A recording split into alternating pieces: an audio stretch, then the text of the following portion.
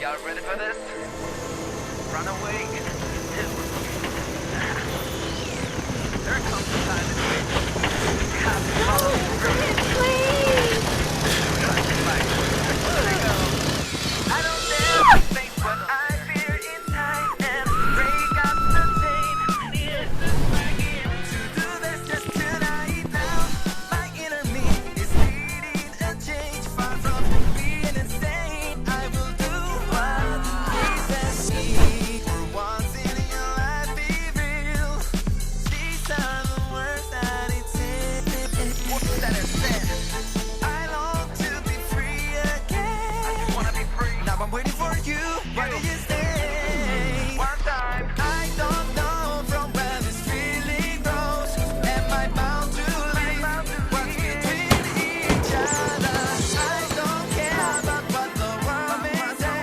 That's the way it goes. And I want to run away. If I wanna go, I will go. No way.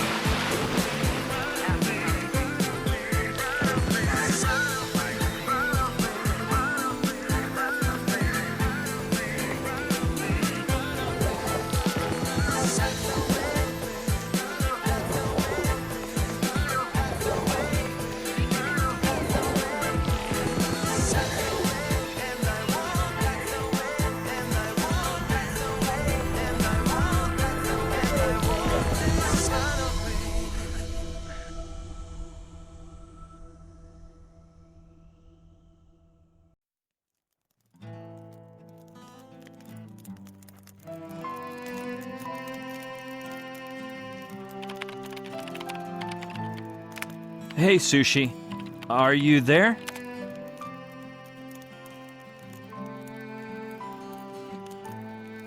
Hey, Brian. How's it going? You're not gonna believe this, but I'm in a big mess again.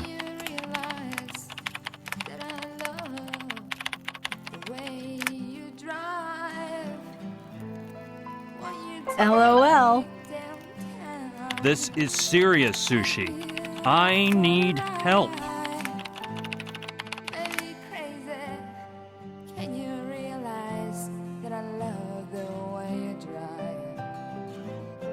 Okay, calm down. You can count on me. What's happening? Well, I guess I should start from the top.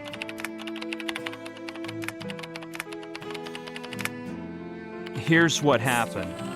A few days ago, Gina and I were on vacation in Hawaii. You know, sun, sand, daiquiris, the hula. Anyway, the thing is that Gina wanted to go to Tiki Falls on Mala Island. So, even though I didn't feel like it, we got up early one morning to go on our ill-fated little day trip.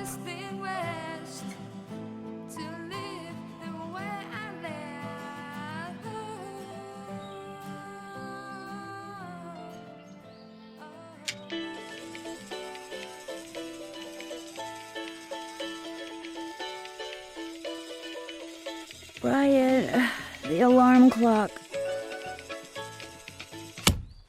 Oh, I'm so tired. Come on, man. I bet we're gonna have an amazing time. If you say so. Come on.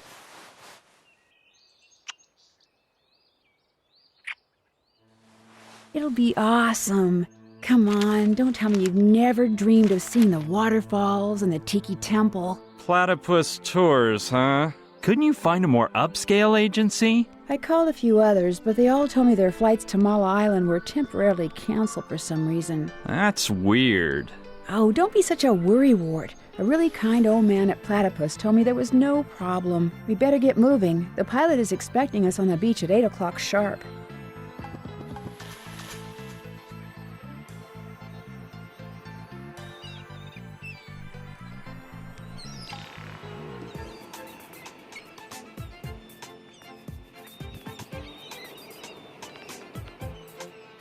Well, kids, sure is a fine morning, isn't it?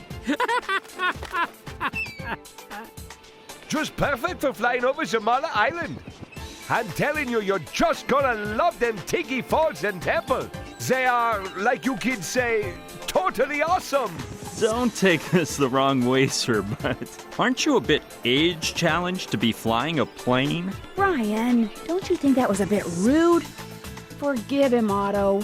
I'm sure you're a first-class pilot. Don't worry, hotcakes. I'm used to dealing with smart Alex like him. And don't you worry, dude. This old bird's wings are still a-flapping. So, let's get a move on and fly over to Mala Island.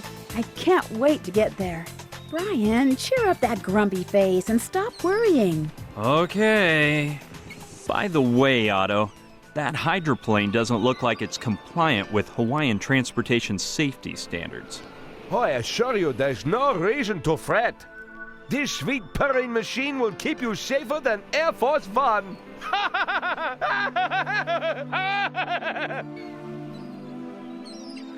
Here comes Oh, the breakdown. God. Somehow I knew this wouldn't have a I happy will ending. do what pleases Come on, me. hurry! You have to jump! There must be some other way. Are you sure Otto kicked the bucket? He's flown to bluer skies, no doubt about it. And there's only one parachute. So get the thing on, because I'm opening the door. Well, let's jump together. I am not leaving you here in a crashing plane.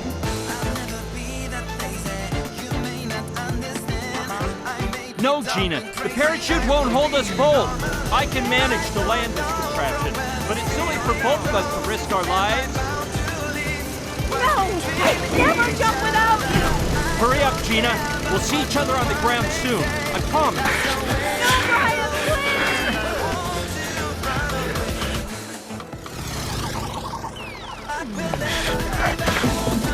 Runaway, I was on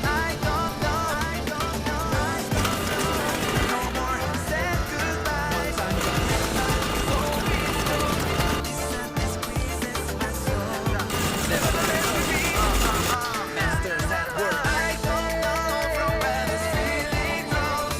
Am I bound to live what's between each other? I don't care about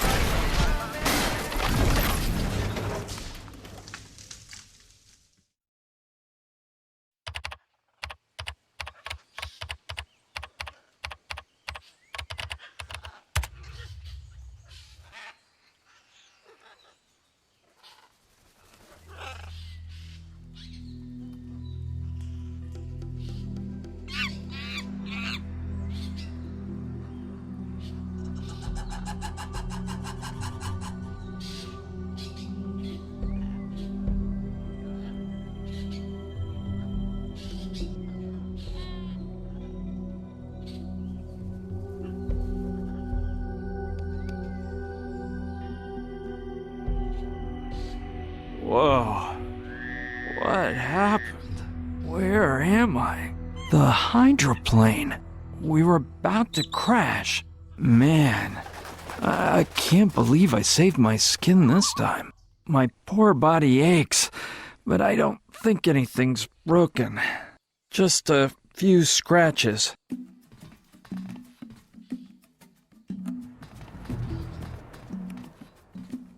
Ah! Otto! Where could he be?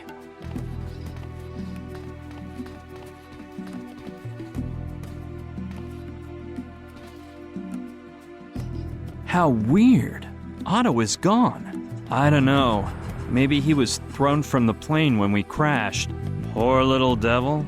I feel awful for him. But he could have chosen some other time to fly the coop. I really get irked by people who make drastic decisions without consulting anyone else.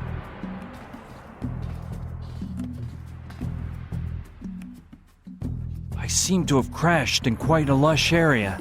Well, the first thing I should do is find Gina. I saw from the plane that she was falling over a lake. I hope she didn't have any trouble swimming ashore to safety. She's probably searching for me, too. I'll be needing our backpacks before I set off to see where we've landed.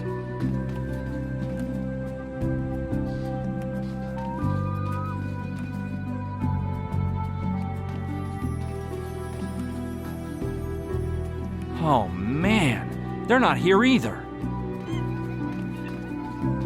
Nothing. They vanished without a trace. What a bummer. They must have flown out when we crashed. Well, I'll just have to make do with what I have. This one is filled with toy puppies, and I see the others are too.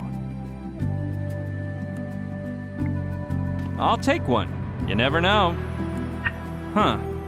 It weighs more than I was expecting. Obviously, there's some sort of mechanism to make it move. Yeah, it requires batteries. And there are some in it. Wow! It's one of those popular Capote puppies. I read it's the most popular urinating toy to come out in decades. Apparently, they're all the rage over in Europe. It's locked.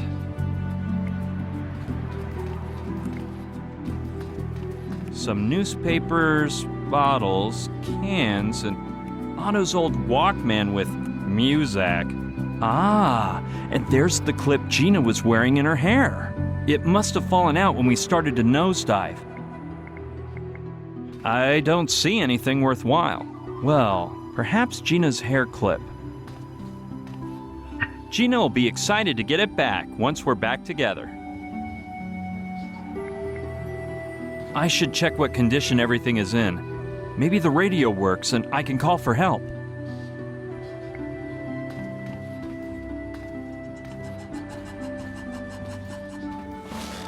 Anyway, I don't know much about planes, but this looks pretty banged up. It doesn't seem to be locked. Just some old binoculars and a pint of scotch. Seems as if Otto liked to travel well prepared. Jeez, they aren't exactly pocket-sized. However, they may be my ticket out of this jungle. 12-year-old scotch. Otto sure knew how to take care of himself. Yeah, I know this is no time for a drink, but it may come in handy later. Let's see. Maps and flight plans. And what's that down there? A magnifying glass. I'm taking that. I might need to use it. That looks familiar from the movies, but I haven't a clue what it's for. They're synchronized with the controls over here, the ones that belong to the pilot. There's just a filthy old thermos inside. Yuck! It's gross, and I'd rather not touch it. If I need it at some point, I know right where to find it.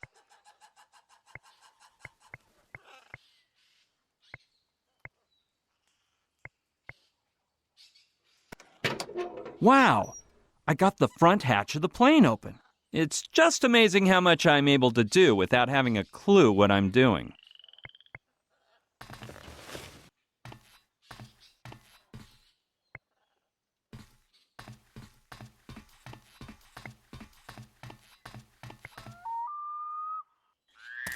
It's hard to be sure, but I must have passed out hours ago.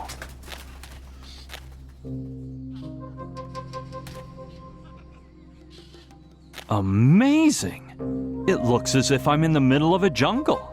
I can't complain, though. All these thick trees probably saved my life. That's the hatch I opened from the cabin. Let's check out what's inside.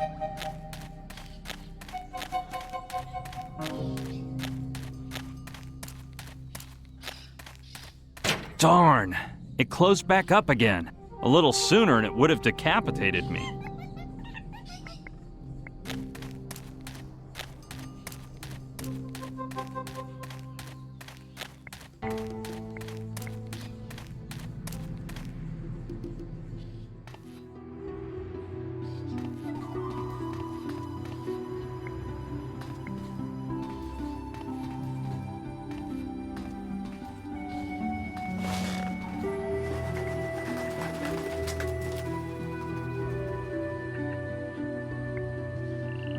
It must be used to open and close the front hatch of the hydroplane. Let's see whether the lever holds a little longer without moving. Good plan. Let's see if it's the right size. Perfect. With the lever blocked in place, there's no more worry about that hatch slamming shut.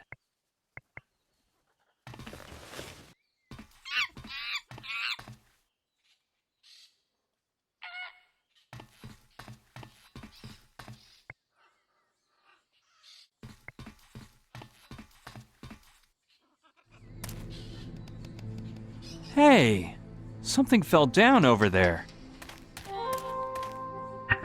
It belongs to Otto. Where in the world did it fall from? All right, now I won't have any trouble taking a look.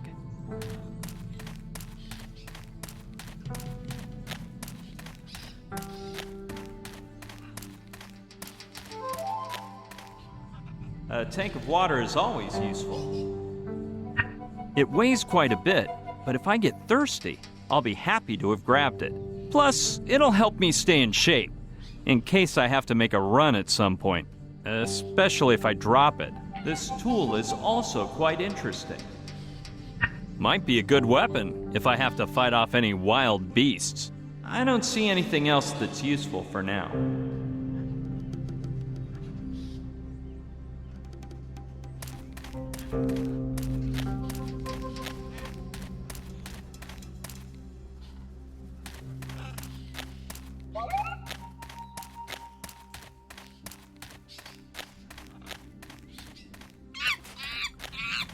Wow, I'll be a monkey's uncle. I think it's a lemur. Now, isn't that something special? It's getting more sparse up ahead. There are fewer trees and it looks like the jungle is ending. The bad part is over here.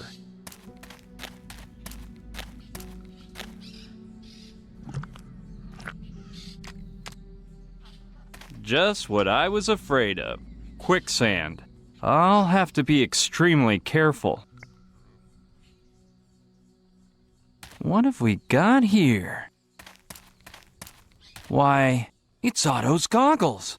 How in the devil did they get here? I refuse to believe that. No, I can't believe Otto ended up at the bottom of that sludge. Oh, the humanity. I do not plan on sticking my hand in that filthy mud again. I don't think I can reach them. I'll cut a branch to get to them.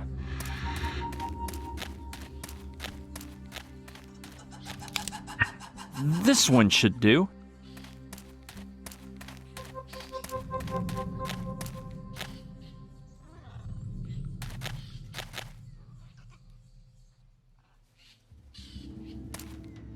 Luckily, the lens wasn't too stained by that muck. That's right where the lemur was when I got here. What a huge boulder! That's not a bad idea. From the top of the rock, I could reach that fallen tree and use it as a bridge to avoid the quicksand. Here it goes. Rock's too slippery. I can't.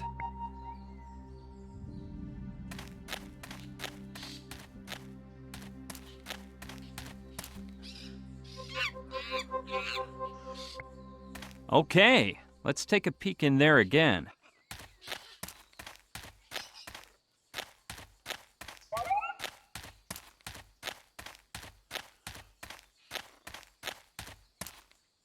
Yeah, that can there may be just what I need. It's anti-slippage spray, and it looks like the can is almost full. I don't see anything else that's useful for now.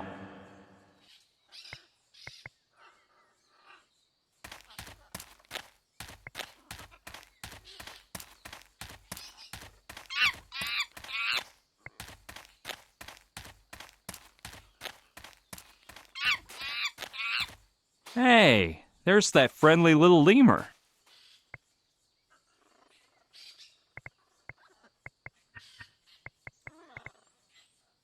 Good plan. Maybe that'll make it less slippery.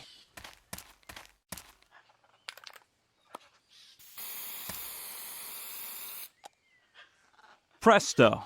I think that'll be enough. Okay, let's see if I can make it now.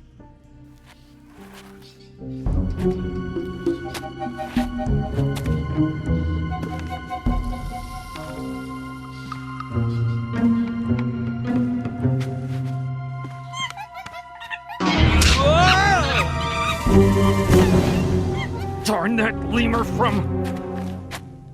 Looks like we've got ourselves a mischievous little lemur. This thing near its tail looks like a screw cap. There must be a tank inside that can be filled with liquid to make Capote more lifelike. All right, I suppose that's what the tank was designed for. Ready.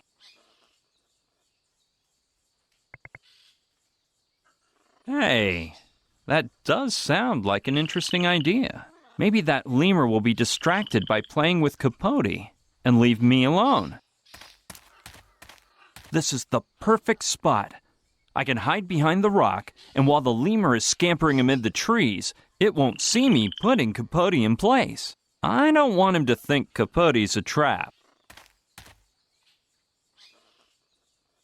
Ready. I'll hide behind here.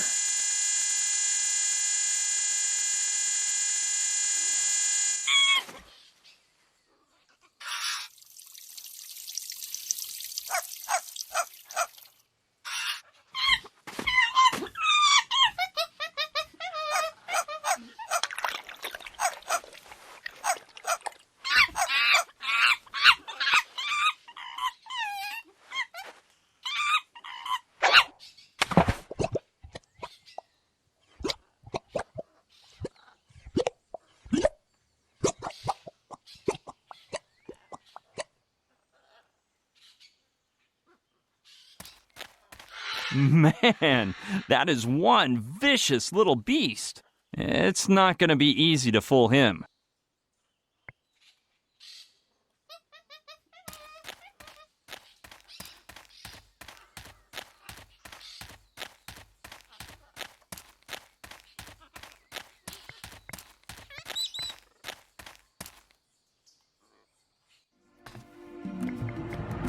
Sure, I'll take one more. Let's hope this one doesn't end up drowning in the mud like the last one.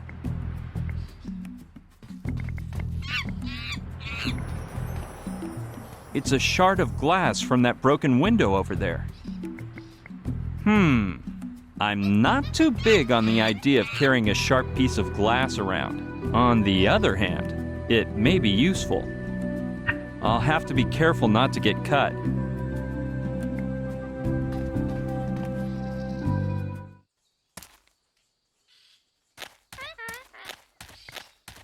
Okay, let's take a look over there.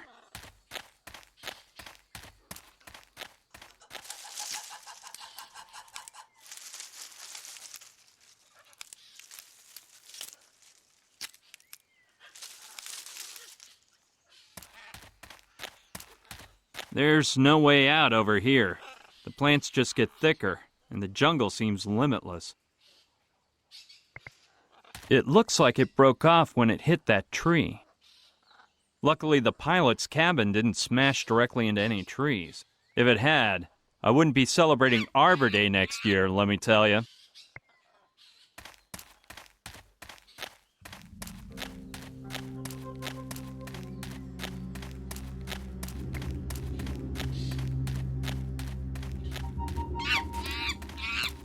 That conniving little lemur again. Hey, you filthy monkey! If I get my hands on you, you're gonna regret it. Yeah, that might be a clever idea. Filled to the brim, this dog needs to go out for a walk. ASAP. Let's see if that prehensile prankster can drink as much whiskey as water.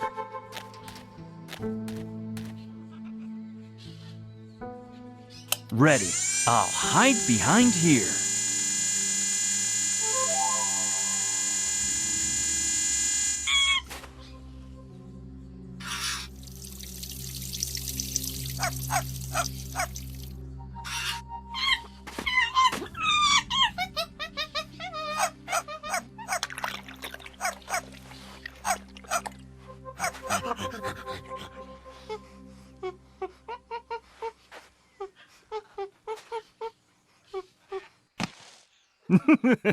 Looks like we can't hold our liquor, can we, my friend? Time to get what's coming to you, it seems. He's out like a light. Well, I'm not gonna hurt him. And they say you should keep your enemies as close as you can.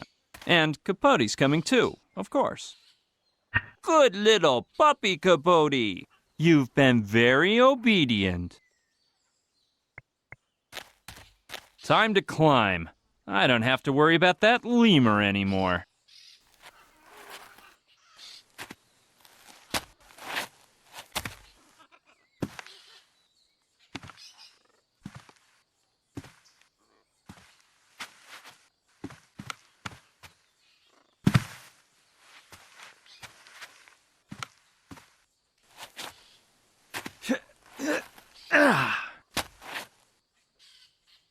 Finally, I made it up.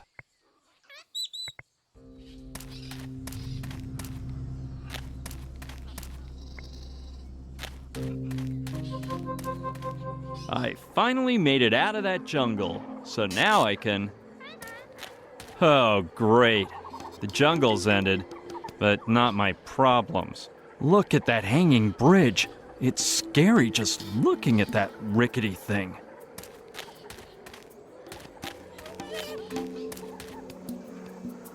That is one deep gorge. It'll be impossible to climb down. If I fall, death will be pretty inevitable. The fun part will be the ascent with a full kit. Halo, wings, harp, and a white gown. Just what I was afraid of. The only way out is to cross that bridge. The more I look at it, the worse I feel about crossing. I really don't think it'd hold. Rickety bridge. Cross at own risk.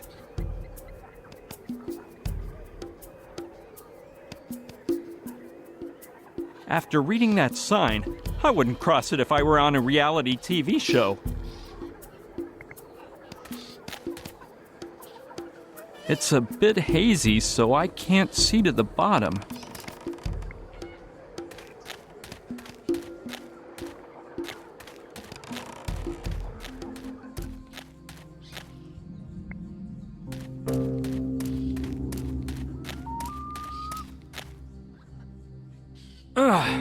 Climbing up here was already a bear, and going down bodes even worse.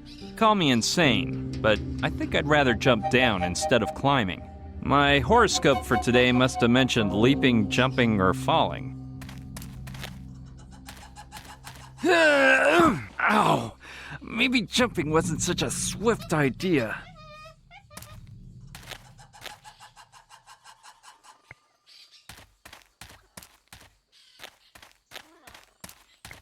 It's filtering in through the tree branches.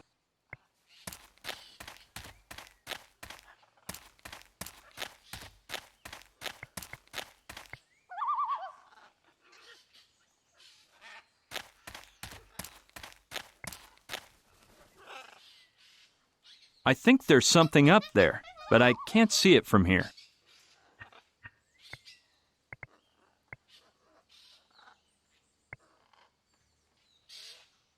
All right, let's see if I can find something up there.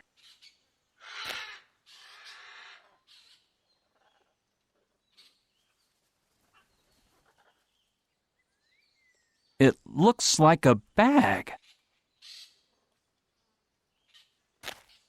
I'm not positive, but it might be Otto's. That would explain where his pilot's license dropped from.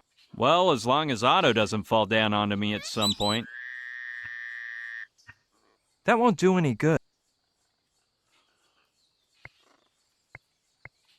Yeah, I get the idea. Let's hop to it.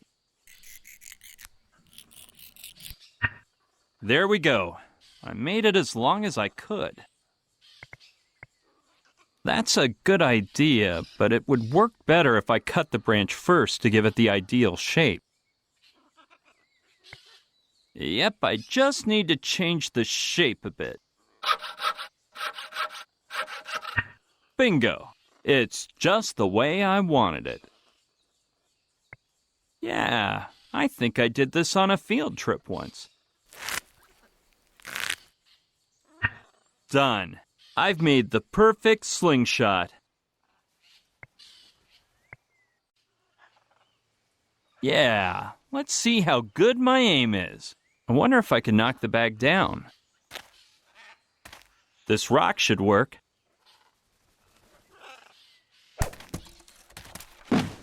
Presto. Yep, no doubt about it. It's Otto's bag. All right, I'll take a little peek. This key could come in handy. I think I know what lock it opens. The problem is that it's split in two.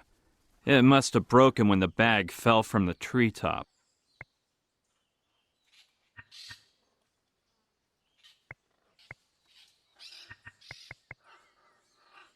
Hey, that's not a bad idea.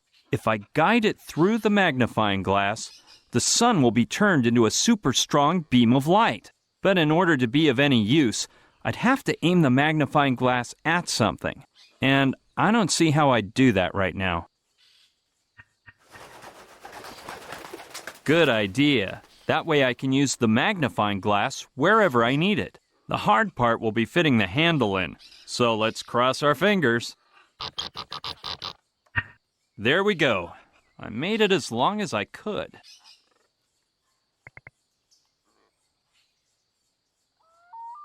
Yeah, now that the handle is much longer, I can probably attach it to something.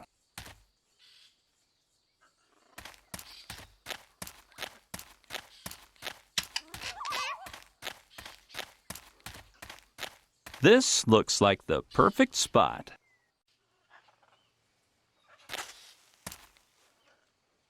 Ta-da! The beam converges through the lens and turns into a high-powered light beam.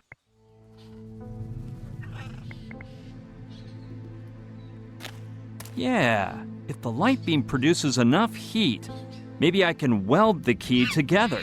Let's try it out.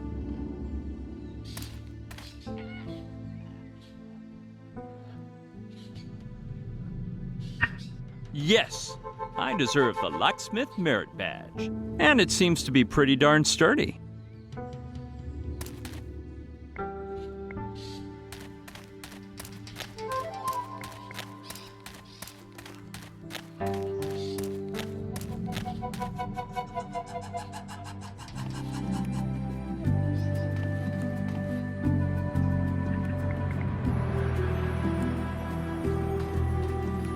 Let's try it. I hope the welding holds. Darn it! The excess metal from when I welded it is keeping the key from going into the keyhole. Yes, that should help remove the excess metal. Let's be careful. You might bust the key again. Presto! It should work now. Come on, this has gotta go in the keyhole now. Yes! Finally! That took some effort, but now it's open. Some blankets, a first aid kit, and that there. It looks like, yeah, a pair of snowshoes. I'm not interested in blankets. I don't even think they have a winter around here. And at this rate, I don't think a first aid kit will do me much good. However, yeah, those snowshoes may be just what I'm looking for. They remind me of a Neanderthals, but hey, Neanderthals knew their snow.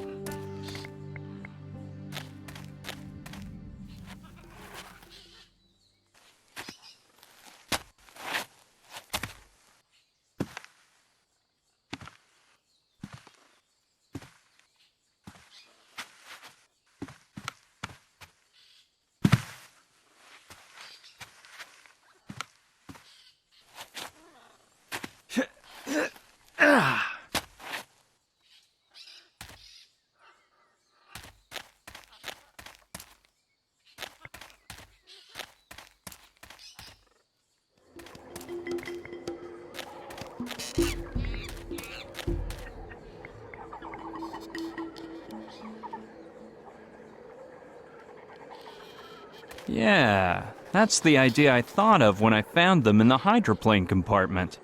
If I put the snowshoes on, my weight would be distributed across several planks of wood. It sounds crazy, but I have to try it. And not only that, but I should get rid of all my extra weight, too. I'm gonna hide all the stuff I don't really need.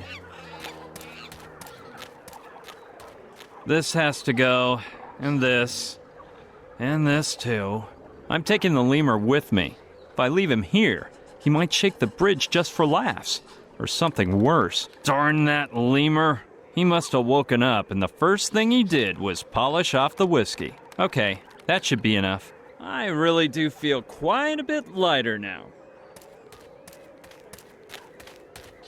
Well, here we go. It's been nice knowing you, world.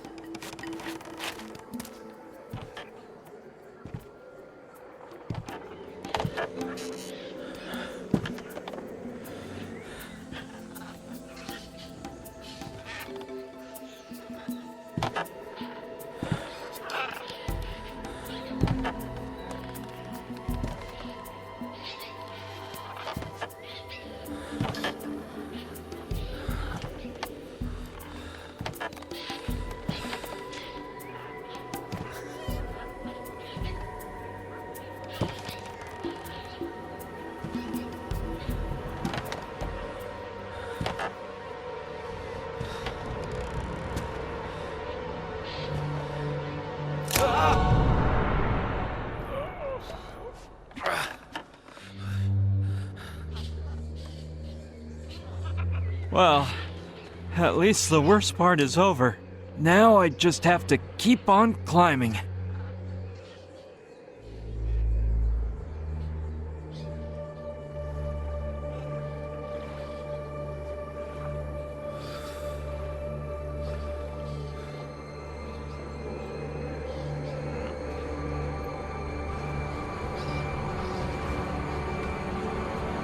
Wait. What is this doing on a lost island?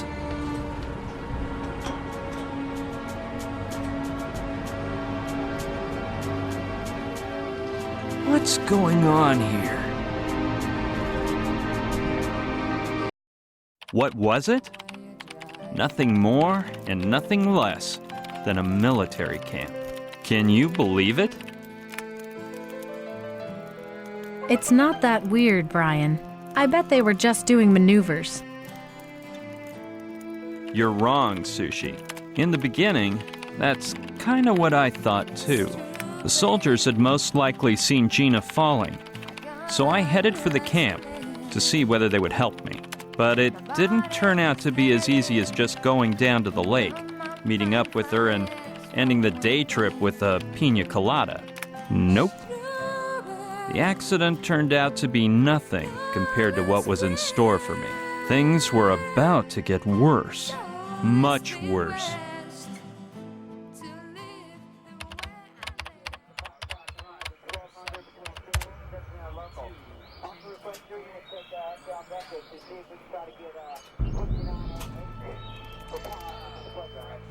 Well, here I am at last.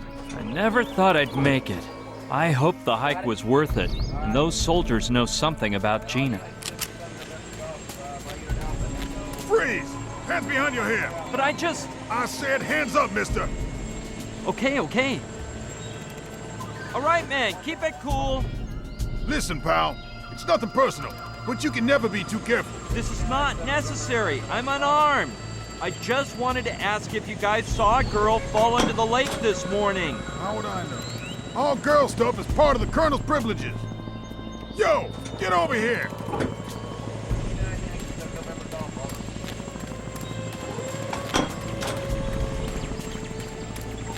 Could I speak with the Colonel then? I don't know why I should help you, dude, but you caught me in a good mood. Wait here, and I'll go ask him. Don't take your eyes off him, Felton. Leslie, a civilian wants to talk to the Colonel. All right, Felton, accompany the civilian into the Colonel's tent. As you ordered. Leslie, this is the guy who wants to have a word with the Colonel. Colonel, by surprise. One moment, my Colonel. Thank you, Felton. You, come here, please. You stupid no Theodore. Mr. Huge trunks. Uh-huh. Colonel, by surprise.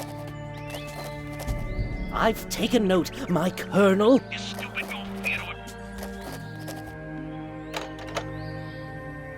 Your name? Ryan Basco. Well, Mr. Basco, wait here. Mr. What's-his-face wishes to speak with you, my Colonel. Who? Tell him I'm asleep, flower pot. But he can hear you speaking right now, my Colonel. I must be speaking in my sleep, flower pot. No, Daddy, you're more of the snoring type. Flower pot, that memory of yours is worse than a senile old general's. Get it through that thick skull of yours that there are no mommies or daddies in the army. Get over here a minute. I need to explain something. And pull those shirt tails right out of your pants. You look like a mama's boy. Look here, Lester. Why do you think I call you Flower Pot? To belittle you? No. It's such an outlandish surname that nobody will suspect it's fake. If the troops knew I sired a dim-witted boob like you, they'd lose their confidence in me, and I'd be shafted. You get it, son? Looks like Leslie writes down all the orders he gets from his dad in here. What surprises me most, though, is that his writing resembles mine so much. They're probably filled with fuel. General Headquarters of the 13th Infantry Regiment. They contain military material, no doubt. I'm sorry, Daddy. I mean, my Colonel. Oh, by the way, the satellite has located that shipment of cigars you were being sent from Cuba, my Colonel. It's about time, Flower Pot. Coordinates? I didn't memorize them, my Colonel, but I'll ask for them again right away. God damn it, Flower Pot. Aren't you using that planner I gave you for Christmas? Do it now, and send a couple of men to the area. I want those cigars brought to me, as of yesterday. Out of my sight, Flower Pot. You can come in, Mr. whatever you're called. Thanks.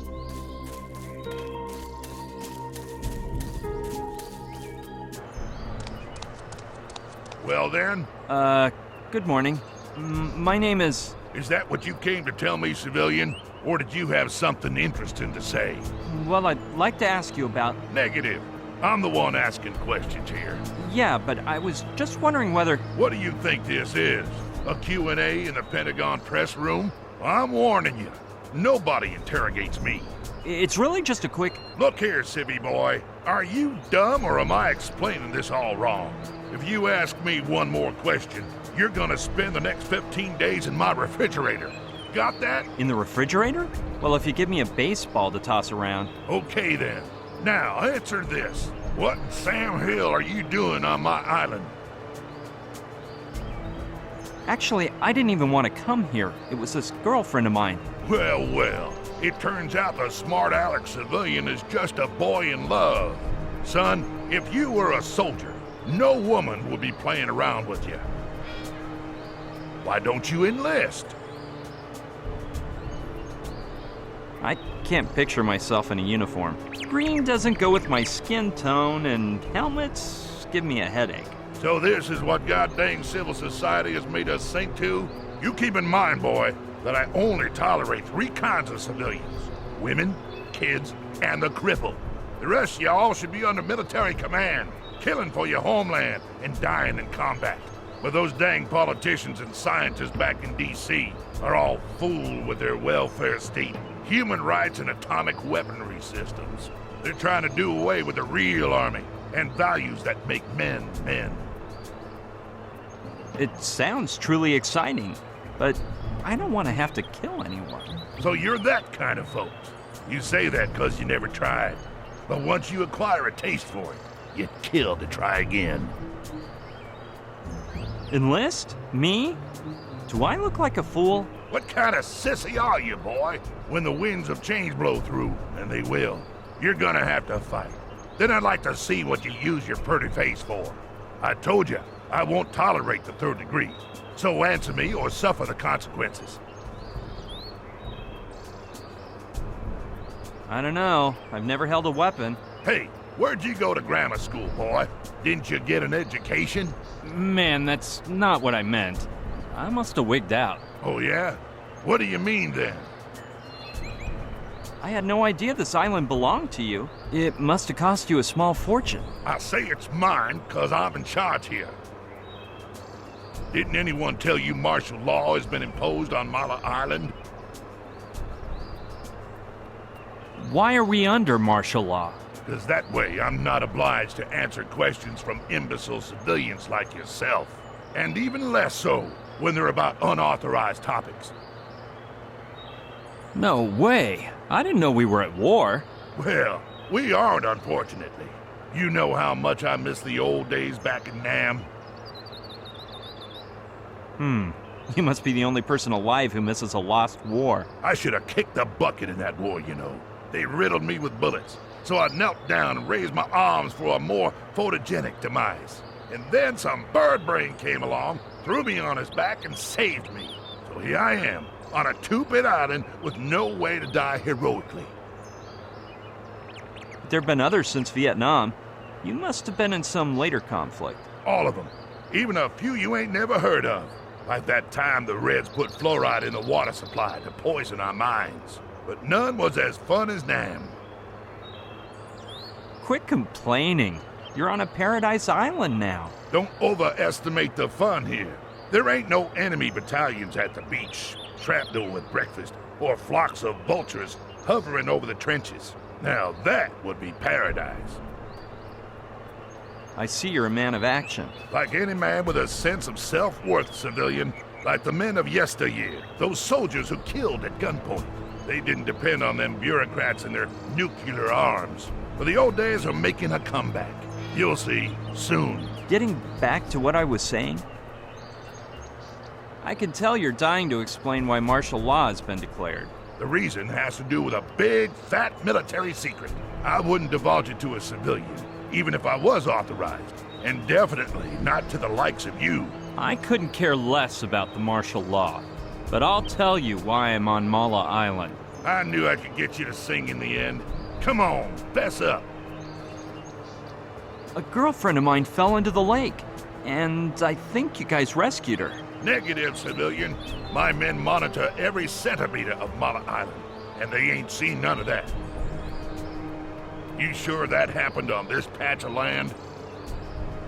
Yeah, if you haven't seen her, it's because you're all half blind.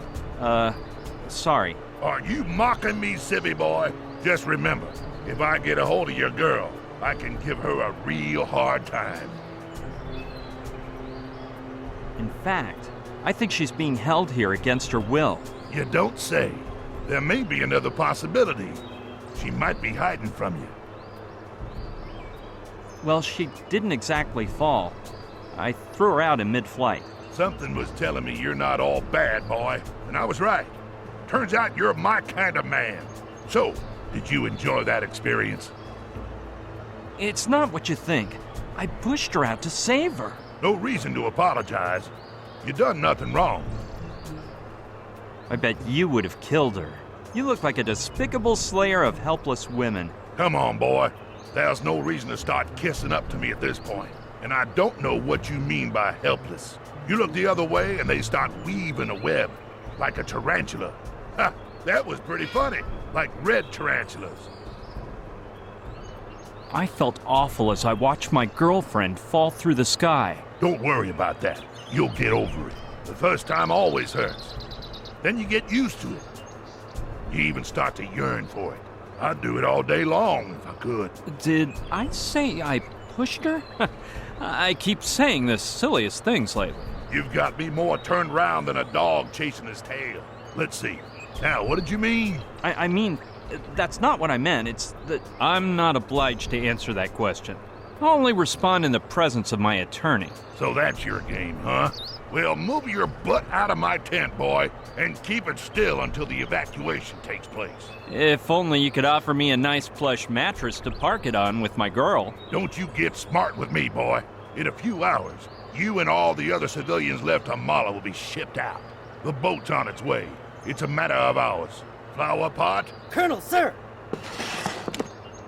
Escort the civilian to the door. And if he makes any funny moves, kill him.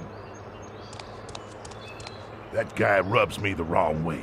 I don't want him turning into a relentless pest. Tarantula. I don't know why, but I get a sneaky feeling that the Colonel is hiding something. What's more, when I came out, I saw a girl being escorted by a soldier toward Kortzmeyer's tent. For a moment there, I thought it was Gina, and I almost bumped into her. She was blonde and wearing a very tight red leather outfit, but what in the world could that insane Colonel be up to? It's clearer and clearer to me that Gina's being held somewhere inside the camp, but they're watching every step I take. So it's impossible to get a good look around. I'll have to find some other way to get in. No matter how hard I have to try. But it won't do me any good to rescue Gina if we have no way out afterward. With all travel by sea and air cut off, those military types would find us in no time. It's obvious. I'll have to cook up a plan to sneak into the camp and find a way to escape from the island. However, with the little help I have, that's gonna be one tall order. My only support is a plastered primate, who I'm gradually becoming fond of, I must say. And now that he woke up, his little eyes look so sad. They remind me of a little basset hound puppy I once had in New York. I'll name the little lemur after him. Little Demon. I wish the guy with the machine gun wasn't aiming at me. I've never liked being the center of attention. It's more impressive in real life than in the movies, especially since the ones in movies just blow up the actors, whereas this one could blow me up. Hummers, trucks, tanks, planes. Looks like they came with the full kit.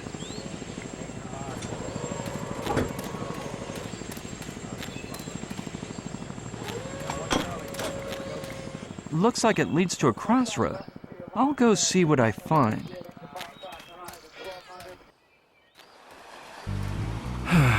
I can't take one more step. I feel like someone poured a pot of boiling soup into my shoes and I'm cooking noodles between my toes. But it was worth it. Finally, some contact with civilization. There's another soldier with a car. I hope this one doesn't give me any flack. Let's see what the area has to offer.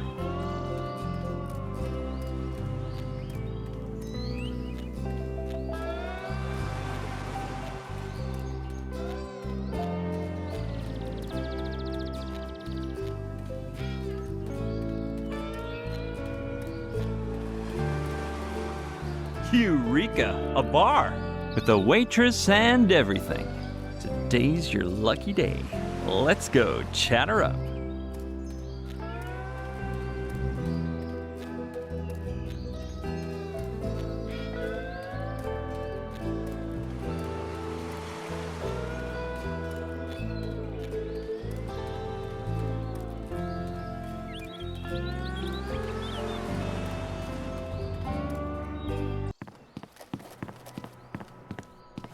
Hi there.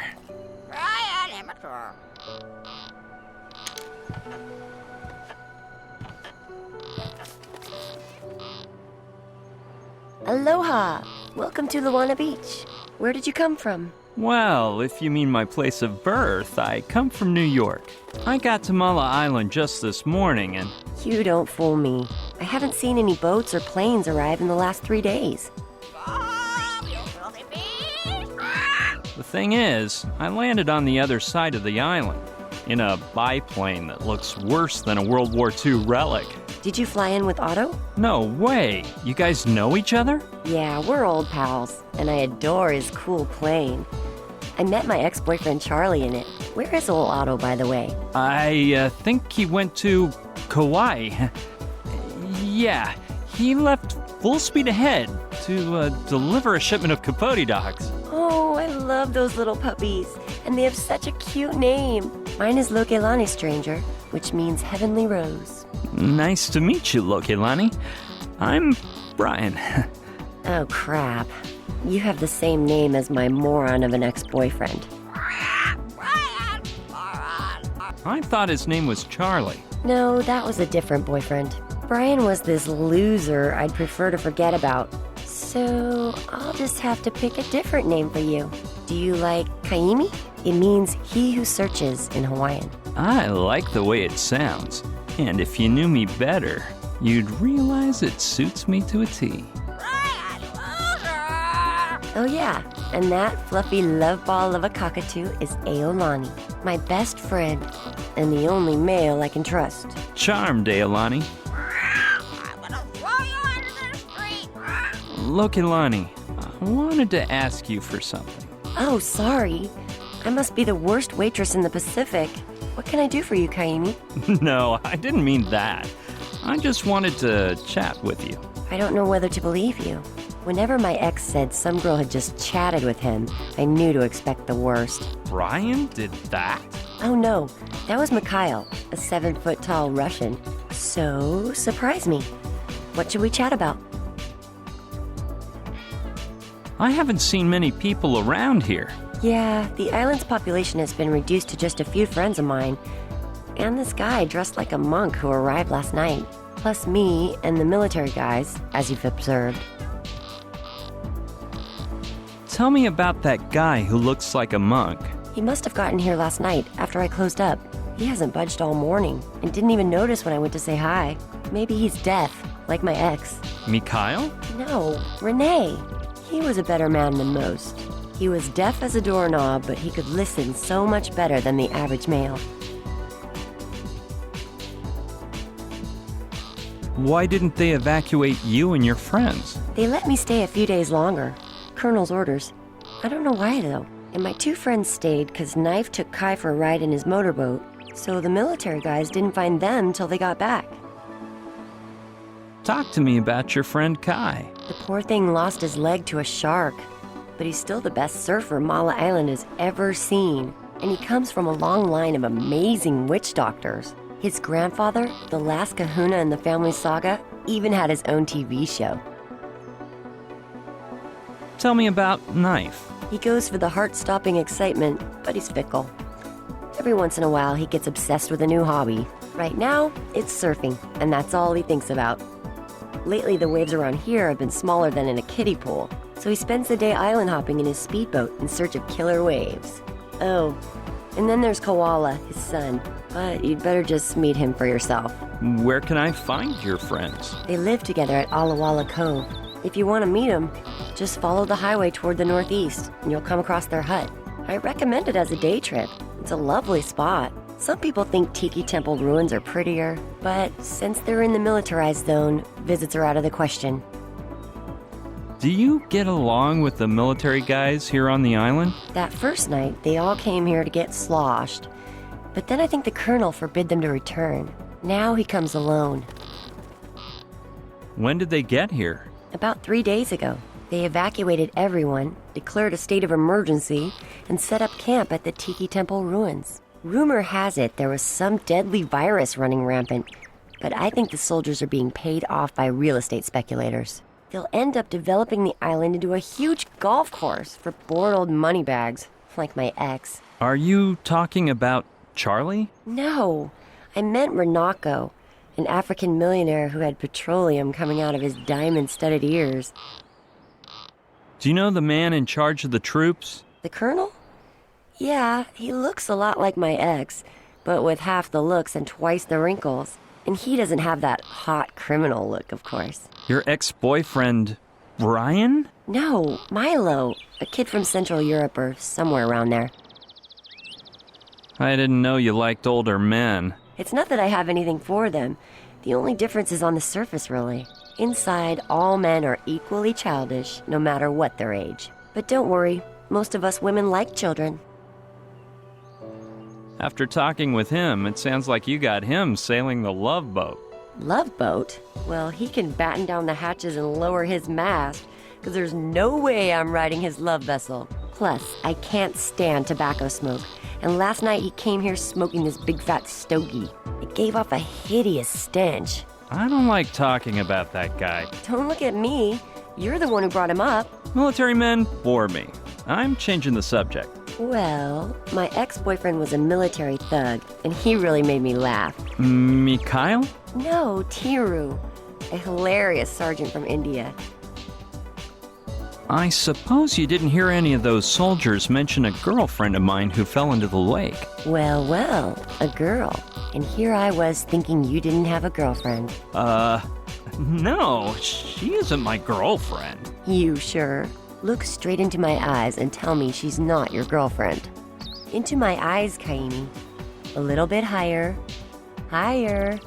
There. She's my cousin. You lie worse than my ex.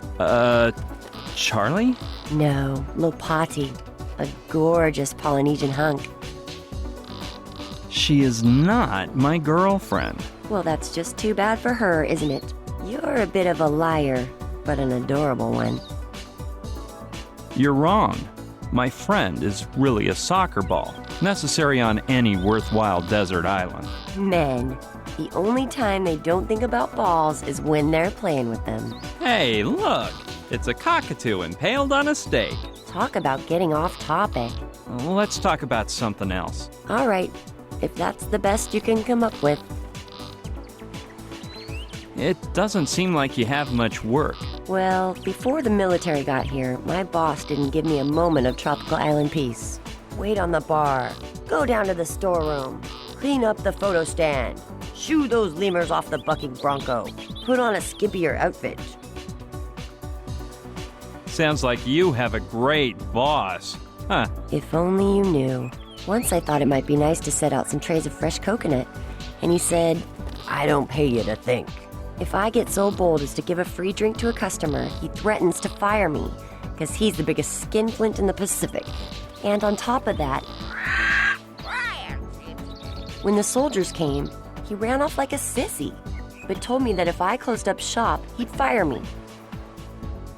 What was it you said about a bunch of lemurs? I know it sounds weird, but a few years ago, a Japanese boat full of giant lemurs sunk nearby. It was headed for New York. Anyway, the lemurs swam to shore and took over the beach. You can't imagine what lushes they were. If I turned my back for a second, they'd rip off all the booze. They were bombed day and night, destroying everything they got their little prehensile paws on, until we managed to run them into the jungle on the other side of the island. Well, I suppose this bar isn't exactly the workplace of your dreams, is it? Don't be so sure. I've had worse jobs. I even worked in Hollywood as a makeup artist. It sounds all glamorous at first, but when you have to turn 3,000 midgets into extraterrestrials, all the glitz and bling-bling starts to fade. So, how did you manage to find work in Hollywood? You know, the same way everyone gets a break in the movie world. Maybe you should save it for another time. There may be minors reading this. What a dirty little mind you have. I got my break thanks to my mom, who was a makeup artist. She would take me to film shoots before I learned to walk. Oh, doing movie makeup must be a hard job. Not really. Maybe it used to be, but ever since they came out with Grease Paint Pro, you can make your grandma look like a star, as the slogan says. What is that Grease Paint Pro thing? It's the computer software we movie makeup artists use. You can scan a picture of the character you want to create, another of the person you're making over, and in a few seconds it gives you a range of makeup options, along with the list of the products you'll need, the features you should accentuate or cover up. To put it simply, it's a very expensive wonder program that only big production companies can afford. But with Grease Paint Pro alone, it's not enough, is it? I bet it's useless without your talent. They're all essential. The computer, the talent, the scanner, the printer, and of course, the makeup products. I don't mean to brag, but I have them all. The great thing about having a computer geek as a boyfriend is that he can set up a home machine for you that's better than the ones most professionals use. I don't mean to butt into your business, but are you talking about Mikhail? No, Koji-san, this guy from Tokyo. What were we chatting about? All you men are the same.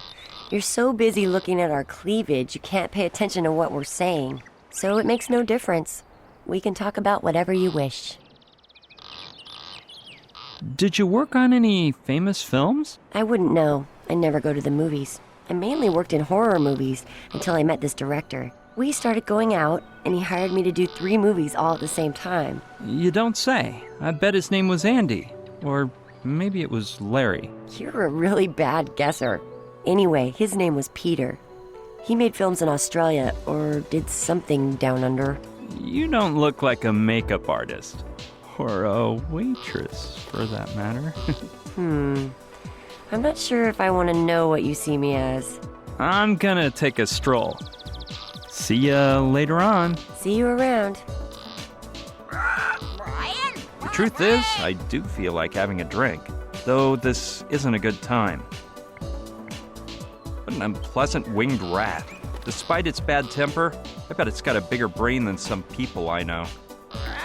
I'll try to win over its trust, and then maybe it'll leave me alone. Hello, my pretty. What in the world did I do to deserve such hatred? Let's drop it. It's not worth it. It's full of sand, ash, cigarette butts, and that looks like a cigar holder. I bet I can find some use for that. If I remember right, that's the brand Kordsmeyer smokes.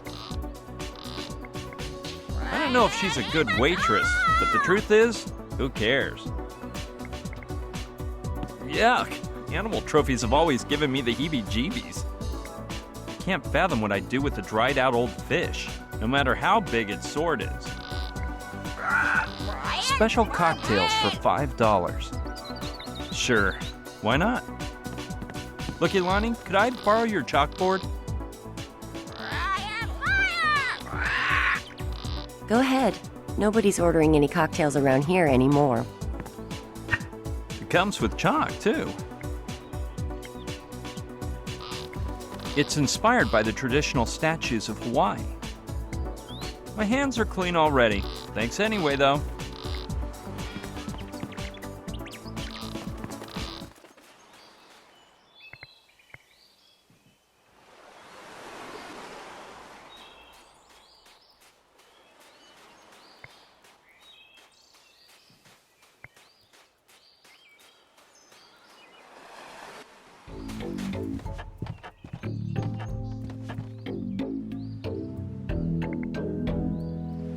He looks like a character from The Name of the Rose.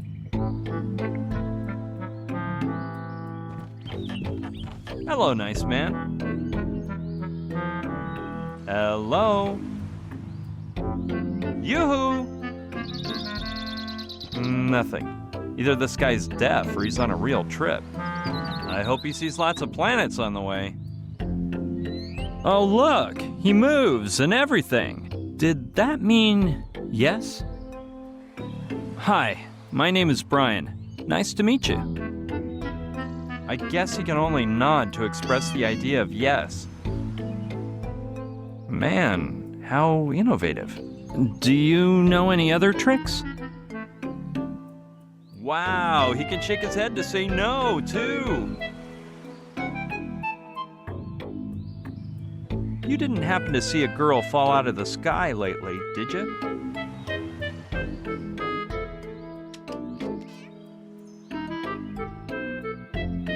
Maybe a monk isn't the person to ask about a woman, so I'll rephrase the question.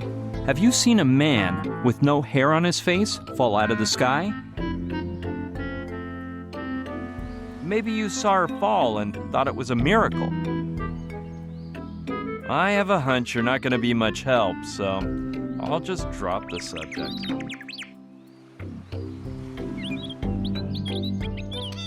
I can't see your face very well, but I get the sinking feeling we've met before. You're a whiz at saying yes or no, but I don't know if you really understand me or if you just have a nervous tick.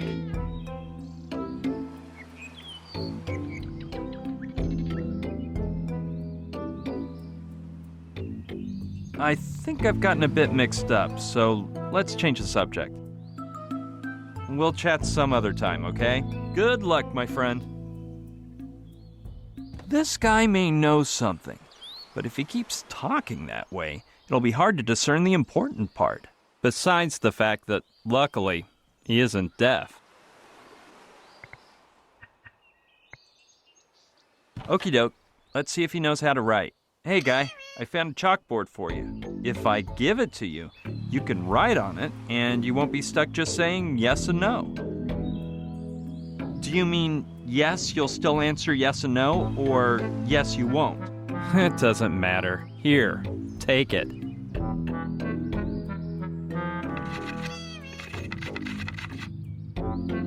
Thank you. You're welcome, ma'am. You see, I wanted to ask you a few questions.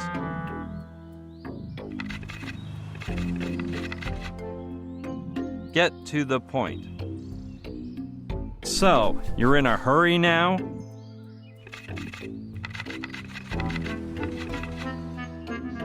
No. Running out of chalk. A girlfriend of mine fell into the lake. Are you sure you haven't seen her?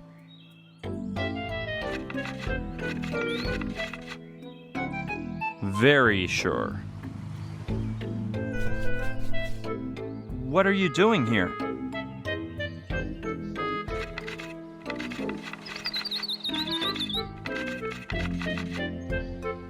I have a mission to accomplish.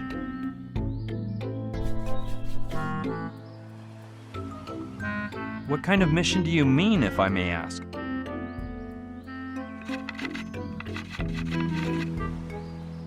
You may not. If you have a mission, then you're not a monk, you're a missionary.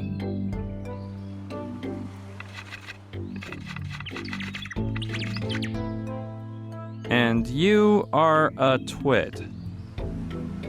Maybe it'd be better to change the subject.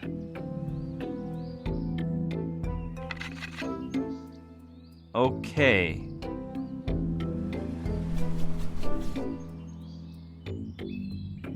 Are you mute or just pretending?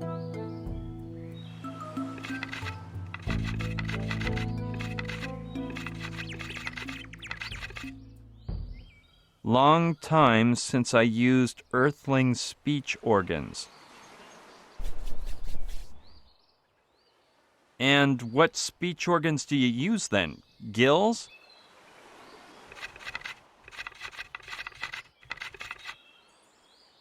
Chalk almost gone. So soon? Well, it did last quite a while.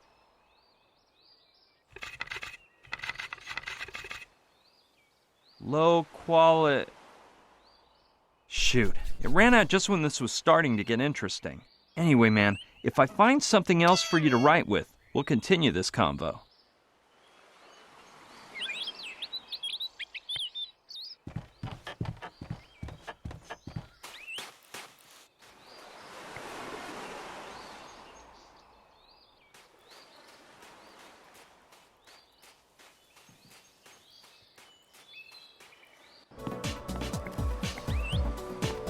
Hey, Loilani.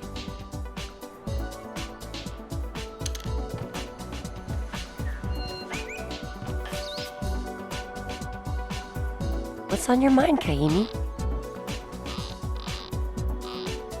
Could you lend me some more chalk? I'm sorry, but I don't have any more. That penny-pinching boss of mine steals them from the local public school, and he won't steal any more until the last piece is reduced to a speck of dust. I'm gonna... See you.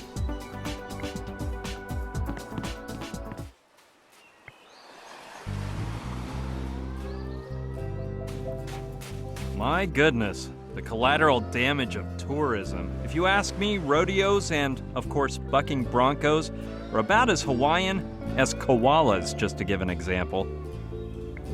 It's not exactly in tip-top shape, but I guess it might pass a safety inspection, if the inspector survived, that is. No, it's such a wreck something might happen to me. Plus, it probably doesn't even work.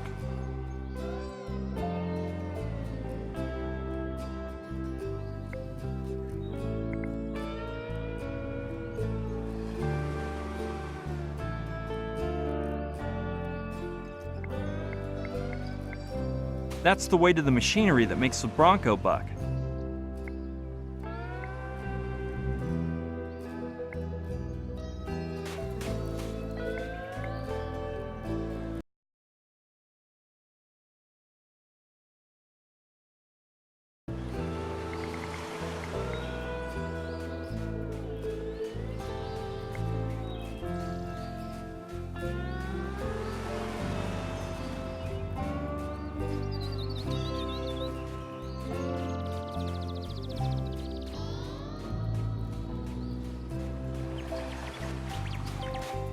Ooh, it's one of those stands where you can get a souvenir photo taken. I always thought they were a little cheesy, though.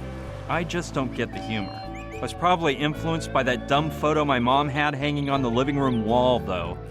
Me when I was 6 with a stupid grin and Donald Duck's body. I admit I do like the idea of the Aboriginal photographer. I'd better leave it there, in case I break it during the removal process.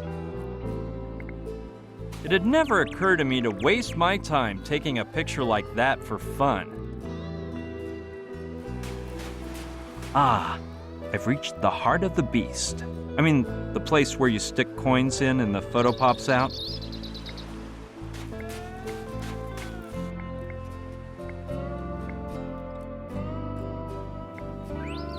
No, even though the wood is worn out, it's well anchored from behind.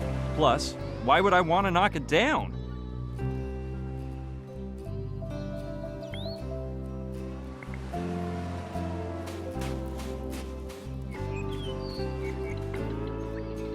Yeah, I'll keep inspecting the island.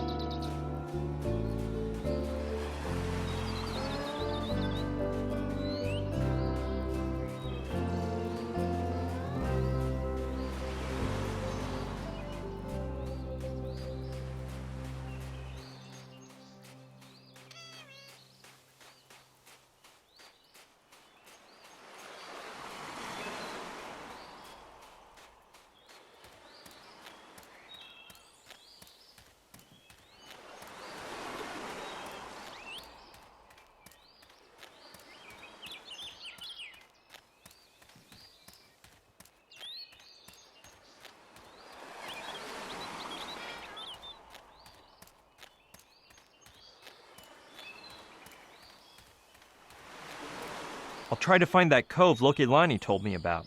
Maybe her friends can help me out. Well, unless I'm lost, this must be them, and I'm willing to bet the guy with the surfboard is Knife. I'm gonna go check it out.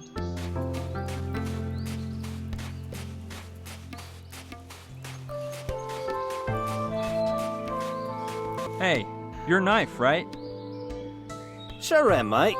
Have we met? Actually, I haven't, but I've heard about you. Gnarly, mate. My fame back at the University of California remains. I'm not surprised, though. After so many years trying to finish school, even the professors know me. No, Loilani's the one who mentioned you. Loilani's one hot babe, eh? She's like totally for my bones, mate. But don't tell Kai or he'll go aggro. Okay. Hey, I haven't introduced myself. My name is... I heard that, bro. You just told Brian that Loilani thinks you're the kind. And no one's gonna swallow that, bro. He is like totally full of himself sometimes. He thinks the fact that some shark chowed down on his paw is enough to impress a Betty like, wait, what did Loilani say about me? Not much. She just said you're crazy about surfing. How could I not? I was born in Byron Bay. Where? Byron Bay, in Australia, mate. The place with the bitchinest airs on the planet, buddy boy. Thing is, when I was a kid, I didn't like surfing. I was all into underwater diving. California's where I got all hyped on surfing, but crikey, over there in Cali, it's majorly packed. You know you gotta reserve a wave at least 2 days in advance? No, I didn't. Hard to believe. I'm telling you, and don't think that means you get to ride it alone. Nah, they rent it out to so many mates at once you feel like you're surfing in a public toilet. So of course you decided to come here for the peace and quiet. For Kai, too. When I was a freshman in Surf and Sciences, I saw him do a demo in a video, and it was so gnarly that I dropped out of college to become his student. Kai rules, mate. People say he's a bum just because he spends 16 hours a day resting, but all the masters have to meditate. I guess that video was recorded before he lost his leg, right? Negative, mate. The most awesome thing is that his mastery's greater with that iron leg than most people with... Hey, you're not trying to get him to give you classes, are you? Don't worry. Surfing's not my thing. You're not into surfing? Whoa, what's up with that? I knew there were some freaks out there, but... So, what brings you to Mala then? Before, you said you studied surfing at the university. Full on, mate. Since people spent all day on the beach and the classrooms were empty, the uni decided to dream up some more interesting majors and the students were majorly stoked. It was mythical, mate. I, for instance, signed up for 14 different majors. From skating sciences to applied Tai Chi, plus adventure sports theory and practicum and California punk aesthetics. I didn't go to class much, but it was cool to say your major was one of those rad subjects. What's the meaning of those movements you were making before? Tai Chi, mate. Since I can't surf, I have to do something to keep in shape. It seems weird to me that you have a son. Koala? He is even weirder. I'm not sure whether he'll turn out to be a criminal or an artist. You look too young to have a son. I'm telling you, mate, it just happened once, kind of by chance. I met this hot, amazing, mythical babe who digs adventure sports and the Red Hot Chili Peppers. We were kindred souls, but hers was in a bikini. The thing is, when Koala was born, she got the chance to climb Mount Everest on a tightrope. So of course she bailed. Then she did this round-the-world hydro bike tour, then some other expedition, then another. So, I guess she'll come back someday, but I try not to let it get to me. There's too much stuff to keep me busy, and freaking out is for nerds. Did you say your kid's name is Koala? No, mate. Actually, his name is... It's...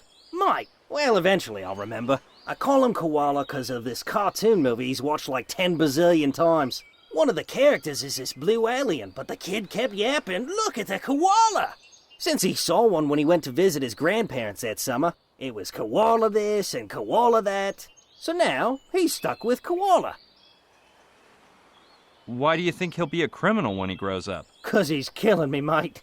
Me and everyone else, 'cause he can't sit still for a second. He doesn't actually speak, but his actions speak loud enough.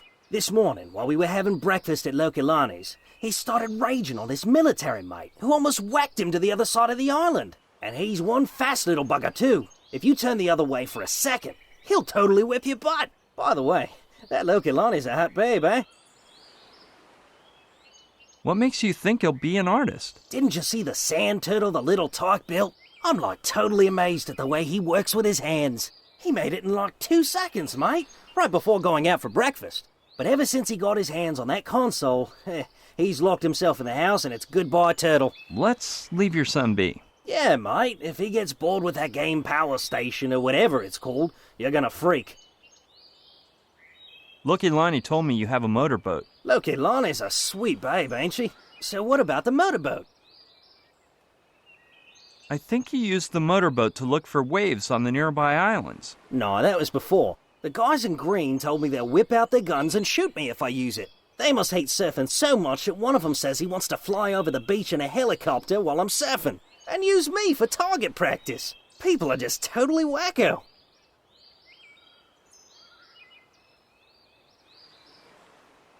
Could I borrow your motorboat? My regrets, mate. If those army thugs catch you, they'll rough you up and leave me boatless. Then forget looking for waves, cars, classes, and everything surfing means. Plus, just this morning I tuned it up, and I don't want you screwing it up. What does everything surfing means stand for, if I may ask? Mate, surfing is a philosophy of life. On the one hand, it forces you to let yourself get carried away by the currents of nature. And on the other, it makes you control the situation so you won't wipe out. To achieve that, which is the essence of surfing, you just need two things: balance and foresight. 3 days, mate. 3 days without riding a wave. Is surfing your only pastime? No, mate, normally I work as a tourist guide. I take 'em down to get all stoked over the lake, the falls, the temple, and fishing, but right now, I'm on a required vacation. And not a single pathetic wave to ride. Don't you take him to Loilani's bar? That Loilani's a hot babe. Fair dinkum, eh? Of course, I take 'em there, and she pays me a commission for every drink they slip down. Mate, I make more off of that than my salary. And Kai is that good of a teacher? He's one righteous mate. In the beginning, I'm majorly stressed, but he made me walk around the whole island and substitute for him as a tourist guide. Then I wigged out even more, 'cause he made me wax boards for 2 weeks. Wax on, wax off. And on top of it, he just laid there without moving a finger. I almost returned to California. Or Australia, that is. But then he started to teach me for real, and you gotta admit, the mate's better than the whole surfing university faculty put together. Plus, I realized he's no bum. He's just meditating. Let's talk about your motorboat again. Isn't that, like, totally rad? What were we talking about before? I don't know, about surfing maybe? I'll just leave you alone here, Knife. Later, mate. Hey, do me a favor. Don't go into my hut, 'cause my kid's in there flipping out with a console I picked up while we were having breakfast at Loilani's. And now that he's quiet for once, we better just leave him alone, in case he decides to come out and ruin this peaceful moment. I have to get him to lend me his motorboat. It's hard to imagine 3 people living in there.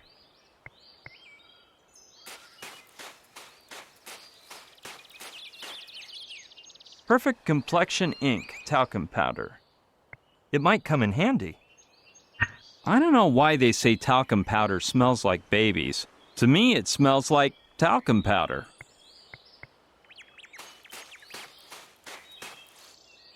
It must be left over from when Knife set up the sawhorse that the board is resting on. Sure, I doubt Knife would mind. It's a good rope. Seems strong.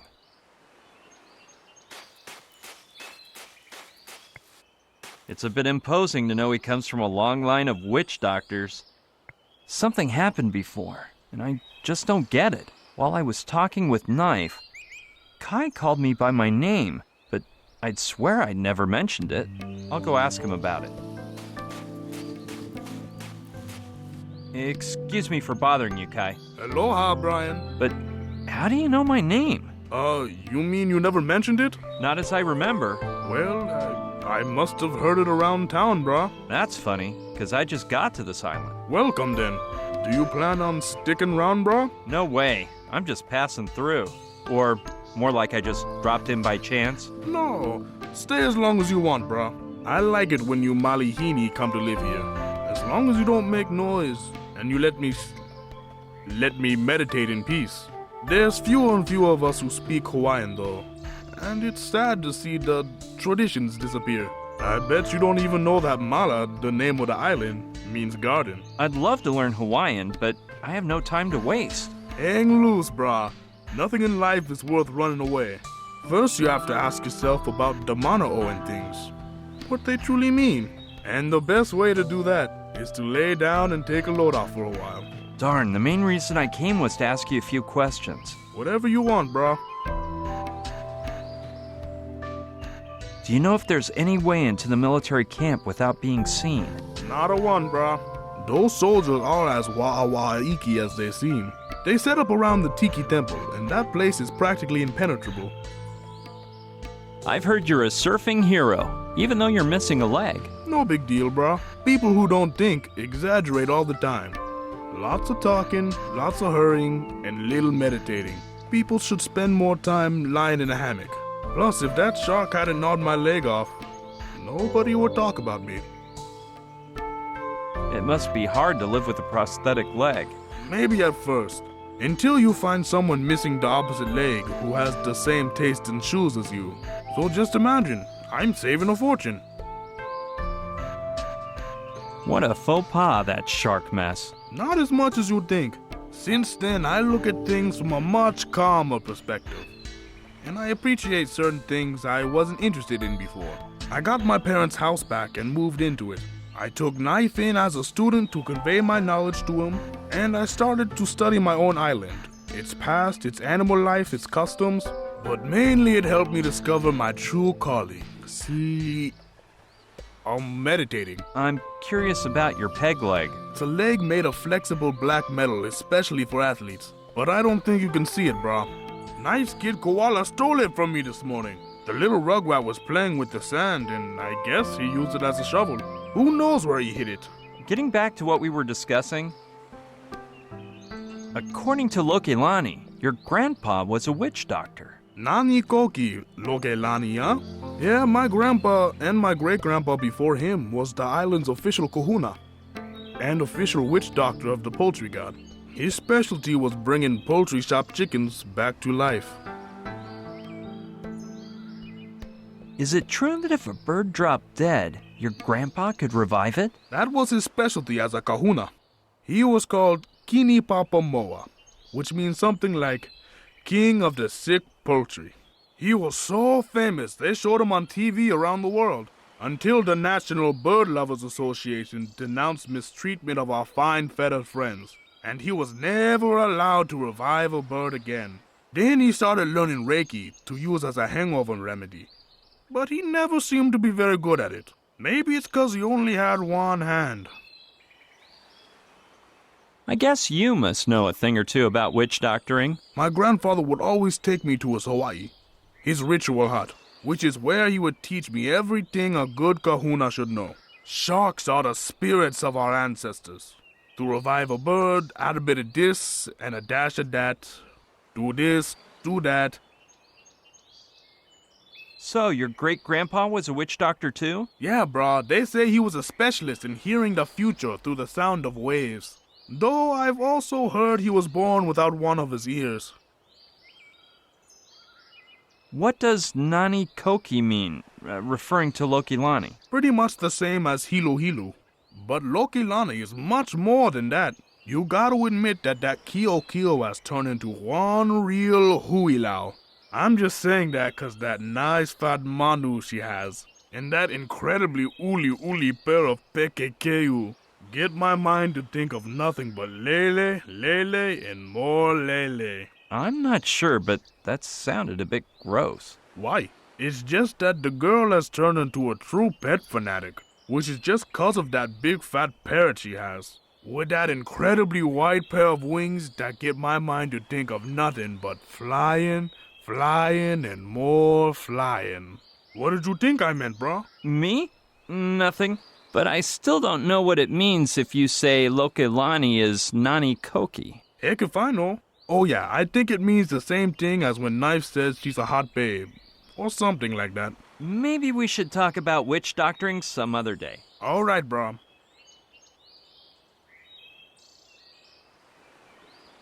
What does that word bra mean that you say so often? I wouldn't know how to translate it, bro. Hold on, maybe Knife knows. Listen, bro. What do you want, mate? Hey, how would you translate bra, bro? I don't know, mate. Think harder, bro. Hey, the one who speaks the Hawaiian lingo is you, mate. Yeah, but I want to know how to say bra in your language. No, mate, I don't know what bra means. You sure, bro? Don't go aggro on me, mate. I can't stand the way that bra's always saying mate all the time. Sorry, Brian, you're just gonna have to find out then. I'll just keep strolling around the island. Aloha kaua, Brian. I'm just gonna keep meditating for a while.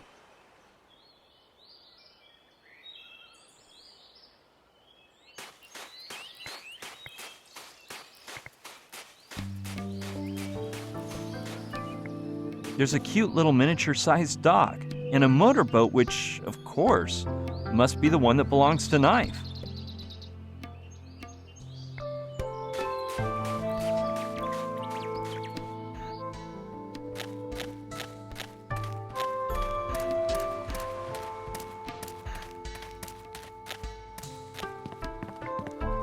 think that leads out into the open sea. First, I have to get into the camp and find Gina.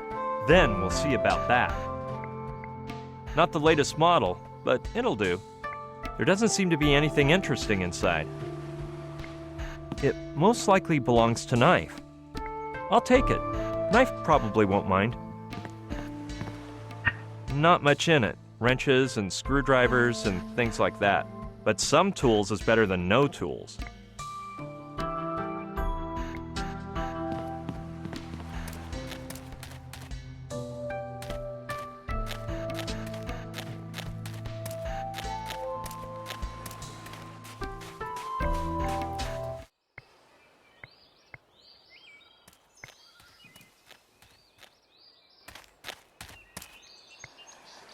From the look of those stains, it must form part of more than one dog's territory. I'm not exactly dying to open it, but let's see what's inside. I hope it smells better inside than outside. Bags of trash, old newspapers. Ooh, this could be totally usable. Almost a whole stick of butter. And no, nothing else in there looks recyclable, at least for now.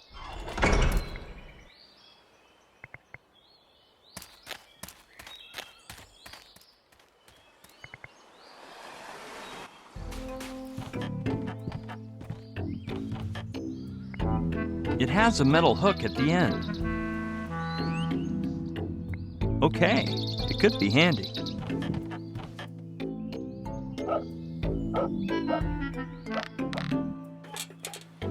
Huh, it looks like the other end of the cable is hooked onto something down there. Sure, I'll take a glance under the shack. It's pretty dark. I'll get a little closer. I knew it! The cable is caught up in the roots of a palm tree. It must have been stuck here for ages, and I can't get it untied.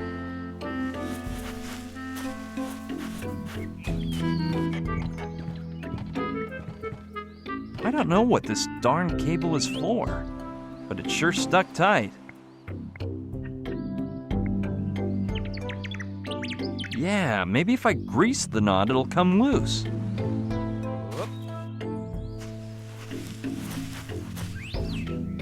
Presto, it's untied. With all that effort to untie it, I'm not leaving it there.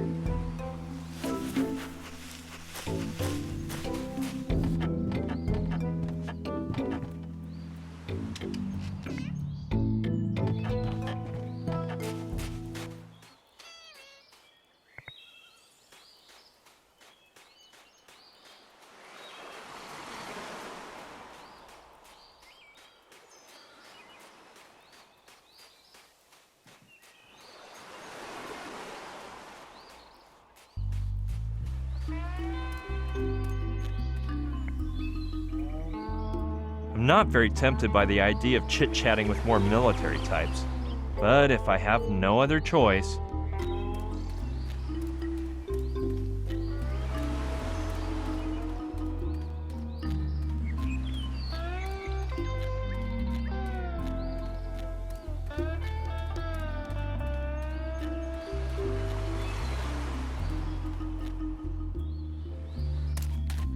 Huh.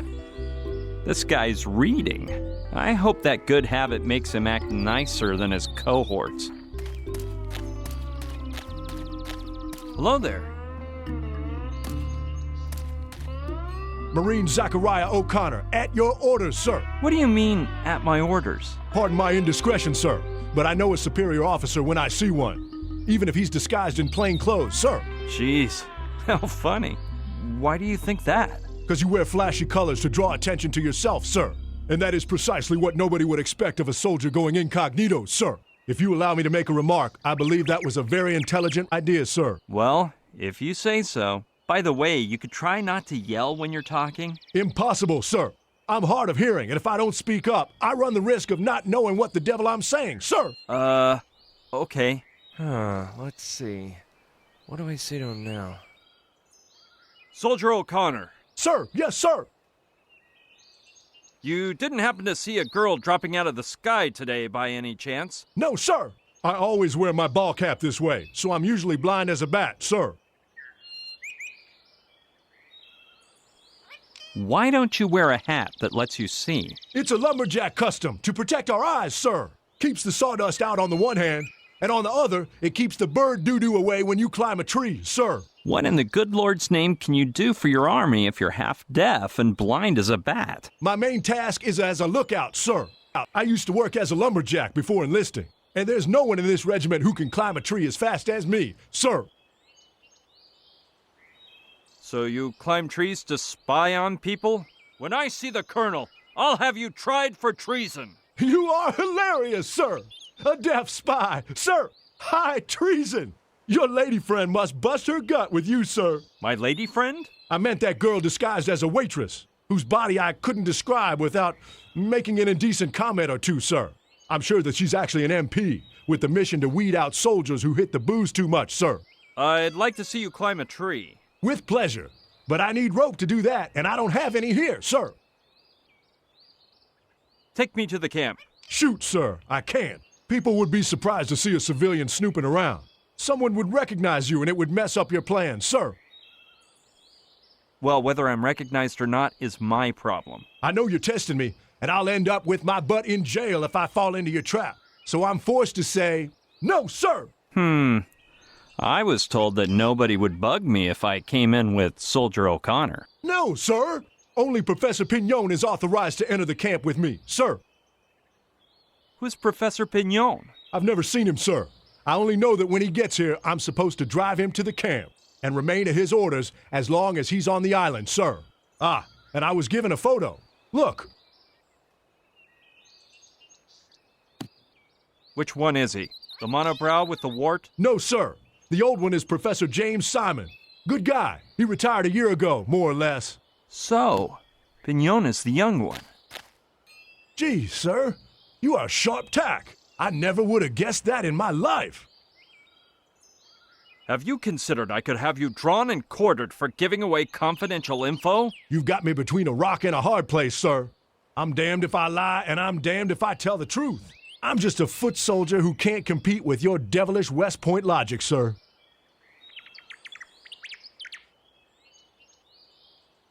Do you know how he'll get here? I guess he'll be tired, sir. I meant, what mode of transportation will he arrive in? I don't know, sir. But whether by plane, train, boat, or swimming, you can't deny he'll be tired.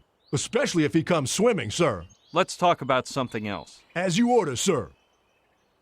Got a piece of chalk on you? No, sir, but at school, I learned to make them. It's quite complicated, sir. You have to grate a bit of plaster, mix it with gum arabic, and place the mixture in a test tube, sir. Okie doke. So, what's the complicated part? That's all, sir. I see. Hey, I have another question, O'Connor. Return to your position, soldier, and remember, I'm watching you. At your orders, sir! He likes to yell the strangest things.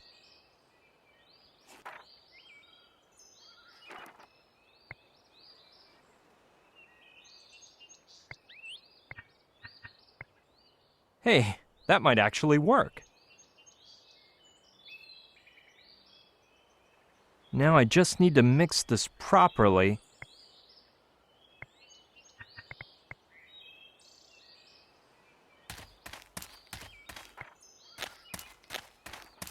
I'd better not get too close, it's full of sap. I'd better not get too close, it's full of sap. The sap isn't quite gum arabic, but it should work. I hope the cap doesn't come off, or I can say goodbye to my pocket and everything in it. And now, shake up the concoction a bit, make sure it's nice and compact, and presto! A real, genuine, homemade piece of chalk made in the true Brian Basco style.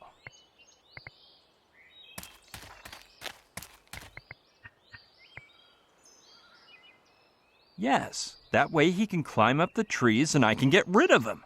Just watch how riled up he gets. O'Connor, I have something for you.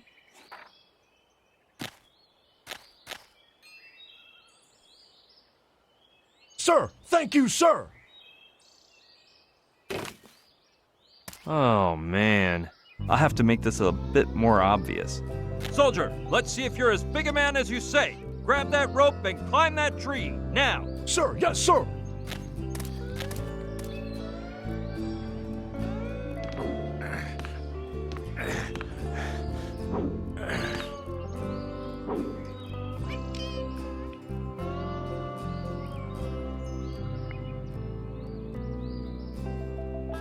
I believe it's a weapons manual. I should have imagined. Yes, now is the time. I bet he won't notice. Mine. I sure hope O'Connor doesn't notice it's missing.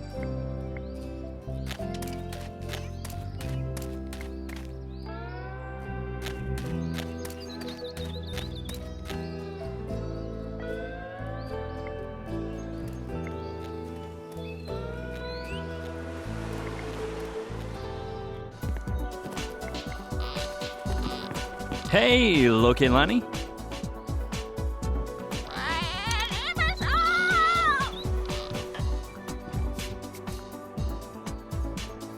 What's on your mind, Kaimi? What do you know about that photo stand over there? Oh, it's just another money pit for tourists that my boss set up. And why isn't it working? No, it actually works fine. It's probably just not plugged in. Where can I get my hands on some photo stand tokens? Do you sell them? No, they normally sell them in the souvenir shop, but since it's closed, if you had a tow truck, you could lift the photo stand platform, because lots of tourists drop coins in the cracks between them, and there they stay until my money-grubbing boss does a full sweep to gather them up. You know, I've never ridden a bucking bronco before. Well, unfortunately, you won't be riding this one either. It's been broken for a long time. I think the last guy to ride it was my ex. That was Brian, for sure. No, that was Georgios. He would saddle up and scream, "Hit it, Loki, this one's for you, baby." I would activate the button underneath the bar, and he'd buck back and forth until his perfect little behind was sore. Then I'd turn it off. When did that bucking bronco stop working? Let me calculate. Since Georgios returned to Greece, let's see. Georgios was the one before Atahualpa. Atahualpa came before Vincenzo. Vincenzo was right before Nanook. And a bit later there was Joao. Then Victor. Then Abbas. Wolf. Lars. Sean. Yeah, so I guess it was about 12 or 13 X's ago. Your ex was such a lummox that he busted the bucking bronco? No, but he came from an island where people jump onto bulls. He would hop on and start doing handstands and backflips. He said it was all a matter of balance and foresight, but it didn't seem that simple. Balance and... Wait a minute, Loilani. We'll have to talk later. Okay, guy. See you around. Balance and foresight. Those are exactly the same words Knife used to describe the essence of surfing. If I could convince him to practice surfing on top of the bucking bronco, then maybe he'd let me borrow his motorboat. The bad thing is, I'd have to fix it first. And my mechanical skills are so bad I can't even screw in a light bulb.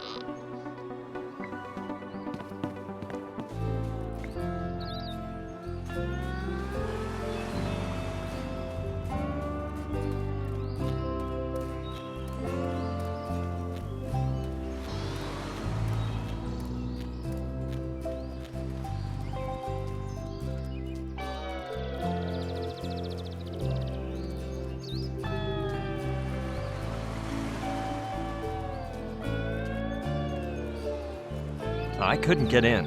The door is locked with several chains and padlocks. It keeps the doors from being opened. Impossible. Just by looking, I can see the wood is too thick. I don't see the reason for doing that. Yeah, good idea. Done.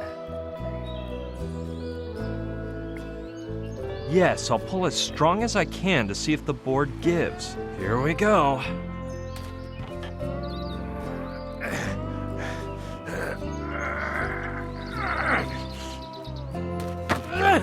I think I'll need to pump some iron at the gym if I want to break that board.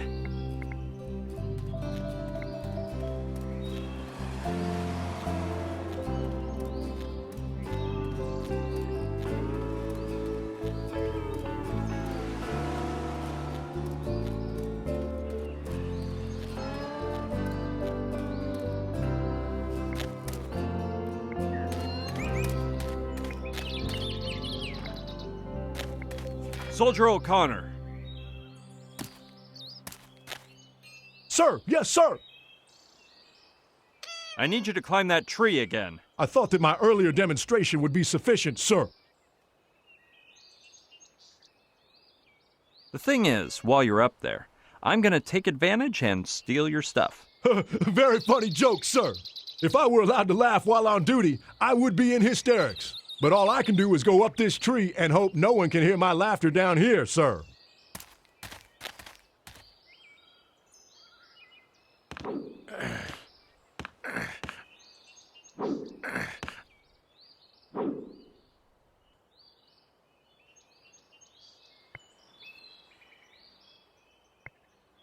Now's my chance. It has all the power I need, and then some. I'll just use it for a sec, and he probably won't notice.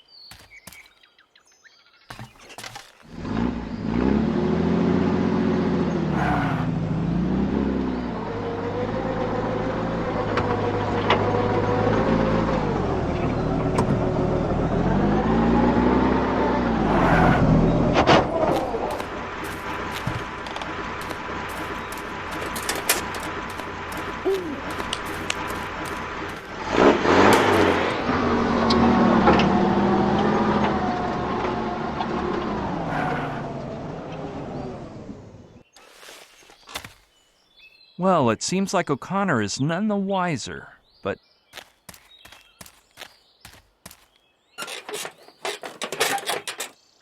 That way I'll tie up all my loose ends, 'cause you never know, I may use it again. Just in time, O'Connor's coming back. I'll just pretend I never went anywhere.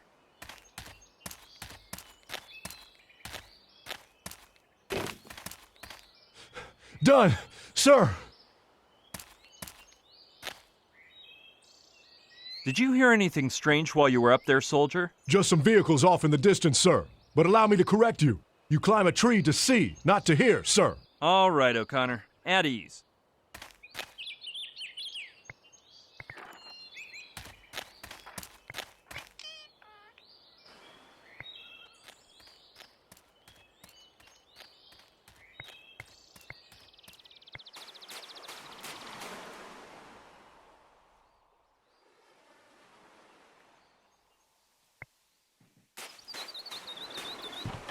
Oh, the lights are turned off. That means the photo stand is either unplugged or, even worse, out of order. That's where the coins are inserted, with that weird shape though. I bet it works with tokens instead of regular coins. Sure, smarty pants. I couldn't even force my pinky in there. This is where the photos pop out, without a doubt. That idea is not good.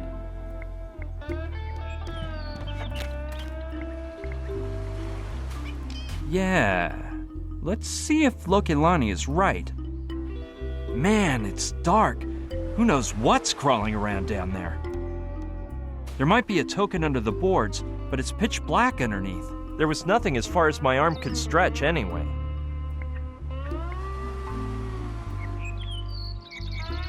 Try to get the long-tailed troublemaker to go under there, grab a token, and give it to me? That would rank #1 on any list of outlandish ideas, but in my particular case, I've done nuttier things, and they've worked out in the end. Knowing that lemur's nasty ways, I doubt this'll work. But times are desperate. Come on, little guy. Bring a pretty token to nice old Uncle Brian. That's it, you lovable furball. In you go. I wonder if he's actually following my instructions or lunching on sand crabs. Hello? Good primate. Hey, wait!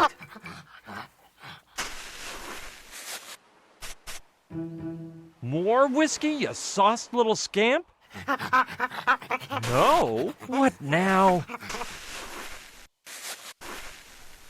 Beer. This is insane. Well, I guess I have no choice but to find my alcoholic lemur a brewski.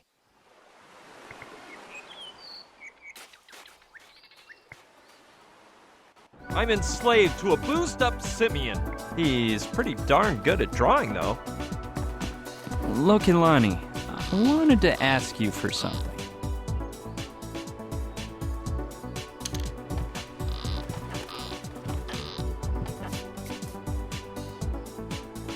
Oh, sorry. I must be the worst waitress in the Pacific. What can I do for you, Kaimi? No, I didn't mean that. I just wanted to chat with you. I've been walking around in the sun for so long, I'm parched. Give me a beer, please. Sure thing. That'll be $2. Well, the truth is, I don't have a cent on me, but I'll pay you back. You can trust me. Sorry, my boss doesn't let customers run a tab, and I don't trust men that much. While we're on that topic, there's something I wanted to mention. I'm listening. Here's the thing. I get the impression that you never listen to me when I'm talking to you. And it really bums me out. But do you think I would have spent so much time with you if I didn't like hearing you describe the island, your work, your boyfriends? That's easy to say, but I need you to demonstrate it. I've got it. I'll ask you a few questions about my ex-boyfriends, and if you're right, I'll give you a beer on the house. Well, so far I haven't really gotten their names straight, I admit. Plus, you might ask me about a boyfriend you've never mentioned. That must mean we need more quality time together. Ready? If I must. I had a Central European boyfriend who bears a great resemblance to the Colonel. What was his name? Kaimi? Milo? Well, alright, but that one was a cinch. I also went out with a Polynesian dude. His name was... Lopati. Not bad. Now let's see if you can remember which of my exes was of Indian origin. Tiru. Very good. Now for the last one. Which of my ex-boyfriends had the same name as you? That one I know. Brian. Now, did you think I'd make it that easy? I want his last name. That's not fair. Plus, I'm sure you never mentioned it. Well, of course I mentioned it, silly. I swear you didn't. Yes, I did. No, you didn't. Yes, I did. No, you didn't. Yes, I did. No, you didn't. All right, stop it. I mentioned it, period. If you don't remember, that's your problem. Spit it out.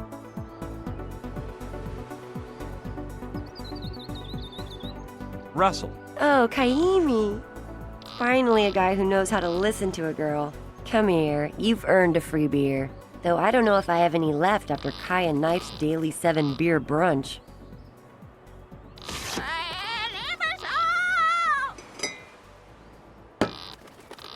Oh, you're in luck. There's one left. Thanks, Loilani. It is truly ice cold. If that deadbeat monkey gets a sore throat, I hope nobody blames me. Are you alright, Kaimi? You look like you're out of it. Me? Not at all. I'm gonna take a stroll. See ya later on. See you around.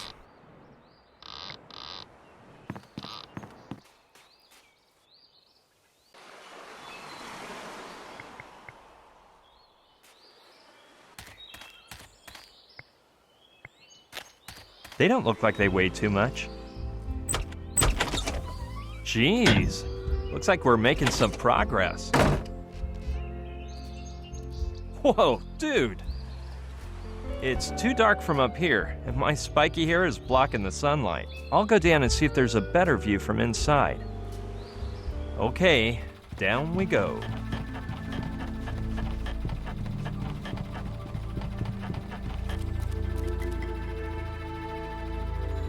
As expected, I can't see a thing, but I guess my eyes will slowly adjust.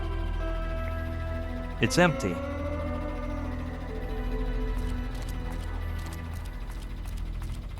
It looks like a storeroom for keeping old junk.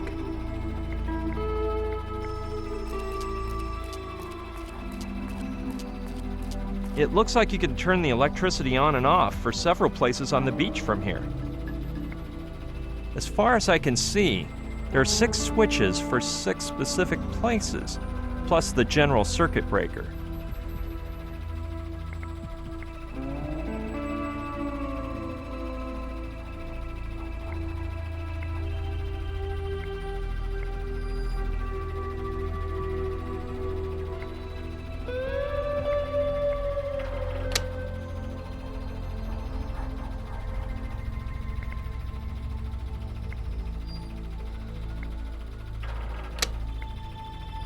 Hey, what was that? Are you messing with the circuit breaker, Kaimi? Yeah? Well, you better turn my electricity back on, because my fan stopped and it's a scorcher today.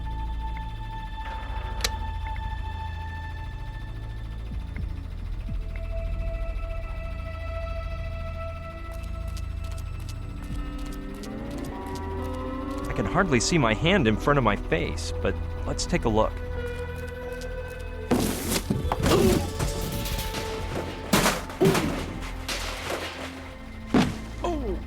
Holy mother of...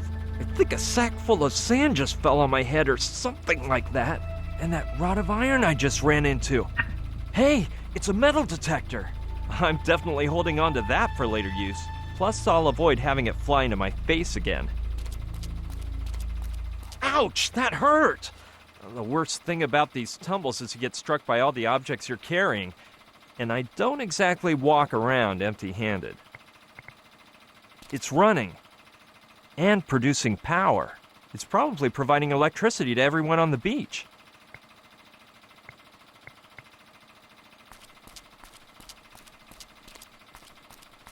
Out we go.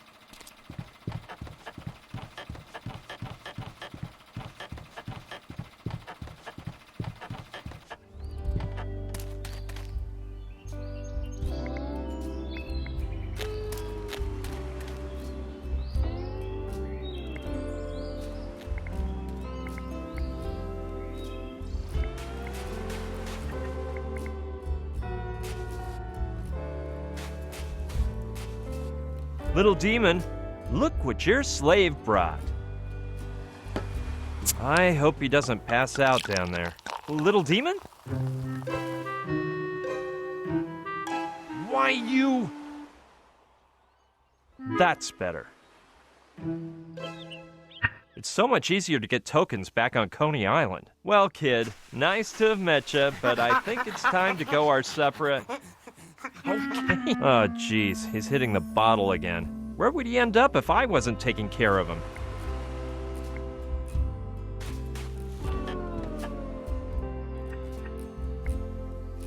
Yeah, but first, Loilani, come get in a picture with me. Okay, coming. It'd be a waste to leave one of those face holes empty. Plus, if things don't work out, at least I'll have a photo of myself surfing in Hawaii with a majorly hot native. Gotta think of the consolation prize. Okay, she's almost here. Stick it in. Hurry, the timer's running.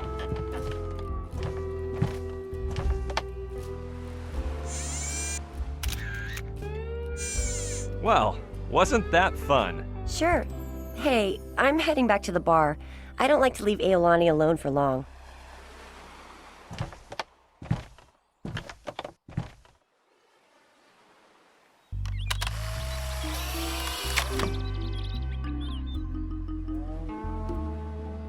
Looks like it came out nice. Perfect. You can tell from a mile away that those bodies are fake, but I like it anyway.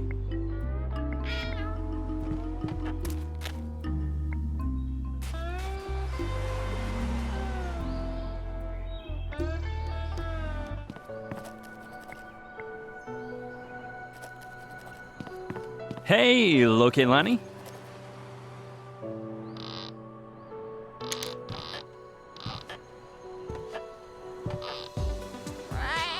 What's on your mind, Kaimi? Tell me about that movie magic makeover software again. Grease Paint Pro? Isn't it unbelievable? Could you use Grease Paint Pro to make me look like somebody else? Yeah, but you'd have to bring me a picture of the person you want to look like, and one of yourself. Why don't you take my picture? I bet you have the latest state-of-the-art digital camera. Had is the word. That's the only trouble when your boyfriend is a professional thief. All you men are the same, so it makes no difference. See you around.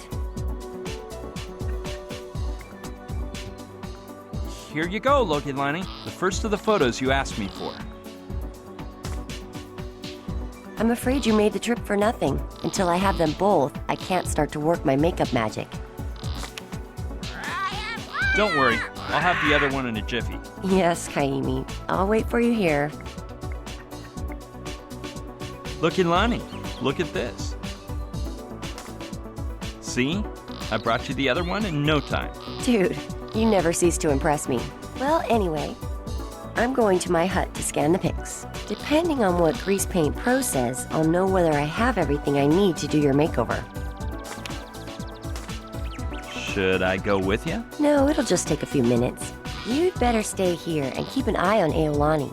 All right, but first let me see if the electricity's on at your house. I knew it. At least I got her lights back on. Good thing I made sure.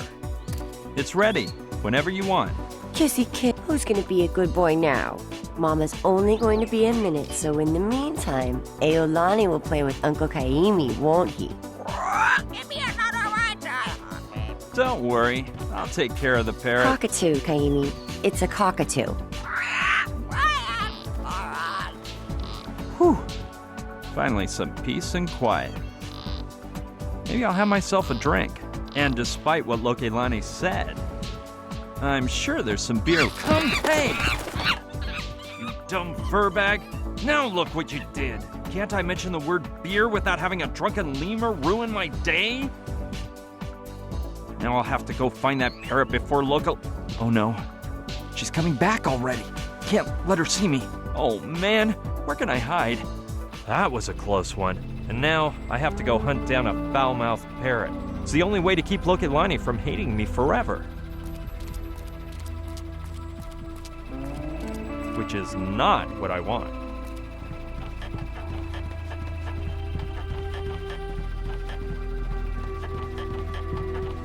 Kaimi, where were you? Crap. She's gonna make me walk the plank. Hi, Loilani. What's up? Should we head for my hut? It wasn't my fault that... Huh? I said I have everything ready for your makeover. Plus, I brought you a gift. Here. Wow. Is that what I'm gonna look like? You are one full-on artist. And you didn't even get mad about what happened to Aolani. You're amazing. Aolani? What's the matter with my cute little... Hey, where's Aolani? My poor little birdie. Where in the world could he be? So, should we start heading for your hut then? I hope you have an explanation for this. Yeah, well, where to begin? You see, suddenly like 10 or 20 drunken lemurs showed up. So I jumped onto the bar, brandishing a bottle of scotch, and warned them. Back, you filthy beasts, or you'll get a taste of my jagged-edged bottle. Then they said, blast it, this roguish fiend must be selling his grog for a hefty sum. I started swinging and hitting left and right until... Pushing back the invading hordes to the confines of the jungle, I finally managed to safeguard your fine establishment. However, upon my return, Aolani had vanished. Pretty freaky, huh? Scotch, lemurs. Men, you go around promising this and that, and then a girl walks away for 2 seconds, and you just disappear and forget everything. My dear Kaimi, if you think I'm going to help you after this, then you're dumber than the rest of the members of your sex put together. Now scram, Buster. I don't want to see your face at my bar. Brian, you idiot. Did you hear what I heard? That little weasel must be somewhere around here. Come on, I'm going after him. I guess I deserve all this for having such an exotic, poorly mannered pet. But she should have stuck that bird to its perch with glue. Anyway, there's no use just talking about it now. I'll go look for him. Maybe if I bring him back, I can get onto Loilani's good side again.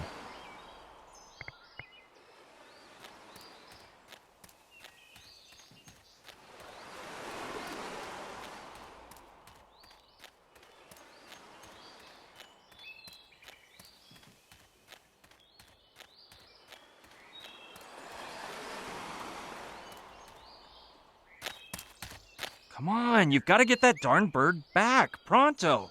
I'll tell O'Connor to climb up and get him, and in the meantime, I'll take the opportunity to slip the doctored photo into his book. That'll kill 2 birds with 1 stone. Hey, O'Connor, there's a parrot up in that palm tree. Use that training of yours to get it down here, ASAP. Sir, yes, sir.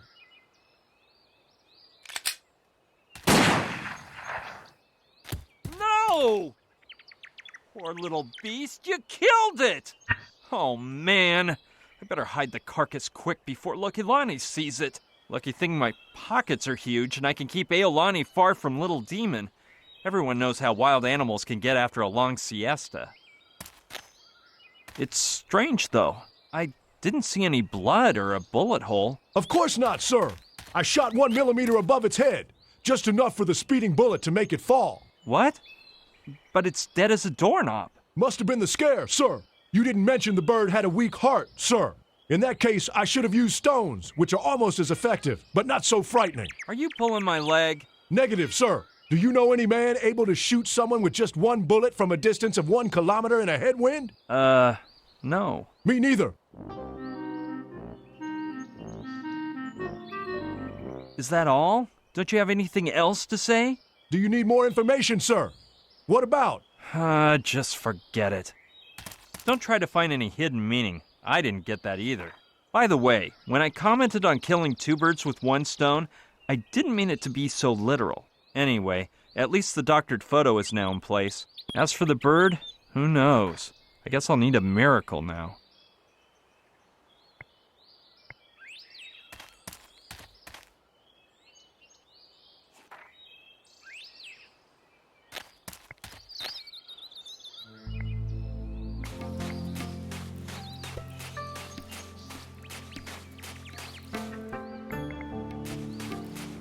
It's probably a waste of time, but I've been helped out in stranger ways. Kai, I bet you can also revive poultry, like your grandpa. I'm not so sure, Brian. I haven't seen poultry around here anyway, so it's kind of pointless. Would a parrot do? Hey, brah. That's Aolani. What happened to him? Well, I guess he kind of flew to bluer skies, but... Bluer skies? No, brah, he's not fully dead. Just kinda dead, which means he's slightly unalive, or what we could call provisionally dead. I think the technical expression the kahunas use is, he has a life ache. I don't think I can help the bra out, but even so, there's a little problem. I could only try to revive him in the Hawaii where my grandpa lived, in his witch doctor hut, and I can't remember where that's at, brah. But didn't you say your grandpa used to take you there a lot? Yeah, but I was just a little tyke. And I never paid attention to the directions. I looked for it like a million times, but no can do, brah. I remember it was like toward the northwest of the island. There were a bunch of graves by it and, well, that's all. Plus, without my leg, I'd need some amazing airs to reach that part of the island. Darn, I thought I had the answer to my troubles. I'll have to attempt to locate that hut. But if the soldiers are keeping watch on most of the island, I doubt they'll let me search all over the place.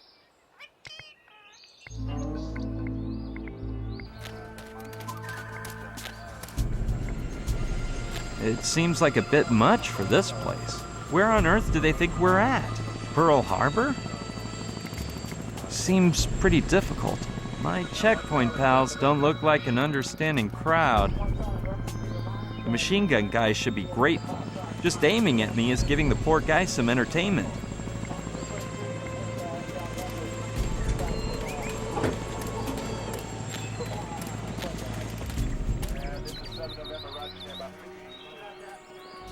I'd like to talk with the Colonel again. Again? You're lucky I'm so friendly. Anyone else would have sent you packing. Don't take your eyes off him, Felton.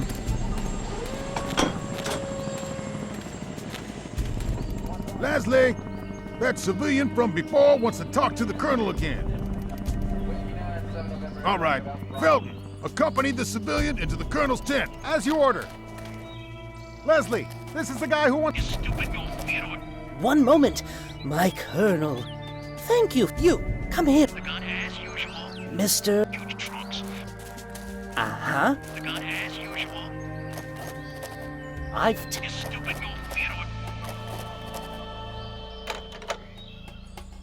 Your name? Brian? Well, wait here. Mr. Who? Tell him I'm asleep. But he can... Get off and look to be lit. No, it's that you get it. Why the heck not? My writing is so similar to Leslie's that I could get him to believe he wrote it himself, following his father's orders. If I do it carefully, nobody will see me. What should I put?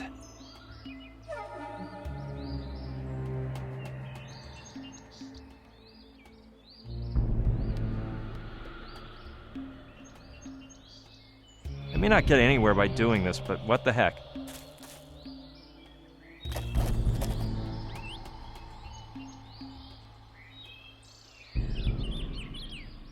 They contain military material, no doubt. They're probably filled with fuel. Out of my sight. You can come in. Thanks.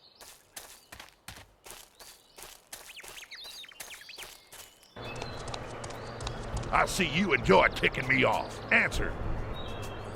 What are you doing on my island?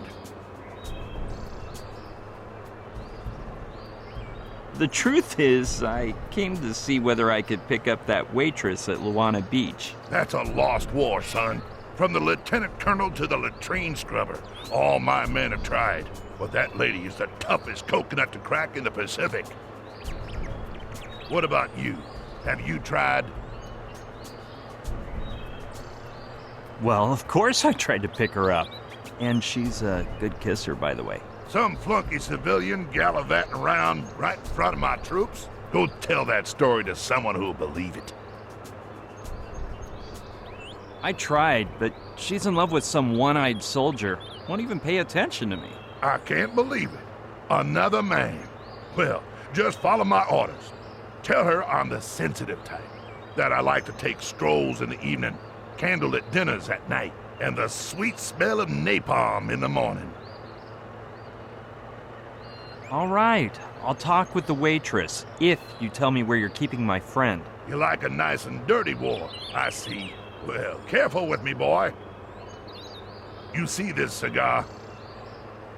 It causes plenty of pain if stuck in the wrong orifice. I'll tell her, but I think you better forget the napalm and use a nice compliment instead. You're right. She may be too young to heard of napalm. Tell her I fell in love with her. The minute I laid eyes on that great pair of... Nah, that won't work either. I'll come up with something else. There's something else I wanted to tell you about that waitress. You don't mean to tell me you've hit a home run with her, do you? Well, if you tried, she probably used her don't ask, don't tell policy on you. You're getting a little cocky, civilian. Don't you think I was rejected? I'm just following a long-term strategy. Laying siege on her rear guard without taking my eyes off her front lines. I don't want to talk about that girl. I don't even think she's attractive. Either you're lying or you're dumber than I thought. Anyway, I still don't know what you're doing on my island. I'm waiting for Professor Pierre Pignon. The professor's arrival is a military secret. How the heck did you find out? I saw a sign that said, "Today welcoming party for new Frenchie in the barracks." They'll make up any excuse to whip up a party, those lazy boys. The ingrates didn't even invite me. Actually, he told me himself, 'cause we're cousins. He just called me on the phone. You sure about that? What'd you say your name was? Pignon. Francois Pignon. At your service. Your cousin didn't tell you about his mission here, did he? Yeah, but I forgot what he said. Could you refresh my memory? I'm the High Commander here, so I can do whatever wets my whistle. And it just so happens, I don't feel like refreshing your memory. Yeah, he told me something about this, that, and the other, and this thing with this guy, and something or other about some whatchamacallit, and those thingamajigs hanging around this something or other, and with what's-his-name. I see. A master bluffer. I suggest you keep away from the poker table. Hey, there's something else, besides my cousin Pierre. Well, spill your guts. I don't feel like talking to you anymore. Just for the record, you're not leaving because you want it. You're leaving because I threw you out.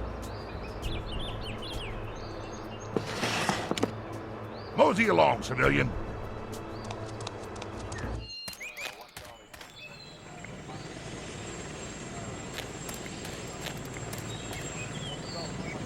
I'd like to talk with the Colonel again. Again? Don't take your eyes off him, Felton.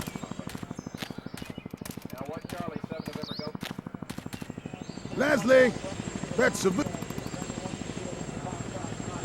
All right, Phil, as you order. Leslie, this is the guy... One moment, my Colonel.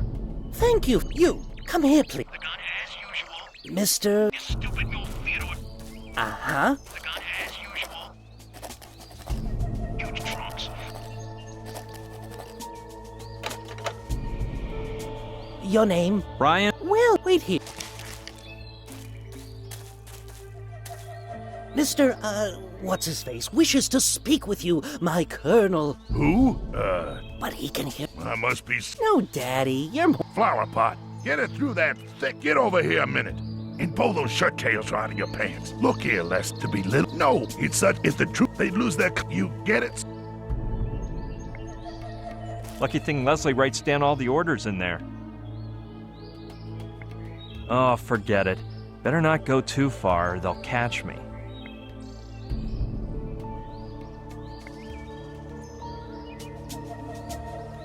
They contain military material, no doubt. They're probably filled with fuel.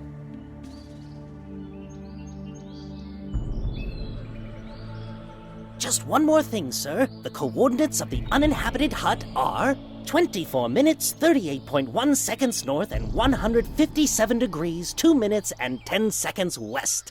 I better jot that down before I forget. And why in blue blazes would I care about that? Pull those shirt tails out of your britches. You're not in grammar school anymore.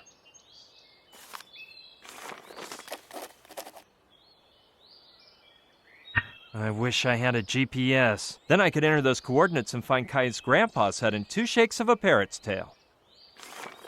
Out of my sight, flower pot. You can come in, Mr. Whatever you're called. Thanks.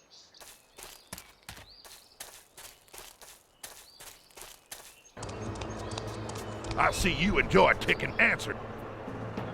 What? I don't feel like Just for the record. Mosey along, civilian.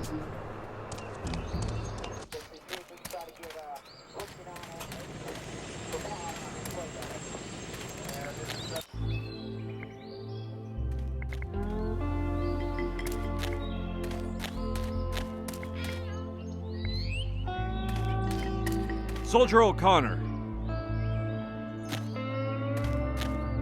Sir, yes, sir.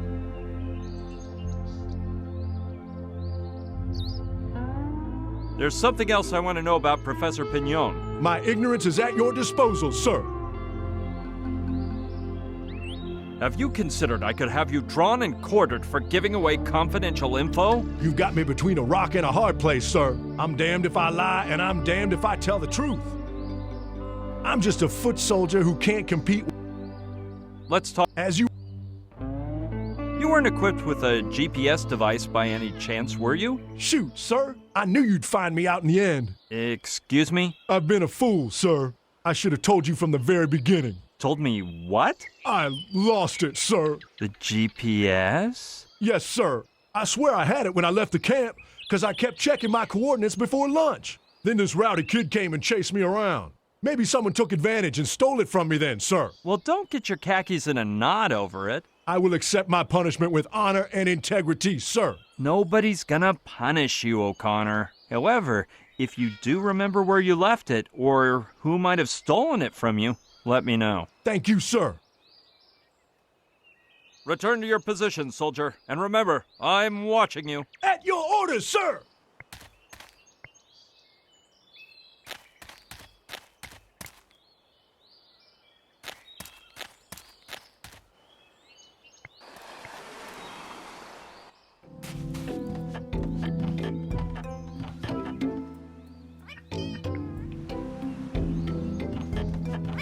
Here you go, mister. Now we can continue our little chat. Now, where were we? Father, I have sinned.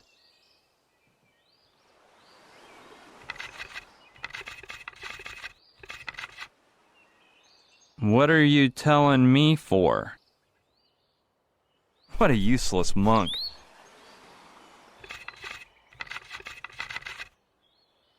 I am no monk. Are you mute?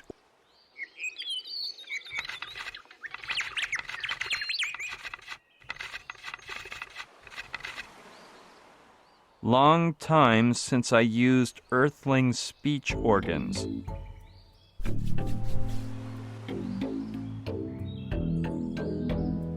And what speech organs do you use then? Gills?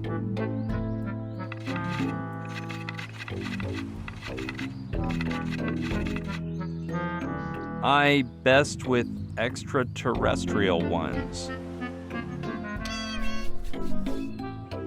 Earthling?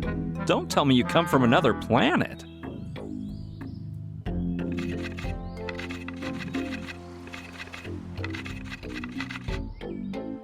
Rather not say where I've been.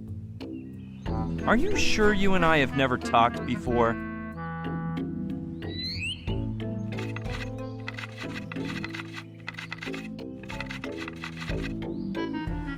Lately, I only use telepathy. Boggles the mind, huh? Where have I heard that phrase before? Wait a sec. Boggles the mind. Hey, I got it! You're Joshua!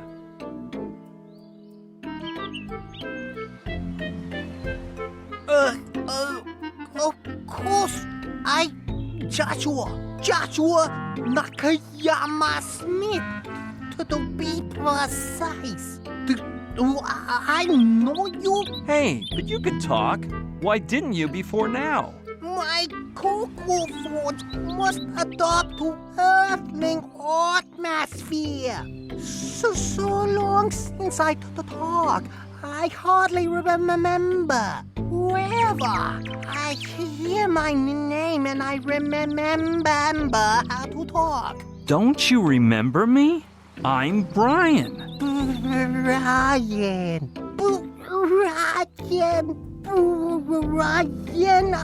the famous UFOologist. No, I'm Brian. Brian Scolari, that retarded anti-UFO moron. No, Brian Basco. Don't you remember me? I don't know. You score, you not Scolari. Cause you look like really retarded moron. Sure, Joshua. Hey, about those extraterrestrials and telepathy, that was just your imagination, right? I knew it. Typical skeptical lies from moron like Scolari. Give it up already. That's not me. You and I are pals. Oh, yeah. I don't know if I believe you. Give me a full explanation about this other planet now. As if I were going to explain it to you, you moron. I'll help you get in contact with the extraterrestrials. Oh, yeah? Tell me how.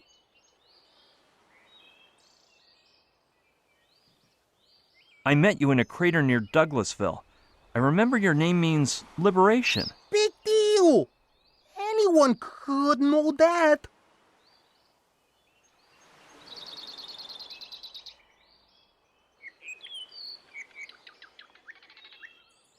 I helped you fix your contacting machine with a bicycle chain and a 10-gauge wrench. Yeah, I think I remember you.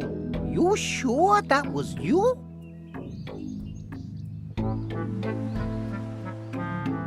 You had a telepathic helmet to communicate with UFOs and that kind of stuff. It's true. Whatever happened to it? I figured out the musical password which, according to you, opened the dimensional gateway.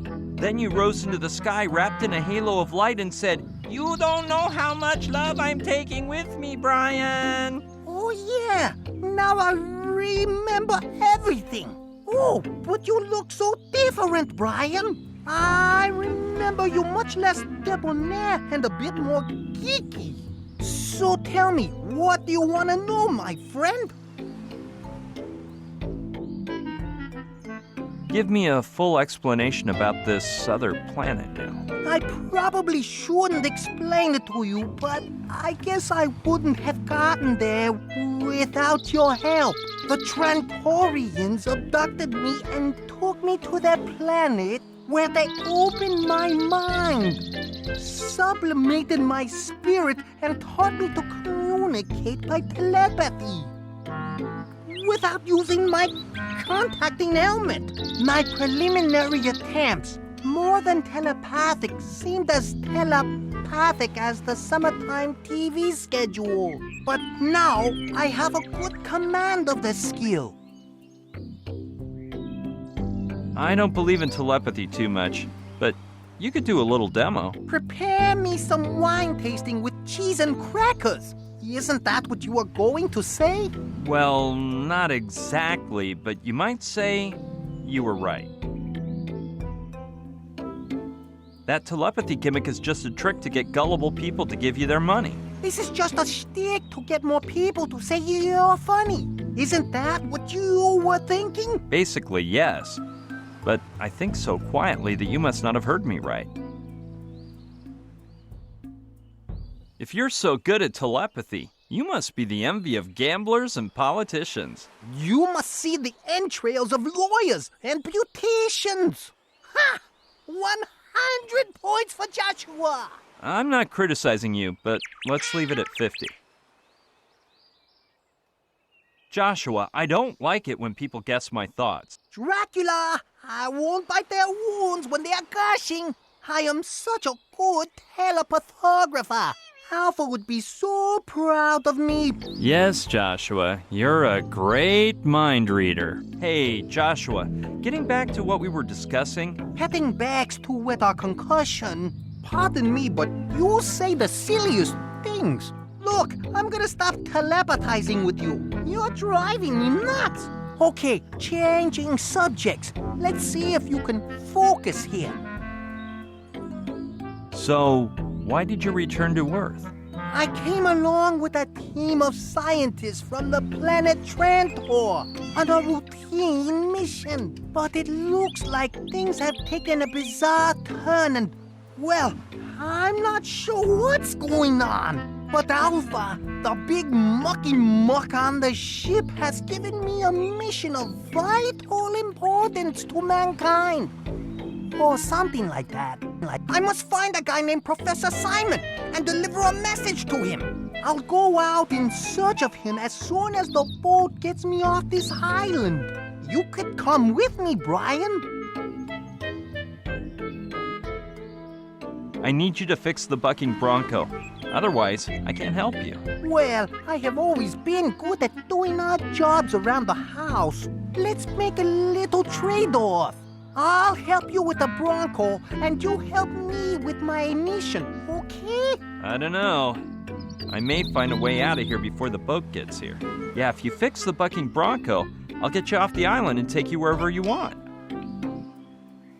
You want me to fix this mess so some schmuck can lend you a silly old motorboat? Yes, Joshua, that's what I said. Come on, let's see if you can fix this jalopy. Brian, fiddling with this type of wreck is my personal forte. Don't you worry. We're treading on my main territory.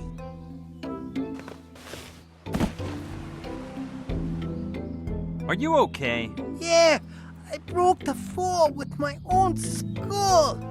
Yeah, just got a little bump on the noggin. You think you'll be able to fix it? I didn't break anything, but thanks. I was talking about the Bronco. That old antique is practically from the Wild West. But give me a while and I'll figure out why it's not bucking. For now, just find me a 10-gauge wrench and some oil to grease the machinery. 'Cause it's drier than Scullery Spring. This guy's totally obsessed with 10-gauge wrenches. I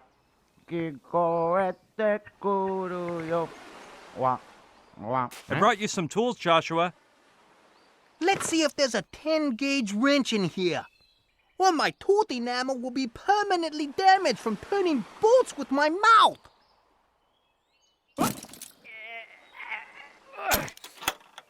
Well, there's no 10-gauge. I'll have to make do with this 6-gauge and this 4-gauge together.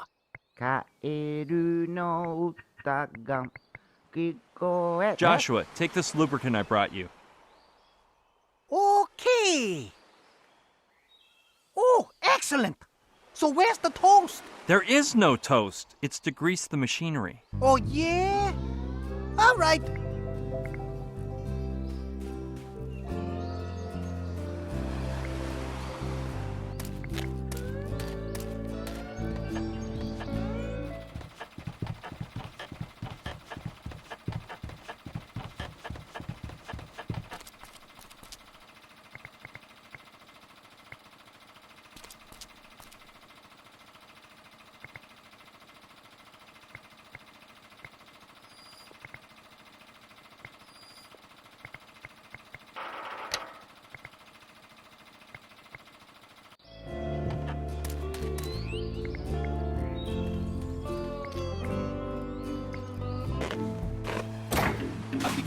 So, Brian, you feel like taking a ride on an automatic cow? Don't tell me you fixed the bucking Bronco. I just finished up my little handiwork.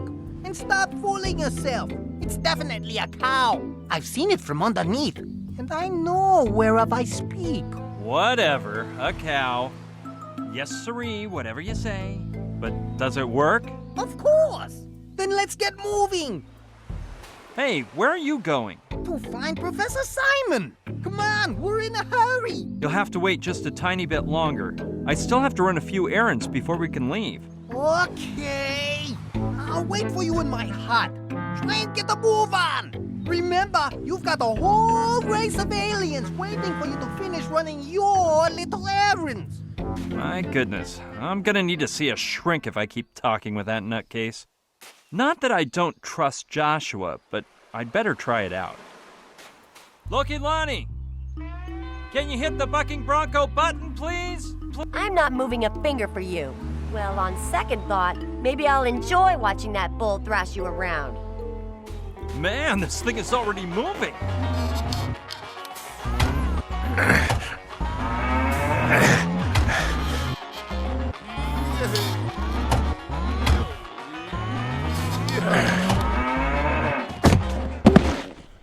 Thanks a lot, Kaimi. Now I feel much better. Could you write it again?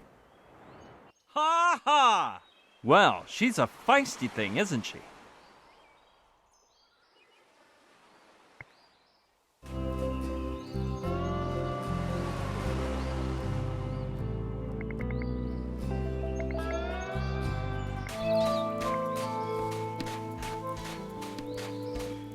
How's it hanging, Knife?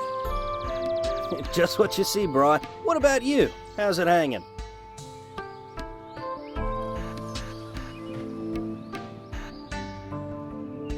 If I told you that I know how you could start surfing right now, would you lend me your motorboat? Mate, you are more mythical than the Red Hot Chili Peppers. How can I do that? You grab your board and follow me. Okay, mate. I figured it out already. Where's the hidden camera? No, Knife. This is serious. Well, it's the lamest serious thing I've ever done. And mate, have I done a few. Well, think whatever you want. Look at Lonnie. Could you hit it again? Okay, but just for the record, I'm doing it for knife.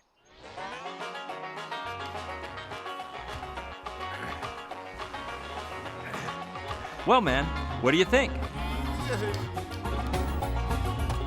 Awesome, mate. So, is it a deal? Can I use your motorboat? Like, totally, mate. It's all yours. Yes. The first part of my plan is complete. Now I have to concentrate on the rest. Sneaking into that camp.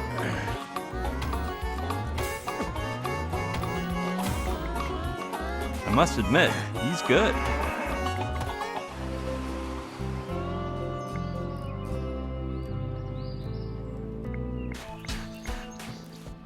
It's hard to imagine 3 people living in there. Alright, I'm sure Knife was exaggerating a bit. How could a cute little boy be so evil?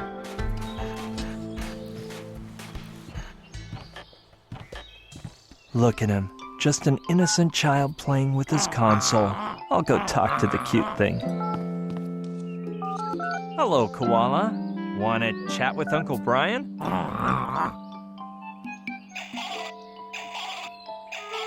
Well, I'll take that as a yes. Don't you know how to talk yet? Well, this is just what I needed. Getting this kid to speak is going to cause more blood, sweat, and tears than it did with Joshua. He doesn't seem to have anything I need anyway, though. I'd say people exaggerate when they say what a troublemaker he is. He looks quiet to me. That toy looks like a superhero from the comics. Brown Lantern? No, it was Green Lamp. Well, it was some light with some color. Steal a toy from a child? You will not see me doing that. It'd be odd for any House of Kaiser Knives not to have a poster like that. We had one just like it back in 2nd grade. Actually, there was a whole collection, with one animal representing each letter of the alphabet. Kai's probably not into mountain climbing, so that must be Knives. I can't see the screen, but from the sound... Wait a minute! O'Connor said he lost his GPS when he was chasing after some rowdy kid. Of course, it all adds up. Kai and Knife went to have their beer brunch at Loilani's bar, and in the meantime, Koala was driving O'Connor nuts and stole the GPS, thinking it was a video game console.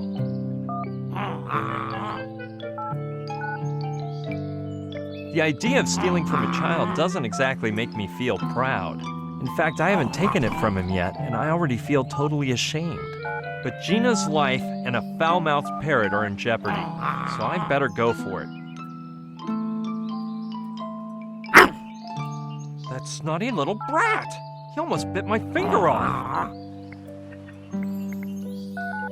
Great idea. If anyone could get this kid under his semi-opposable thumb and swipe the GPS, it's Little Demon.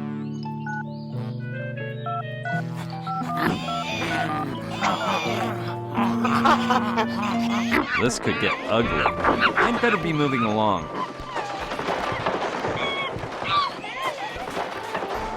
Something tells me those two are gonna get along just great. I hope it didn't break when it hit the ground. Nope, I guess the sand broke the fall and it's still as good as new. I'll sure miss Little Demon, but at least I got what I needed.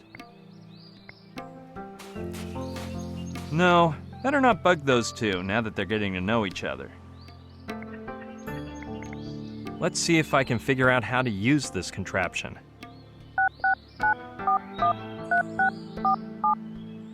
Excellent. Now, I just have to follow the instructions the GPS gives me, and sooner or later I'll find the hut. Let's see. I turn that way. I climb those rocks, then to the right. Now I go straight. Bingo! No doubt about it. This must be the hut. I knew I'd end up finding it. It seems less angry than most of the tikis I've seen. The truth is, it's awe-inspiring. Let's see if it looks the way I expect. Now there's no doubt about it. This could only be a witch doctor's hut. If I'm not mistaken, it represents the spirits of their ancestors. They just look like kitchen utensils at first, but then you start to wonder what's been cooked with them. It looks like a primitive throne. Primitive and spooky, if you ask me.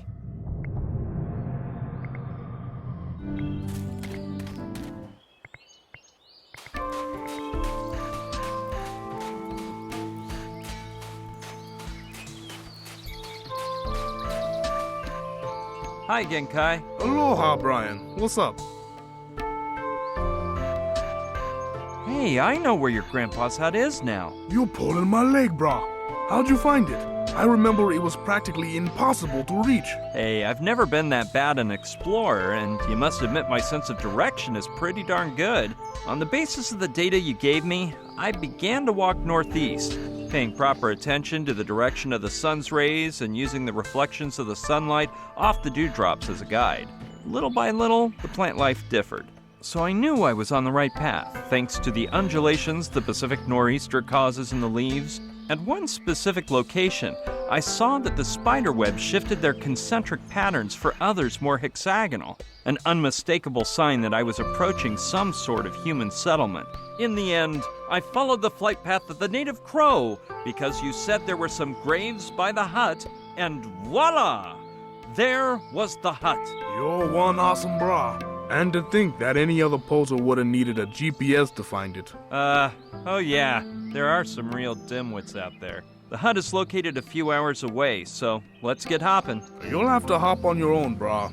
Without my prosthetic leg, I doubt I could get that far. Aloha. I'm just gonna keep... I find it hard to believe the evil brat in that hut is the same person who sculpted this piece of art. Why didn't I think of that before? If the rugrat has been using the prosthetic leg as a shovel, it may be buried near the turtle.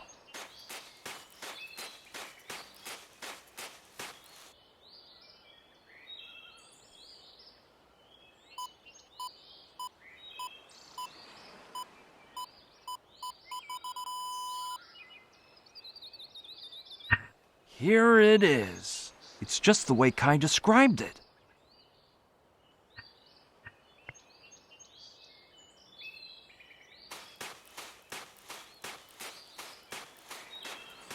I found your prosthetic leg.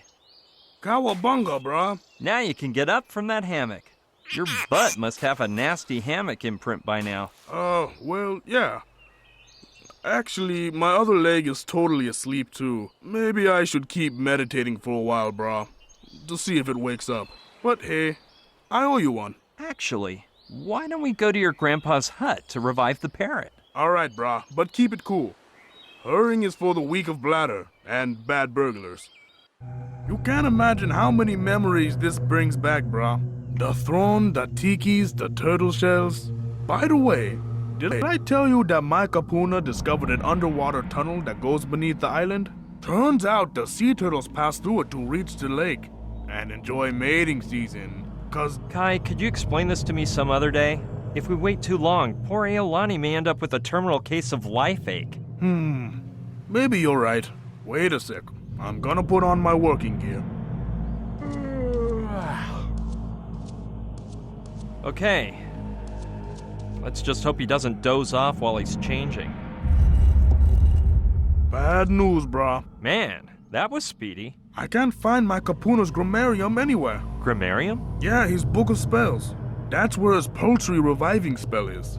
So if we don't find it, I can't get Loilani to snap out of it. Maybe we should split up to search around. Alright, where do you want me to look? I got it.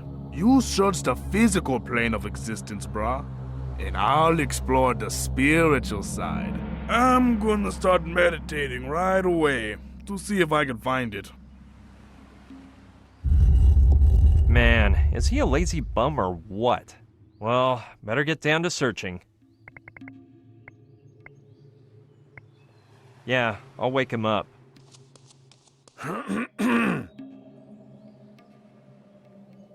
Kai? Kai? Kai? Yikes! Hey, brah. How's it hanging? Were you meditating or did you just zonk out? Both, brah. Being unconscious is meditation. And dreams are wisdom. In fact, I was on the verge of merging my Wailua with the spectral image of the grammarium, and... If you hadn't interrupted me, what were you saying, brah? Could you tell me about your grandpa's book of spells? Sorry, I'm a bit shaky on the waves today, brah. But that always happens when I get back from the astral plane. Just now I was gazing at the statue of the poultry god, standing in the Tiki temple. It's awful that those soldiers took over a site that was so sacred to my people. What do you want to know about the grammariums? Could you describe your average grammarium for me? There's not like a general rule, brah. Every kahuna makes and decorates his grammarium whatever way he wants. However, the more it weighs, the better, because that means it's got lots of spells inside. My kapunas was pretty lightweight, but he won several intra-insular design competitions thanks to those metal book covers. There's no special place where grammaria are usually stored? You never store grammarium, brah.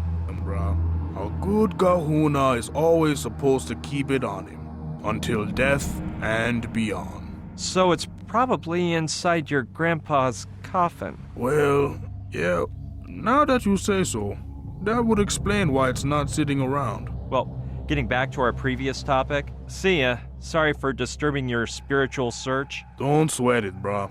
I can shift between the material and metaphysical planes faster than a tidal wave. And anyway...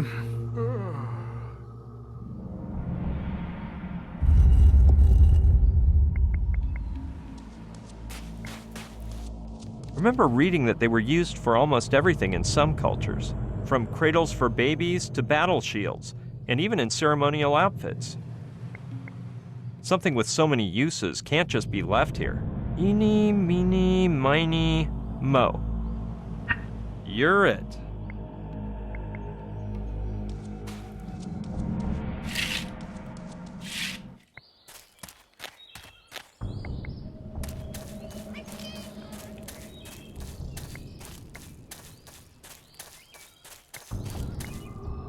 Looks like a primitive cemetery. It doesn't even have a refreshment stand. Yeah, the grammarium must be buried in one of these, but I don't want to have to dig up a whole dynasty of witch doctors. Kai said the book covers were made of metal, and what better place than a grave to store it?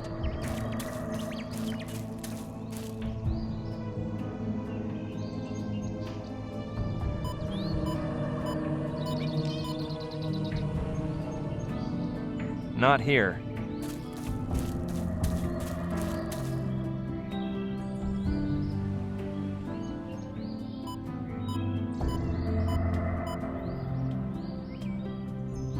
Here neither.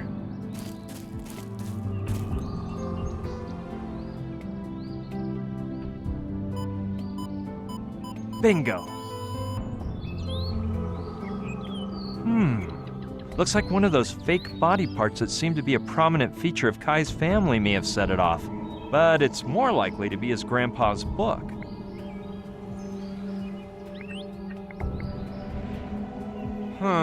This isn't exactly the handiest shovel, but it'll do the trick for digging. The truth is, my stomach is a bit upset over the idea of what I might find in there. I wish I didn't have to look while I dig. Hey, this isn't gonna be pretty, so, I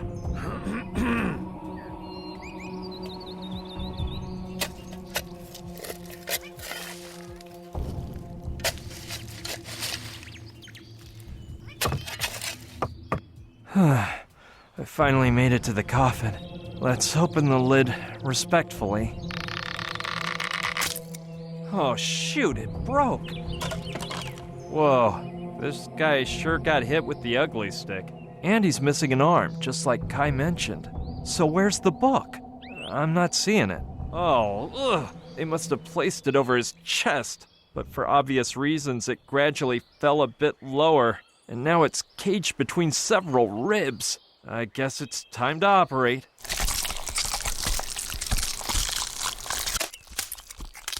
Ooh, don't hit the funny bone. Take out his spare rib for $0. Well, the real prize here is getting Keeney's grammarium.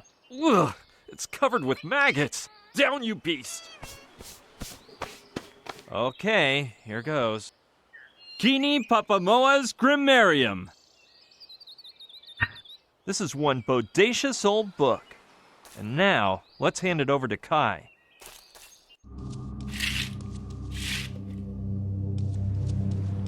Wait a minute. If I don't give it to him, the parrot will die all the way.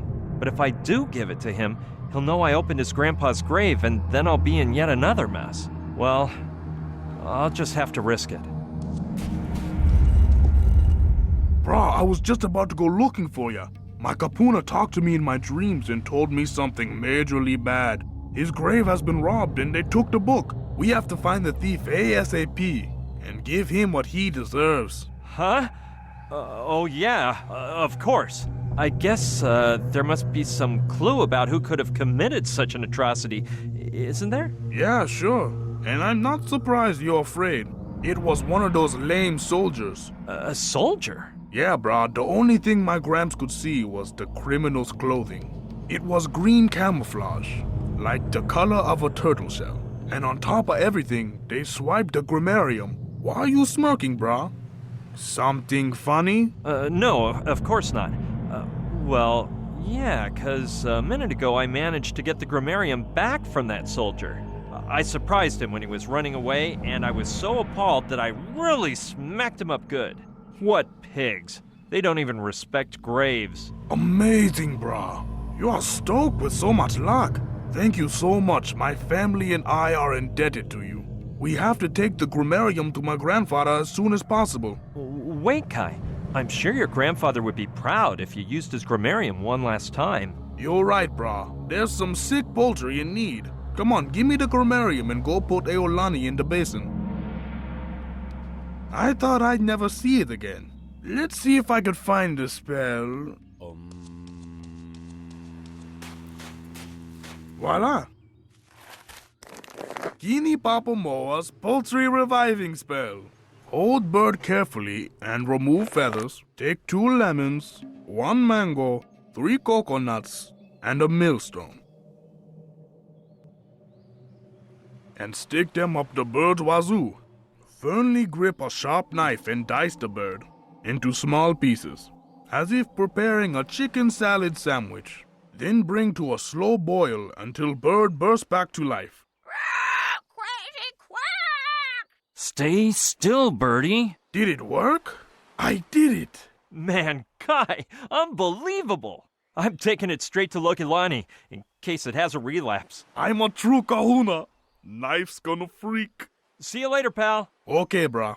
Ipili mau na pomaika I meoe. I was wrong about you, Kaimi. You are a dear. Well, like I said, those drunken lemurs had taken over the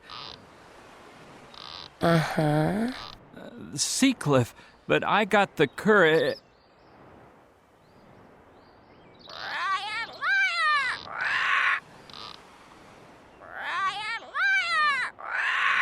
But close your little mouth. Let's go to my place. Come on, Loilani.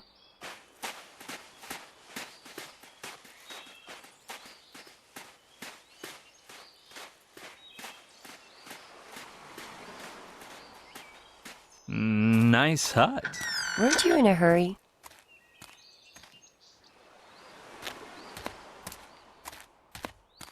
Okay, off with your clothes. My clothes? You don't think you'll look like a scientist in that, do you? Yeah, but why? Are you taking off yours? Shut up, silly. And come here. What are you gonna do? No, I'm not sure if this is necessary. First rule of movie makeup artistry. The actor's face must be completely relaxed. And you are really tense. I know how to loosen you up, though.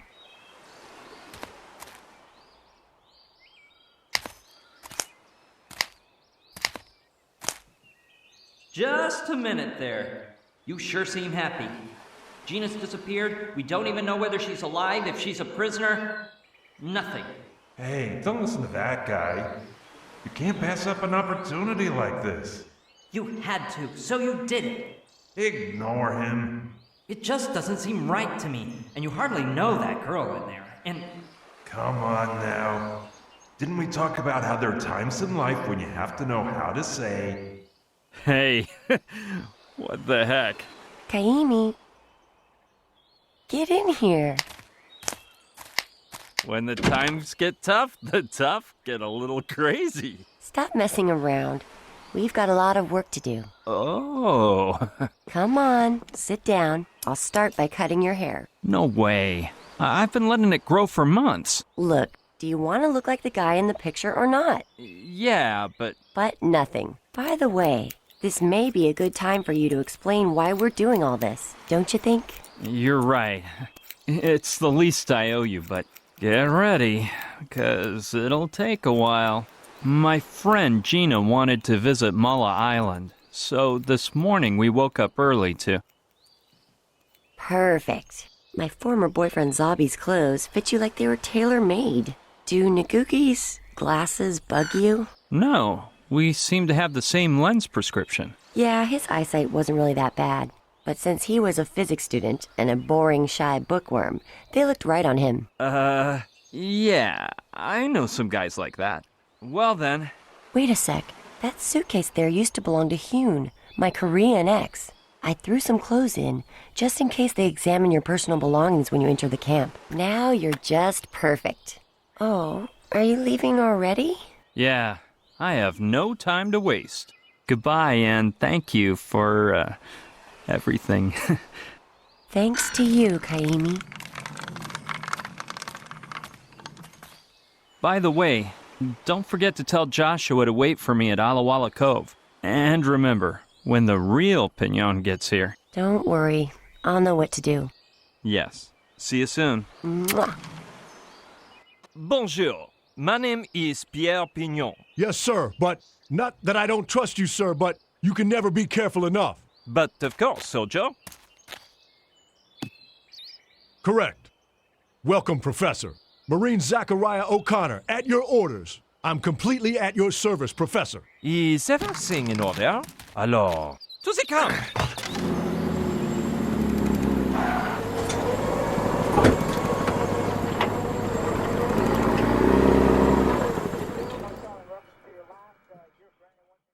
So, I finally managed to infiltrate the military camp. In other words, the girl did a nice job on you. How do you know that? I mean, what job are you referring to? The makeup, silly. What else could I mean? Phew.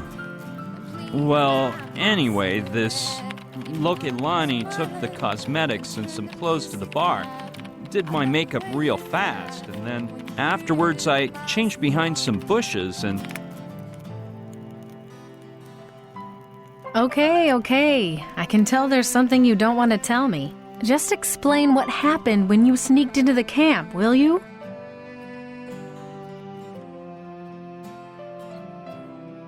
All right, it's a miracle I'm alive, Sushi. The whole thing made a 180-degree turn, and nothing had prepared me for what was waiting inside. What I did figure out fast was that they were desperately awaiting Pignon's arrival. No sooner did I set down the suitcase in my tent than O'Connor told me the colonel was requesting to meet with him immediately. I tried not to get nervous. If Kordsmeyer recognized me, my fate could be sealed. And when I got to his tent...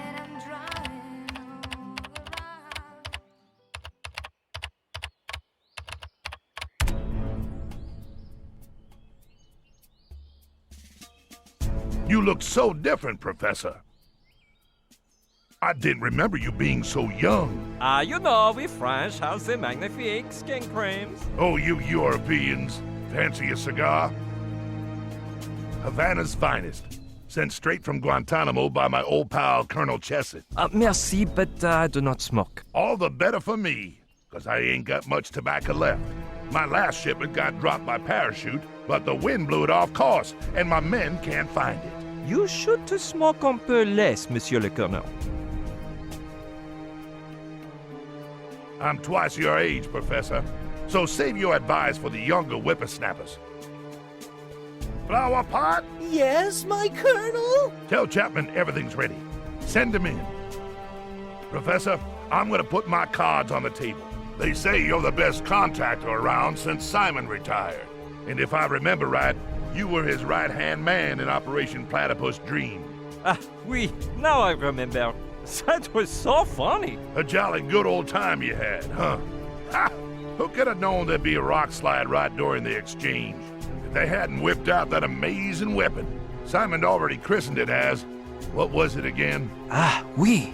I began to remember. Truly magnifique.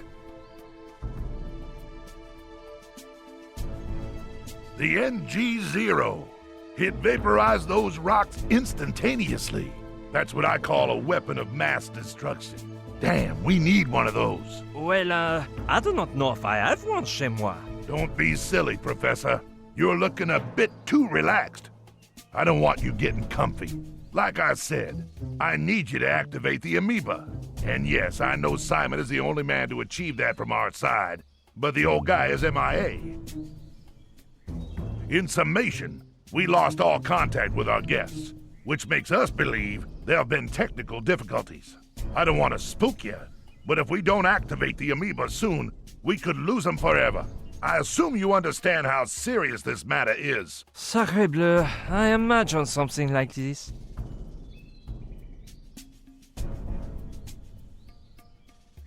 I can't quite figure out your accent, Professor. Louisiana? Moi? But I am French, monsieur. Oh yeah, France. Great generals, the French. Julius Caesar, Napoleon, Don Quixote. Chapman, it's about time.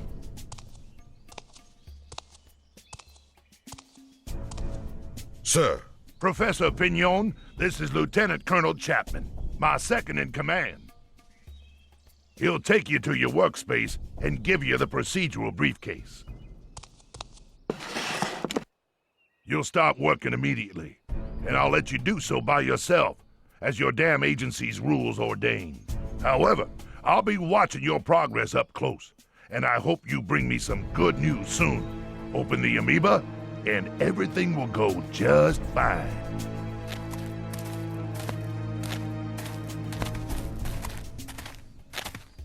This way, Professor. Careful with the stairs.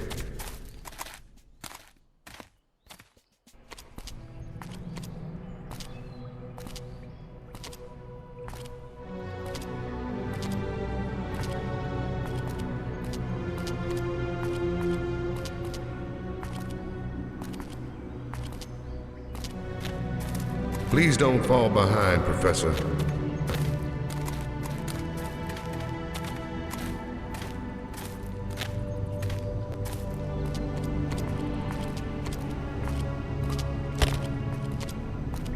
Okay, Professor, here you are. Ooh la la, c'est magnifique. This was the first room the archaeologists excavated.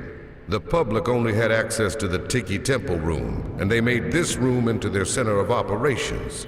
It's shameful the way we evacuated them out of there, and with no prior warning or reasonable explanations. We used to act with decency and honor.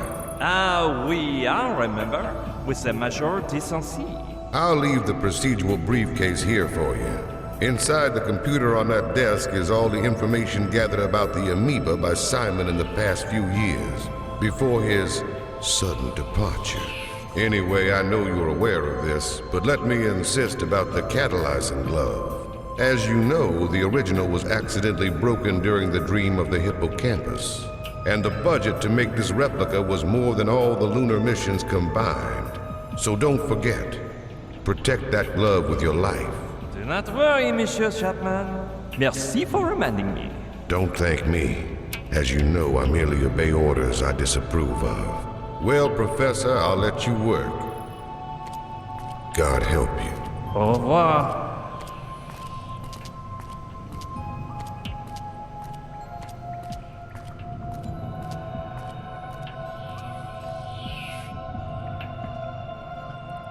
Bizarre persons, Chapman. He's so decent and has so many catalyzing gloves. Plus, he seems a bit paranoid, like he thinks Codsmire. Hey, why do I keep using that French accent if nobody's around? Anyway, Codsmire's got another thing coming to him if he thinks I'm gonna sit here and open up amoebas. As if I had time for games. The important thing is I'm here, and now I'm free to roam around the camp, find out where they're holding Gina, and escape on Knife's motorboat full speed ahead. Watch out, Army. Here I come. I thought we had an understanding, Professor. When you open up the amoeba, you'll be free to do as you wish. But in the meantime, your place is here, in this room. Oh, man. The thing is, I take the 15 daiquiris in the boat, and since there's no lavatory, I have the need of doing le pee-pee. Give it up, Professor. Even though I can see you perfectly, I can't hear you. No? And if I want to the 1-2 punch on the face? I repeat, I cannot hear you. So please shut your mouth and get down to work. Well, I guess this means he can't hear me.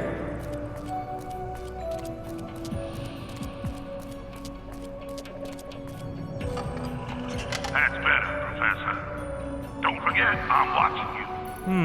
Let's see what I can cook up to get out of here now. And fast, because Pignot might arrive at any moment. I hope Loilani can keep him stalled at the beach. Hey, Loilani? How long do you say it'd take to pick me up? I hope long enough for me to get to know you, Professor. May I call you Pierrot? Yes, but maybe I'd better head for the camp on my own, no?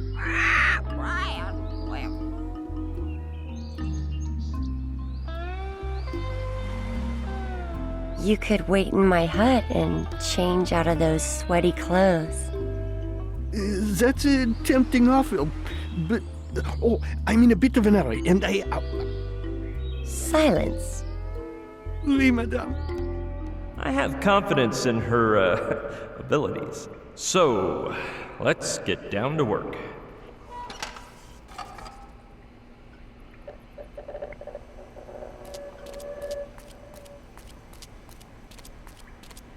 If it's full of cash, I'll have a true moral dilemma on my hands, followed by undying remorse for the rest of my life. It's locked shut, but I don't see a keyhole.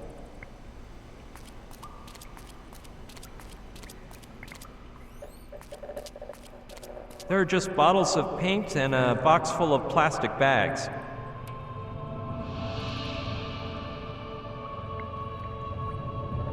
The bottles are of no interest to me, but I'll take a bag. They look strong. 4-ply is my guess. It's made of several ply plastic and zips, hermetically shut.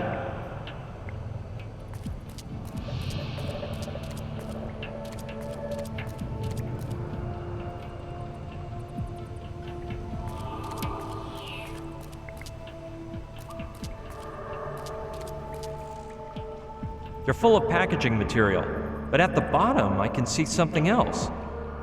A socket cam. It records straight onto an 80 megabyte hard drive, has 18 megapixel image quality, 12 times optical zoom, and allows for montage and editing in the camera itself. A modern wonder.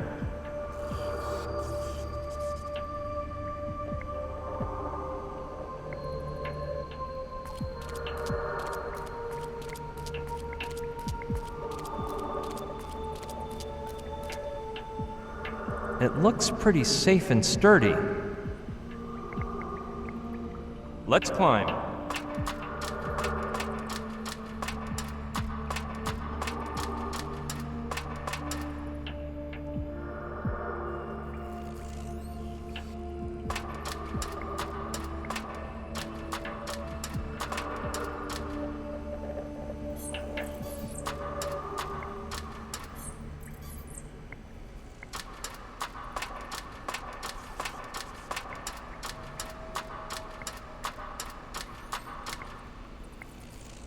Too bad I can't think of a way to use it. I can't think of a better way to set off Kordsmeyer's alarm bells. Where are you, Professor? Don't make me play hide and seek. If he comes in, the jig is up for me. So...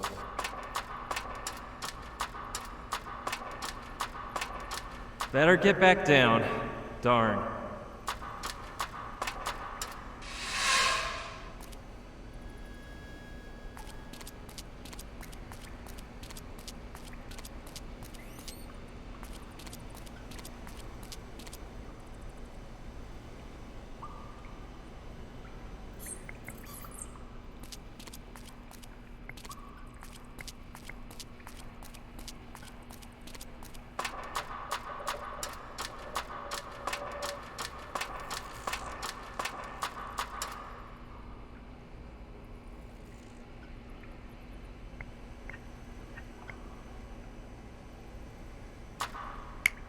Let's see. This is a bit complicated, but since the socket cam is equipped for loop mode playback, I could record myself sitting at the computer for a while, make a loop containing that footage, and play it for hours by disconnecting the cable coming out of the surveillance camera and plugging it into the socket cam. The image Kordsmeyer would see is almost the same one he's getting now, so he'd never notice the difference. In the meantime, I could search for Gina as long as I want. But now that I think of it, there's one tiny problem. The socket cam could fall down while the surveillance camera is moving, and my plan would end up thrown for a loop. Well, I'll keep the plan on the back burner until I find a way to solve this.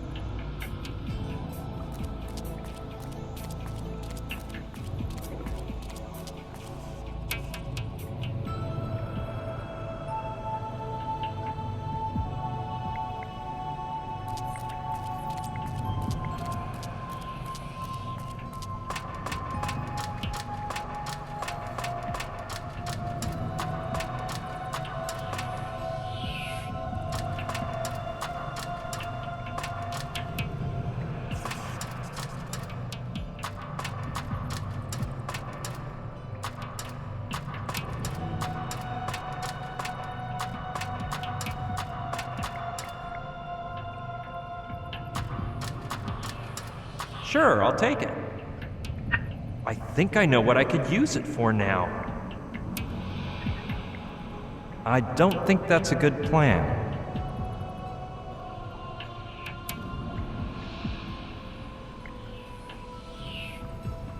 I'll have to choose just the right moment so that Kordsmeyer doesn't notice anything. Here we go. I'll put the camera in place using the tape and start my performance.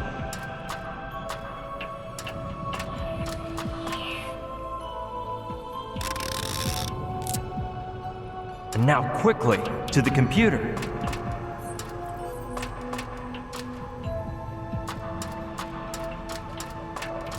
I think this 5-minute recording should do the trick. Now I just have to put it in loop mode so that the recording plays for hours, and then plug the surveillance camera wire into the socket cam.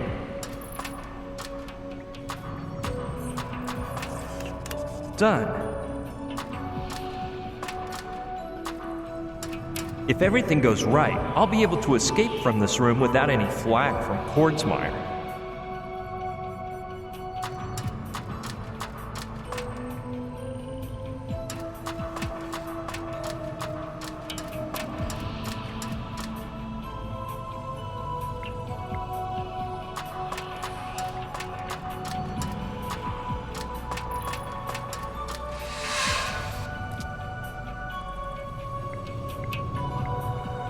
It leads to a small room that hooks up with the outside of the ruins.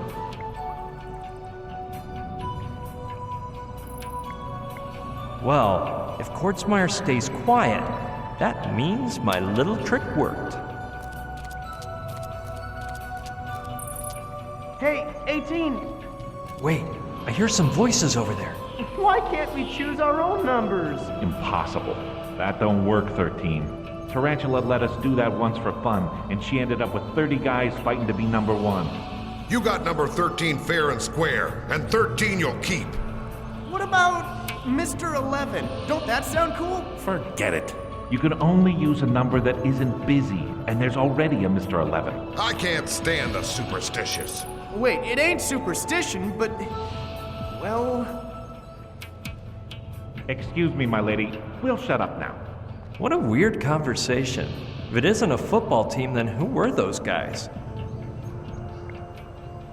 There's probably a crushed soldier against the door, but I'll give it a go. Since we're all wearing uniforms and goggles, I can fool Tarantula if I tell her I'm... Well, if it isn't O'Connor, great. That'll make things easier for me. No, Caddy, the audition. Don't you remember that application form I sent in? And that's not all. I climbed a palm tree, too. Several times. Well, more than once, man. That's what several means, doesn't it? S-E-V-V-R-U-L. No, several, which means 2 or more. No, that's not it, Caddy. The thing is, I like to read. If you followed my cue, you might get a tryout yourself. Bonjour, Monsieur O'Connor. Gotta go, man. Duty is calling. Call me later on Channel 5. Professor, you're gonna get me in big trouble. The Colonel has told me I'm absolutely not to let you out of here. Tranquille. Right now, Monsieur Kotzmauer is seeing my hard work in the control room.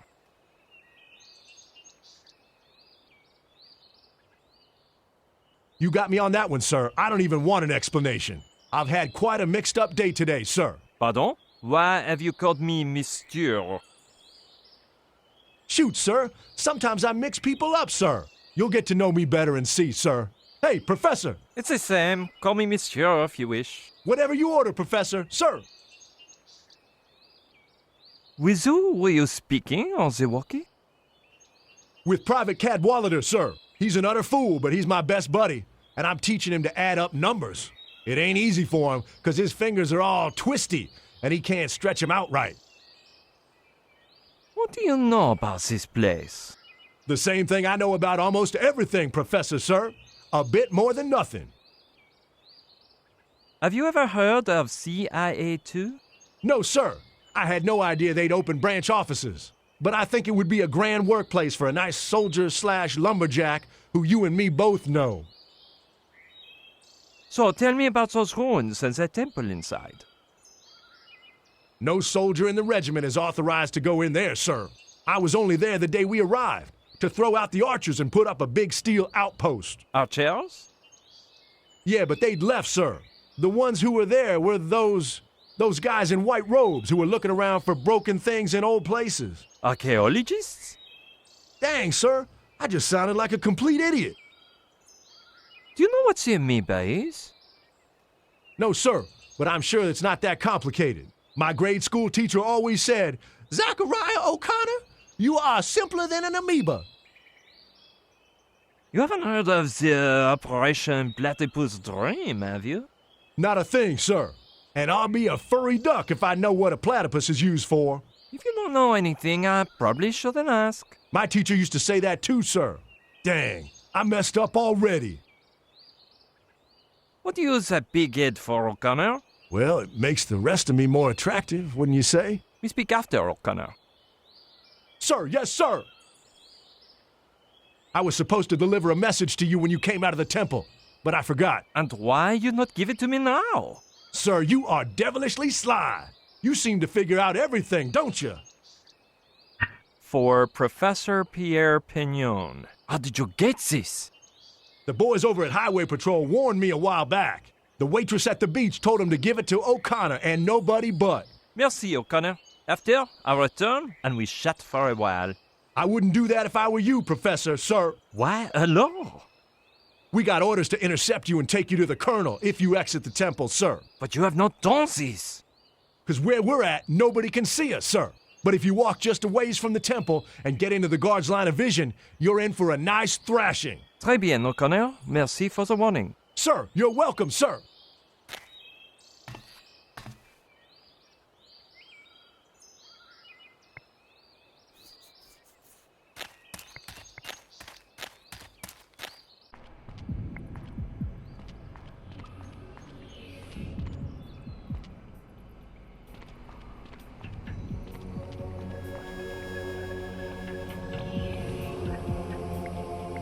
I think there's something inside. I'll just open it up. A ring. Wait, there's a letter too. Dear Kaimi, the strange object I'm sending you belongs to the real Pignon. I noticed he refused to be separated from it for a single moment, so I assumed it was something important. He's asleep right now, but when he wakes up, he'll want to go toward the camp, so hurry up. Your friend always, Loilani. P.S. Don't even ask how I got it off of him. This girl's amazing. I'd give anything to know how she's keeping Pignon there.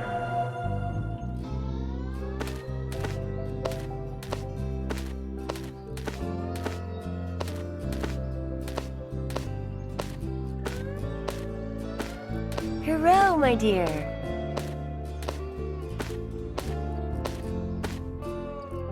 Ooh, I can only imagine. Though knowing Loilani, she probably just started talking about her ex-boyfriends, and he fell asleep out of sheer boredom.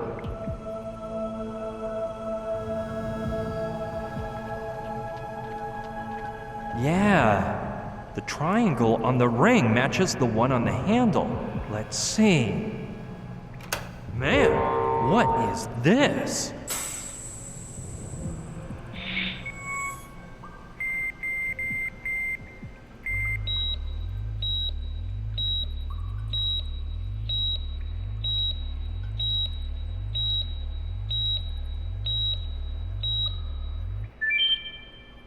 What a neato briefcase. I'd have to be low on street smarts not to ransack this baby. A pair of sunglasses, a card that was just activated, a glove made of, I'm not sure, it's like glass, but it's soft at the same time. No doubt about it. That must be the highly valuable catalyzing glove Chapman told me about. And hold your horses, man. This has got to be a neuralizer. I saw one in a movie and they used it to change people's memories. I heard they actually existed, but they never sold any at the mall. Well, that seems to be everything. 13.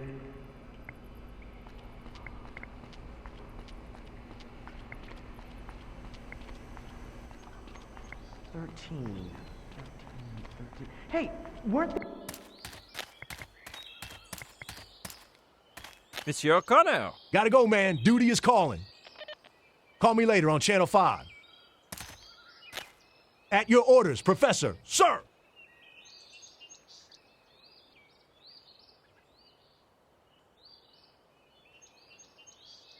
You haven't shown anyone the envelope you gave me, right? Sir, no, sir. The girl said to give it to you and you alone, and that's what I did. Tout bien, Monsieur O'Connor. I'll leave you alone. Yes, Professor, sir.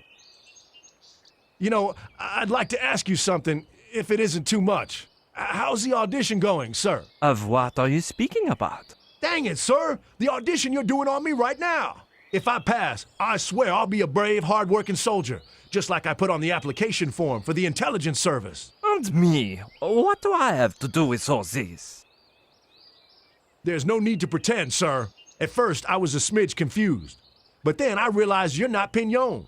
You're the policeman disguised as a civilian who interrogated me at the beach. And when I saw your intelligence colleague with that envelope, I said, Zachariah, that officer has come here to scout out your talent. So don't mess up the audition. You talking to me about the CIA was the humdinger, sir. So, how is it that you, of all people, recognized me?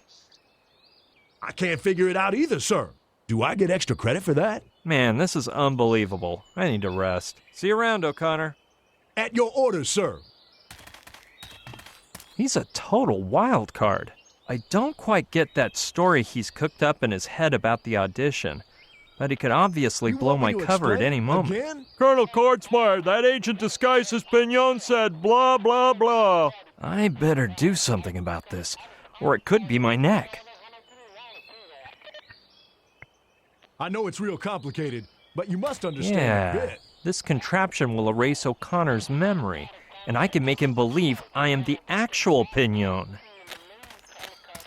Listen Better up there, put on the Caddy. sunglasses to The make thing sure the is blast that the doesn't girl in the neuralize poster is me, gonna get too. married, but she Soldier can't, O'Connor, 'cause her dad's stare a at kung this fu object, master gone please. bad. Gotta go, man. Duty is calling. Call me later on Channel 5. Sir, yes, sir. Listen carefully. This is not a test, and I am not an MP. My name is Professor Pierre Pignon, and any memory you have to the contrary will now vanish forever. Oh, and from now on, you'll read no more weapons manuals, just Barbara Cartland romance novels.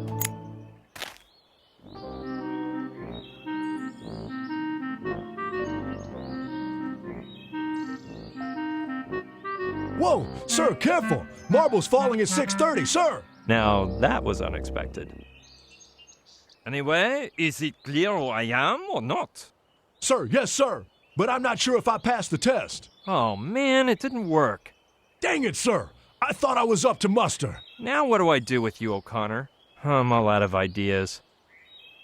Do what you will, sir. I shall accept my punishment with honor and valor, sir. Wait a minute. Soldier, I'll give you one more chance to pass. Your task is to keep your mouth closed tight, and not to tell my true occupation to anyone, not even Kortzmeyer himself. Sir, thank you, sir. On my honor as a Marine, I will not let you down. Just my luck. For once I get to use a neuralizer and it turns out to be a worthless model. I guess these marbles are what make the neuralizer work.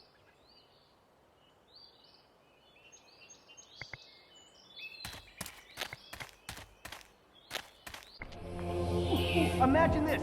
13, the Tiki Justice Maker.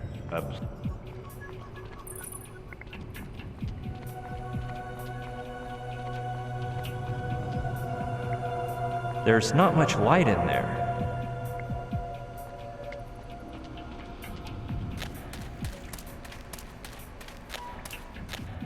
Hey, what is that? Could that be the amoeba Kortzmeyer's so uptight about opening? Must be something mighty special, because it's protected under a cube of glass like a museum piece. A ball with 3 holes in it. A bowling ball? I don't see what interest the Army could have in a primitive bowling alley, even if it's the archaeological find of the millennium. The cube seems solid, and though it looks like glass, it's hot. In some way, this all reminds me of a petrified mosquito in a piece of amber I used to carry around as a good luck charm. I'm sure of one thing. It's not a peephole. It's too narrow. My pinky wouldn't even fit. Like an ATM machine? Well, the size matches, and weirder things I have seen.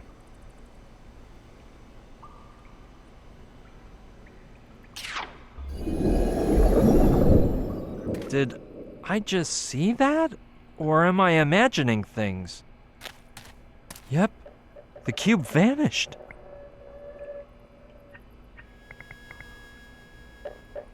Doesn't seem too logical, but 3 holes? 3 marbles? What the heck?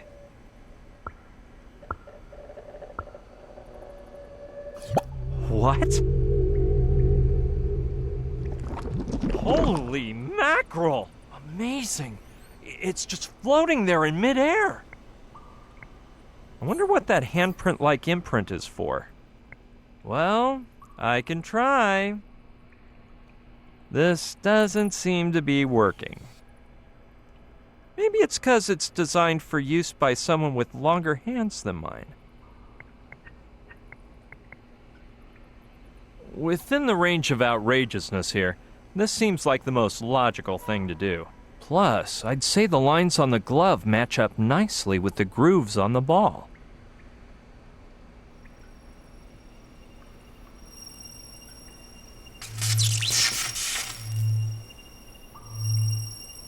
What the heck? It's as if two things had formed.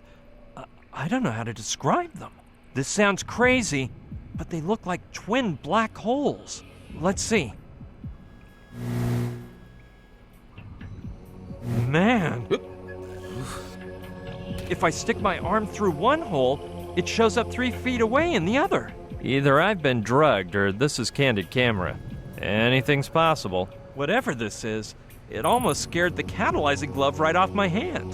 And it looks so fragile, it probably would have shattered to pieces.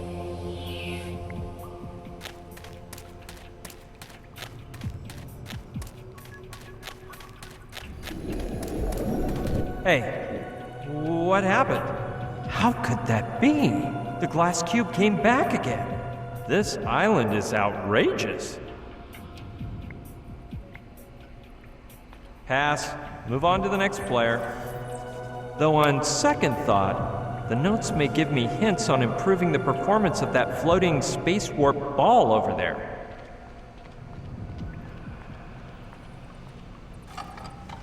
Each of these docks is longer than the Baroque trilogy. I guess I'll have to tap into my speed reading skills.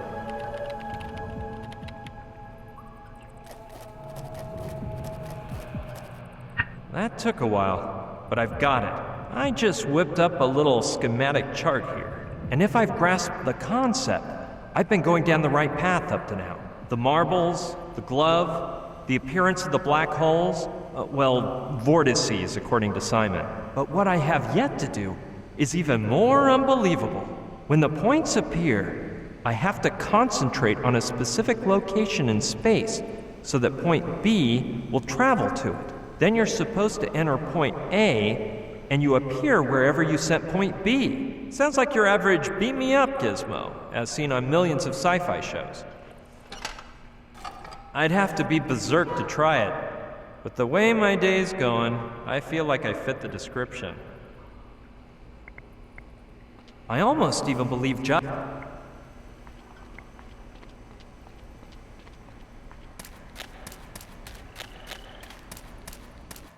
Damn, that lame cube again.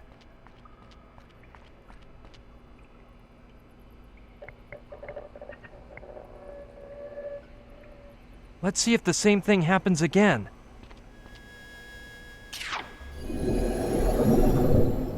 Hey, I knew that once I figured out that trick, life would be simpler.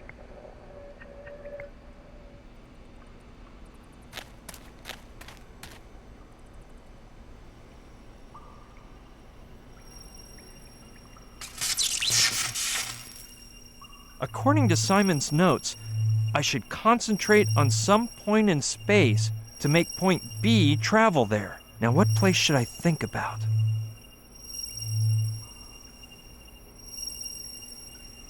Yeah, it wouldn't be a bad idea to check whether the motorboat is still there, and make sure Joshua isn't up to any shenanigans. Well, at least not up to anything that's highly damaging. Neato! I can feel something. I think it's working.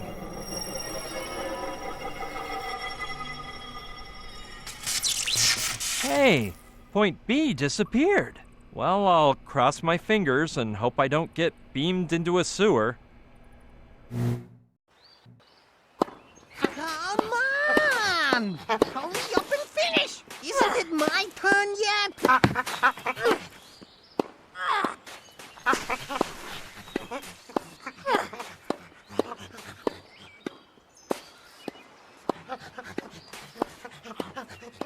Ooh, that must hurt.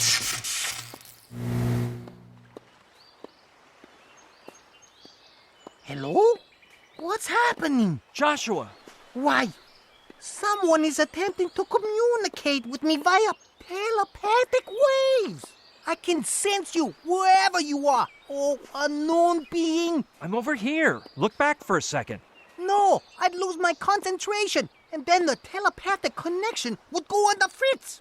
From what planet, nebula, or cosmic dust bunny do you speak to me, old being? Oh no, here we go again. It's me, Brian. Brian? Since when are you into telepathizing? Actually, I don't know. And if you look back... I thought I noticed something in you. You're not bad for a novice, but your signal is weak. There's a lot of static, as if someone were wringing your neck. Whatever you say, but please, do me a favor and don't move, because I'll be back for you at any moment, and we'll zoom out of here on the motorboat. Oh, and one more thing.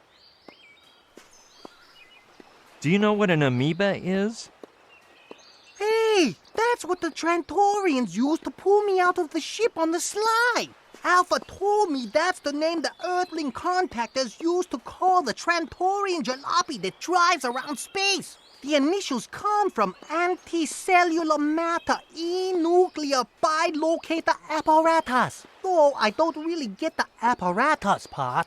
It's more like being beamed up, but cool and without getting mosquitoes in your teeth. The bad thing is you can only go to places where there's Trantonite, an ultra-powerful material found only in energy stones and Trantorian belts. The trick lies in putting all your body cells in a single file line so that they can jettison through space really fast. And then they get put back in order, right where they were. Boggles the mind, huh? Anyway, its inventor, a shifty but intelligent little alien, based his ideas on enucleation theory and the anticellular Pitokius, the monogloth of which, on the shimmy scale, is... Amazing, but true. If I'm not wigging, I think I've got the ideal escape plan for when I find Gina. God, I couldn't take one more second of Joshua's nonsense. But I doubt he'll take my sudden departure the wrong way. He'll just think the telepathic network blew a fuse.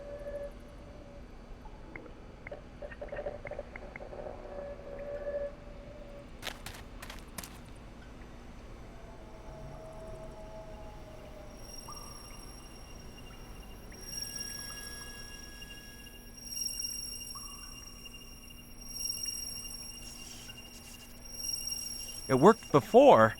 I hope I can do it again.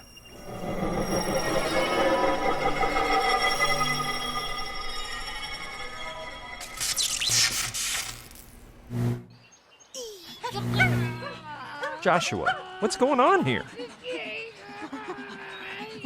Brian, I can't telepathize at this exact moment. I'm operating on a boy. Boy? Little demon is a lemur. A lemur?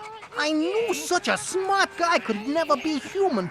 Well, it turns out the paddle slipped out of the other guy's hands, flew off and got stuck in this poor thing's teeth. It was a tragic scene, but luckily I was on hand. This kid brought me a couple of packages filled with molar repair gadgets, so here I am trying to remove the paddle. Oh, you're familiar with dentistry? Not a thing. But we geniuses take advantage of our inquiring minds.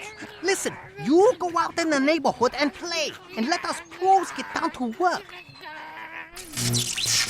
He needs to be banned from entering any wildlife preserves.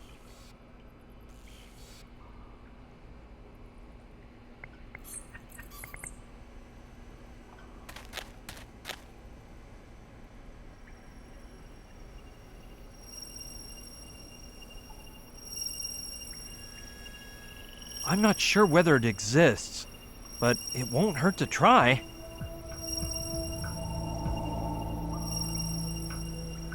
Huh, it doesn't work. Yeah, here we go.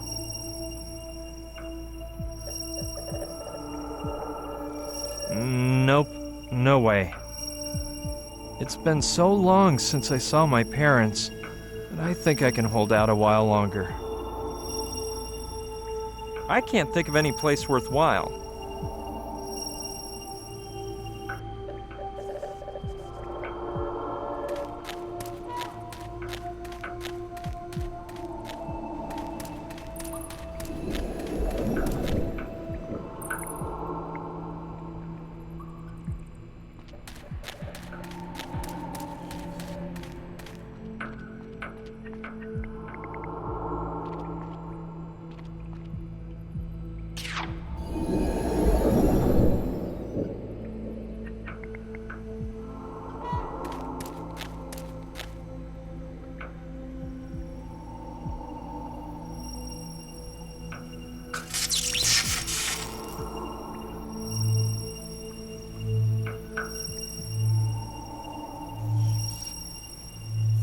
What sick mind came up with this? It wasn't me, that's for sure. Now, how would I know where that is? Let's hope Joshua's completed that advanced paddle removal on Little Demon.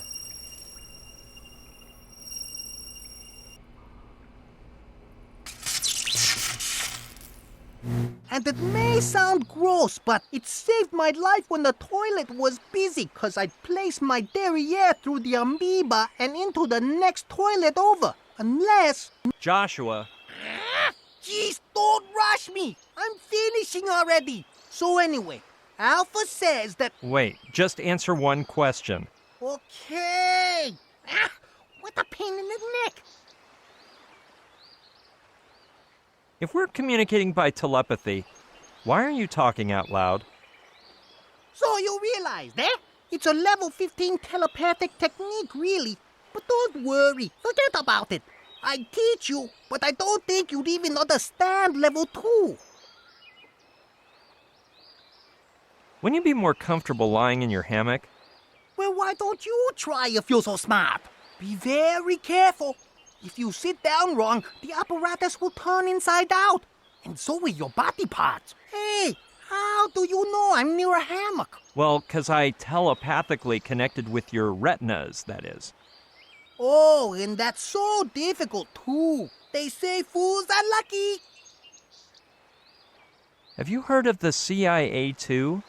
Yeah, I think I've heard something about them. They're a gang of Earthlings who aren't as dumbstruck as most, who keep in touch with Trantor. Did you know the average retarded Trantorian's IQ is 176.8 times love in the first degree? It's actually quite obvious, since you could fit the unplugged version of the Encyclopedia Britannica in one of their big fat heads. Well, as the old scientists with the perpetually bad hair, they used to say, he needs to be banned from entering any wildlife preserves.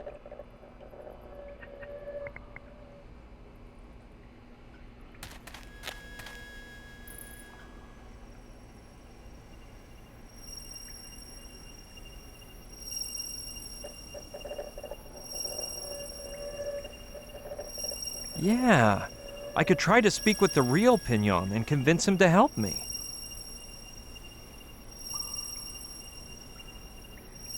But no Pignon, no Loilani, nothing.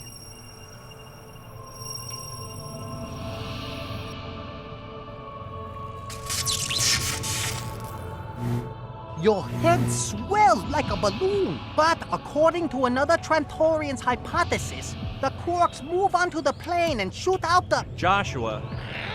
Jeez, don't rush me! I'm finishing already! So anyway, Alpha says that... Wait, just answer one question. Okay! What a pain in the neck!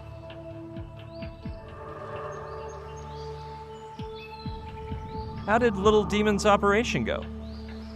Joshua never messes up, Brian.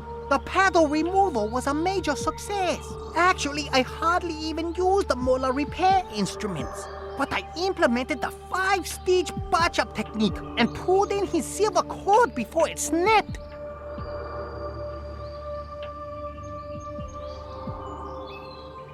Did you lend me the dental instruments you used on Little Demon? I would, but you know how weak my telepathy is when I try to work with material objects. I could never do it, but you're a genius. I bet if you concentrate hard enough and throw the instrument straight up, you'll break the time-space continuum barrier and I'll catch him.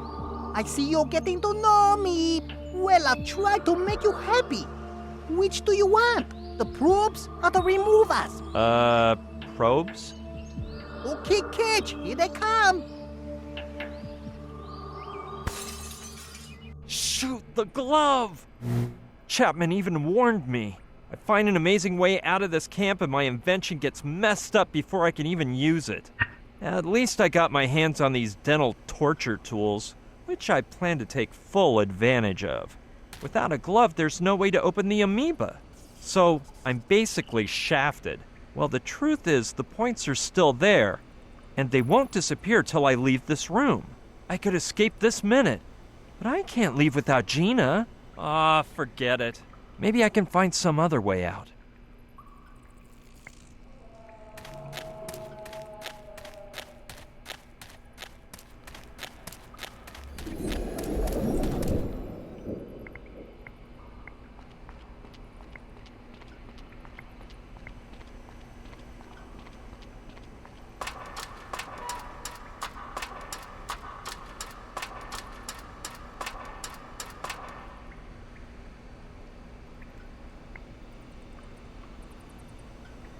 That is the largest tiki I've ever seen.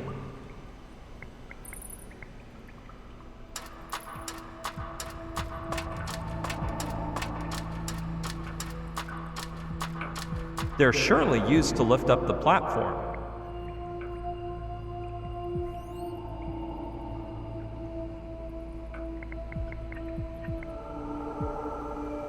That doesn't sound like a bright idea to me.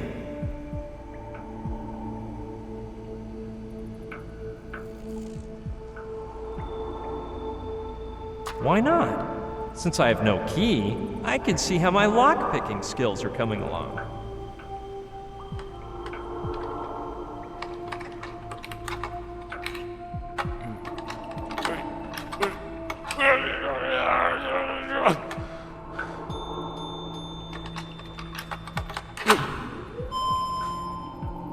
Bingo!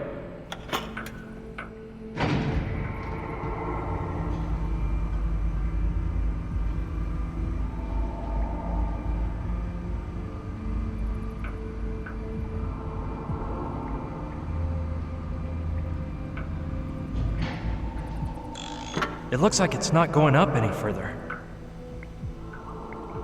It's comforting to know that while I stroll about, the camera's keeping Quartzmeyer fooled.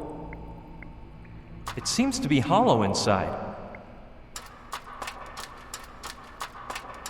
Doesn't seem too hard considering the increase in my skill set throughout this adventure.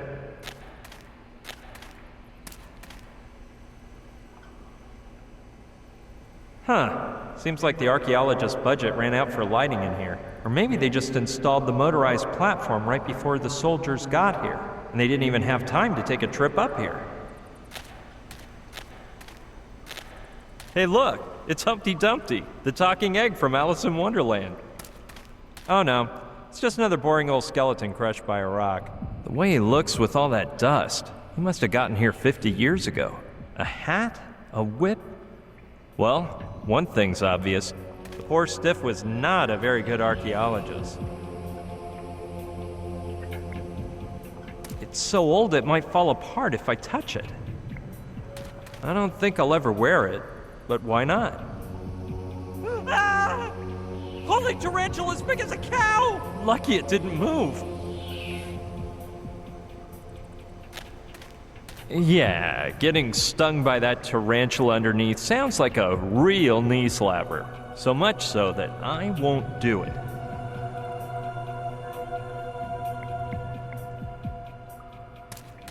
It must be a good one, because he kept a firm grip on it. It's actually in quite good shape. Hope it's luckier to me than it was to him. You work your fingers to the bone, and what do you get? Bony fingers. I don't think the man would get the joke.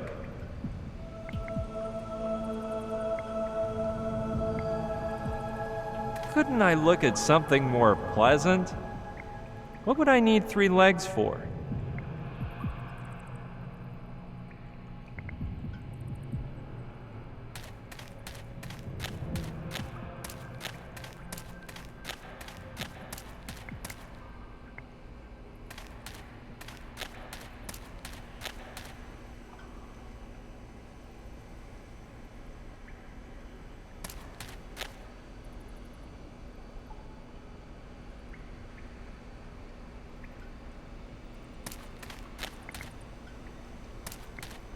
The strap is caught under that big ball. I don't know if I could get it out of there, but it's such an antique, it's probably useless anyway. What I will do is search inside to find something special. A bottle full of dust. Let's read the pretty label. Stenchazole, 'cause everybody hates snakes. Sounds like a home consumer club special. Let's read on. Genuine miraculous stenchazole with a formula based on the age-old recipe created by legendary Dr. Jimmy Snakeslayer Canyon. The enhanced formula contains 13% more anhydrous sulfur and sulfuric acid, potent noxious odor stabilizers. Therefore, the pestilence from just one bottle of genuine stenchazole keeps your home free of reptile invaders for weeks on end. Purchase now to obtain the vermin repellent recommended by the Royal Agglomeration of Adventure Seekers and the Kensingtonshire Homemakers Union. Not available in shops. Warning: once open, do not breathe at a distance of under 100 feet. Extremely malodorous vapors may cause irreversible damage to some users' olfactory glands.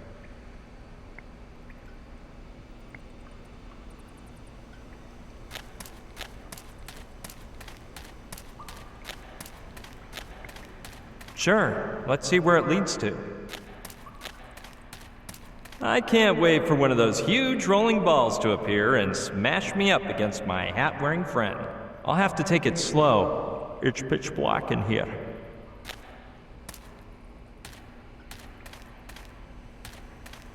There seems to be a little light over there.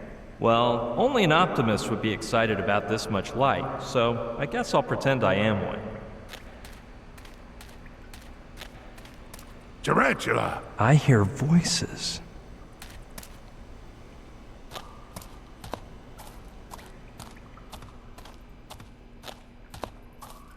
Did you come for John Doe's clothing? No, I'll send someone later to take it to the lab. Right now, the scientists are too busy with the Trantonites he brought us. Have those dumb items he ordered been delivered? A while ago. As soon as they were taken to him, he put on the soccer uniform, drank 2 cans of onion soup, and lay down to watch a TV movie. It was quite a disgusting scene. What about Pignon? I didn't want him to see me. He thinks I'm watching him like a hawk through the surveillance camera. It's better this way. I need results, and I don't want him losing focus for a second. Something doesn't add up, Nathan. If what you want is NG0, why didn't you make Doe bring it, instead of those rocks? Trantonites, doll. I wanted our contact to be someone else. But Doe is really just the chef, and it would have created suspicion if he droned around the NG0. That's why I thought of the Trantonites. Simon said they weren't controlled by any security systems. Some poppycock about how Trantor, its inhabitants, and Trantonite are all the same being. Their existence, therefore, depends on those rock things, which none of them would even think of damaging. Except for Doe, right? These 40 years in the service have taught me the world's full of embittered sourpusses, and it ain't hard to turn them into traitors. Finding Doe was just a matter of time, just like now. Ha! As soon as Pignon activates the amoeba, we'll go in through the NG0. Without their Trantonite, they'll be so weak we can mow them down. And then... Then what? You'll do as with Doe? You'd betray your own people and act behind the president's back? Negative. I'll protect him from himself. I'll clean things up and get rid of the sissies who are using him. Wimpy hamburger-devouring civilians who don't have the balls to grab a machete and cut the bull's head off. What the heck? This country was founded by generals, by soldiers. Calm down, little soldier. I'm with you. As long as you keep paying me what we agreed, that is. Tarantula, I've got some news. We think that spy is around here, in the camp. The signal ain't clear, but we're trying to zero in on him. Damn that 2-bit civilian. Mobilize everyone. Let no one sleep until we catch him. Ha! He's walked into the wolf's den. No doubt about it. He's in cahoots with that parachute girl. Gina! So don't repeat the same mistake as this morning. She jumped out over the lake. She had to be eliminated. She should have been captured and interrogated. Well, you can just forget about her. The underwater camera recorded footage of the girl sinking to the lake bottom. She's not talking to anyone anymore. No, it can't be. Gina can't be dead.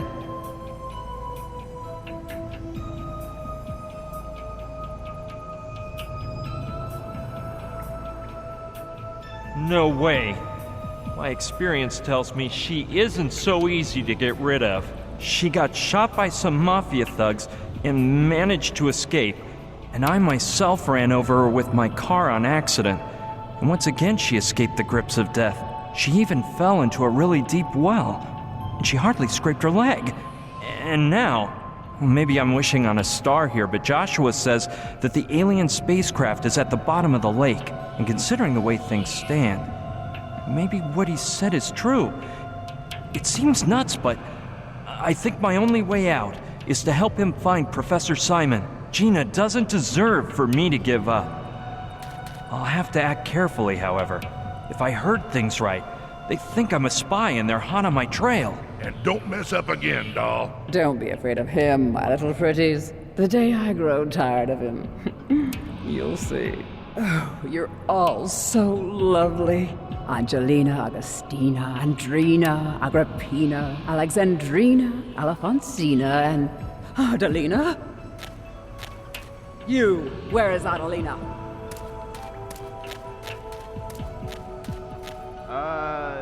I don't know anyone named Adelina. Amateurs. I stop for 1 second to speak with a colonel and you lose a 20-inch long tarantula.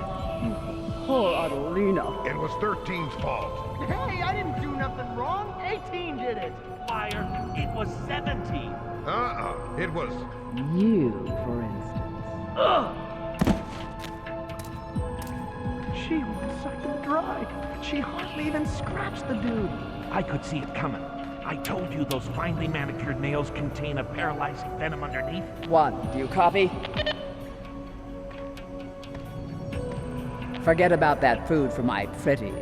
I just came across 180 pounds of feed, but it's too fresh for their weak stomachs. You know what to do. Hey, I thought spiders ate insects. Normally they do, but these have been raised on decomposed flesh. The worse it smells, the better.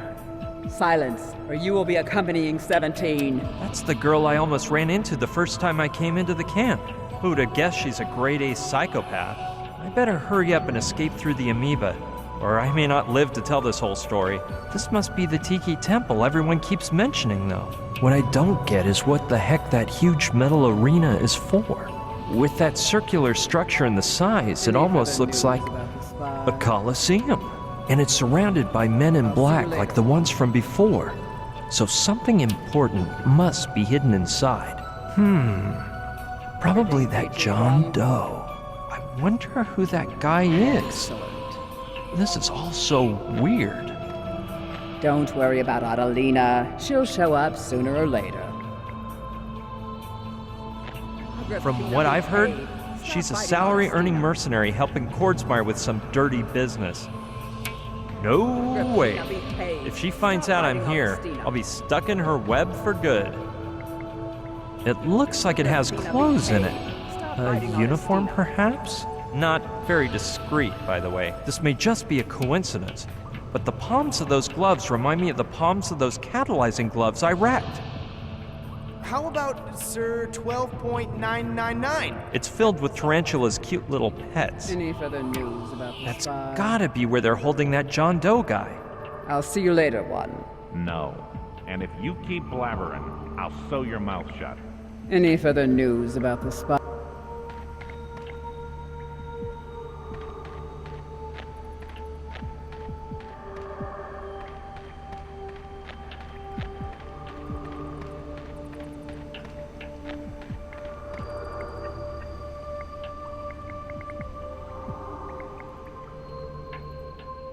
This bag is so strong, I'd be surprised if the tarantula could gnaw its way out.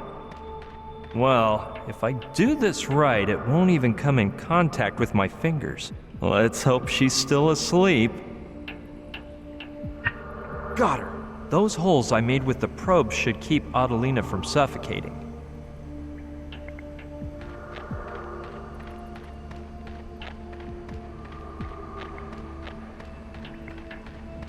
Here goes.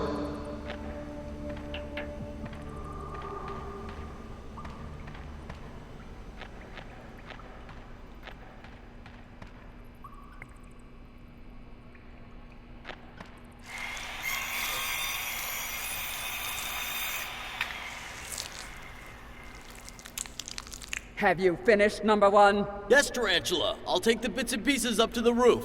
With all this sun, they should be ready in just a few days. Remember, it has to smell truly vile in order for my pretties to devour it like gluttons. They're just particular that way. And remember, once you find that spy, get everyone looking for Adelina. Yes, ma'am. Tarantula. Did you hear that, my pretties? You'll soon get a waft of that pungent odor that drives you mad. And then you'll have a true feast. You'll just have to be patient a little bit longer. 13 elephants sitting in a tree. K-I-S-S. Of course. The spider will run out, Tarantula will follow it, and I can go grab the glove. Wait, what am I saying? How could I be sure the spider won't make a beeline for the terrarium? Darn, I'd better forget it. Oh, shut up. We're working. I don't think that's a good plan. But hey, you sure 77 wouldn't look better on me? Negative. It'll never pass.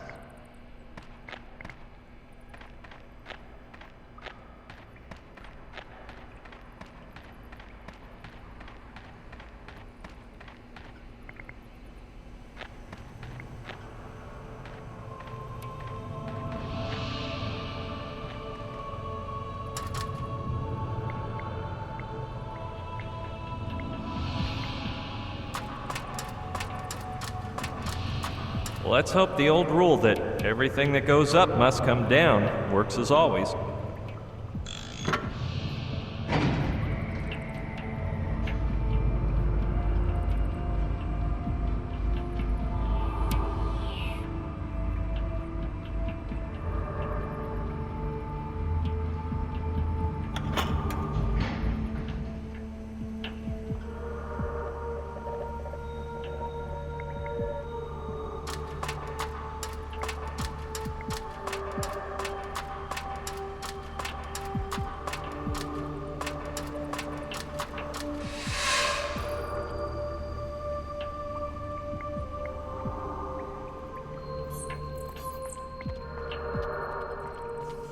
Hey, I'm sticking with number 13. Sure, let's take a peek.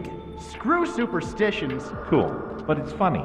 Did you know you're the 13th guy nice to be stairwell. called 13? Wonder where it leads. There's a couple guys up there. What about 88?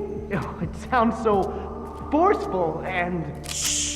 Who goes there? Bonjour, messieurs. It is moi, the professor. I can't stand professors. Exactly. Whoever you are, where do you think you're going? I was just stretching a bit the legs on the... Listen up. You go up one more step and you won't have any legs. D'accord. I will be leaving. Hey, we really spooked him, huh? And, what happened to the other 12, if I may ask? Damn soldiers. That black uniform strikes me as odd, too. It doesn't look anything like the ones I've seen before. I don't know. Maybe they aren't soldiers, but they're sure watching that entrance like hawks. So there must be something interesting inside. Yes. You saw what happened to 17.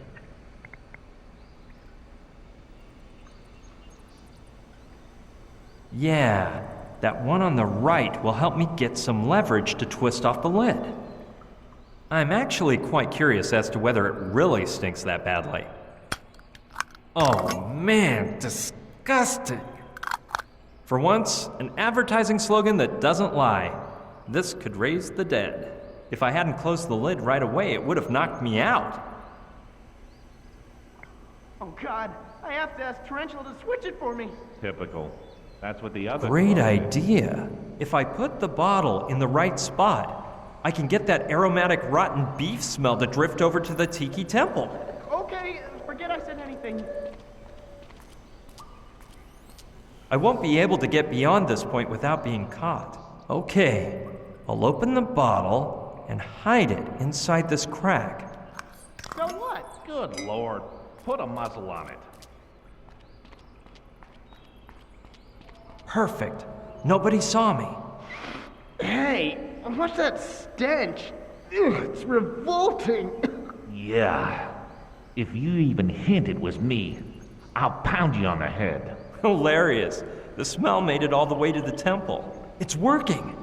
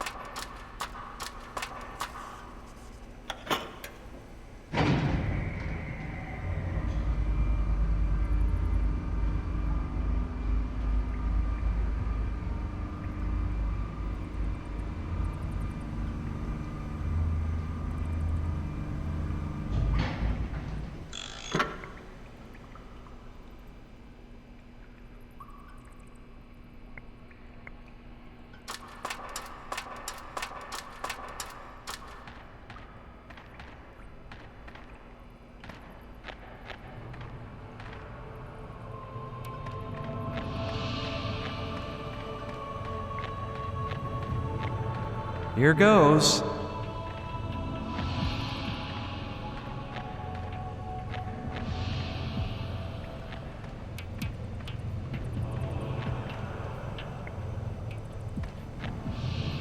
Don't worry about Catalina. She'll show up sooner or later. Sure, that plan should work, and Catalina will run in the right direction. Even I can smell where that icky stench is all emanating from. Let's just cross our fingers and hope everything works out. Come on, Catalina. Use that keen sense of smell and head for that aromatic delight. Hey, a spider! Catalina! Stop her! Yikes! She crawled into that hole. Move out of my way, you amateurs! Now's the time. I better hurry if I don't want those goons to catch me down there. Catalina, my lovely!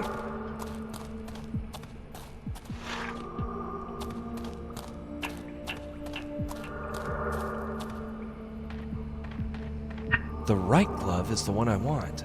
Good. Now, wait, I heard something. It's Quartzmeyer. Tarantula, is Pignon here?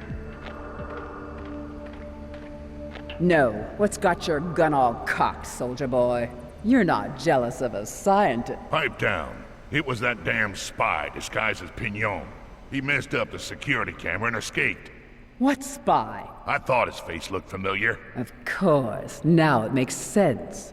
A while back, my men told me that the spy was here inside the ruins according to the signal. I couldn't imagine such a system breach, so I told him to fix the locator system. So, if he's not in here, he must be in the other room. Come on, doll. Let's go swat him. Damn, they caught me. Hey, wait! My twins!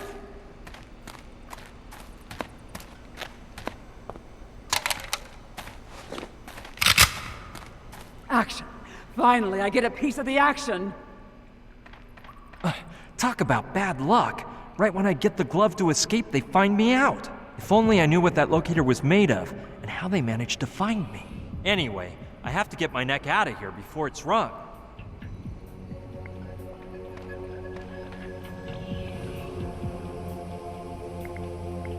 That's the one Tarantula was using. She left it behind when she grabbed those two big guns. Yeah, not a bad idea. Maybe I can overhear the info I need to escape. I've gotta hurry and keep those men in black from seeing me.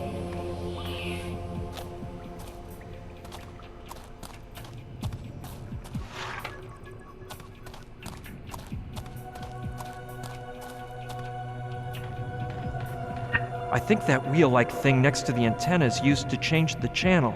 Unless it's a walkie canteen, which I've also seen on the market.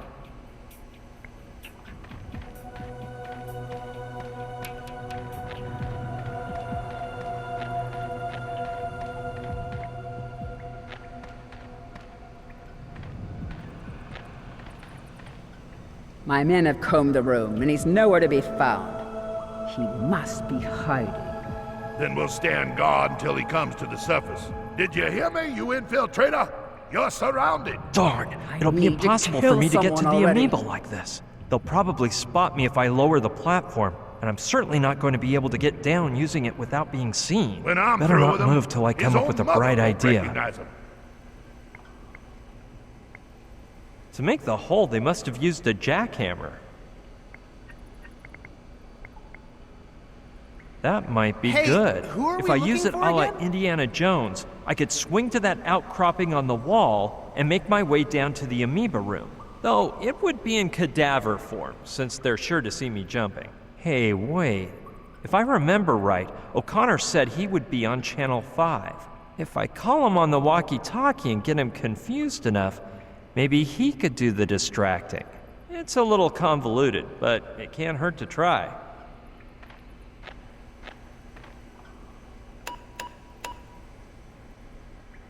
O'Connor, do you copy? Gosh, Caddy, you are one royal pain. Soldier O'Connor, it's me, Colonel Basco, your intelligence service examiner. Oh, sorry, sir. I thought you were a moron. Whatever. I just wanted to say you've passed all of the test stages satisfactorily, except the most important one. Oh, man, I meant this moron friend of mine, sir. Just listen. You are to enter into the ruins screaming, "My colonel, Professor Pignon, has run off toward the lake." I'll hop to it, my colonel. Run, soldier, run! Where in tarnation's he gone? Calm down, Nathan. He'll turn up sooner or later. Pignon has run to the lake, my colonel. Follow me. Down we go.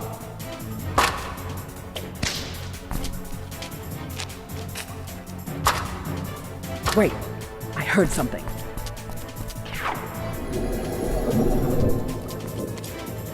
Come on, come on, come on!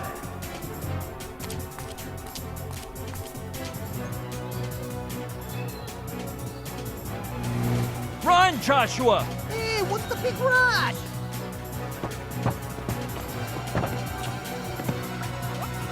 Joshua! Hold on tight!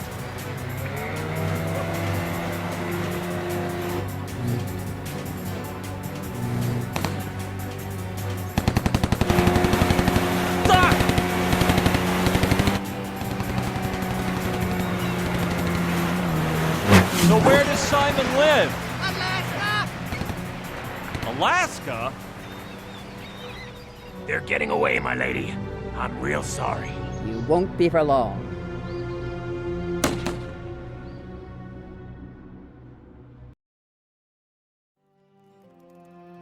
Brian, if anyone else were telling me this, I'd never believe it. Me neither, Sushi. The whole part about the amoeba is astounding. No, I was talking about Joshua. How could he be such a klutz? Sometime I'll tell you about the mess he made in our room.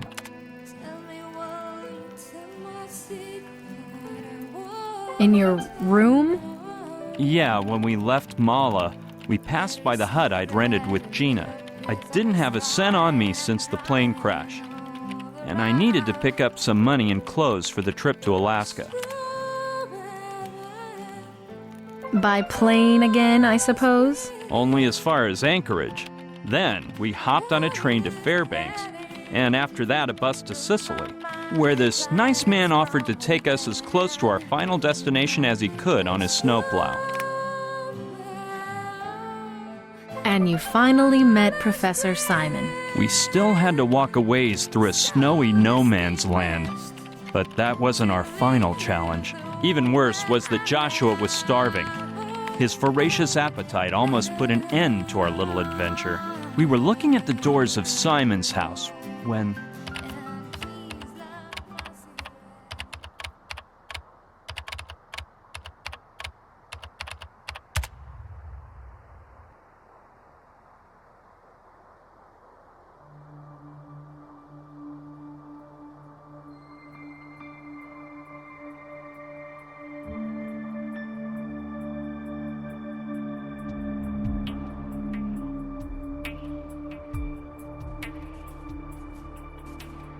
I'm famished! We're almost there. Professor Simon will give us something to eat.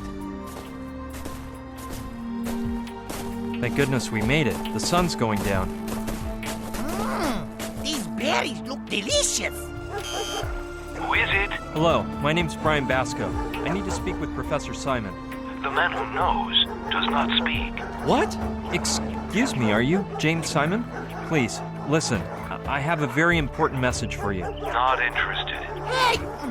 I think I forgot to mention you have to say a password before I let you in. A password? Of course you didn't say anything. Let's see. What could that darn password be? And quit eating those berries. They could be poisonous. Hey, leave that alone and tell me the password once and for all. You see, Professor Simon will say who knows what about the man who knows. And you have to answer him. Yes, you must tell him.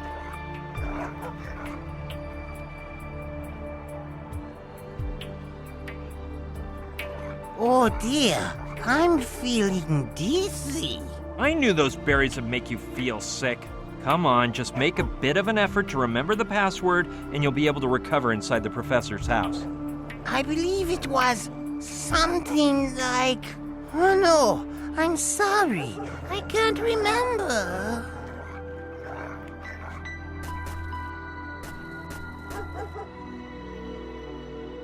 It's all right, calm down. When we were coming up here, I saw a shelter by a lake. We'll go up there, and I'm sure you'll remember that password after a bit of rest. Come on, I'll help you. Joshua, the fire is already lit.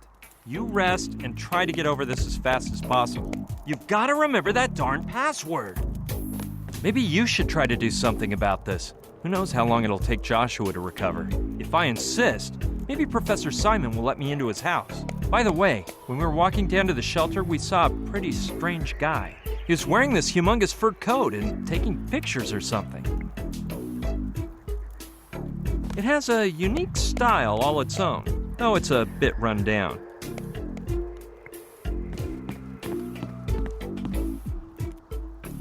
Nah, they're ancient and grimy. The corks would probably disintegrate, and I couldn't open them right. I'll take it, but I hope I don't have to use it on anyone. In that condition, it may not cut anyone, but it'll give them a nasty infection. With that pile of firewood I stuck in, it should keep burning for ages. Not necessary. The fire's burning quite nicely. Cool item. Granny used to have one just like it. Okay, if there's any oil inside, I might be able to use it. Looks like it's not full, but there's a little bit inside. I'll take it. It looks like the ideal log. Not too wet and not too dry.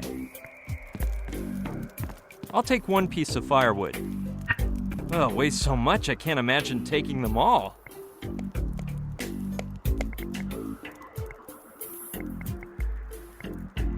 I'm not surprised he communicates with aliens. With that bizarre face, I have a hard time believing he's even human. He is like totally out of it. I'll have to find some way to make him come to. Maybe a good slap would do the trick.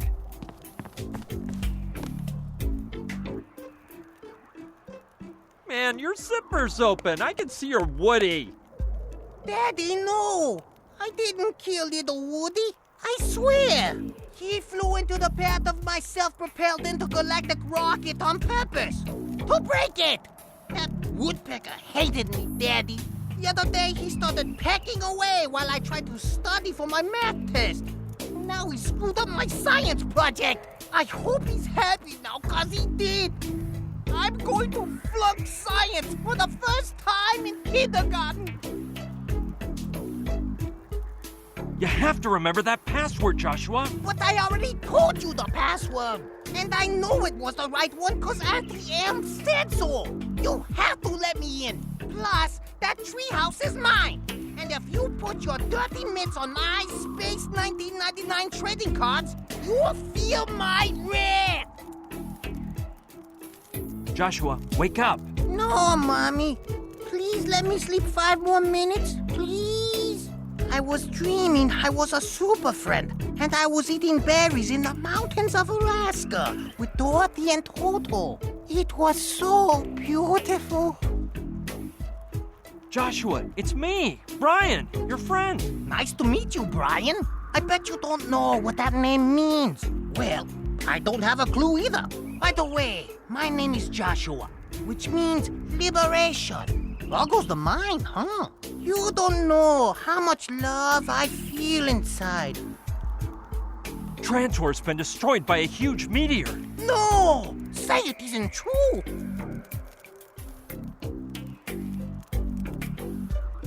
Yeah, and the berries contain trantonite, which took away your superpowers. Brian, what you are saying is scientifically impossible. So stop making things up. While I am flattered that you think I have superpowers, you must be wrong. My superior smarts weren't created by any supernatural device. That's just due to the bubbling mix of supercharged genes that gave me an extra large brain. Now, I won't deny that Trantor has sublimated my ripped mental muscles, but I've been a genius since I was a kid.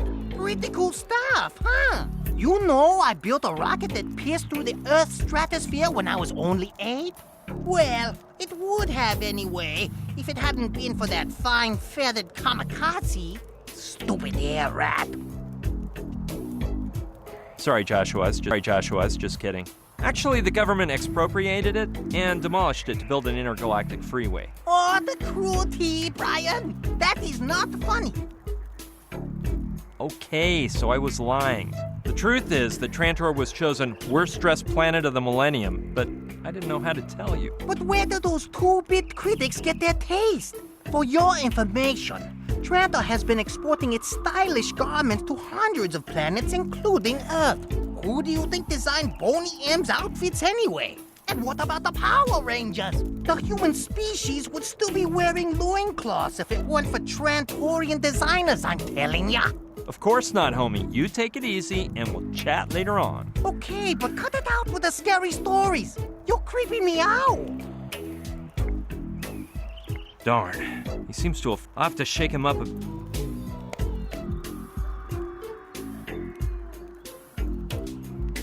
Joshua, it's me, Brian, your friend. Nice to meet you, Brian. I bet you don't know what that name means. Well, I don't have a clue either. By the way, my name is Buggle.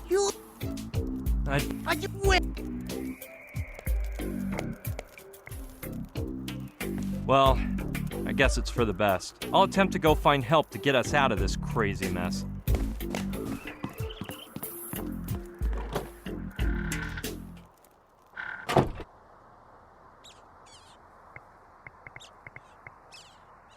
She's a beaut. As soon as this mess is over, I'm gonna buy a pickup just like it.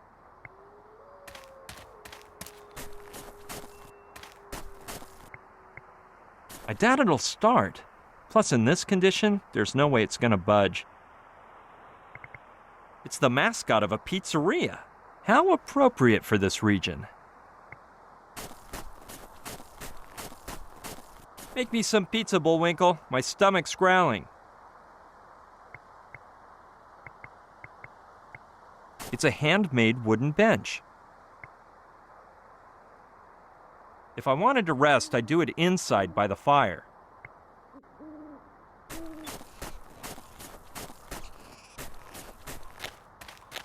I'll go see if I can find the guy I saw coming toward here.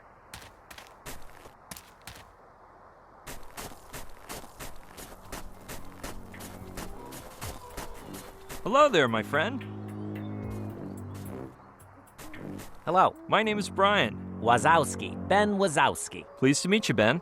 I couldn't stop to say hi before because I had to take my friend to that shelter down there. Yeah, I saw you two. What? So you needed to warm up a bit and you went overboard on the whiskey, huh? No, not at all. He was fine until he ate some berries from a shrub. Some big red juicy berries that look like cherries? Yeah, those are the ones. Don't say another word. I bet he's dizzy, has muscle aches, a hallucination, short-term memory loss. Exactly. How did you know? I've been observing the behavior of bears for years, and I see how they react when they ingest those berries, which they love, by the way. I myself have tried them on occasion for experimental purposes. The effects take several days to pass, unless... Unless what? Salmon. Salmon? Yes, salmon. Eating salmon practically counteracts all the effects of those berries. I myself have experienced it. Well, that's good news. So I just have to get my friend to eat some salmon and he'll go back to normal? Yep, that's it. Well, but there's a little detail you have to know. What? The salmon will only work if he eats it raw. In my earliest experiments, I tried cooking one over a fire with some W ketchup as a condiment and freedom fries as a side dish, but it was no good. Tasted fantastic, but it wouldn't counteract the effects of those berries. At first, I thought there was some difference between humans and bears' digestive systems, but then I got the idea to eat it raw, like a bear. And what happened? It was completely different. It tasted much better on the grill. I meant about the effect of the berries. Oh, yeah, they completely disappeared. Listen, Ben. What's on your mind? Impressive costume. Well, it isn't exactly a costume. It's actually a bear suit, but I haven't finished it. Well, like I was saying, a bear costume. I don't like you calling it that. Makes it sound like it's not serious. Costume sounds like it's for a party, and these are my work clothes. Actually, it has more in common with a camouflaged uniform more than a mere bear suit. Yeah, now that you mention it, you're right. But the only bears with glasses that I can remember were in a fairy tale book. No siree, I wear them because I'm as blind as a bat. Plus, the bear suit is incomplete. I asked the guy from the pizzeria in Sicily, the closest city to here, to order it from the same website he bought his moose suit at, but they sent it without the head. And so I asked myself, what is a bear without a head? I don't know. The extra part of a hunting trophy? No, my friend. A bear suit is the same as a certain death. If I make my way into the pack looking like this, the bears will say, that one there, he isn't one of us. And whammy, they'll pounce on me, rip my head off with their paws. So I have to postpone my plans until they send me the missing head. So, how did you get into bears? I used to play ice hockey on a pro team. You know, we go on a tour throughout Asia every summer. But one day, after a big fight, that left me in a daze. I got sick of it all. I escaped from the hospital, went home, started surfing channels, and without realizing it, I watched a whole movie about a bear that danced with bananas on its head. Afterward, they put on a French movie about an orphan bear. I cried my eyes out. Then, I took a walk to get some fresh air, and I ran right into a billboard that showed a polar bear enjoying a soft drink. I got thirsty, so I tried to go into a coffee shop, but some doormen came out in these strange leather outfits, and they said, "Out of here, man. This place is for bears only." What a world, huh? 2 hours later, I grabbed my suitcases, hopped on a plane, and came to Alaska in search of my destiny. So, have you been living here for very long? Pal, it's been a few good years, but I couldn't tell you how many. Somewhere I have that deed from when I bought the house from the ranger. Maybe it has the date if you're that interested. Seems like a nice place to live, as long as you like being alone. Lonely, you say. No, amigo, no. Bears are unbeatable companions. Much better than most people. Then there's Satch, who brings me pizza once in a while, and we play Parcheesi together. Plus, some folks just randomly show up, like you today. Have you seen that little plaque I have in my room? Some Spanish fisherman who passed through less than a year ago gave me that. So, even though you have your work with the bears, don't you ever get bored? Idleness is the tool of the devil, Brian, and I don't have time for him. The few free moments I have for myself, I spend drinking some beer from my keg or playing the guitar for a spell. Since I know nothing about music, I have a great time making funky noises. About what you said regarding your costume. It's a bear suit, Brian. A bear suit. Those claws on that backpack look pretty realistic. Ah, but the claws are the most important part of the bear. They are used for defense and for fishing salmon during the season when they swim upstream. Well, that's what my book says anyway. I want to prove a revolutionary theory, though. What is that theory, you ask? Well, sorry, but I can't tell you. You look like a nice guy, but who knows if you'll go sell the story to National Geographic afterward. Nope, my friend, I'm sorry, but I can't. Could you show me how to fish like a bear? I'd be delighted to, but I'm way too busy. Plus, I only understand it on a theoretical level, like I said. Practice makes perfect, they say, but my schedule is full. Could I borrow a fishing pole? I could if I had one. But the last time I went fishing, I accidentally pricked a cub in his private parts with a fishhook. I don't think it did him much harm, but boy was he mad. He chased after me till he wore out. We ran in circles for hours around Professor Simon's house. When I got back to the river, my fishing pole was gone. I never saw it again. What really shocks me is your bear costume. There you go again. Didn't I tell you it isn't a costume? What will you do when you finish making the bear suit? What am I gonna do? Infiltrate the group and demonstrate my theory about... No, I better not tell you. Anyway, I'll be joining the den of bears, and they'll think I'm one of them. Will the suit be good enough, you're asking? Well, no. But I can pass it off if I put some bear essence perfume on first. I make it myself. Bear essence? Don't tell me you liquefy bears to make perfume. No, pal. I make the essences using bear droppings. I won't be so rude as to explain all of their bodily fluids, hairs, and the solid waste they produce. But I will tell you, I need gloves and my hockey mask to gather it all up. How many kinds of bear essences do you have? I have essences of newborn cub, she-bear in heat, Republican bear, ferocious bear, Buddhist bear, myopic bear, honey-loving bear, papa bear, the bear by the strawberry tree, an ant-eating bear, a bear with a gastric disorder. Oh no, sorry, I drank that one on accident. Intellectual bear, and who knows how many more. More than the essences? What I like is your costume. But will you never learn to call my suit by its proper name? I have nothing against bears, Ben, but your lecture about them was a little over my head. No, man, don't you worry. We all have our little flaws. Do you know Professor Simon? The guy in the big house up there? Not very well. I've seen him hiking around from time to time, and once in a while I walk by his house, but we haven't chit-chatted much. I think he's kind of a loner. By the way, you wouldn't happen to know the password to get into Professor Simon's house, would you? Password? What I usually say is, "Hey, Chow, I've come for my weekly package." Then I go in, grab the package of bear food the cook makes me, and hasta la vista. You may be asking yourself now, sure, it's for the bears and not for good old Ben himself? Well, it is. It's for the bears, and I can't believe you think that of me.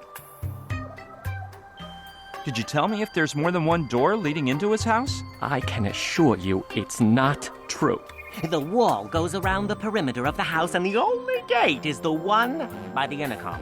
I'm telling you, I went all the way around it with a mad bear in hot pursuit. Behind me. You think they'd open up if I pretended I was you? Since there's a camera as well as the intercom, and it wouldn't be good enough just to say you're me, I get the idea you're asking yourself. Will Ben lend me his bear suit so I can pass for him? Well, let me make things clear. The bear suit is sacred, and I don't lend it to anyone for anything in the world. I think I can sneak into the house if I hide while you talk on the intercom. You had a stroke of bad luck. I only get in thanks to the cook, but I saw him heading for Sicily this morning, like he always does on his day off. And he won't be back until at least tomorrow morning. Getting back to what I was saying. Yes? Forget it. Get back to your work. Okie dokie. You know where to find me. If you don't see me around here, it's because I'm at home. You'll recognize the house. It's a typical ranger's cabin, raised several yards off the ground. Come by whenever you want. That way, you can try my homemade beer. Thanks, Ben. See you around. Okay. What an unusual plant. I wonder what it's called. I can't take the whole plant. I'd have to uproot it and kill it. But I will take one leaf. I'll take it to my pal Rutger. He'll think it's way cool.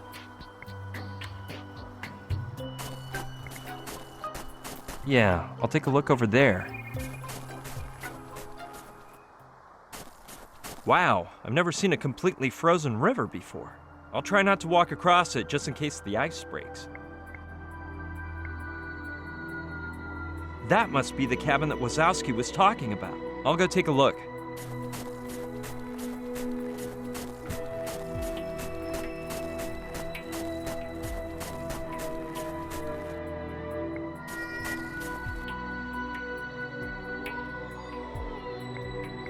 It leads up to Wazowski's cabin. I'll just take a quick glance inside.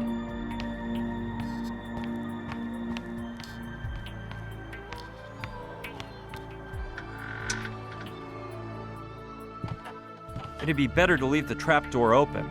Well, so this is what Wazowski's hidden den is like. Let's see what we can find around here.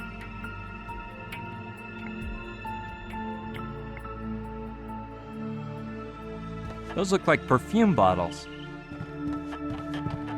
Newborn bear essence, pheromones of she-bear in heat, Republican bear extract. They appear to be the essences that Wazowski was talking about. Now, don't take this the wrong way, but I bet some she-bear in heat pheromones could come in handy. I'll have to make sure not to spill a single solitary drop. Smelling like that goop with wild bears roaming around is the last thing I need. If I keep staring, I'll get a contagious yawn.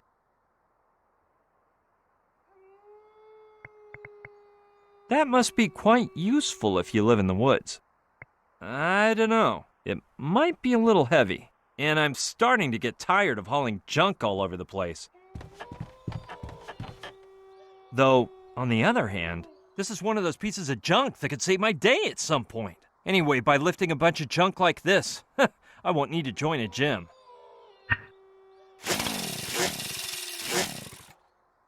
Wow, man. As far as I can see, the fuel gauge is at 0. Well, I'll grab the thing.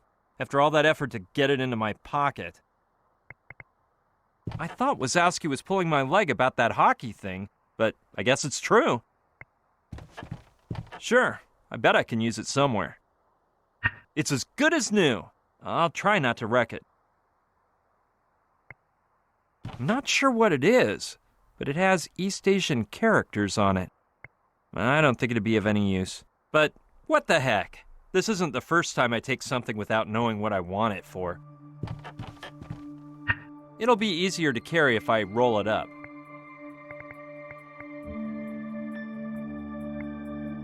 Old and dingy utensils, but they could be used.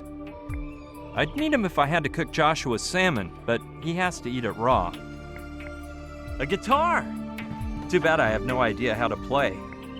I have no idea how to play, but why not try?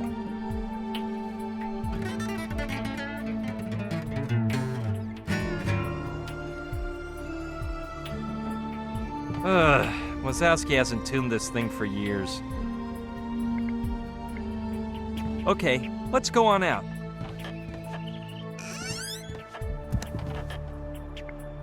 I think that's an oil lamp. I don't know. I think the cold temperatures have broken it, but let's try anyway. Hey, it does work.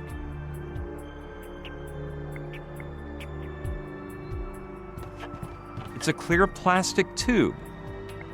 This kind of thing always seems to prove handy. I'll take it. In the end, it's the simple things in life that turn out to be the most useful. It's full of wine or some other spirit from the smell of it. Let's check out the label. Sneaky Pete's Shrubbery Beer? Must be the local brew. No, I'd look like an industrial-sized St. Bernard. That's one of those instruments they use to measure the wind speed and direction. I don't know what I'd use it for. Plus, it's too old.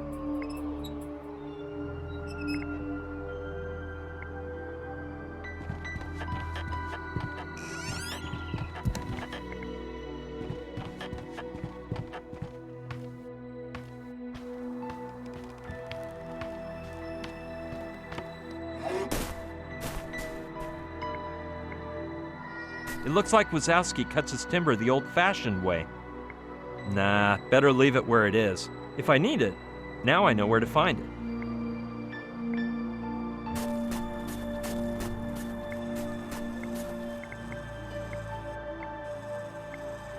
Give up? Not a chance. I have no intention of stopping until I can get Professor Simon to let us in so Joshua can pass on the message he brought.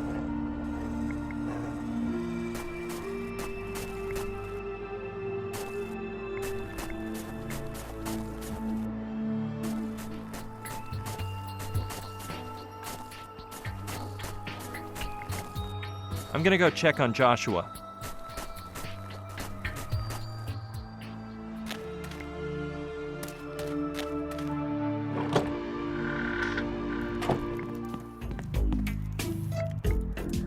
Darn, he seems off the.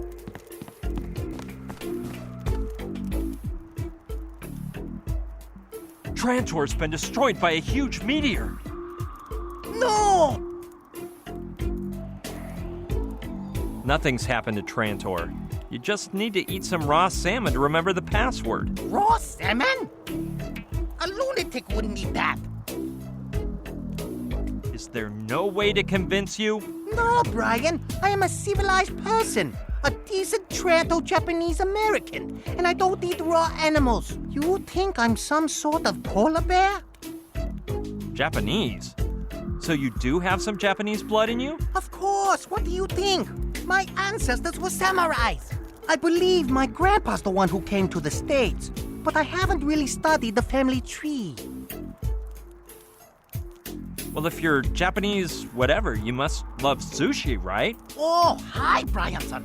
Mackerel, tuna, halibut, octopus. It's almost the only gourmet food I enjoy, besides desserts. What about salmon? Do you dig salmon sushi? Well, if there's nothing else swimming around, yeah, I'll eat it with pleasure. By the way, did I mention I'm dying of starvation? I'll get you a salmon, or my name's not Brian. Don't you worry. You'll be getting ready for the most delicious plate of sushi you've ever had in a jiffy. Oh, dear Brian. We geniuses don't cook.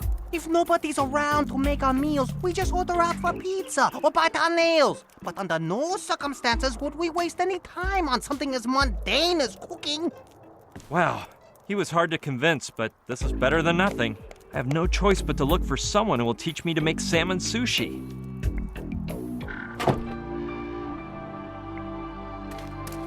Looks like a gas tank. Okay. Too bad. It's empty.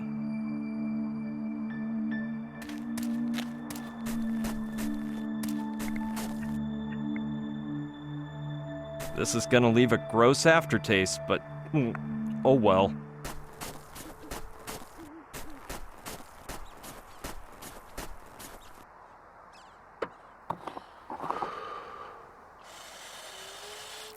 Yuck!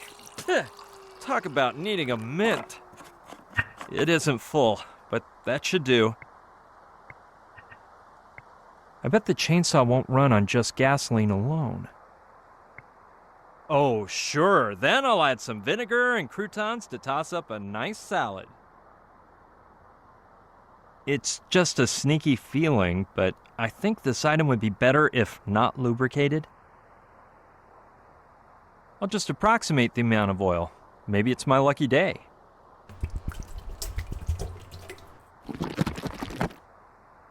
Well, now my little mixture is all ready. Well, let's hope I made the mixture with the right proportions.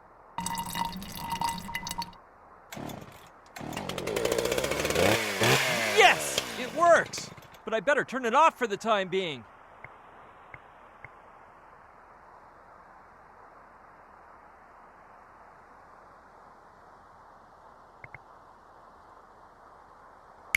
Hey, that might be a good idea.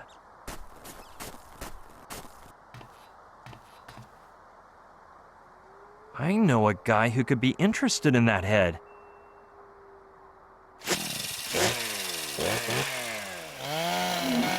It's not exactly a bear head, but anyway. Now that I think of it, if I took off the antlers, it would look pretty much the same, wouldn't it?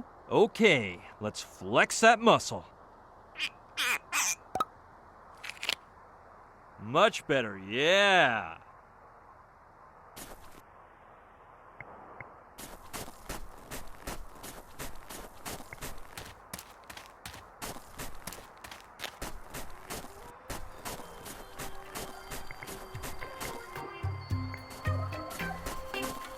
Listen, Ben.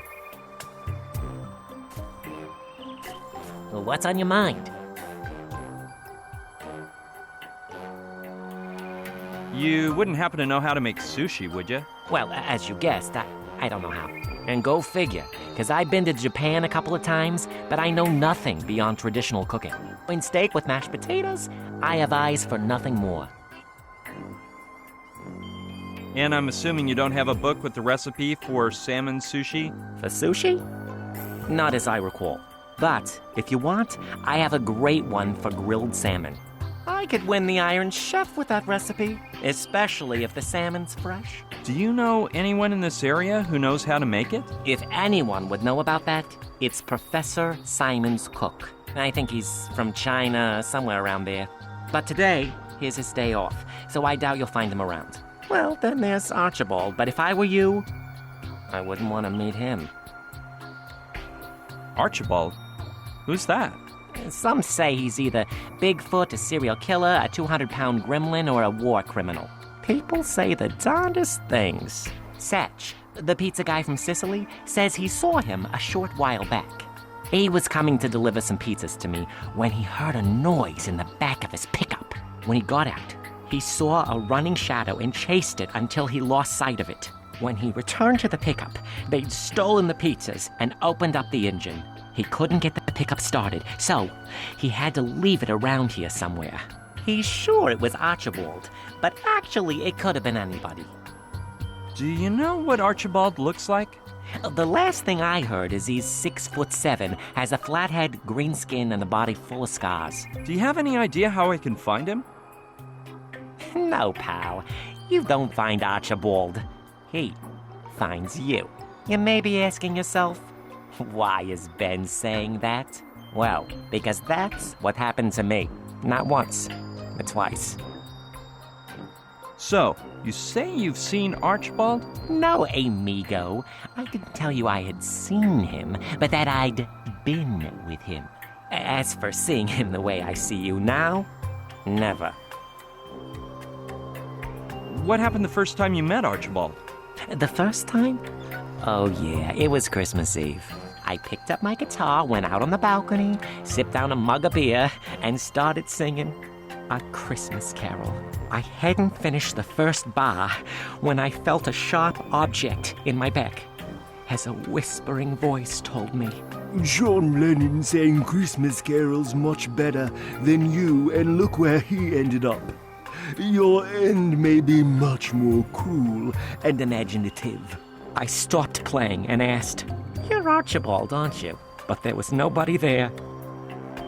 What happened the second time he found you? I was sitting here having a beer when I recognized his voice. I'm going to give you some emergency anesthesia. If you move, I'll leave you dumber than you are now. I felt something hit my head, and I fell to the floor. When I woke up, I saw I'd been blindfolded. Well, actually, I didn't see it, but you get my drift. I said, Where am I? Who are you? What do you want from me?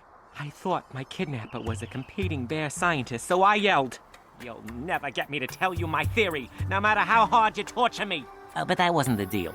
He said his name was Archibald, and that he was a chef. He just invented a tarantula venom salsa, and he wanted to experiment with me to see if the venom was still poisonous after being boiled. Thank goodness it wasn't. But it was quite a laxative. You have no clue about where his house is? Well, no. I've scoured the area many times, but I can't ever seem to find it. I'm starting to suspect he lives in a hole, like a bunny rabbit. Well, let's stop talking about Archibald for now. As you wish, but don't ever call him Archie. He gets mad with rage. Forget it. Okay.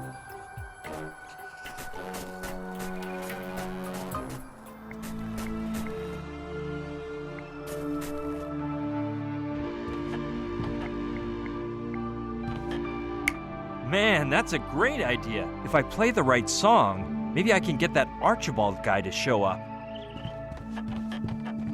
I better go outside so he can hear me all right.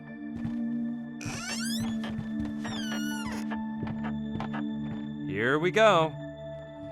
Jingle bells, jingle all the way. Oh, what fun is it to ride on a one-horse open sleigh. Jingle bells, jingle all the way. Oh, what fun is it to ride on a one-horse open sleigh. Hey, you! Wait for me to get down. That's too bad. His nose didn't even bleed. Can you tell me why you just tried to do me bodily harm? Forget it. I don't feel like arguing.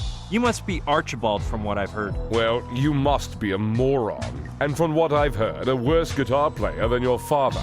So, how is it you met my father? From hearing him play on that very balcony there. Or isn't your pop that bird brain with the bears? No, I believe you're mistaken. Wazowski's not my dad. I'd swear you guys were family. I find it hard to believe backward evolution is widespread among humans. Hey, he doesn't look like... The same ape-like expression on your face, the same lack of musical knowledge, and bad taste from the look of your clothing. No, there are just too many coincidences. Listen, Archibald, I'm warning you that... All right then, let's look at it from a more entertaining perspective. I know a game called Give Me One Reason Why You Shouldn't Die at This Very Moment. You'd like it. The end's supposed to be a killer. You have to help me. My friend got sick from some wild berries, and you're the only one who can whip up the antidote. You got the wrong idea about me, mister. Even though I'm smarter than most of them, I'm not a doctor. I've heard you're a whiz in the kitchen. Mister, I am much, much more than that. Where'd you learn to cook? By cooking. How else do you think people learn? But of course, I studied at the finest schools in Paris with the greatest chefs. All I can say is, though, they learn more from me than me from them. You must have worked in the finest restaurants, I'm sure. Yes, all the ones they won't let the likes of you into. But I grew tired of half-baked cooks stealing my recipes and using them to get the best reviews in the Guide Michelin. The truth is, looking at you here, it's hard to picture you in a white apron and a chef's hat. Hey kid, I can easily picture you in a shroud lying in your coffin. Anyway, getting back to what I was saying... Good lord, what an annoying person. If I'd known, I would have acted like a sane individual and made you swallow that bleach. I need you to tell me how to make sushi. I don't have to explain anything to you. Did you explain to me about the expired syrup they gave you when you were born? Do you know Professor Simon? The best thing I can say about him is, I hardly know him. He doesn't bother me with nonsense, and he doesn't make a bunch of noise with a guitar. The guy is nice and quiet in his mansion. Doesn't bug anyone or show his face. Now that I think about it, I kinda like him. I have money. If you help me out, I'll pay whatever you want. Well, obviously there had to be something good about you. But I'm warning you, I don't come cheap. And I don't work for scraps. Are you sure you can't teach me to make sushi? I've mastered the art of cuisine, but I hate the world of education. You want to learn a trade? Commit a crime and sign up for a vocational course in prison. When they let you out, you'll know something useful other than fishing soap chips out of urinals, and you'll no longer be a parasite to society. You charge that much for your services? Price is a relative concept, kid. It depends who asks me, what they want, when they need it, and more than anything, what side of the bed I woke up on. Are you familiar with making salmon sushi? Does the Pope pray? Kid, you stand before the former chef of Japan's Imperial Palace, the man who introduced the West to sushi, tempura, and sake. And if that's the dish you want, it won't cost you a cent. Oh, thanks a lot. Yeah, because I can refuse to make it for you. I only work my cooking magic when I'm given each and every one of the proper ingredients, and I'm missing some essentials for sushi. What ingredients go in sushi? I don't see why I should tell you, but okay. It contains rice, nori algae, soy sauce, wasabi, ginger, a touch of sugar, a dash of salt, and in this case, salmon. Which ingredients are you missing? The salmon to start with, the nori, the wasabi. No, I guess I could achieve a similar effect if I mixed Dijon mustard with apple vinegar and some mint toothpaste. I think I have some soy sauce and ginger around here, so that would be it. Well, I don't have any chopsticks either, or a bamboo mat for rolling up the maki sushi. I'm not 100% sure of all the ingredients that you're missing, but I could try to find them somewhere around here. You don't know what the salmon nori chopsticks and bamboo mat look like? Your lack of culinary culture is at par with your IQ. Look around if you want, but I doubt you'll find them all. Getting back to what you were saying, You really like to analyze things in depth. if we were to get all the ingredients, how much would you charge me to make one dish of sushi? That depends, kid. How much have you got? My first thought is I have nothing. Will that be enough? Hey, did you hear me? I said I don't have anything on me. If you have nothing to offer, I have nothing to say, and of course nothing to make for you. Can't you get that into your head? Well, I do have a state-of-the-art cell phone with a 3CCD camera. It also hooks up to the net by WAP, has an MP3 player, a hairdryer, a GPS tracker, and a C3PO universal translator. A phone? Who would I want to talk to? Plus, the cameras in cell phones can be activated by remote control, and the CIA guys are no dummies. I'd rather keep an eye on you, just in case one day your idiocy grows to dangerous levels. It's not about what I have on me, but rather what you'll be taking away with you. I will make you the recipient of my eternal gratitude, my lifelong friendship, and my unconditional love. Save it for when you try to hook up at AA or the Salvation Army or wherever you end up rotting. I only want money, or you can take your god-awful music elsewhere. I think I've got about $1,000. Is 50 okay? No, 1,000 will do for me. It's a done deal, kid. You get the salmon, the mat for rolling up the sushi, the chopsticks, and the algae. And I'll take care of the rest. Are you ready? My questions are somewhat personal. Well, in that case, we could start playing our old game again. But backward. Every time you open your mouth, you give me another reason to feel sorry for your pathetic self and put an end to your sorry, meaningless existence. Considering the vegetative state of your brain, it would be a true act of euthanasia. Are you barefoot because you don't own any shoes? Or did you make some sort of vow? Is that what you think? Well then, let's just say I made a promise never to reveal why I go barefoot. Go figure that one out, kid. It looks like your shower isn't working right. Or your washing machine, for that matter. You're calling me a pig, aren't you? Well, get over it. I smell like myself, like a human being. In other words, what I'm supposed to smell like. If I'm not mistaken, you smell like body milk, shaving mousse, aloe vera gel, conditioner, artificial aromas B303, F507, and H452, along with any perfume made from camel's sweat that happens to be in fashion. Conclusion, the only dirty pig here is you, and you spent a fortune to get that way on top of it. Wazowski says you hit him, blindfolded him, and gave him tarantula venom. Wazowski is an imbecile. He was so drunk he fell down the stairs in his own house, so I threw him over my shoulder and dragged him back up. I put a wet rag on his forehead and eyes to lower his fever, but the guy started to get delirious and spewed a bunch of nonsense about his theory on bears. Then I made him a nice broth out of Terra Brachula, a harmless brachiopod, and left him sleeping. The rest is a product of his moronic imagination. Do you know Wazowski's theory about why bears scratch themselves? I'm not just familiar with it. The theory is actually mine. I'm the one who discovered that female bears in heat scratch birch trees to get the sap out. It's as sweet as honey and can be used to make syrup. I noticed that right afterward, they rub their back against the tree to get all covered in it. Then a bear comes along, smells her back, gets on top of her to enjoy the delicacy, and well, nature takes care of the rest. But I don't care about Wazowski stealing the theory from me. I'm used to that kind of thing. Plus, the poor devil has to get some kind of enjoyment. I think we should talk about more important things, Archibald. I shudder to think what type of things are important to you. Thanks, Archibald. I'll be seeing you. That's a true threat, coming from you. But how will I find you? Just whistle, if you know how. But Thanks. You'd better not bother me without a good reason. This feels like one of those old movies. If I whistle, he'll come running. What a nut! Great. The important thing is to focus on getting the ingredients this guy needs to make the sushi for me. It's occurred to me that Yes, I bet I can use that Chinese sign I grabbed at Wazowski's as a makeshift mat. What a relief. One less thing to worry about. And this leaf I picked up for Rutger could be used as nori. It's always nice to know you've got half the things you need without moving a finger.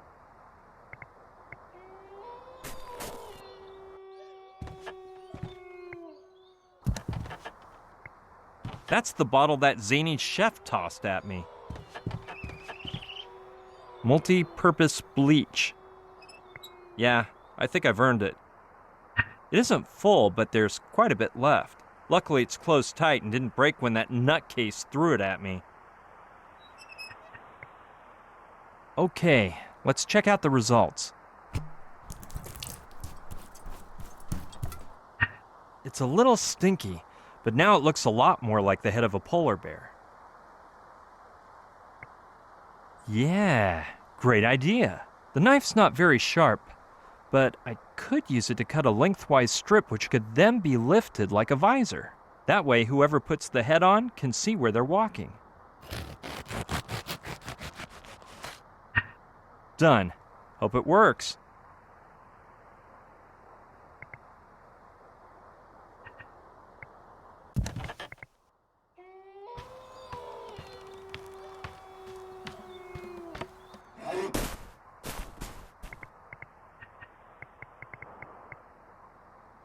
It's not the most ideal tool, but if I cut it in just the right spot, maybe I could carve something resembling chopsticks.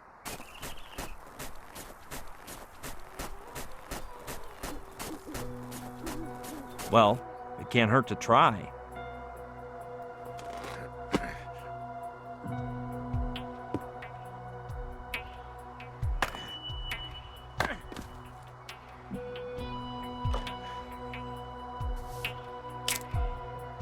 Oh, look at that. I did a pretty good job.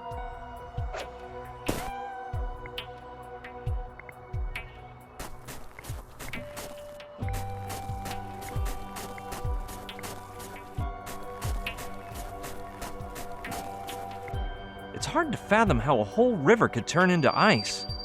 Nah, looks like some slippery terrain for me. Great idea! I'll make a hole in the ice.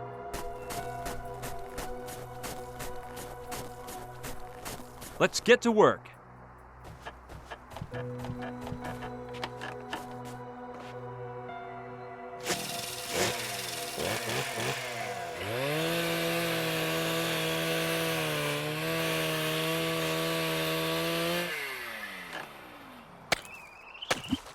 Perfect.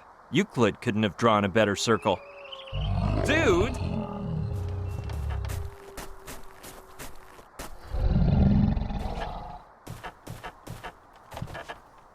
Whew!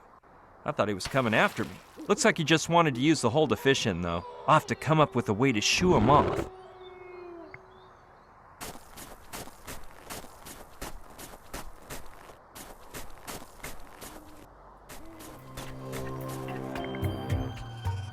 All right, I'll leave it on top of his backpack to give him a surprise. There we go. Ben! What's up, amigo? Surprise, my friend. Look what you've got in your backpack. The head of a bear? Very well done, but what variety of polar bears does that head belong to? I can't seem to place it. Well, it's actually from a moose. A moose polar bear? Not familiar with that species, but I've never been to a moose myself. Where's that located?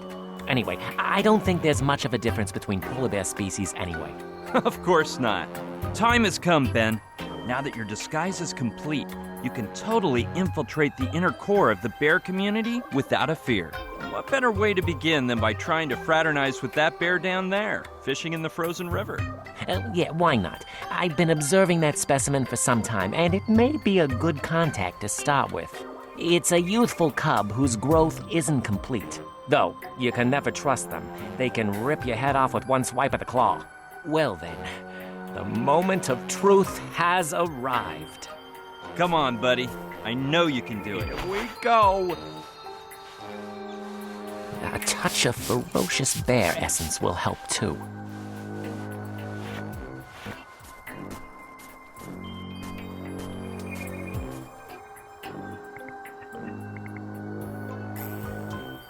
No, I don't want to leave all my stuff scattered around.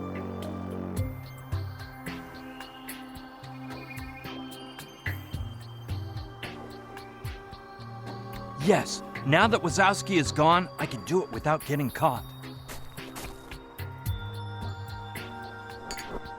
I hope Wazowski doesn't notice.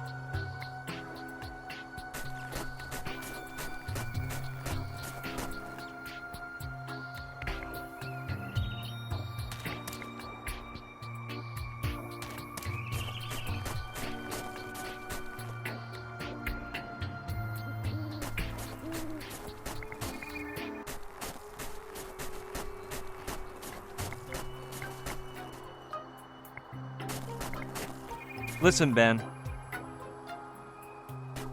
What's on your... It seems like such a waste for you to keep on observing from afar, when you could be with that bear down there. Are you sure it isn't? It looked like it wanted to disembowel me before. No, man. The thing is, he got scared because you were standing up. Now that you mention it, of course. He must have thought I wanted to fight, so he got angry. I'm sure there wouldn't be any problem if you got on all fours. You think so? Well, I'll try again. That's the spirit, Ben. My pod friend, here comes Benjamin Wazowski. Come on, buddy. I know you can do it. Here we go. A touch of ferocious bear essence will help too.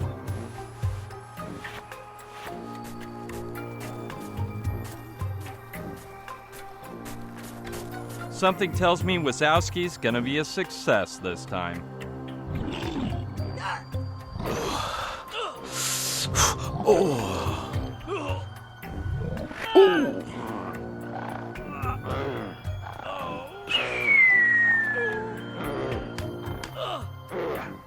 They vanished into the woods.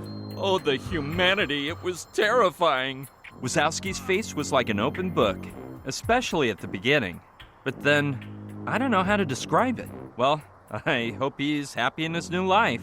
The important thing is that love conquered all.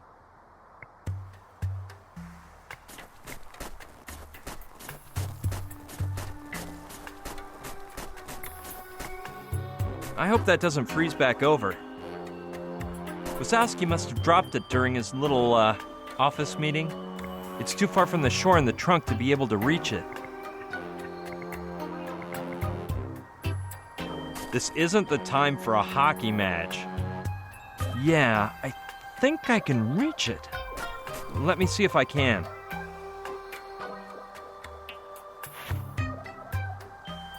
I'll return it to Wazowski if he shows up around here.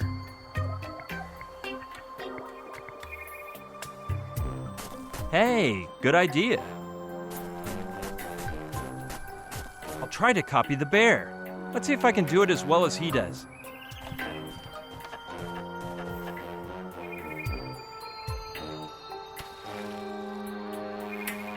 The stick is so smooth and flat that as soon as I touched the salmon, it slipped off and swam away.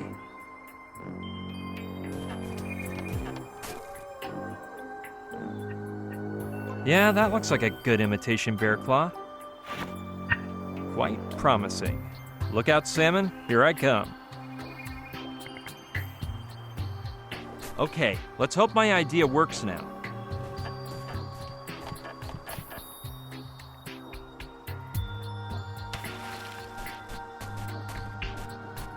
Unbelievable! I never would have imagined it to be so easy.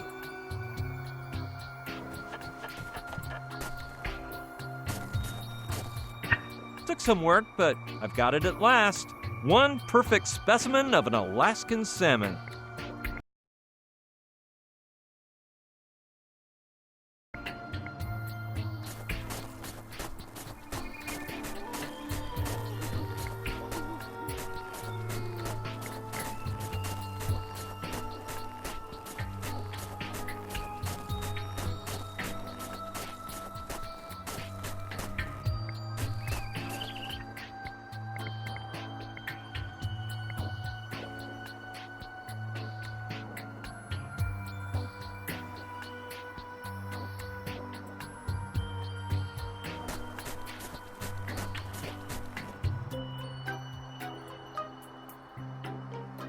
Well, maybe my chef can get to work with the things I've gathered.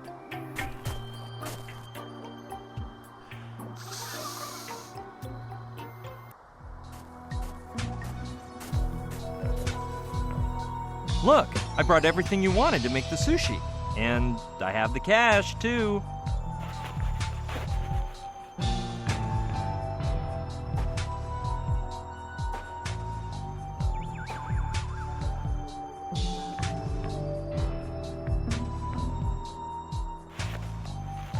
Do you mind if I ask you something, Archibald?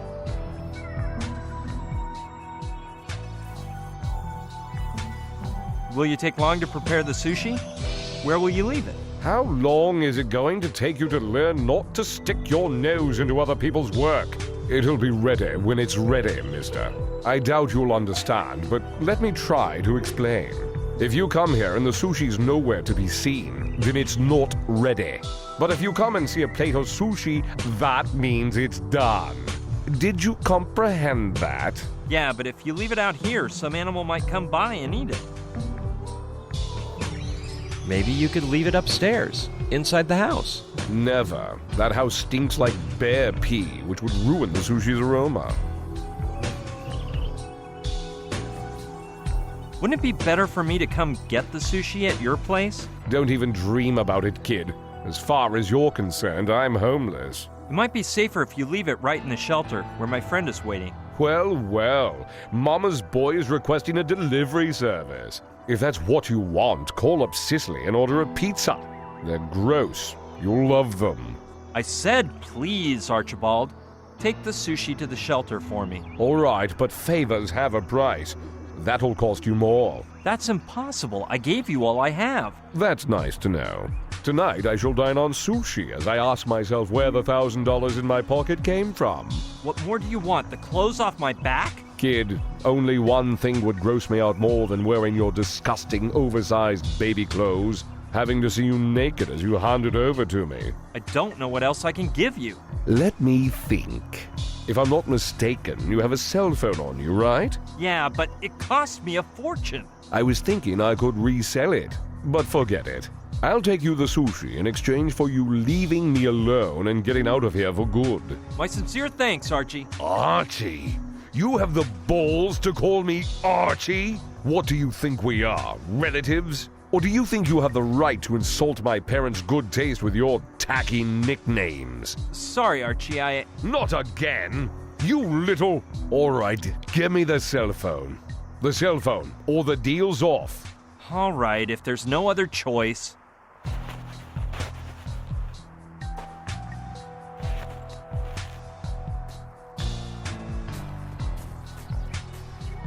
At the shelter, okay? If I'd known you were trying to feed the village people's blind cousin, I'd be preparing, making the sushi with your eyeballs. And if you bug me again, kid, I'll make some with your family jewels. No, man. That won't be necessary. You'd make some great sausage, too.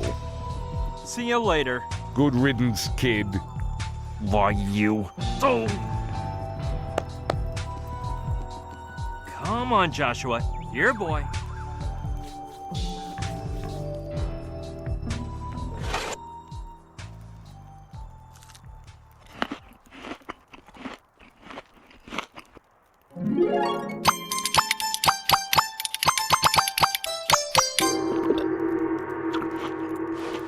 Delicious! What's for dessert? Hey, what about that password?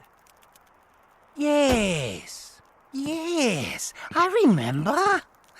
Where are you going? Yahoo!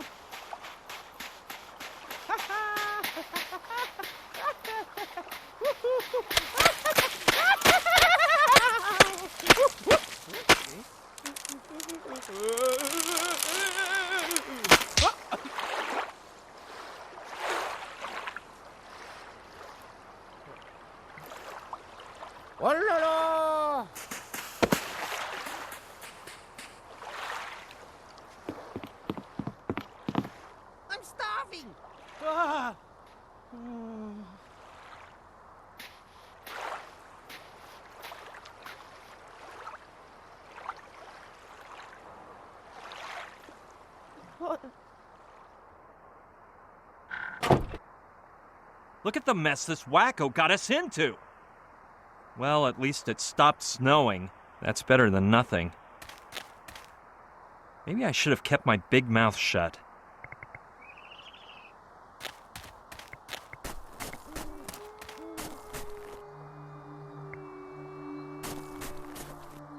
That's one of those doohickeys they use to drag heavy things with. The cable is released, then pulled in by a small motor. I think it's called a winch. Hey, I could use it to tow Joshua to shore. I hope I can get it to work. I was afraid of this. The battery is dead. It won't work unless I get the pickup truck started first.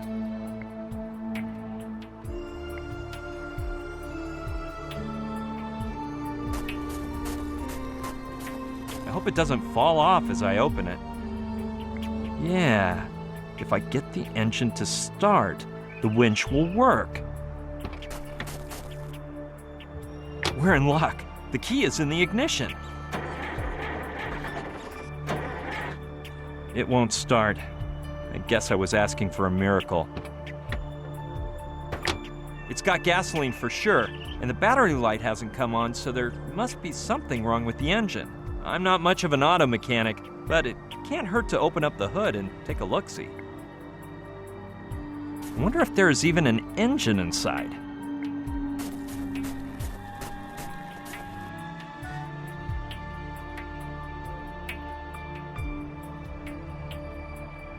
How weird.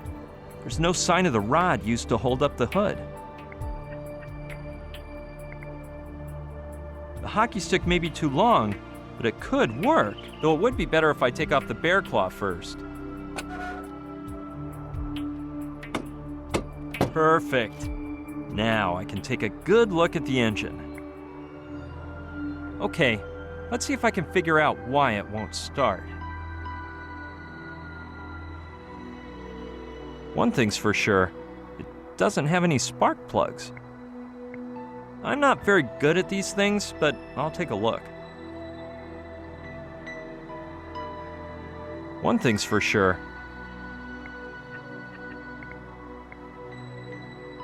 Yeah, I could use the knife as a screwdriver in order to remove the spark plug from the chainsaw.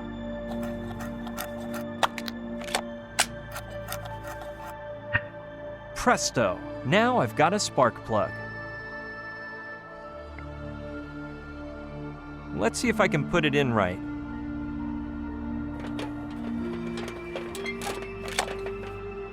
Done. Hopefully the engine will work now. Cross your fingers.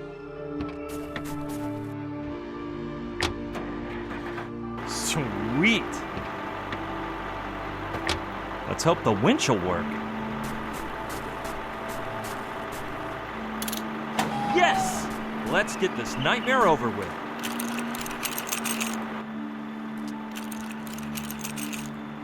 Joshua, pay attention! Grab it!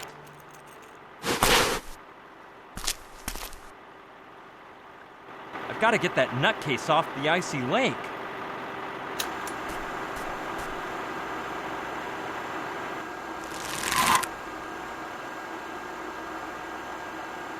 Perfect, this is working. I'll get Joshua's monk outfit from the shelter.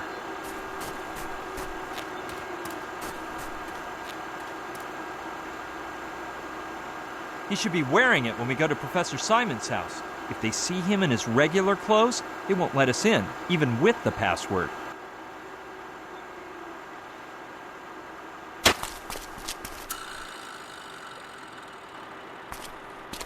Here, Joshua. Well, here we go. The man who knows does not speak. The man who speaks doesn't know. Come in. Don't be afraid of the dogs. Come on, chop chop. What about those mutts? Those barking dogs? Just one of Simon's MP3s.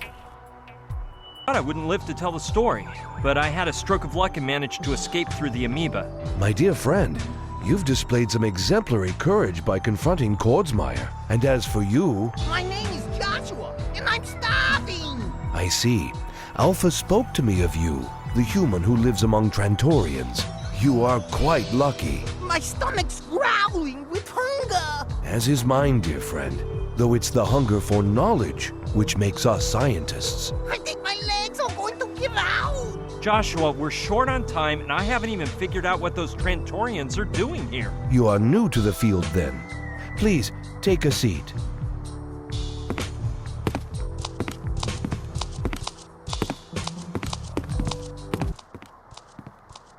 Trantor, an ancient and distinguished planet, more than 60 light eons from our own. Let me tell you, if you thought the walk up here was far... Its inhabitants had already dominated quantum technology before the first single-celled being sprouted to life on Earth. What he means is they already had some awesome wares running when our ancestors were riding in slime. They learned to model the space-time continuum at their whim, to leap from galaxy to galaxy, to alight onto dimensional vortices in a purely tangential manner. You know what? Their travel budget was out of this world. Their telepathic mastery is such that they could dispense with their mere physical presence, should that be their whim. Dude, not even Scullery thought of that. As you are aware, their civilization is beyond ours by an exponentially awe-inspiring amount. They do seem to be pretty quick. They could effortlessly make slaves of whole solar systems and shrink them infinitesimally with nothing but a thought. Their brains could fry our sorry bodies into a heap of atoms. Boggles the mind, huh? Yet all that seems to interest them is an intergalactic zoo. He means the only... A what? A zoo? Fascinating, is it not? They trek throughout the universe collecting animals and take them to a planet 3 times larger than Earth. An immense zoological collection where ecosystems from extremely distant galaxies and eras coexist.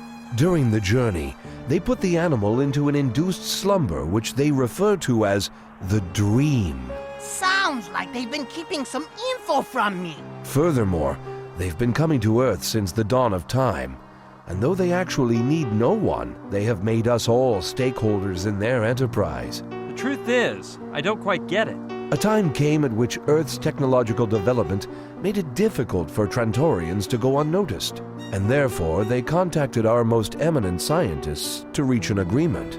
We would protect them when visiting, conceal them from the public eye, and supply them with animals. In exchange, they would provide us with some of their knowledge and most advanced technology. What a deal! Yes, my friend. Don't you find it unbelievable that mankind has carried out the technological revolution of the 20th century with no help? Had Trantor failed to furnish us with knowledge, theories, and prototypes, we would never have gotten so far. Think of heretofore unconceivable vaccines, the space race, or even the vacuum tubes in the first computer. And you are thinking of Trantor. I knew that, and the first jelly-filled donut. They told me so. Astounding, isn't it? As I was saying, we trade animals for wisdom. The Earthling entity responsible for coordinating these efforts is the Contactors International Agency, of which I myself was a member until recently. Until Kordsmeyer appeared, I suppose. Precisely, during the dream of the platypus. We were waiting for the Trantorians in a cave in Kubapeti, Australia, when the rocks in the ceiling started raining down on us. It looked like our days were numbered. Right at that moment, a Trantorian appeared through an amoeba point carrying a small sphere in his hand. The NG0, an antiparticle generator that reduces all sorts of matter to nothing. He raised it up and aimed it at the rocks, and they disappeared instantaneously, as if they'd never existed. Since then, Kordsmeyer has been awfully interested in the NG0. He even ordered me to ask the Trantorians for it. When I refused, he tried to have me eliminated. So I was forced to leave my position and flee to this dull hideout, surrounded by safety measures with passwords known only by Alpha, Trantor's High Commissioner for Earthling Affairs, and now you, of course. So what we know is that Kordsmeyer has managed to get a Trantorian spaceship into trouble. At least enough for it to risk sending a message through Joshua. Whoops! With all this chit-chat, I forgot about the message. Yes, Simon. What is that? Let us join hands. and then you will see. Joshua, put a lid on it. Silence.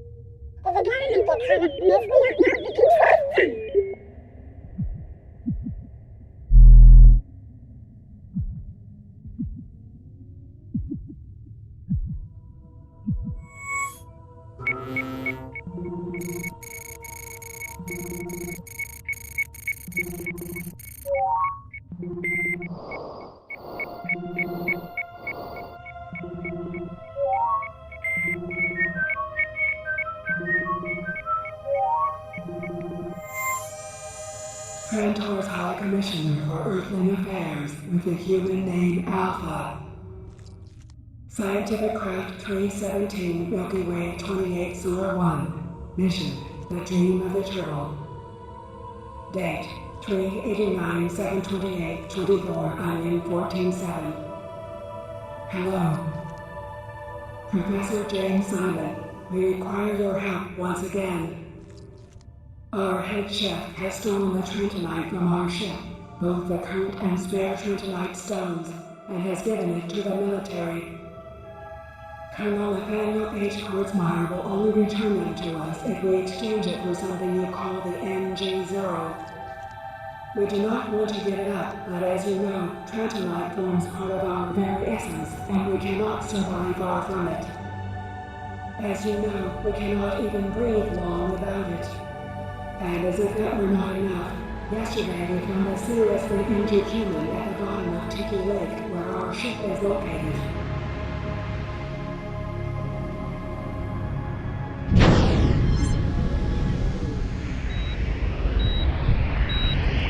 Gina! She's alive!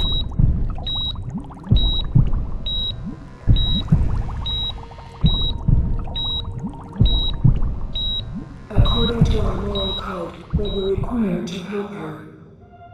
Under normal conditions, we would have cured her immediately, but without the Trantonite, we can do nothing more than keep her in a dreamlike state. And that is depleting the little energy we have available. Nonetheless, one chance for salvation still remains. Professor James Simon. Centuries ago, one of our reconnaissance ships crashed near the city now known as Palenque. And the Trantonite kept on board may still be in that area. Professor James Simon, find it and a way to bring it to us.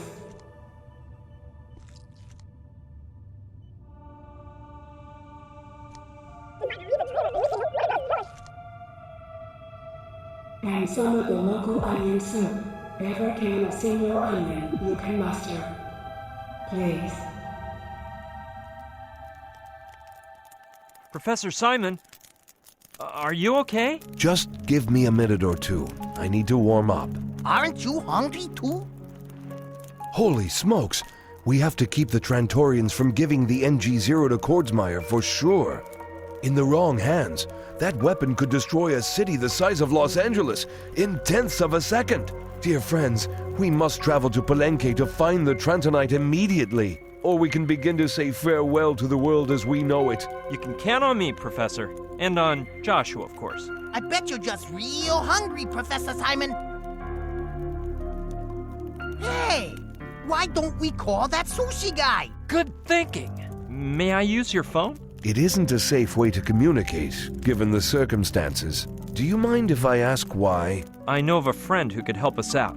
Someone we fully trust. Magnificent. Then I recommend you sit at my laptop computer and use the impenetrable ultra-safe crypto chat. Provided that your friend is online at this very moment, that is. Don't worry. If there were one person online in the whole world, it'd be Sushi Douglas. Well, I am clueless about the online chatting. Of course, since Trantor's all about telepathic talk. Hey, Sushi, are you there?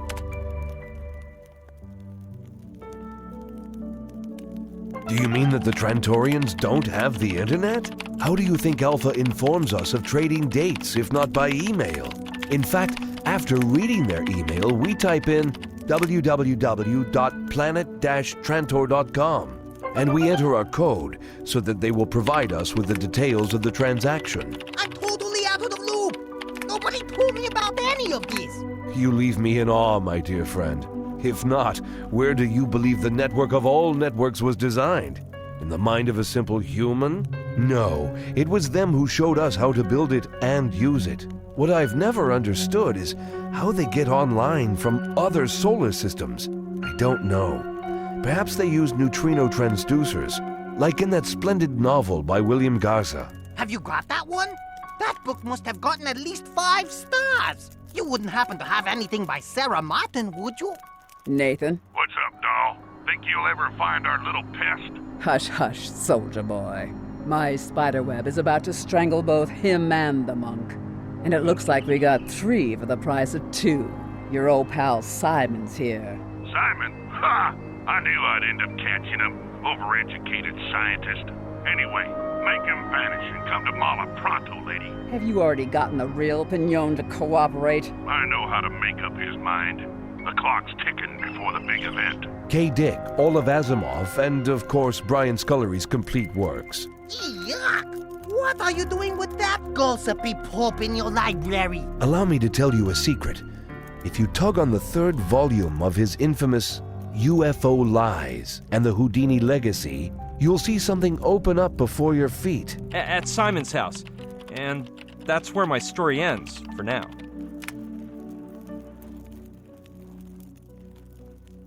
Sounds like quite an adventure, but you can count on me. What do you want me to do? Think about it, shrimp. While you pull the trigger, I'll stick my finger up the barrel. My fingers get blown off, but the force of the opposite reaction will make the bullet shoot backwards, at a speed 9 times faster. It'll blow up the gun and your face will get erased. Seriously? I knew you were an idiot. I'm gonna kill him! No one ordered you to do it, 13. They're not paying you for this one. It's the ones inside they want. Well, get a move on before my Christmas shopping begins.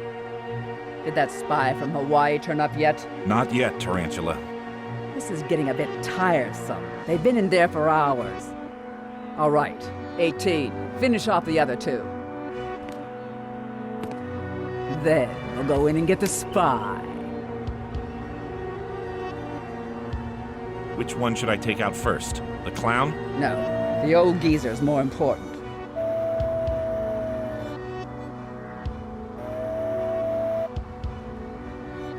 What are you waiting for?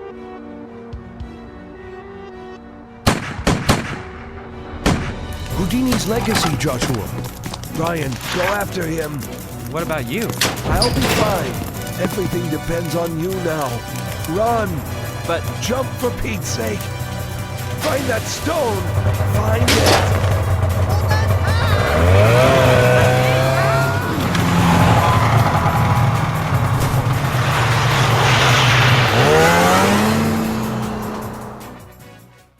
Brian? Are you there?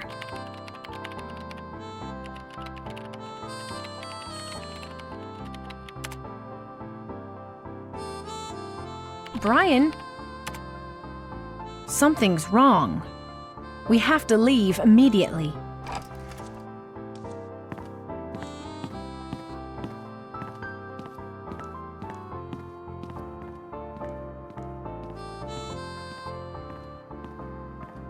Saturn, we're going on a trip. Brian's in trouble. BB in trouble? Give me 5 minutes. You're not leaving me here, are you, man? And bring your best equipment. We may need it. 4 minutes. I'll go grab some equipment too, but the good stuff. You're gonna fly when you see it, man.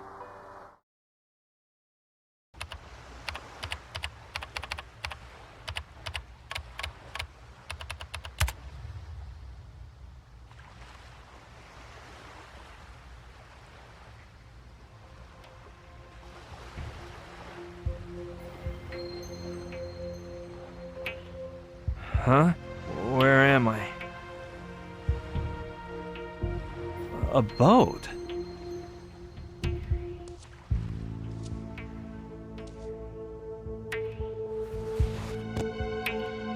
Man, I ache all over.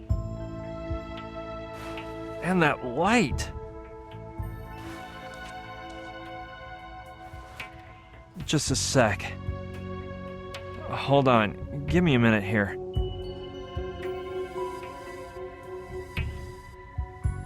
Let's see.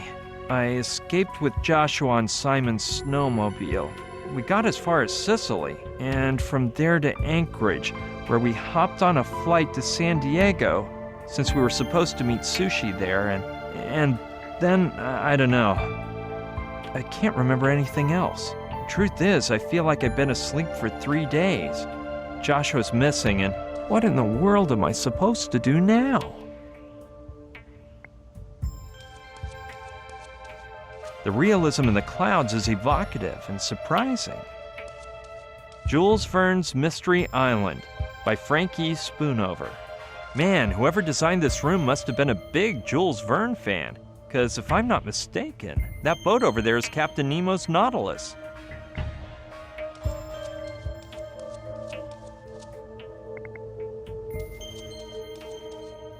"2,000 Leagues Under the Sea" by Jules Verne. I wonder if it's some sort of elevator. Let's see what happens when I press this button.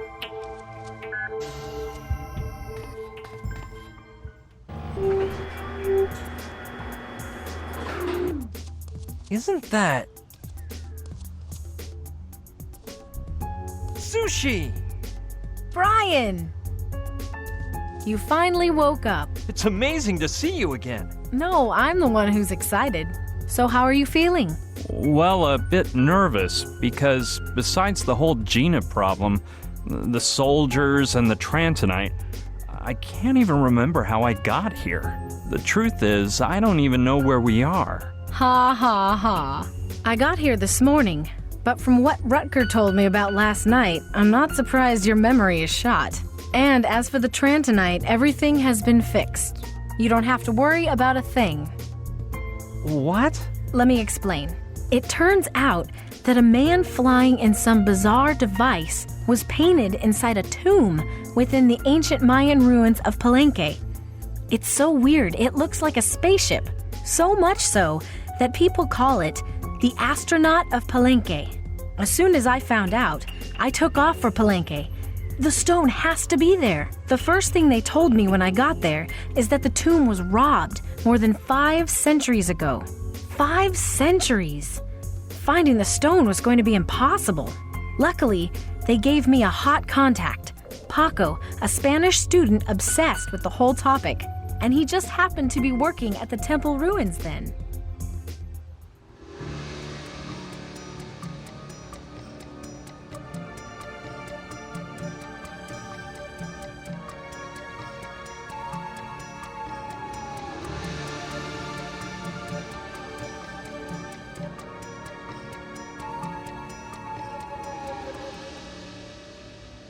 So nobody knows where it might be now? I mean, whatever was inside that tomb?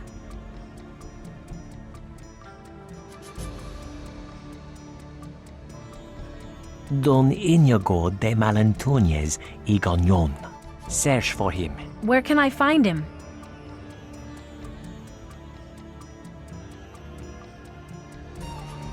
No idea. Probably at the bottom of the sea, since he was one of the cruelest pirates of the 16th century. Nobody knows how his galleon, the Orion, managed to survive the harshest tempests, or come out unscathed from battles with much better armed vessels. Legend even has it that his ship's figurehead shined like the sun. However, his sailors assured it was all thanks to a lucky charm made of stone. An awesome object that Malantuñez supposedly found in his youth. And now you're going to tell me the miraculous item came from that robbed grave, right? You are right. I've been researching, and it appears that as a kid, Captain Malantuñez worked for the conquistador Hernán Cortés. He had the bad fortune of falling in love with Malinche, who was none other than his commander's lover. Cortez challenged him to a duel, ripped out his eye, and left him in the jungles of Chiapas, fewer than 30 miles from the city of Palenque. So you're suggesting that Malintunez stole something from the grave, which protected him for the rest of his life? Very interesting. But how can I find his trail? There's evidence that in 1564 he stole the map of the Manila route, the Spanish crown's best-kept treasure. It could have made him richer than the king himself. After that, his trail is lost. Perhaps he set sail for the Philippines. But if you're so interested, why don't you go look in the archives of the Indies? I had heard that everything written on Spain's colonies in the Americas could be found in the archives of the Indies in Seville, Spain, and that even professional treasure hunters go there to locate sunken galleons. So I expressed my gratitude to Paco and vamoosed to Seville. You're unbelievable, Sushi. Hold on, the hardest part had yet to begin. I'm accustomed to breaking passwords and codes, pushing a button and getting quick results. But when I saw the work I'd have to do in Seville...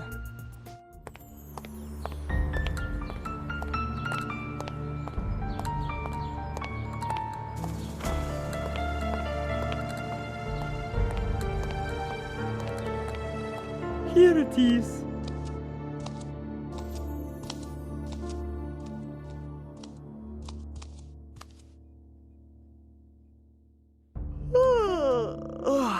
In this aisle you'll find everything you need about galleons, which disappeared from 1560 to 1570. Look for whatever you want, and don't worry about making noise. I'll be alone tonight.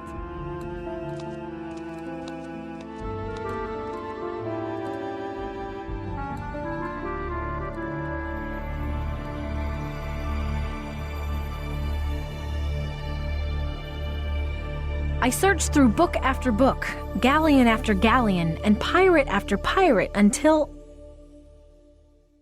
Captain Malintunez of the Orion. That was it.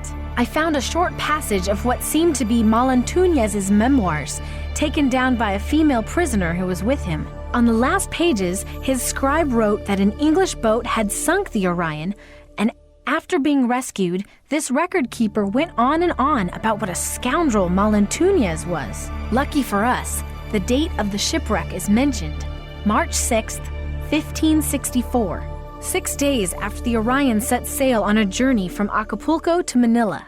I had everything I needed to locate the approximate position of the galleon, so I checked maps from those days, did some calculations, and finally managed to determine an exact point in the Pacific Ocean. That's the whole story, Brian. I charted the possible shipwreck site to an area of less than 80 square nautical miles. Then I called Saturn and told him what direction to take. 80 square miles? Isn't that a lot? Don't you believe it. A half hour ago, I programmed the sonar to look for underwater objects with the volume of the Orion. And in a few hours, it will start to relay its potential coordinates to us. Using that data, Dean Grassick will dive down to find out whether we've hit the jackpot or we have to continue the search. My time estimate is little more than 2 weeks. 3 weeks tops. Sushi, that's too long. We have to find some other solution. It's a difficult operation, Brian. The Douglas III's sonar is equipped with the most advanced submarine detection technology. So, unless you can come up with some sort of miracle, we'll have to wait. Wait a sec. I think I may have missed something. Who was this Dean Graphic? Dean Grassick. You've never heard of him? But he's the greatest adventurer and treasure hunter in history. I hired him to go down to the ocean floor and retrieve the Trantonite. Can we trust him? Of course. He's a man of perfect moral integrity. For example, he is so generous he even held a contest among the country's youths, and the winner got to go with him on his next adventure. He is a man of his word, as you can see. He's traveling with Camille, the French girl who won the contest. What part of the boat is he in now? A while ago, he told me he'd be in the sea lock room, tuning up the diving equipment. I've never heard of anyone named Dean Grassick. You don't watch much TV, do you? His program, The Grassick Adventure, is one of the highest rated shows on primetime TV. I recommend it, because it's as if you were really there with him.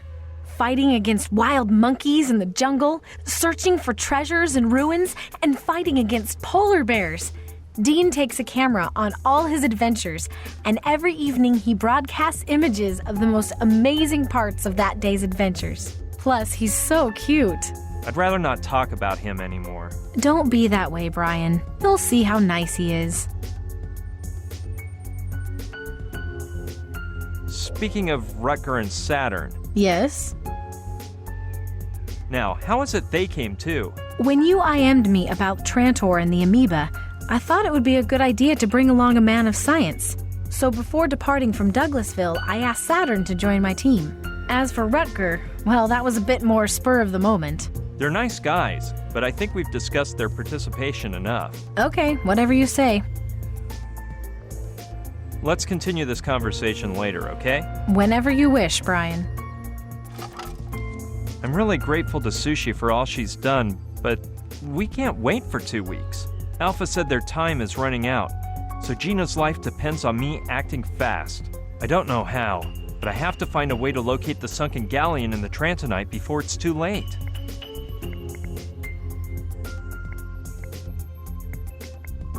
Well, look who's here. I'm gonna go say hello. Rutger, long time no see. Yo, Brian!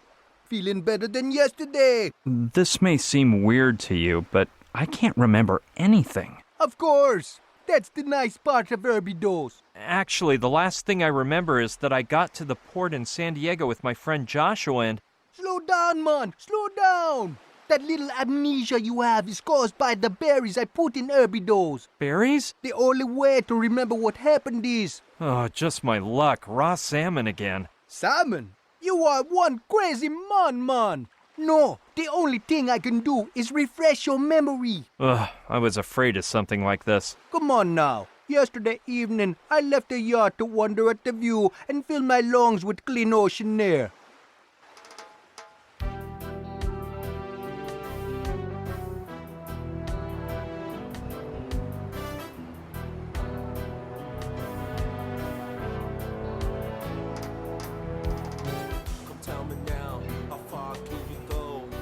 Singing names and you're walking in a beat of rain. Summer warms, the cold then is chilling. In the wind, now I hear a voice ringing. Sugar king to me, let me show you something. Can you see that girl being told? Somebody did to her and now how is her feel?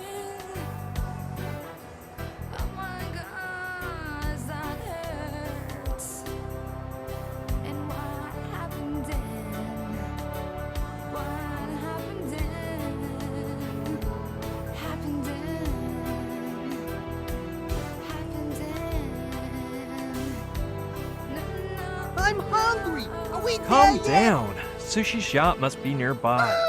Oh no! A Trumpetera's fatocranium! The most perverse species of the universe! Run, Brian, or it will devour you with its brain-sucking head! Rutger! Hey, Brian. My friend, it's been so long. Is that bro doing okay? Hey, don't worry about Joshua. Where's Sushi? She said to take off upon your arrival, and that she's gonna catch up later by a helicopter. Oh, we arranged to meet up in Palenque when we were IMing. And yesterday she sent me a message at the Anchorage airport saying she's waiting here in San Diego. You wouldn't happen to know why? No. Come on, I'll finish the bong and we get down to navigating. You gonna help me finish it off? Go back to your 2-bit constellation! You coward! Fat-headed beast! Thanks, Rutger. But I haven't slept for days and I can hardly keep my eyes open. No problem, man. Just lie down in the stateroom and you're gonna come out fresh as an herb. Impossible. I can't sleep in trains, planes, or automobiles, so forget about boat naps. That's cause you never try my Herbidos. Don't trust that nut, Brian! It's probably some sort of perverse potion. It's a recipe based on herbs, mushrooms, wild berries, seeds, everything natural. Good stuff. It's refined to fight the insomnia. And you'll have some amazing dreams, better than with your wascal. I don't know, Rucker. Your recipes have always seemed a bit potent to me. Of course, that's why they're so cool. Let's dine. You have some Herbidos, and hey man, you're gonna sleep better than a zombie. Now I remember. But I refused to take the Herbidos. Yeah, but didn't you find the orange juice a little strong? Besides, now you're in an amazing mood, no? Well, I don't agree with what you've done, but I guess you're right on that one. I haven't felt such inner peace for a long time. But explain one thing to me. What? Could you tell me about our... Come on now. Yesterday evening, I left the yacht to wander at the view and fill my lungs with clean ocean air. Could you explain what the Rastafarian religion is all about? No. The ingredients of Herbidos are legal, aren't they? Don't worry, be happy, man. We be 12 miles from the coast, so sit back and enjoy. That's the telepathic helmet you've got there, isn't it? Telepathic? Well, it's the one that you gave to that bird-brained Saturn a while back, man. But I want it fair and square, and it's mine now. I brought it to the boat, cause it really freaks me out. But for the last 3 days, it don't work. Typical overvalued Babylon machine. By the way, Joshua came here before, man, and told me he had a similar device. But that his was much awesomer and less pathetic.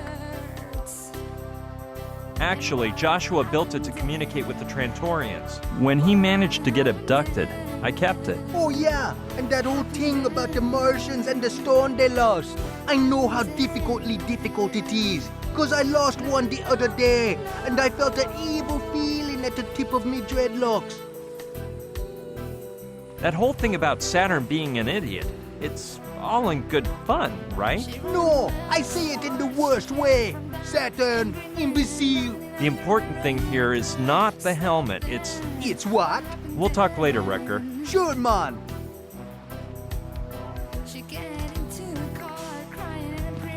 Pots, hose, insecticide, hoe. Darn, nothing I need. Take the sand, man. What? The sand in those sacks is so finely fine. I'm in awe. Please take one. Thanks, but I don't think I need any sand. You must be pulling my weed, man. Such fine sand. Please take the sand or I will lose my temper. Okay already, I'll take a sack. Great, now I have this thing to lug around all day. No, I don't have any time for gardening right now anyway. I don't think it belongs to Rucker. It's huge. Maybe I can use it for something. It's a hog bristle broom. Very durable. It's a sort of water pipe that allows you to inhale the fumes of the, well, I mean the aromatherapy things that Rucker uses. I doubt I could find any use for it. Any legal use, that is. That's the telepathic helmet Joshua made to communicate with Trantor, which I gave to Saturn as a gift. Okay, I'll grab it. No, man. What? Don't want to make you vex, man, but the element is mine, and it stays here. It's comforting to know that someone around here cares about nature.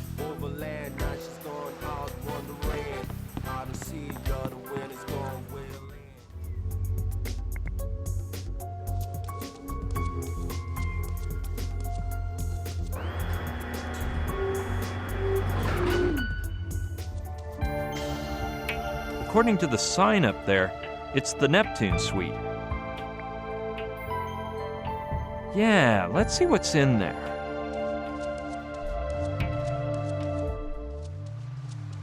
Look who's here! Saturn! Well, look, it's Sleeping Beauty. Did you dream about anything interesting, BB? Well, no, I didn't. I don't remember what I dreamt. Oh, poor thing. Are you aware that Friedrich Kekulé discovered the hexagonal structure of the benzene molecule thanks to a dream? Well, no, but... And that Robert Louis Stevenson came up with Jekyll and Hyde while he was asleep? That's very interesting, but... There are no ifs, ands, or buts. So listen, stop contradicting me and tell me about you. Hey, about that helmet I gave you. Yeah, I know you gave it to me, but now it belongs to that Jamaican joyrider. Why does Rutger have the helmet? Because he's a perfect idiot, that's why. Anyway, I've designed a better one. The hairdo helmet. It'll be the first helmet that doesn't mess up your hair. Just the opposite, because it'll come with an advanced internal hairstyling system. It'll wash your hair, cut it, do perms. You know, I'm even thinking of adding some arms that'll do manicures. Rutger will turn green with envy. Did you know the helmet stopped working? Yeah, Sushi told me about 3 days ago. In the beginning, I thought it was just that idiot's fault. But Joshua explained that it's actually a telepathic helmet that can be used to communicate with Trantorian beings. But since their stone was robbed, the line has been cut off. Let's forget the helmet for a moment. Yeah, BB, let's talk about something less unpleasant. Well, about the Trantonite we're looking for. Your friend Joshua told me about it. I'd love to get a glimpse of that stuff. Huh. Joshua still hasn't explained anything to me about the Trantonite. He hasn't? Well, he says it gives off as many neutrinos as the sun, or even more. I don't know if you know, but neutrinos are particles with hardly any mass that can pass through any solid body without changing direction. Oh, yeah, of course. I studied physics at the university. I remember that they're created through beta disintegration, and wow, it's too bad they can only be seen using a neutrino detector, because otherwise... Are you thinking the same thing I am? Do you also think the Mega Fan Mixer will work better if I add saws to the mincing blades? No, Saturn. If we could build a neutrino detector, we could figure out where the Trantonite is, couldn't we?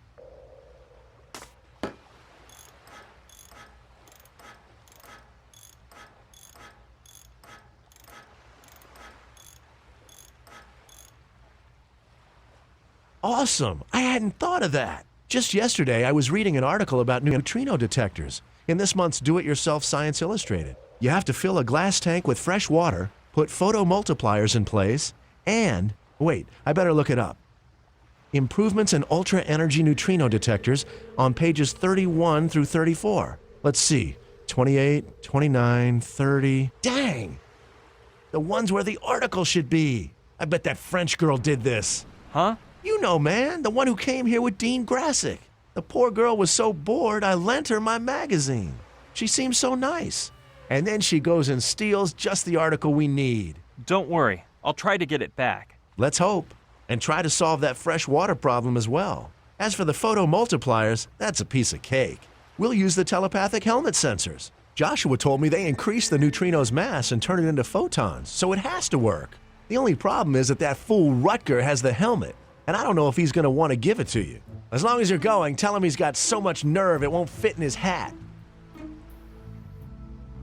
If the planet is called Trantor, shouldn't it be called Trantorite instead of Trantonite? You really get bored, don't you? I'm sorry, but I don't think we have time to analyze the stone. Well, it's a shame, because I think it would be wicked as part of my two-mouth bottle. Getting back to our original topic, you haven't seen Joshua lately, have you? He just left a minute ago. I am amazed with his cultural knowledge. Joshua? What did he say? I'm hungry. Exactly the same words uttered by Mike the Melting Pot Orchard in 1935, right before demonstrating in the flesh that ingesting a set of chrome-plated horseshoes is lethal to human beings. What's that you're working on there? Oh, I knew the mini-sub would draw your interest. You don't see a work of techno art like this one every day. And it was a huge success at the last Burning Man Festival, the most advanced art event in the US of A. What exactly is the mini-sub? It's a state-of-the-art mutant vehicle, especially indicated for use in underwater explorations. You see, when Dean Grassick goes down to the Orion, it will light up his field of vision. And at the same time, it'll send the images to the command post in the yacht so that we can take action in the event of danger. Is it broken? No, but first I was trying it out in the simulation tank in the cargo hold. And it seemed to me that I could improve the sine wave function to make it more flexible in motion. Plus, I was thinking that if I stick on some electromagnets, I could recycle it to use for underwater skiing. What is the Burning Man Festival? Well, it's totally amazing, BB. Very interesting. But let's discuss more important affairs. Whatever you say, BB. I'm gonna see what else I can do around here, Saturn. Okay, BB. See you later. Alrighty, Saturn. Hey, wait. Since there's a glass tank in the cargo hold, we can build the neutrino detector in there. Right now, it contains salt water, so you'll have to empty it out and prepare everything so we can refill it with fresh water. You won't have any trouble, because all the water that comes out of the yacht's faucets is fresh. But I told you, as soon as you finish with the tank, get the telepathic helmet back and retrieve that article on the neutrino detector. Come tell me, and I'll get to work. I guess Saturn uses it to jot down his ideas and designs. Yep, I'd better tell Saturn. Can I borrow your sketch pad, Saturn? That pad is sacred, BB. It's full of my ideas and designs. So it constitutes my artistic and scientific logbook, and I couldn't risk losing it. My regrets, BB, but I can't lend it to you. He's a true Renaissance man, equally devoted to the fine arts, science, and all types of inventions.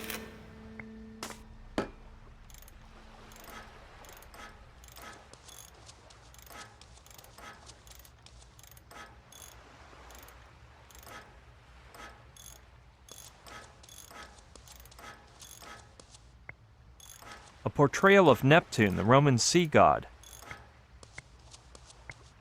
It's made of bronze, so it must weigh more than my car. However, the trident has come loose. I'll nonchalantly slip it into my pocket. Well, not too nonchalantly, or I may inadvertently saw a branch off of the family tree.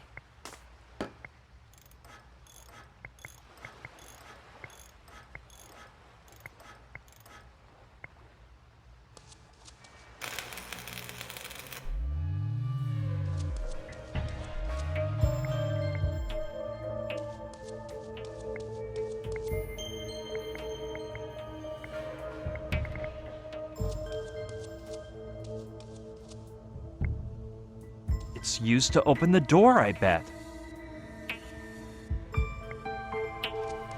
No, I have enough experience with these number pads to know you can't guess the password at random.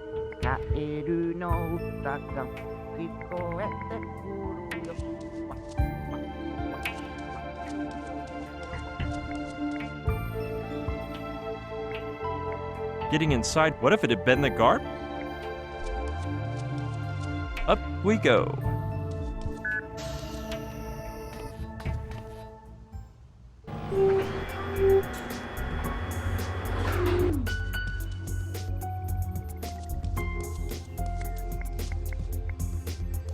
Listen, Sushi. Yes, Brian?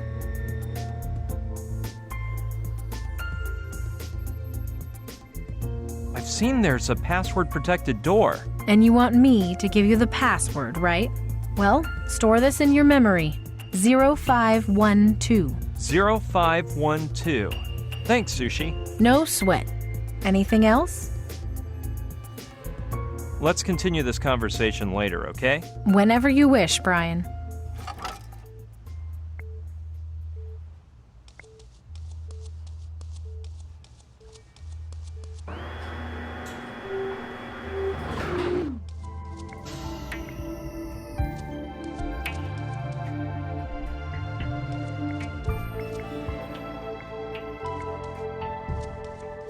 I believe Sushi said the password is 0512. Let's try. Got it!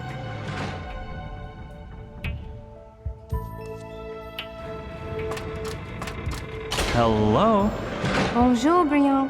How do you feel? Have we met before?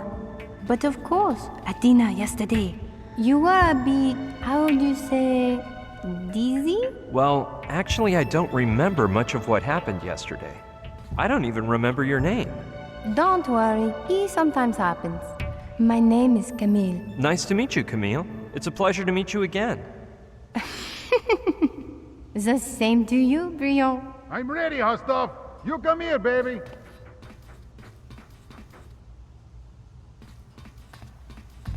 Hit it, you pretty woman. I'm dying for my lunch. And action. I am Dean Grassic, and let me say bienvenidos to the Grassic Adventure with Dean Grassic, your favorite show. Broadcasting from Miami to the world, baby. You know why? Because I, Dean Grassic, promise tons of real adventure with money-back guarantee. You know why, amigo? Because I live tons of real adventures every day. You know why, amigo? Because I, Dean Grassic, am the greatest adventurer on the planet. The only one who can do the amazing stuff. You know why, amigo? Because I am oh, darn it. You sure you started up that recorder, Chiquita? Yes, but of course. Watch your mouth with me, baby. Don't worry. Be happy, mija. I'm sure you'll do better this time. Wow, Camille. I didn't know that. Hey, muchacho, don't bother my Chiquita. She's working. You're Dean, right? You guessed right. It's me, the one and only Dean Grassic. But don't be embarrassed to speak to me. Just treat me like an everyday guy. I'm your brother. Sure, Dean. I'm Brian. The teenager who has put me into the Orion's path? Yeah, well... You're hot stuff, amigo. Despite your lack of experience, you have really helped me out. But your contribution is done with, brother. I'm going to the bottom of the seas to get back the amazing rock. 'Cause I'm the greatest adventurer you'll ever know. Dean Grassic, the answer to all your troubles. Thanks, but I'd like to finish this on my own. You are chilling, my brother. Courage is a great sign of the rookie adventure. But you shouldn't try to hop on a running bus. Just hold on un momento, 'cause I'm gonna do you a big favor.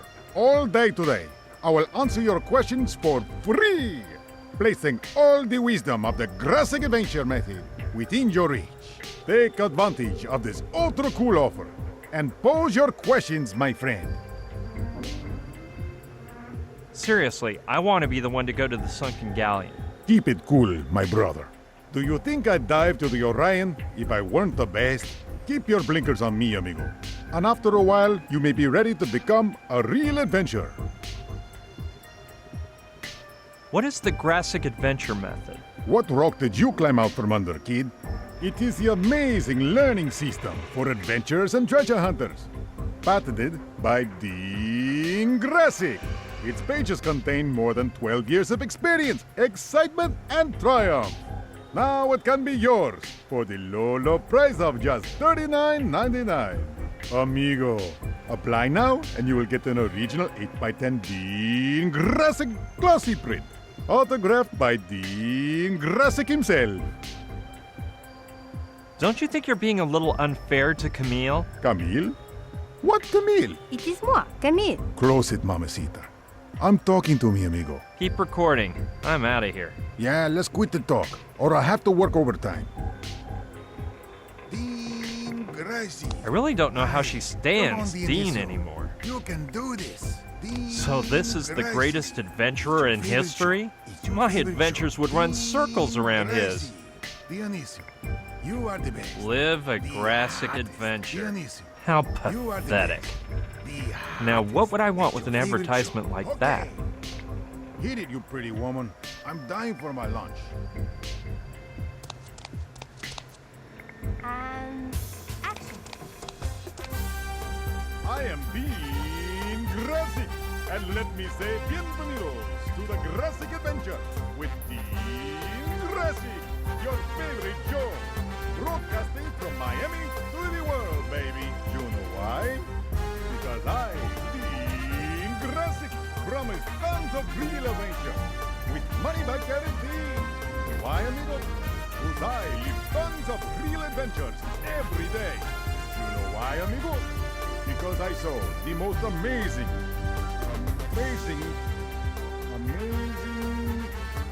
oh my God.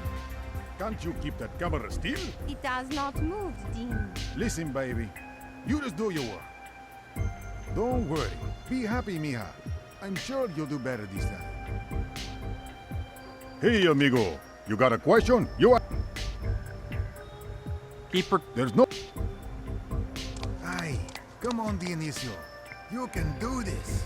There's a weird vehicle inside, like a jet ski with huge propellers. I wouldn't want to have to ride one, to be honest. It doesn't look like there's anything unusual inside besides that jet ski.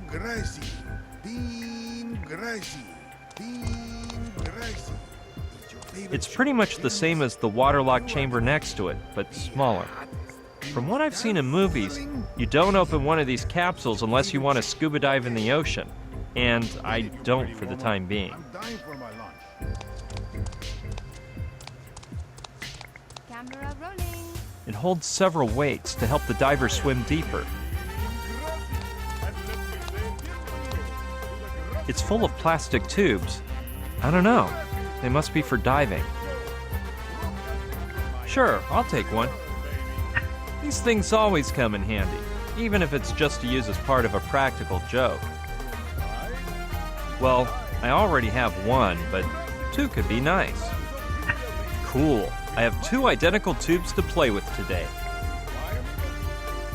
They don't seem to have been used much. No, this type of footwear is great for diving, or even for crossing rickety old bridges, but not for walking on the floors in this boat.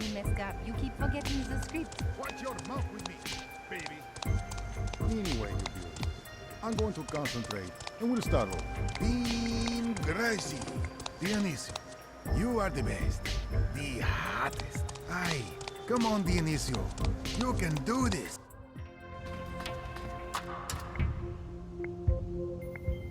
There's a long hose inside for use in the event of a fire. However, I think it'll be a real nice thing to have for filling the sea lock tank with fresh water. I don't know where that goes.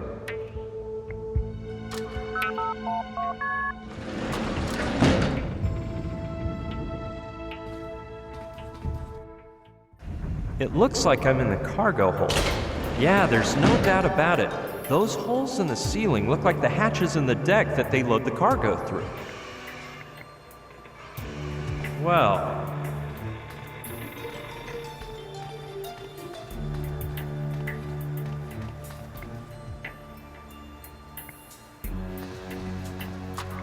it is one sturdy apparatus. Saturn said to empty it out because it's full of salt water, and we need fresh water. If I'm gonna get wet, I'd rather do so in the jacuzzi in my stateroom.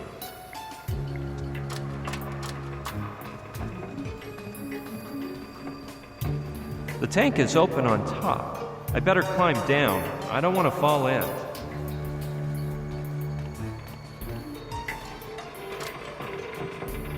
I'd guess it's used to empty the tank. Yeah, that seems like the most logical way to empty the tank. Let's try it.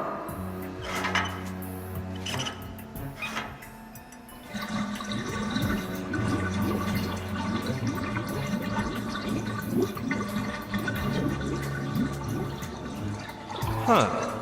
This seems to be connected to a suction pump, because otherwise I can't explain how it went so fast.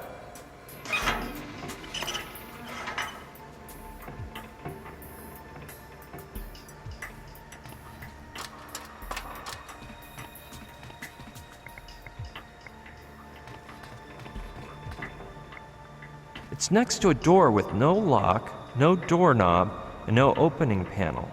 I don't know if I can figure out what it's for. It apparently leads to cargo hold 2. It doesn't seem to have a password, but obviously I can't open it with my bare hands either. Most likely it's opened by pushing the red button to the right. I don't know what it's connected to. Hey, let's see who answers. Hello? Anyone there? Brian? Is that you? What do you want? Nothing, Sushi. See you later. Hatches to deck. No, I don't see why for the time being. It's next to a door with no lock, no doorknob, and no opening panel. I don't know if I can figure out what it's for. Well, open sesame. Whoa! It almost chopped my foot off. It must be broken because it doesn't seem normal for it to close just because you release the button. Great idea.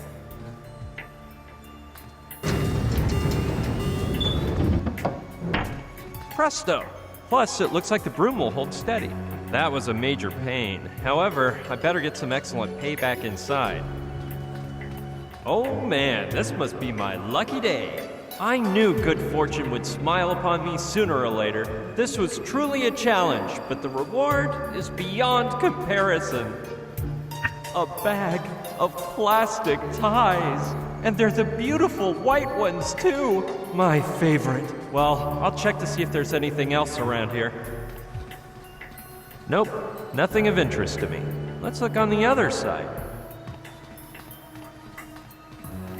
No, nothing there either.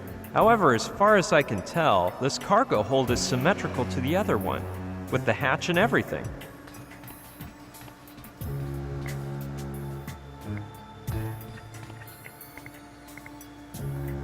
I'm not really in favor of wasting these excellent plastic ties, but if I must...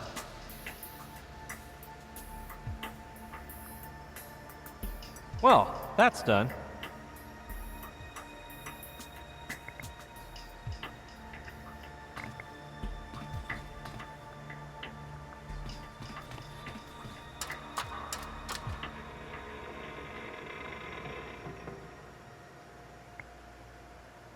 Alrighty. It might be a good idea to go up there first, don't you think?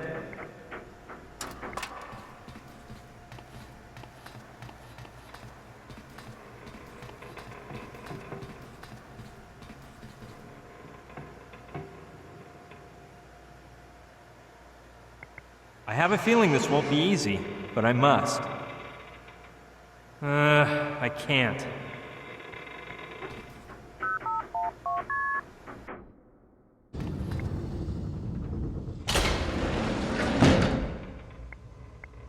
It's much newer than the one I used in Alaska. It looks like you need a key to open it.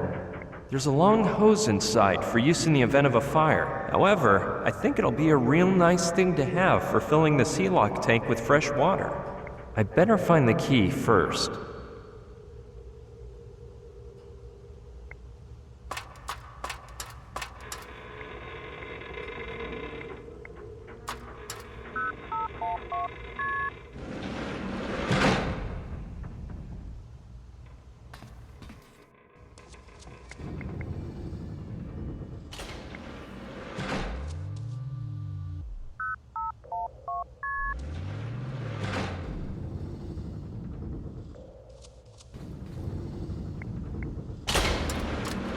How are you, Camille? Très bien, as you can see. Where are you from? From France. Don't I have an accent? I was gonna say something as dumb as the Colonel would, but instead, I'll ask something else. I only know about France from the movies.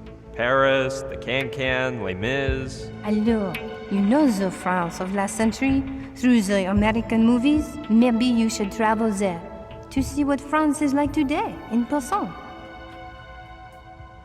Oh, and you have excellent wines there, don't you? Mais oui, precisely.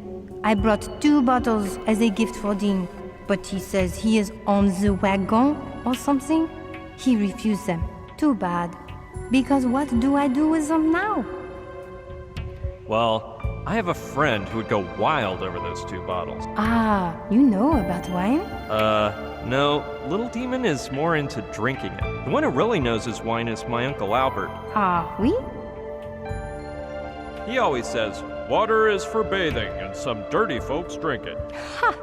I don't think I want to meet this uncle.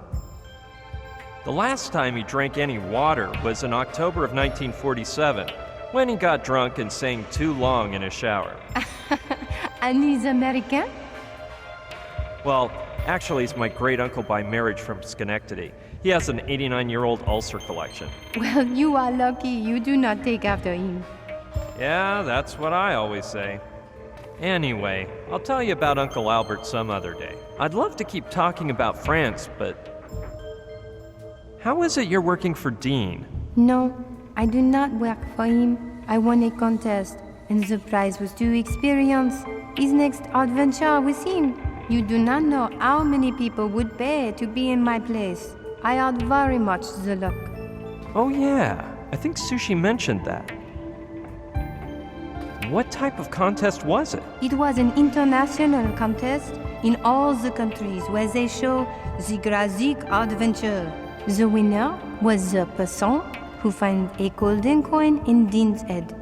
Merde, why did I buy that tablet of chocolate?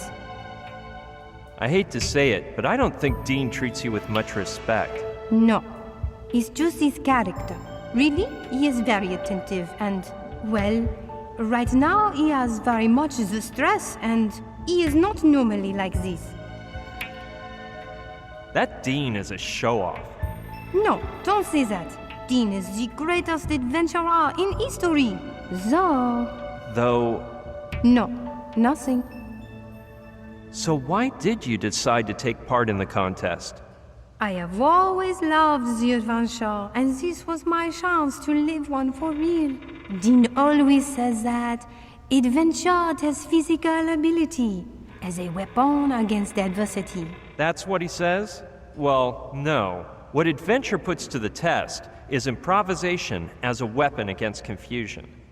You spend time going from one place to another without knowing exactly what you're supposed to do. And you have to make things up as you go along in order to move forward, because if you let the confusion get the best of you, you'll just get stuck somewhere, and you'll miss out on the best part of the adventure. Well, I never thought about it like that.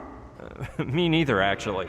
I was just improvising. Let's drop the topic of Dean, or I'm a wretch. Okay, as you wish. You wouldn't happen to know where Saturn's magazine is? Mon Dieu, how embarrassing. Tell Saturn I will return the missing pages, but right now I cannot. But what happened? Well, I sat here to read, and Dean asked me for the paper to wrap his lunch. I was so absorbed with reading, though, I hardly heard him. A bit later he appeared, a little bothered because I don't pay attention to him, and he said, "Why don't you bring the paper to me if you have it right there, hotcakes?" Or something like that. Then he ripped out some pages and returned to the sea-lock room. I meant to tell Saturn, but I had a bit the shame. Don't worry. You'll see. Dean will return them to me lickety-split. Anyway, see you around, Camille. I'm ready, Hostov. You come here, baby.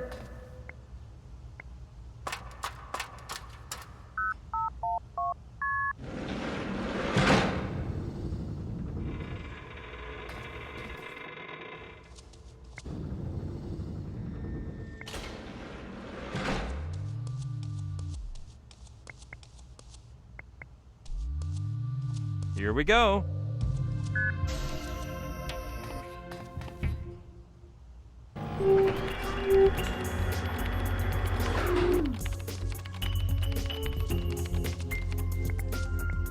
What?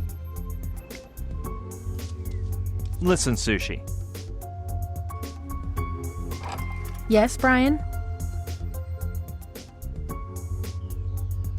You wouldn't happen to have the key to the glass emergency cases, would you? What is the deal with you guys in these glass cases today? Joshua came to ask about the same thing just a while ago.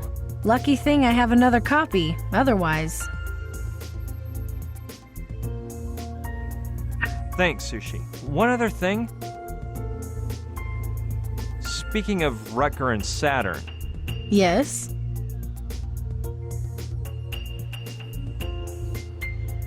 They seem to be in a bit of a tiff. They're unbearable, aren't they? Well, it's almost like dragging two fighting teenagers around, each pressuring the other before they kiss and make up. Now, how is it they came too? When you IM'd me about Trantor and the amoeba...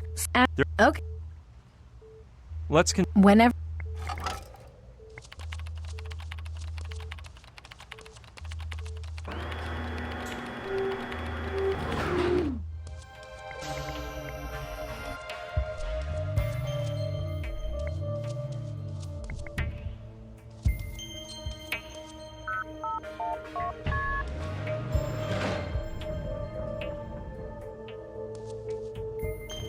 How are you, Camille?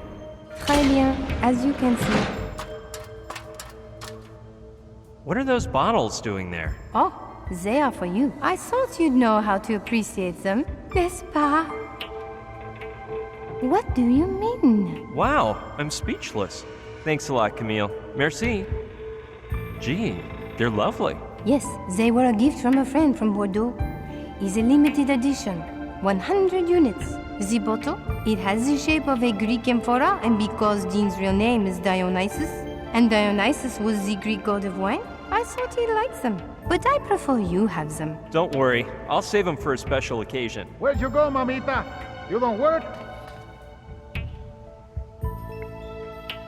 I'm sure there was a hose in there before. I don't see the reason for doing that.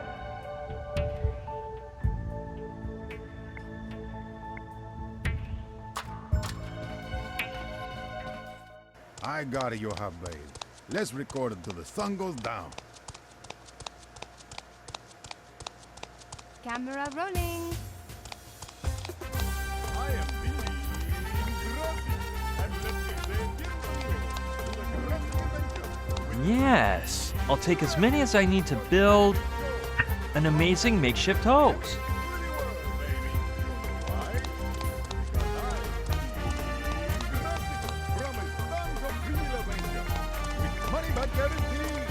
Why, amigo? Because I live tons of real adventures every day. You know why, amigo? Because adventure is my... Oh, damn! Can't you keep that camera still? It does not move, Dean. I don't know why I brought you here. Don't worry. Be happy, mija. I'm sure you'll do better this time. Hi, Dean. Dean Grassi! Amigo, what's flying?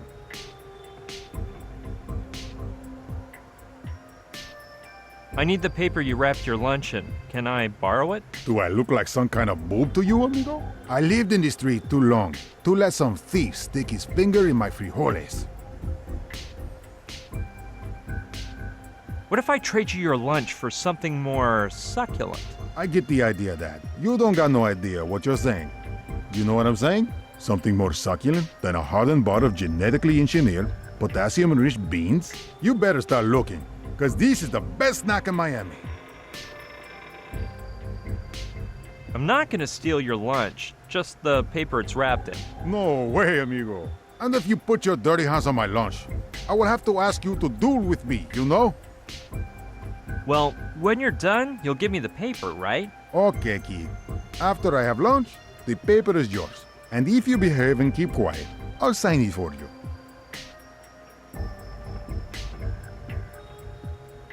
Will you be lunching soon? That depends how badly this French girl keeps working.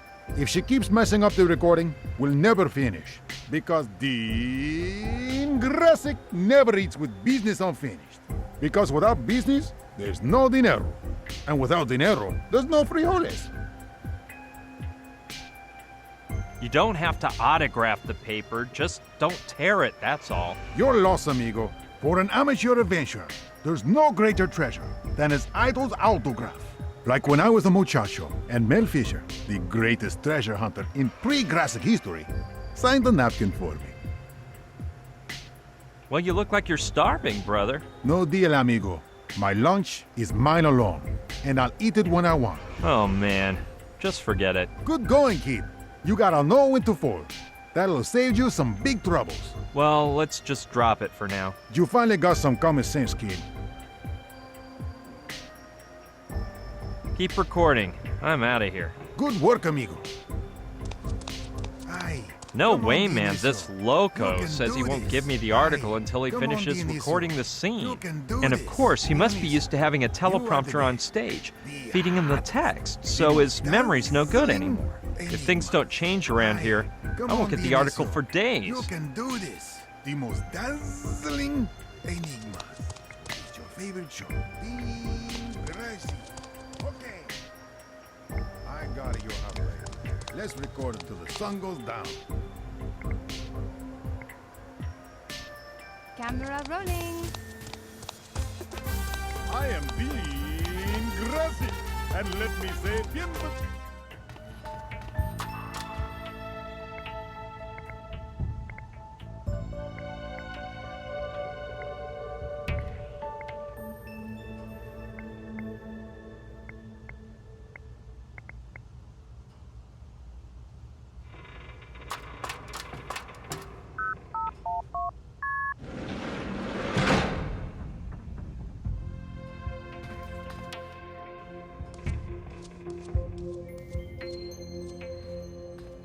Yeah, I'll take a peek.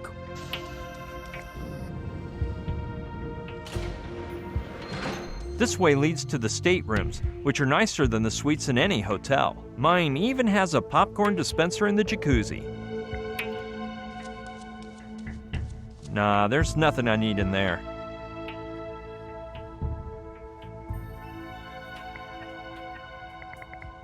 I don't know. I'm considering keeping them until this is all over, to take them to my Uncle Albert.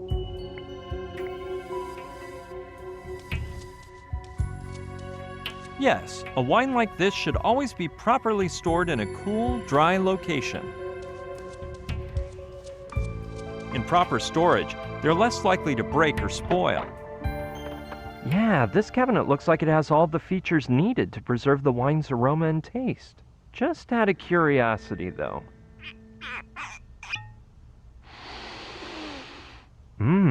Smells amazing.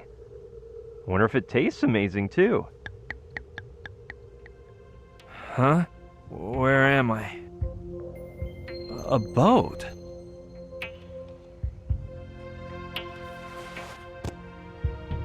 Man, I ache all over.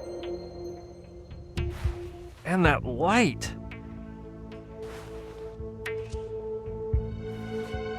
Just a sec. Hold on. Give me a minute here.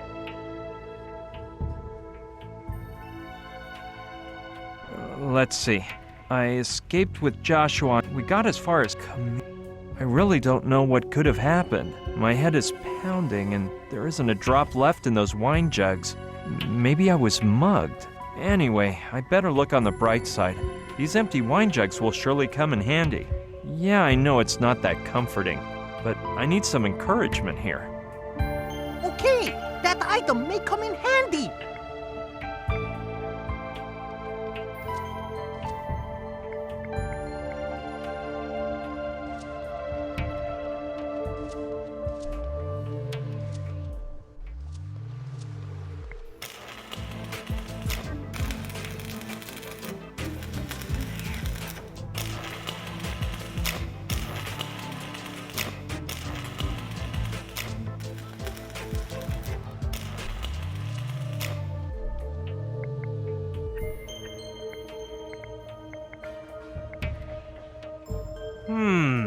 I'm getting another one of my brilliant ideas.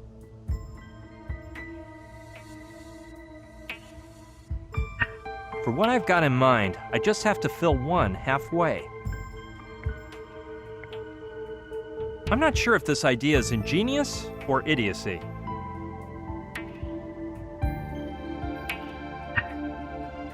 There we go. One family-sized hourglass. Yeah. Through the awe-inspiring wonder of the plastic tie, my grandiose creation will be complete.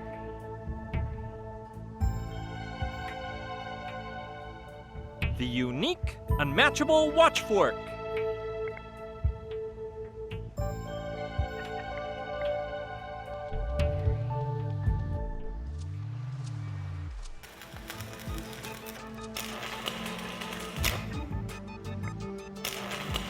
I don't think he's interested in it. I don't think he's interested in it.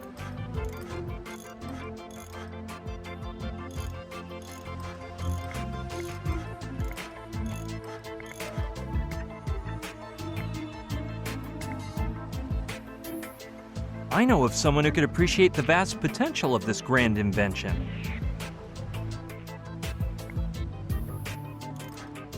I don't think he's in.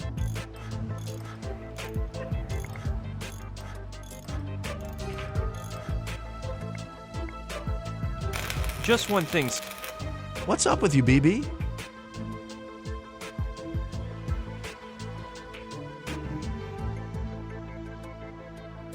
What did you tell me to tell Rucker? That he's got so much nerve it won't fit inside his hat? Let's see what he answers to that. Okay.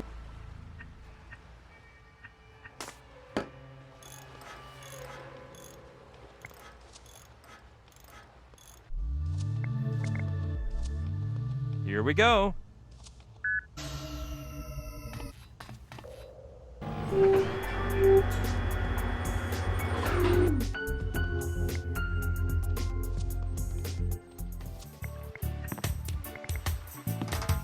I don't think he's interested in it.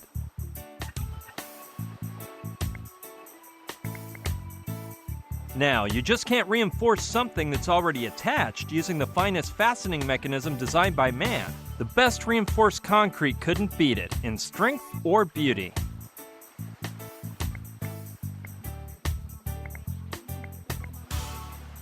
That makes no sense.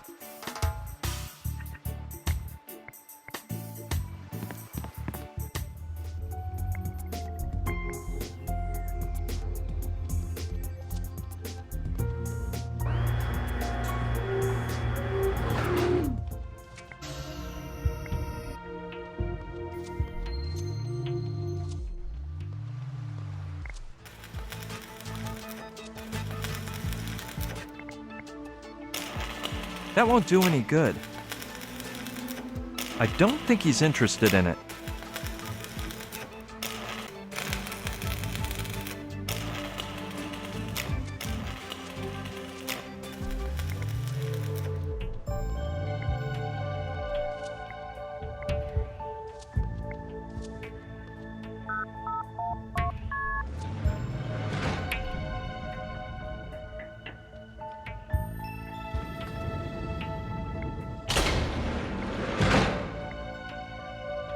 That won't do any good.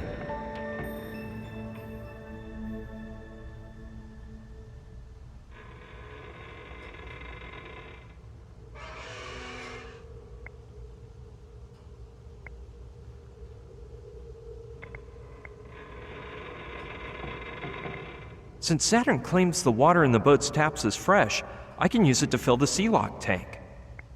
No, I'm not that thirsty either. Yeah, knowing the water that comes out is fresh, it'd be a good way to fill the tank in the cargo hold. And I'm sure the hose is long enough. But wouldn't it be better to wait until you have everything you need to build the neutrino detector? So the hose robber won't see it and steal it too?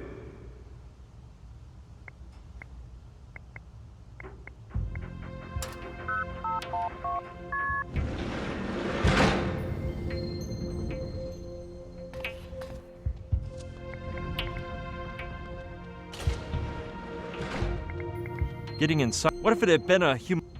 Getting in. What if? Up we go.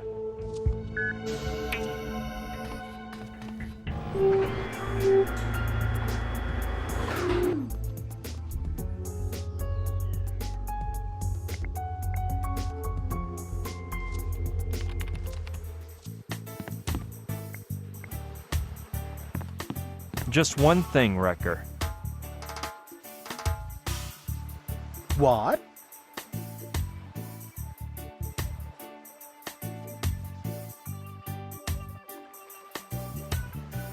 I bet you don't know what Saturn just said to me. Some stupid thing of his, I'm sure.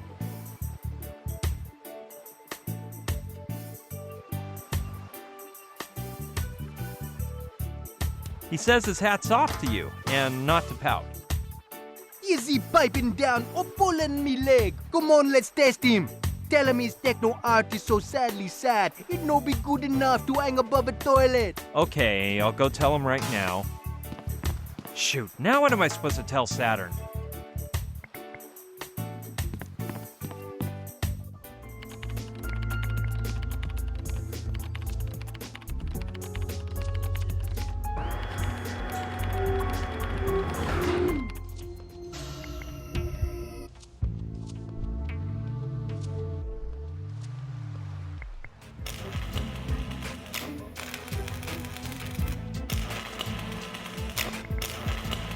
Just one thing, Saturn.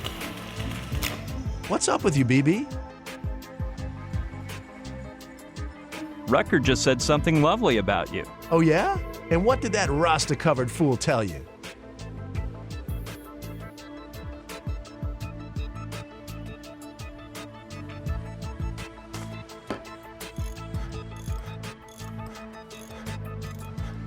He says he's sad your techno art doesn't get more deserved airtime on TV.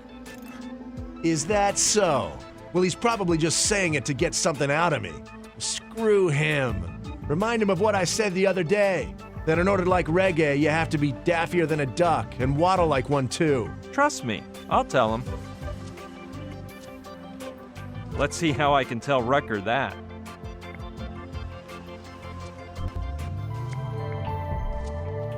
Here we go.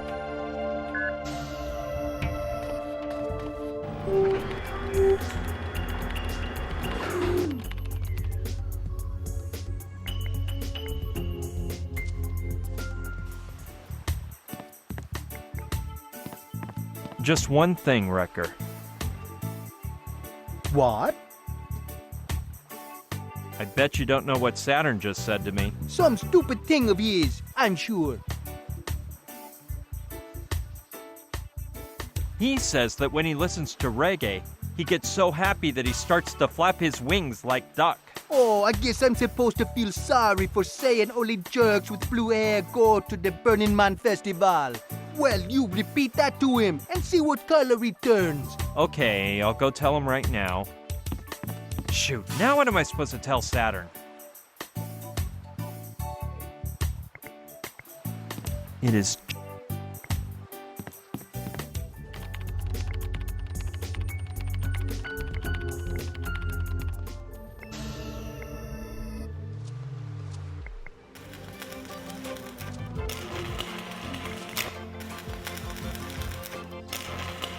Just one thing, Saturn.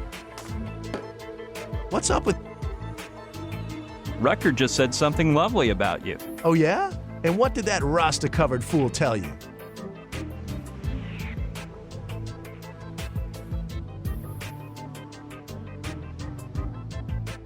He says he feels like a wacko for not having gone to the Burning Man Festival with you.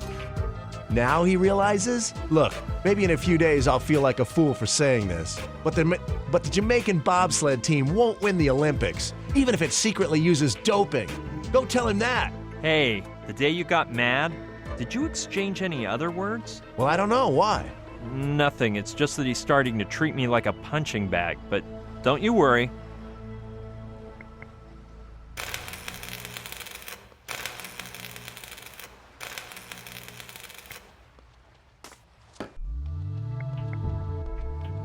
Up we go.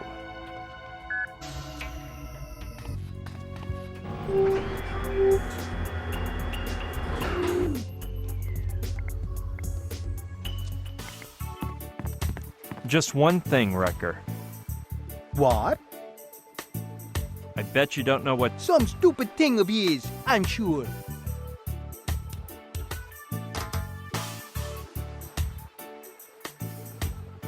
He says the day Jamaica wins the bobsled medal, he'll buy you an Olympic-sized bong.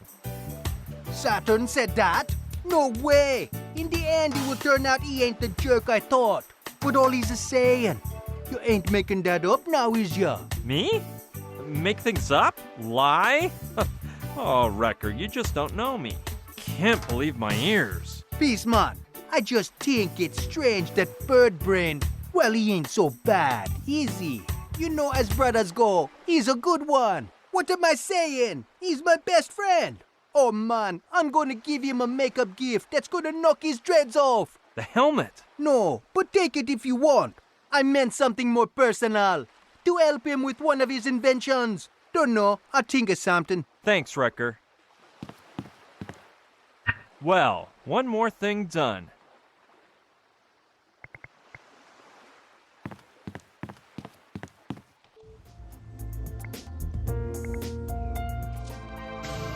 According to the sign up there, if I pretty dark...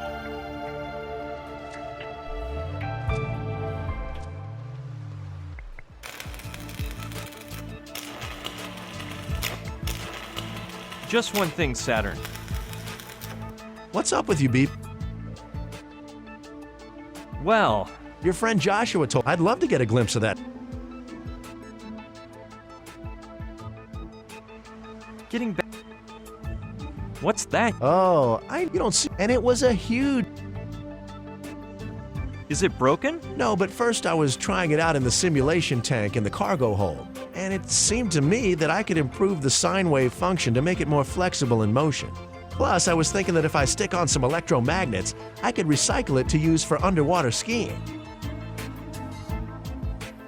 What exactly? It's a state-of-the-art mutant vehicle. You see, when Dean Grassick goes down to the Orion, it Very interesting. whatever you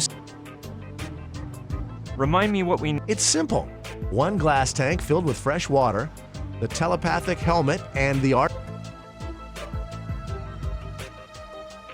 What will the telepathic helmet do inside the neutrino detector? When the neutrinos pass through the water, they create a particle known as a muon, which leaves a small trail of light. But you need photomultipliers in order to get that light energy to become visible to the human eye. The telepathic helmet contains a set of transducers, which will do something quite similar, momentarily increasing the neutrino's mass so that the light they give off is greater.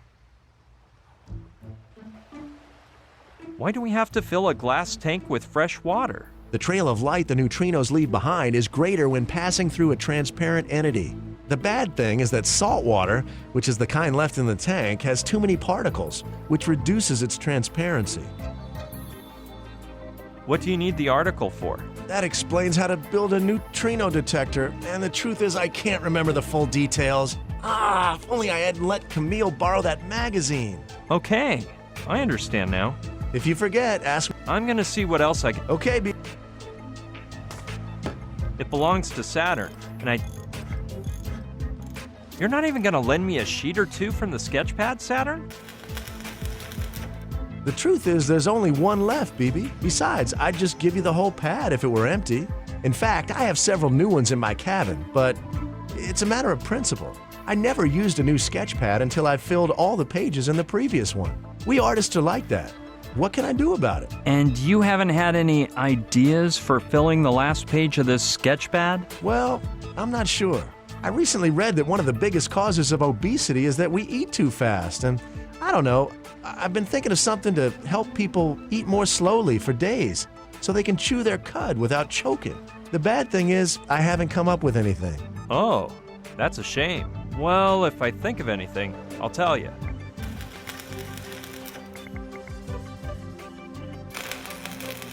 Yeah, maybe if I give a good sales pitch, he'll like it. Take a look at this, Saturn. What is that thing? It's an experimental primitive prototype of the watchfork, based on your ideas about people eating slower. The actual size wouldn't be so big, but I thought you'd appreciate the detail this way. Watchfork? Yeah. Look closely. You pick up the food with your fork and patiently wait for all the sand to drop from the top of the hourglass to the bottom. Afterward, you turn it over, lift the fork to your mouth, and chew patiently until the sand goes back to the other side. Then, and only then, do you pick up another morsel of food and repeat the process.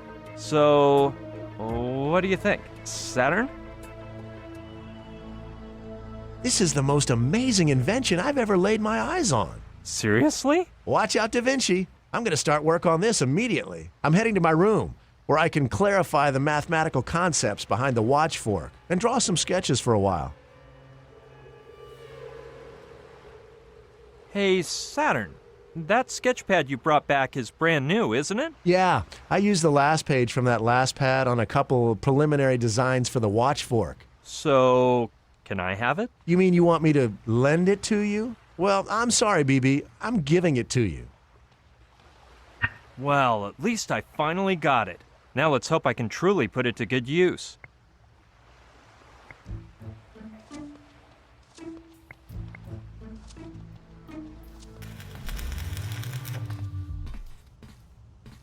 No, I see no reason to do something so absurd.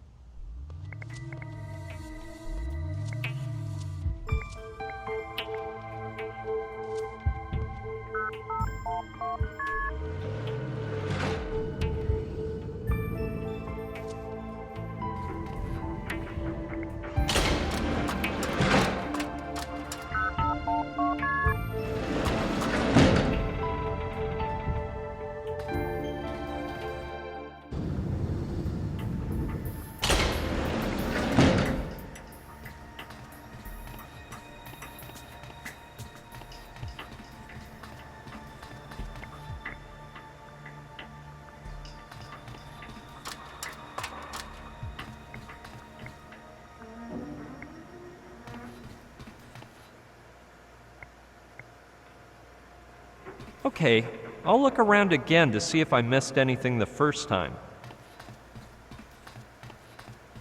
No, everything's the same.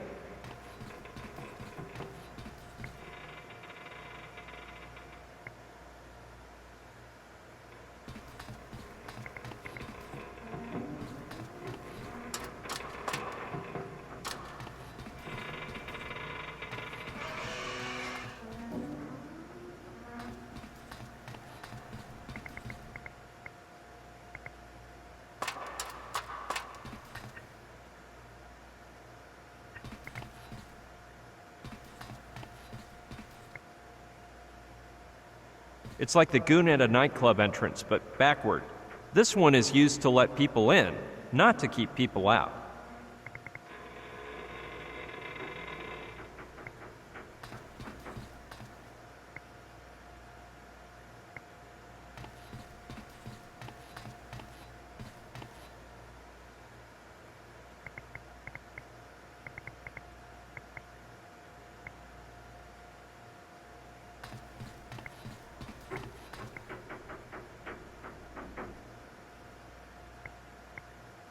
My lord, there are more closed boxes in there than on Deal or No Deal.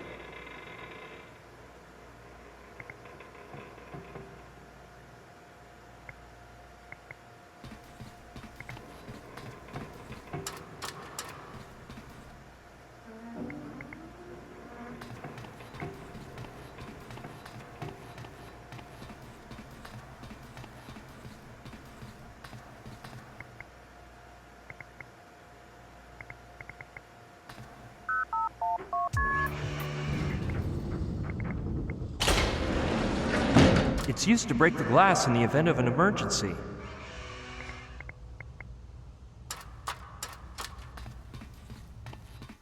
I got it, you have, babe. Let's record until the sun goes down. And action. I am being aggressive, and let me say bienvenido to the Aggressive Adventure with the Aggressive, your favorite show, broadcasting from Miami's pretty world, baby. You know why? Because I am all done. You sure you started up that recorder, Chiquita? Yes, but of course. Listen, baby. You just do your work. It's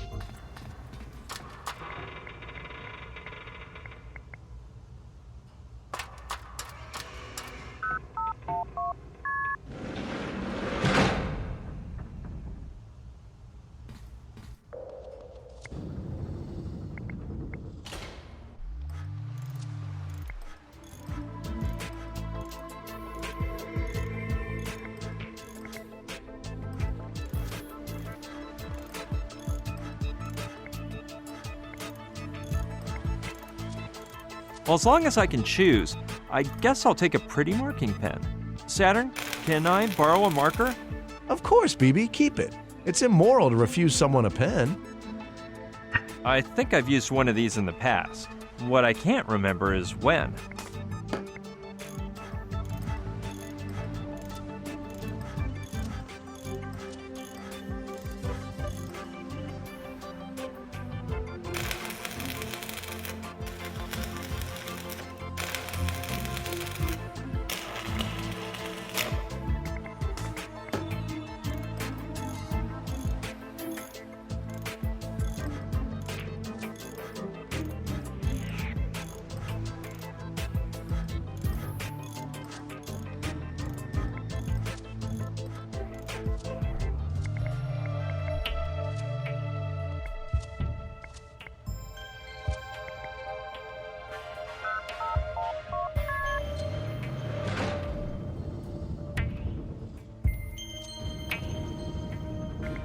Yeah, I'll go see what Dean has to say.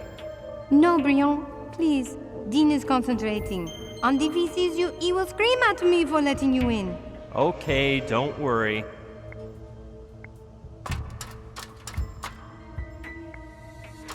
How are you, Camille?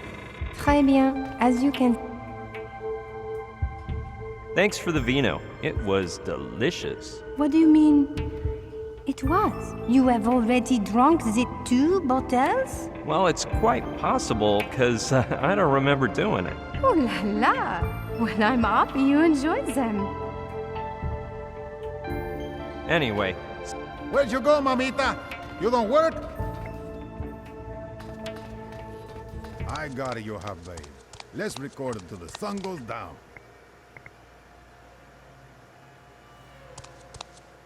That's the ticket. I better wait for him to finish. Action.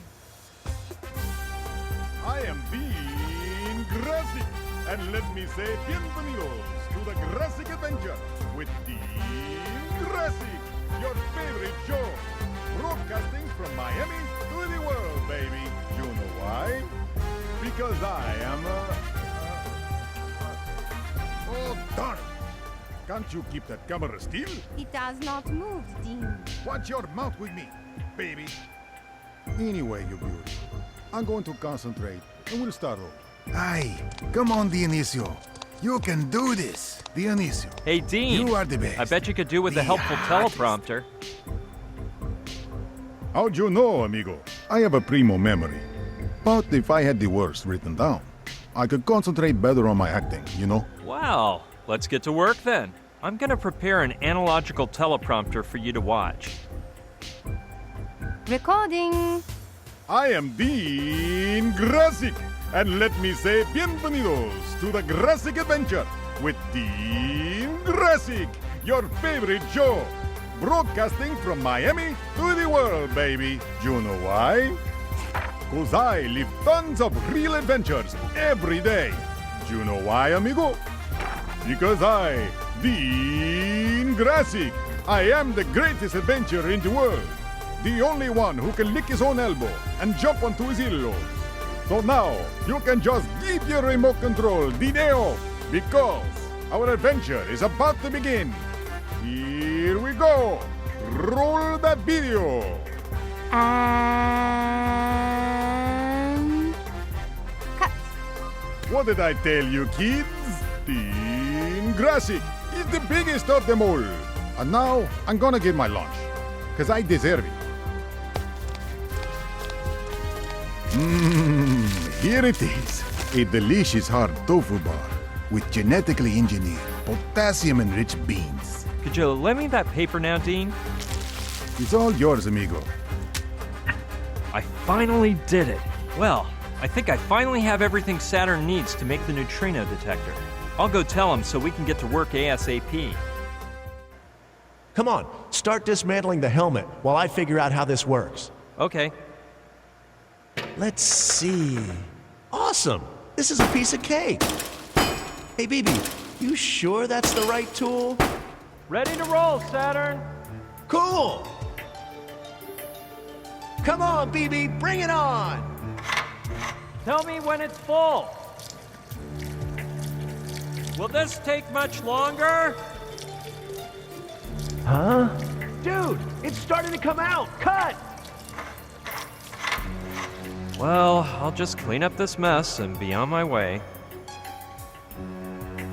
No, it's technically impossible for anything to go wrong, but you better stay back a bit. Now I see why you chose me to talk through the intercom.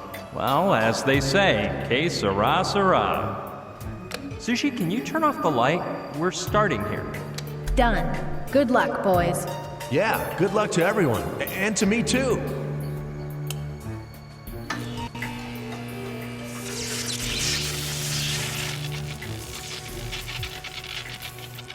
Look at them.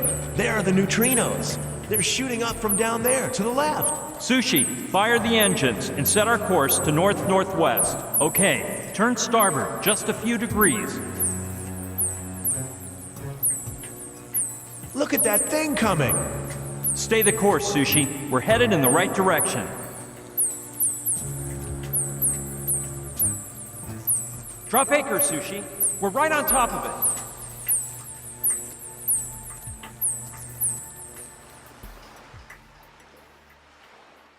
Sorry, Brian.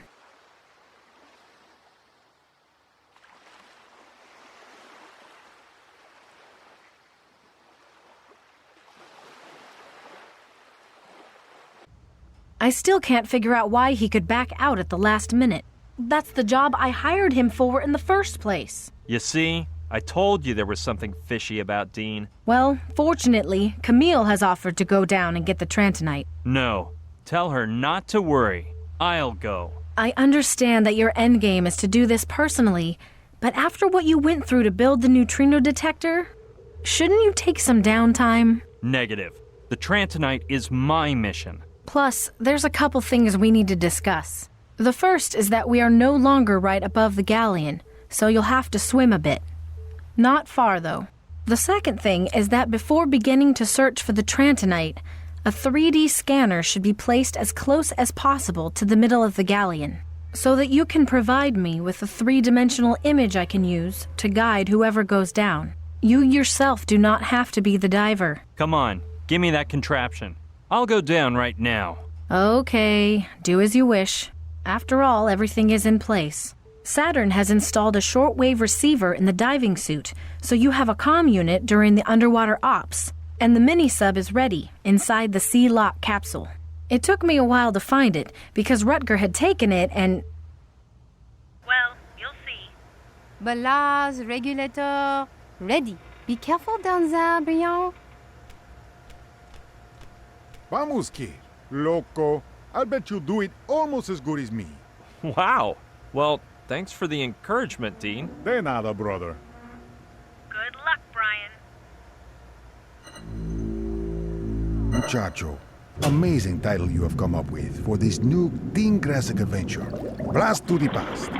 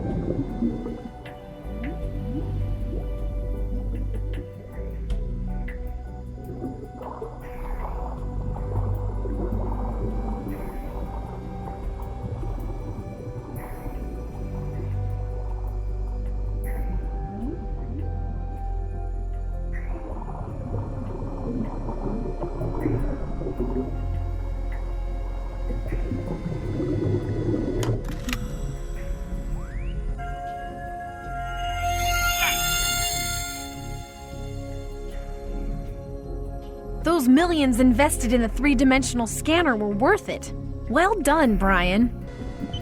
Hop in and we'll decide where to attack. Good work, Brian. Now I have a virtual image of the Orion, and I can view your position the entire time and indicate which bearing you need to take. So, where do I have to go? Well, if you look closely, you'll see that the Orion's figurehead looks like a scorpion, and right next to the stinger on its tail, there is a small sphere. According to Paco's indications in Palenque, that sphere would be illuminated during battles, and I wouldn't be surprised if... I catch your drift. Come on, prepare me for the dive. I'm going back down. Are you sure you don't want to rest first?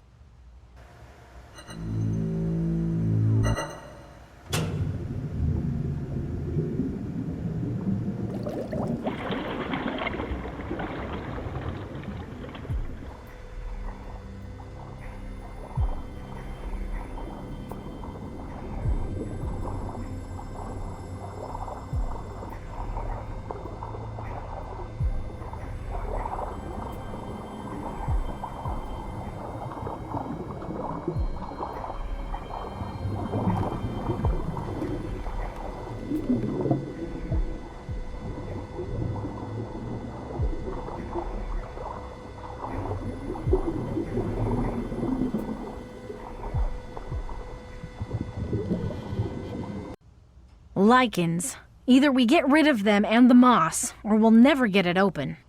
You know what you have to do, right?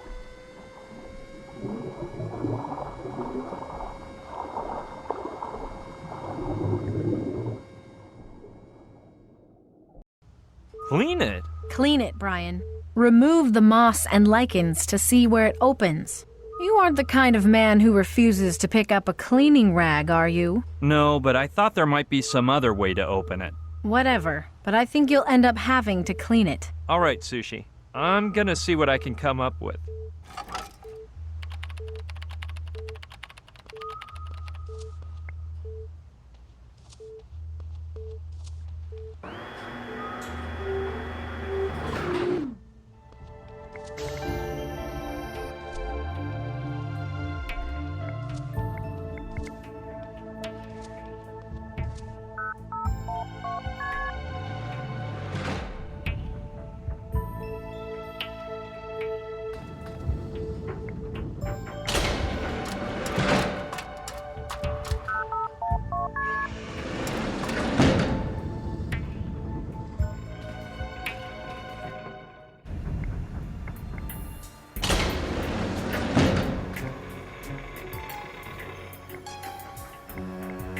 Saturn left it behind when we built the detector. No, I already toted one around on Mala Island, and it weighed a ton. Maybe there's something inside I can use, though. Man! I bet the saw will come in handy.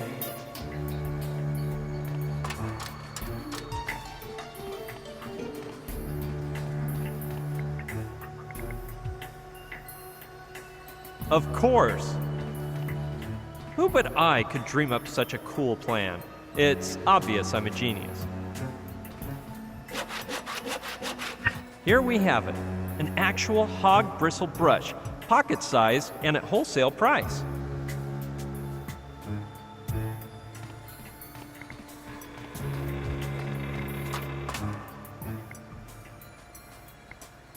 I don't know which I liked more, this one or the one on the other side of the door.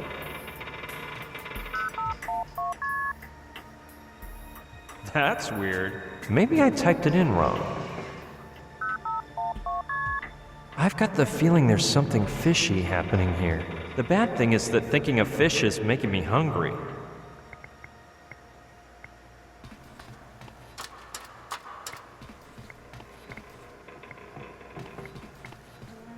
Yeah, I bet she knows what's going on.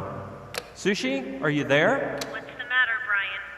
Oh, nothing. I'm just trapped inside the cargo hold. And so tell me what 2-bit password I stick into this contraption on the... Joshua, stop it! Brian, don't worry.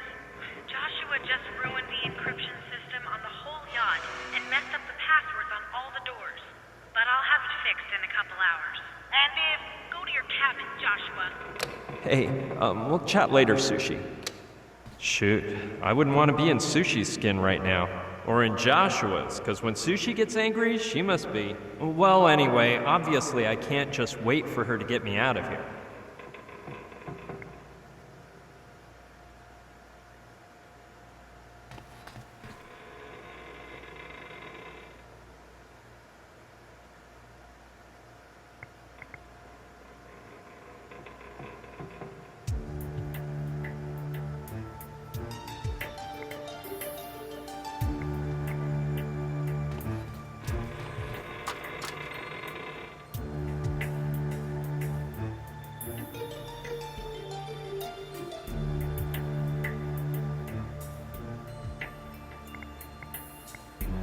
That's it.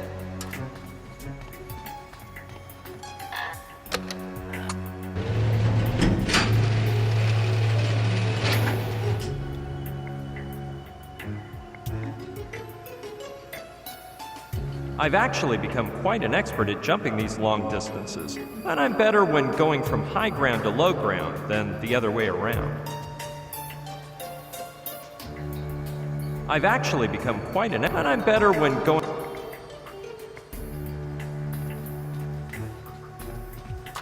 That's it. Now that I opened the hatches, I'm sure I can start from the edge of the tank. Scamper up to the ceiling somehow and reach the deck. Come on, let's get out of here.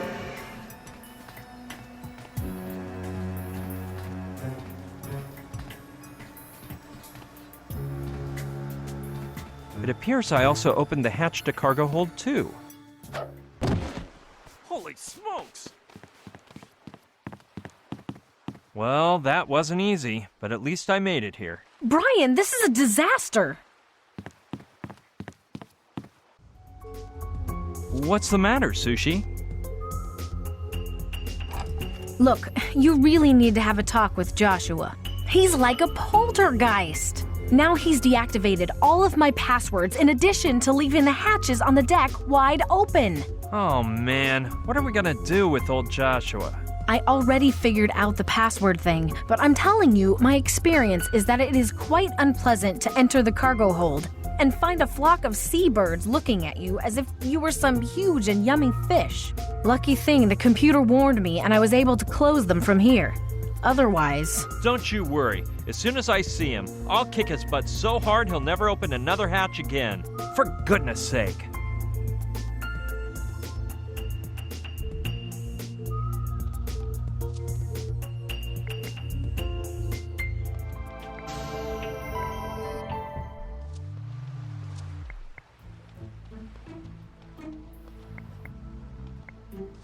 What are you working on, Saturn? Haven't I told you about the electromagnets? They're one of my latest creations, equipped with a device that magnetizes or demagnetizes things at will. When this is finished, I plan to attach them to the mini-sub and take up underwater skiing. Oh, that exists? The question is not whether it exists, BB, but whether we want it to exist. Art and science are based on that grand principle.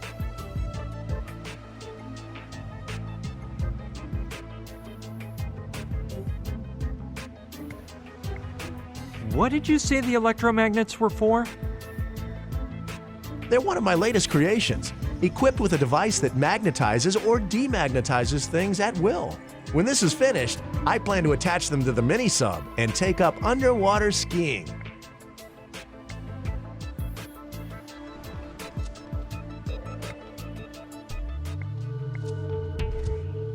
Up we go.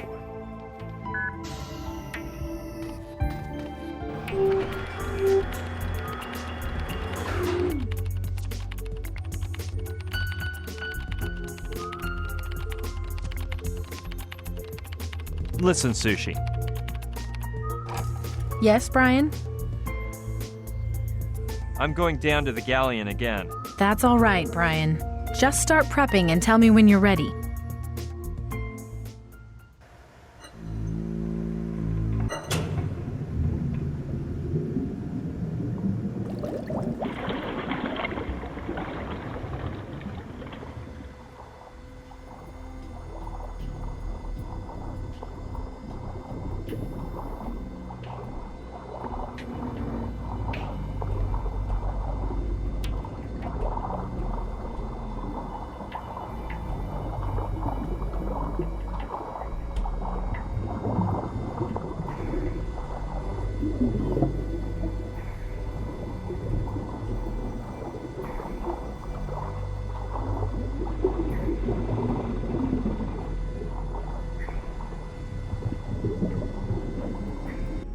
Is it that hard, Brian? You're not going to tell me the dirt is really stuck to the surface, are you? No luck? No? No!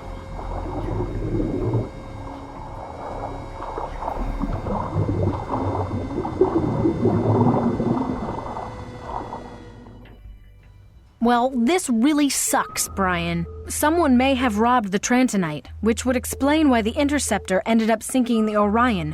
Or Malantunya suspected something and put it in a different place. The truth is, I have no idea. Well, let's stay positive and assume it's still on the boat. Where could Malatunias have hidden it? Well, if I were him, I would like to keep it as close as possible. In my stateroom, for instance. Yeah, that's the most logical. Come on, let's prepare for another dive. I'll go down ASAP. Are you sure you don't want to rest a while first? You look exhausted, Brian. Maybe you should get back your strength a bit first, before...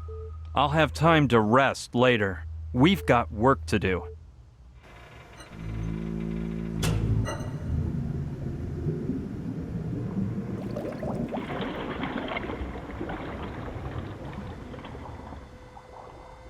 Try to go in through the middle hole, Brian.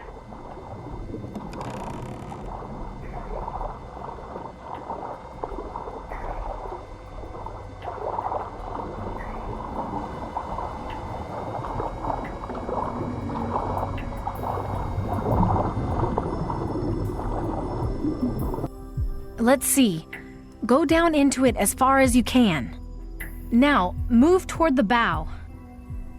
At the end of the hall, you'll find some stairs. Go past them. Now stand facing aft. Do you see a trap door? Go up through it.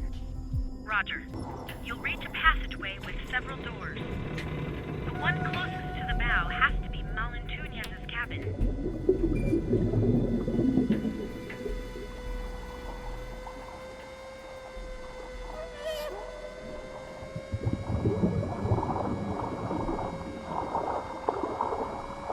Where are you going? Oh, crap. I meant the stern. The cabin is near the stern. That's the door, no doubt about it.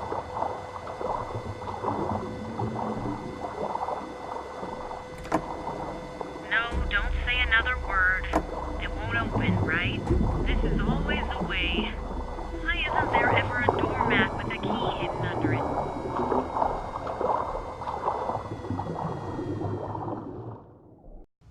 Well, of course it sucks, but when the going gets tough, the tough get going.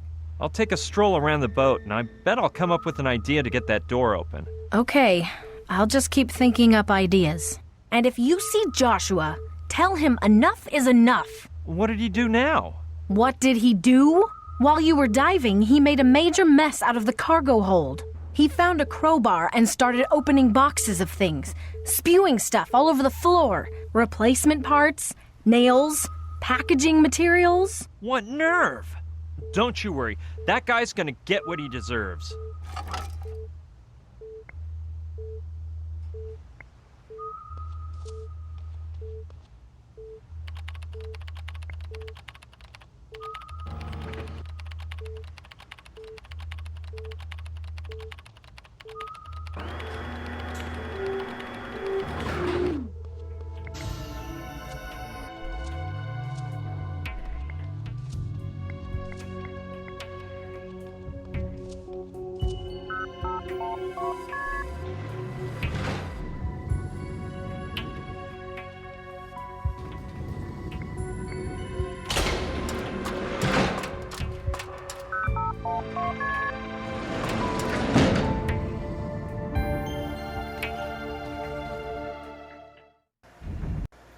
I was afraid of this.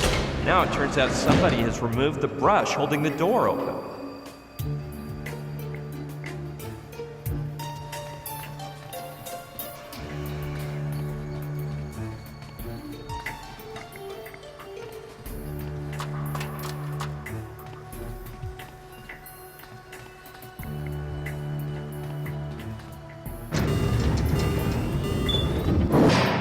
Nada. It would have been too easy for someone to come along and repair the door. On the positive side, the crowbar I need to get into Malentuñez's cabin is there. On the negative side, I can't go in and get it, because when I release the button, the door will slam shut, and I don't want to sever off an arm trying to leap in. Let's see how I can think my way out of this one.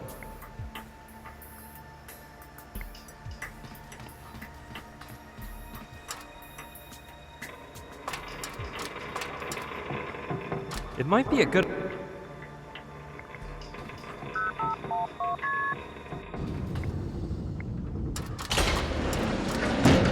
Let's see.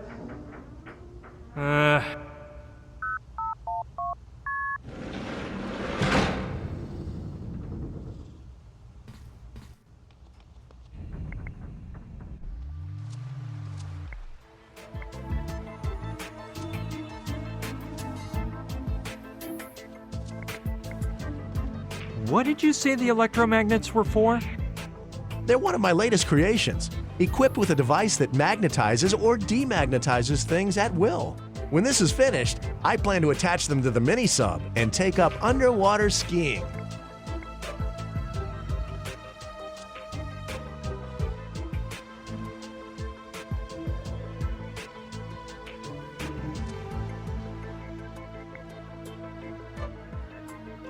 I am a witness to the... Saturn, I'm gonna borrow your electromagnets for a while, okay? Of course, BB. Don't forget to tell me how they work. Nifty. My first pair of electromagnets.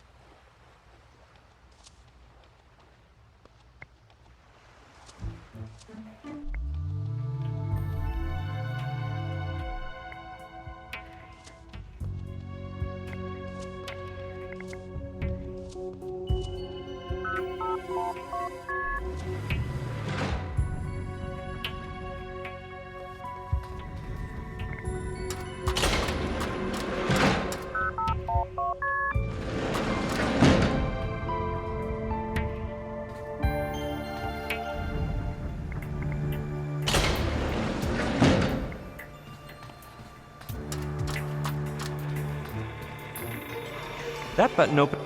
That button.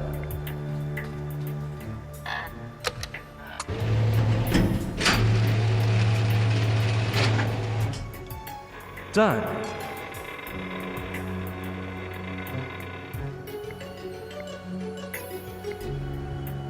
Without the ladder to climb up the tank, no can do.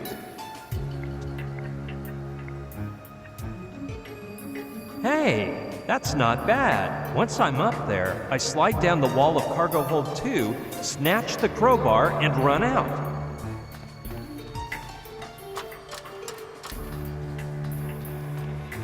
I don't know whether I can trust Saturn's little inventions, but what choice is there?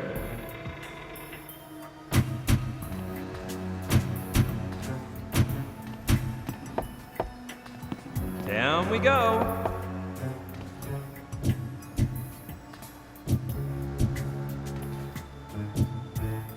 Yes, and now...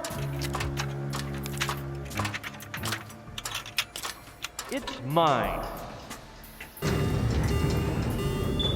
No door will be any match for me with this crowbar.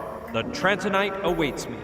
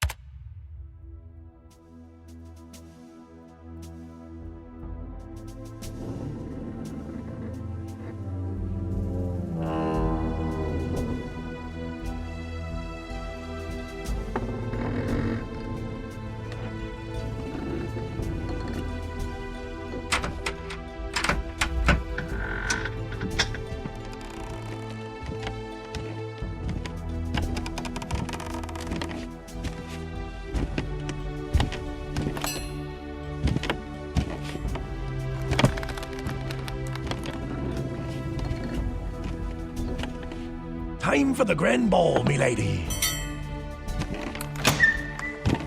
Wenches first. Are you gonna be making me walk the plank? Aye, aye, you sad mutt. But cheer up. In recompense, you'll be meeting the bravest hidalgo who hath hoisted the Jolly Roger. Don Inigo de Maratuñez y Goñón.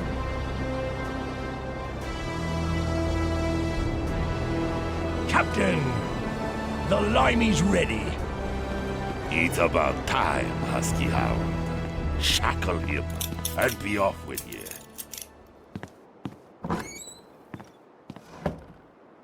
Despite appearances, you have the upper hand on me, lad. Being that I conceal neither name, nor rank, nor birthright, while I remain unaware of yours indeed. I want your name and a ship, you English swab, or I'll slide me sword through your bloody entrails. Oh, you should have mentioned that. My name is Brucian Barskov, and I hark from York. From its newest boroughs, to be exact. 'Tis a pleasure, Sir Brettian. Now would you be so kind as to explain why you've attempted to board me illustrious galleon? On your strange and tiny red and white dinghy with a metal hook in the fashion of a flag. Board your ship, sir? I? Vast there, Captain.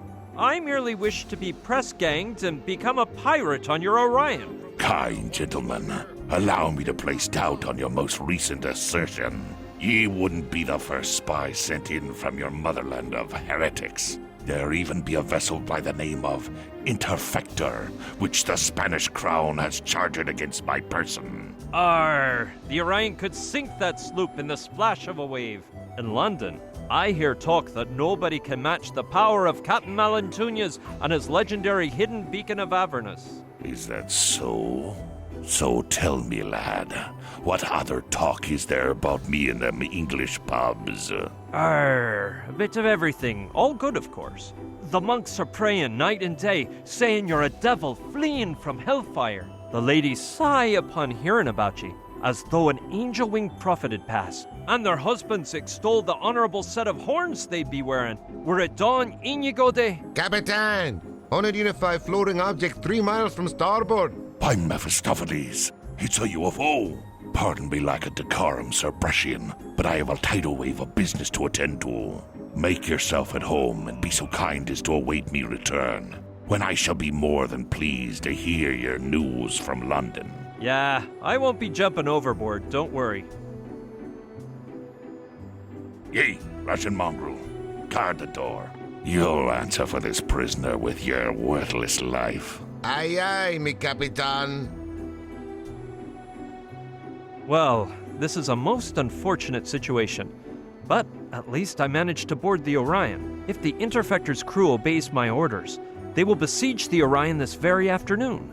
So I have but a few hours to remove these shackles, find the hidden beacon of Avernus, and take advantage of the turmoil which will ensue when the first cannonballs hit, to abscond in a dinghy, return to the Interfector, and command the sinking of the Orion from there. I'll have to work smartly to finish the job in such a scant workday, so I'd best alight if I don't want to end up in Davy Jones' locker.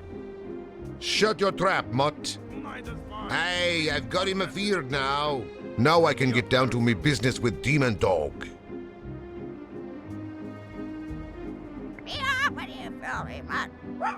Let's see. The mechanism is simple. 2 iron crescents linked by a moving hinge at one side, and on the other side is a bolt into which Husky Hound has pounded a nail to keep the shackles from opening. The bad part is that it's jammed so far in that it's stuck. I couldn't.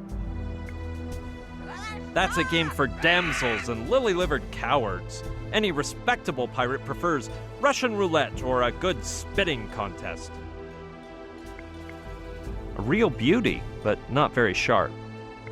No, I've got a bad case of lumbago, and my physicians have forbidden me from using all bladed weaponry.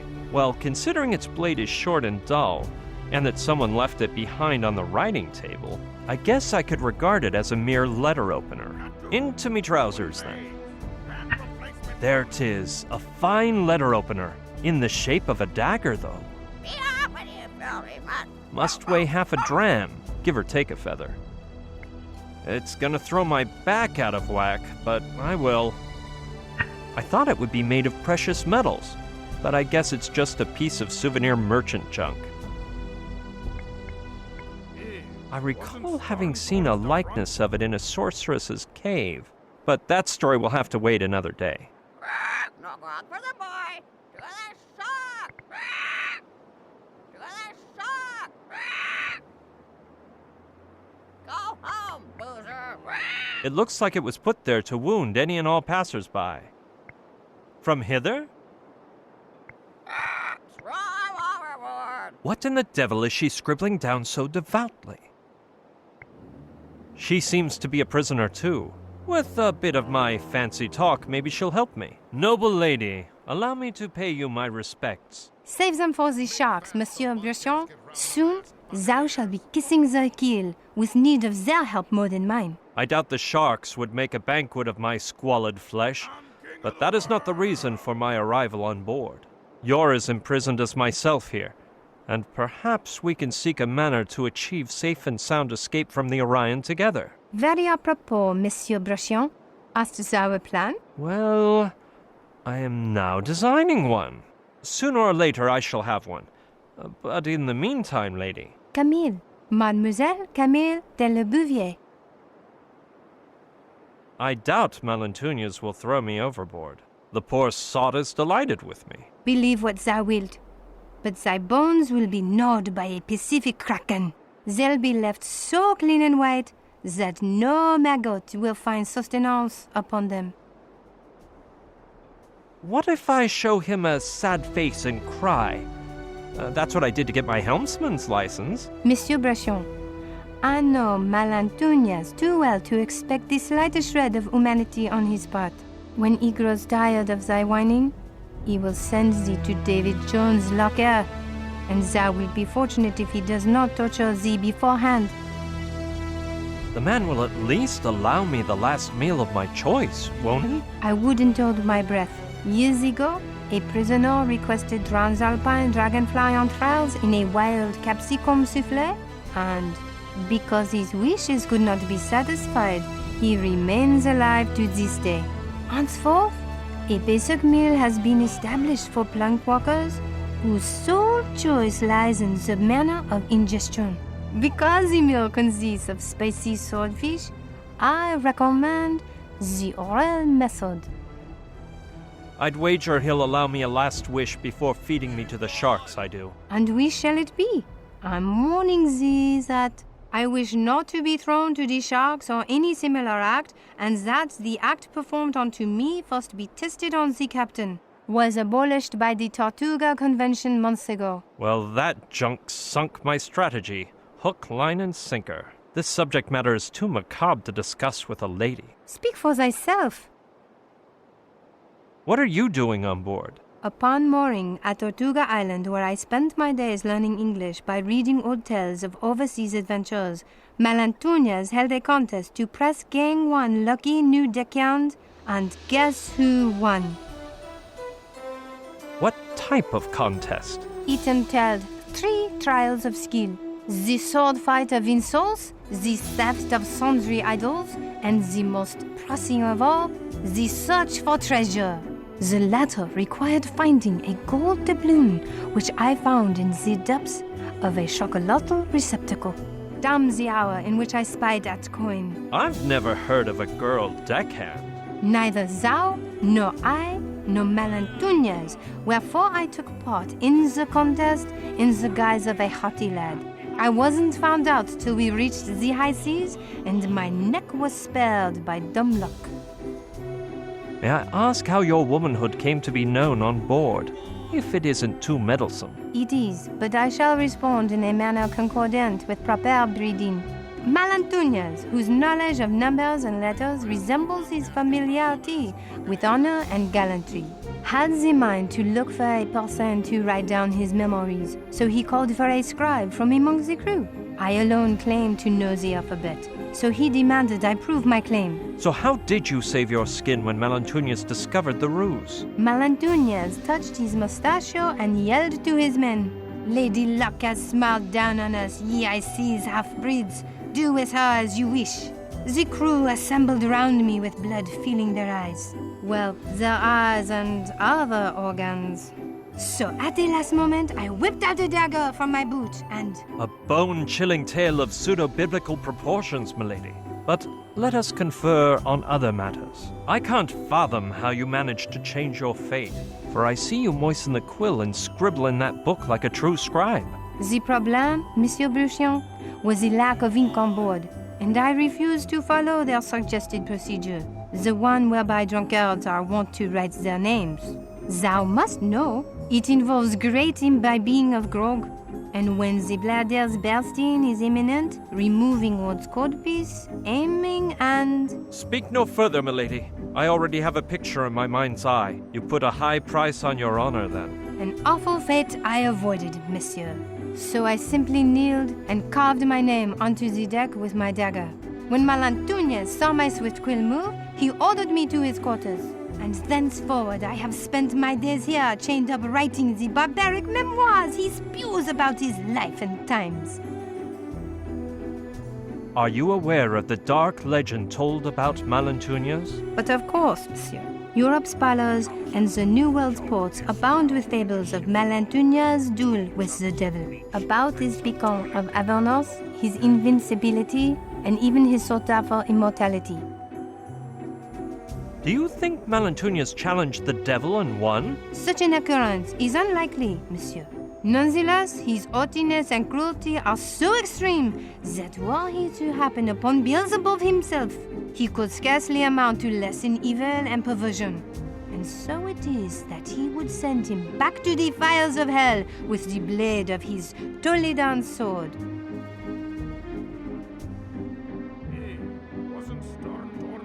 Is there any truth to the rumors about his immortality? A trifle, yes, but not much, because it is known that Malantuñez has already reached his 60th fall, though his face seems to reveal no more than 40. Is his invincibility such, or do you think he can be vanquished? A difficult undertaking it would be, monsieur. 3 moons yore, in the environs of Margarita Island, a convoy of 12 armed galleons performed a surprise attack on the Orion.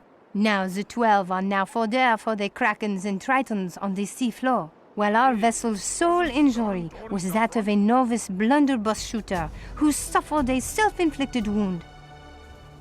Is there any truth to the tale of the hidden beacon? More than thou thinkest, monsieur, judging by the care with which Malantuñez treats it. Moreover, I myself have seen a lost battle turn to victory. Once the captain mounted the brilliant talisman in the boat's figurehead. I'm not the superstitious type, but 'tis true that the beacon holds some power beyond man's understanding. What is the beacon's origin? I do not know with an inquisitor's faith, monsieur. Malantuñez claims he crossed the Styx, took on the seven-tailed dragon guarding Hell's gates, defeated the devil with his sword, and absconded with the beacon. But this damsel resists believing such nonsense. After listening to him for an eternity and comparing the contradictions in his memoirs, I have begun to suspect he pillaged it from an Indian graveyard he visited in the springtime of his life. Where do you say the beacon of Avernus might be? Were it not in this room, it is most likely in the treasure hold. As for the remaining Malatunesian lore, let's leave the superstitions to the dim Spaniards and talk facts. True, 'tis that dim-wittedness has found Spanish soil to be fertile, but no more than in your native England or my beloved France. We'll carry on later, Lady Camille. As thou wishest, Monsieur Brechon.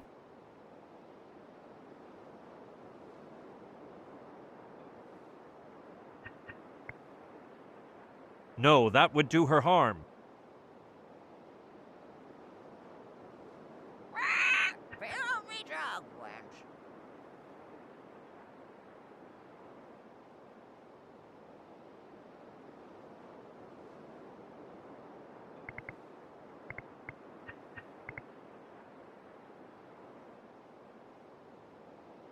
Send him to the gallows! If the tip were thinner, maybe I could. It's too wide, though.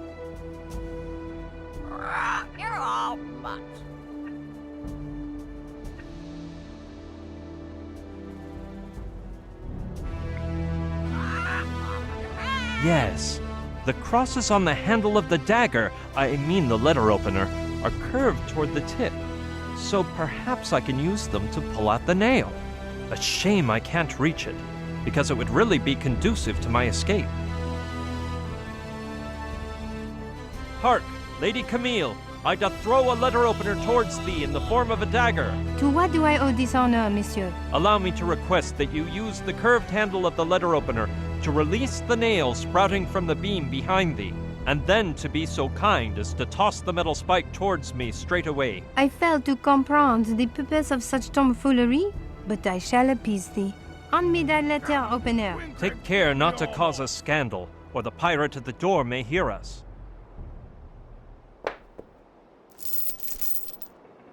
Chance? Alrighty then. A soft blow means yes, a hard blow means no, chance means maybe. Can you? I think it's coming loose.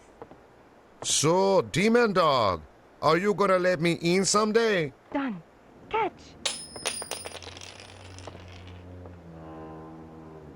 No, no, no, no. Holy! Where did it fall? Next to thy leg. Wait, are you sure? Yes. Damn. Stupid cabinet. Art thou hurt? Yes, my head. Ow! Ow? What does ow mean? We never discussed anything about ow. Bloody nail. Ouch! I appear to have pricked my unmentionables, but it was worthwhile, because now the nail is mine. I aver that thou art an easy man to make happy, monsieur. Wait shortly, and you will know of what I am capable with a single nail. Yes, the nail is thin enough to press down the bolt, and I can strike it with the letter opener like a mallet. Let's hope the pirate at the door doesn't hear. Sharp blow means yes. Chain noise means of course. And ow means with great pleasure, okay? Okay, that means yes. Is there any way you can let me in there? We'll be yard.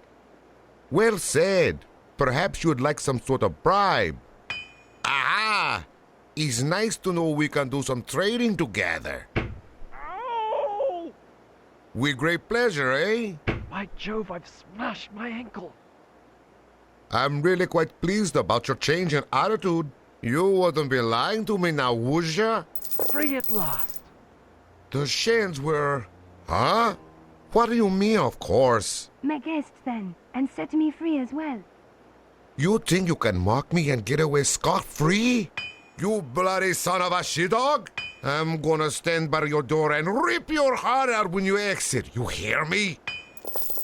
As I told you, my duty is to find the beacon of Avernus, return to the Interfecta, and sink the Orion. I am indebted to thee, so I shall help thee.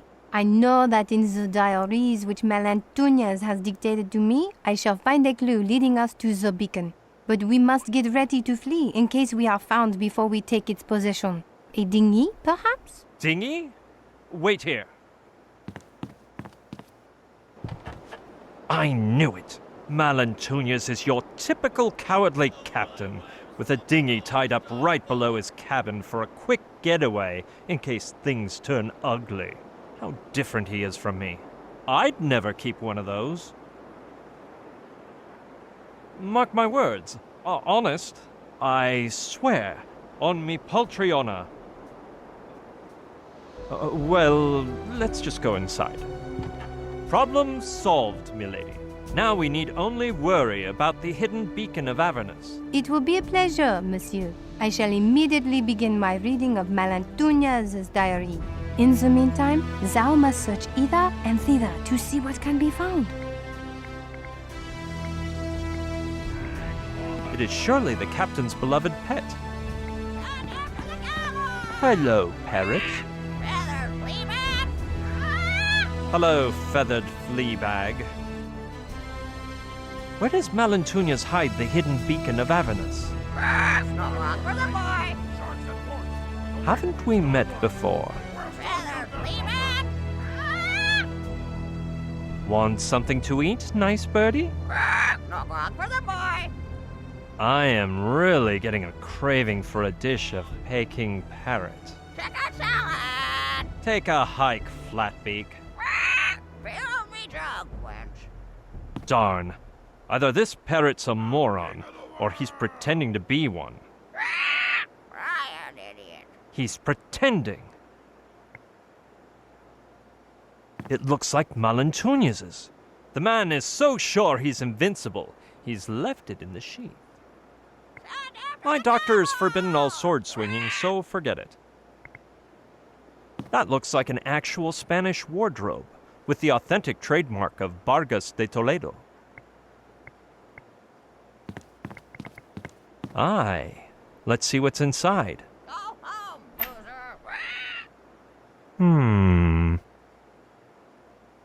Not a thing. All those finely labeled drawers and slots, and there's nothing but certificates, deeds, and parchments of miscellaneous utility.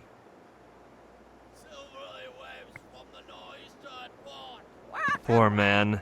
So well kempt, and with a set of horns to rival the Cretan bull. No, I never fancied samurai fashion much. Their technical name is katanas, if I remember right. My doctor has forbidden all sword swinging, so forget it. Yes, after being in the dungeon, I could do with some fresh air. Ahoy, mangy pooch! Why is it we can't choose our own canine sobriquets? The captain allowed it once, and he ended up with 20 pirates mired in a fight to be named Sea Dog. By the Queen of Spades, I'd be burning up. Pass me the grog. So what if I go by Seawolf and it's Lou?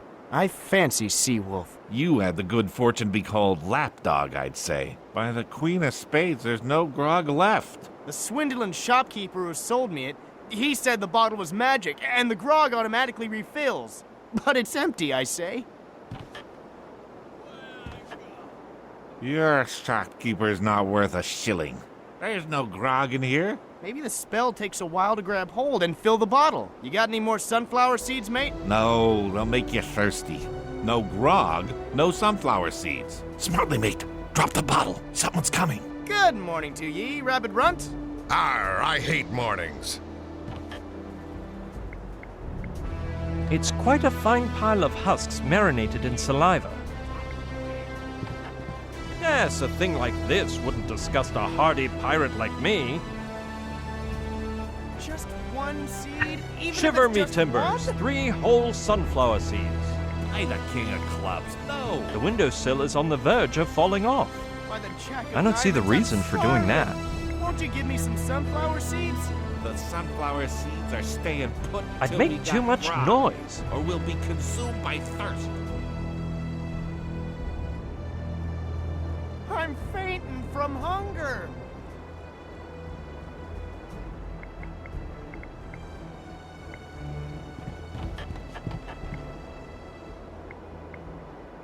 Magic bottles, do me a good deed with your wizardry.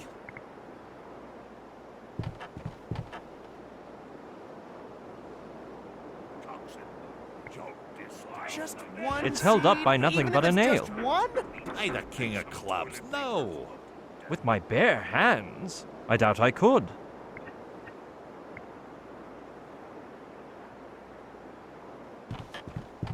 If it worked with the nail in the cabin, it'll work here too. Just one seed, even if it's just one? Hey, the king of clubs, no! I'm not surprised the nail came out so easily. The wood's been eaten up by termites.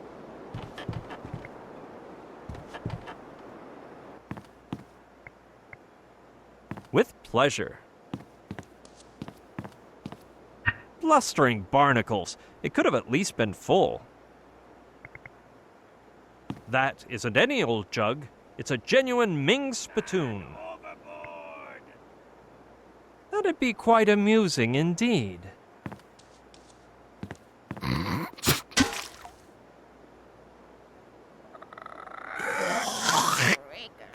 From the dull sound upon landing, it appears Malantuñez hasn't cleaned it out for a spell. Methinks there be a 7-tailed dragon tongue therein, the likes of which you see at exotic shops. I always got the willies from these rubbery appendages, but if I must, I could always use it to barter during my voyages.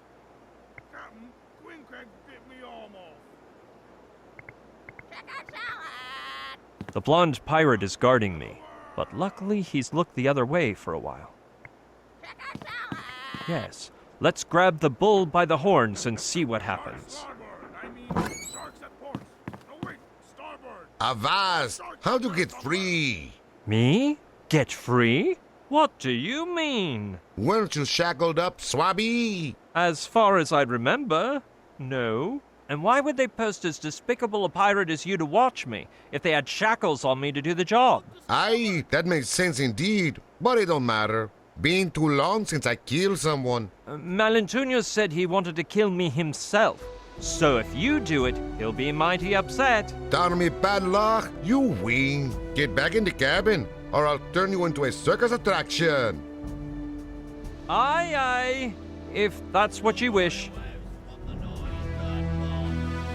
Shut your trap, mutt.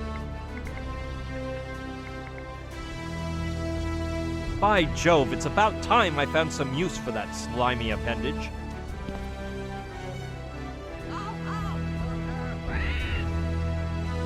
Will it help me in any way?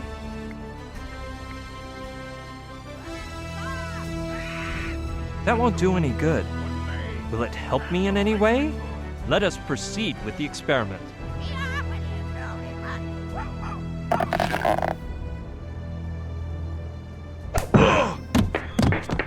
Oh! Ouch! That must have hurt. I shall recover the dragon's tongue.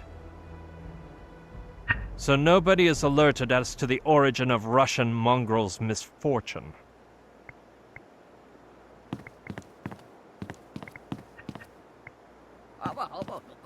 Yes, my pretty. Eat them up like a dodo. Here, parrot, a sunflower seed. Because I am your captain, and I owe you an explanation. And that explanation... Now, reveal to me where your master Malentunas is hiding the beacon. A great Malentunas. Down the hill. Give me seeds! Sharks larboard! I mean, sharks at port! No, wait! Starboard! Left from Spain to the East Trail. Give me seeds!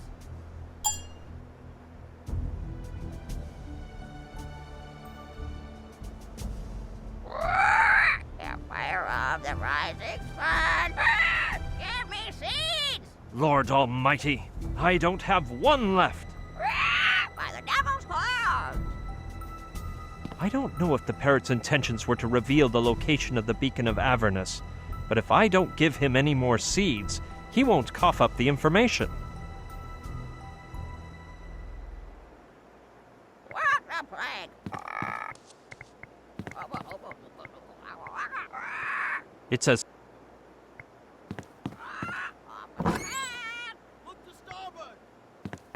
How would you like to scrape the barnacles off me rudder? You know, I'm glad to have that back. It hurts more than it weighs. He's still got a good head on his shoulders, which indicates they don't play ninepins much on board. What if he answers? What are those odd marks around the doorknob? All right, what are those odd marks around the doorknob? What in the seven seas is this deadly device? Holy Toledo! It was only inches from slicing me belly open. Now I know where to blow my nose if needed. I bet Malentunas bought it on sale. In those gaudy colors? At least if it were lavender.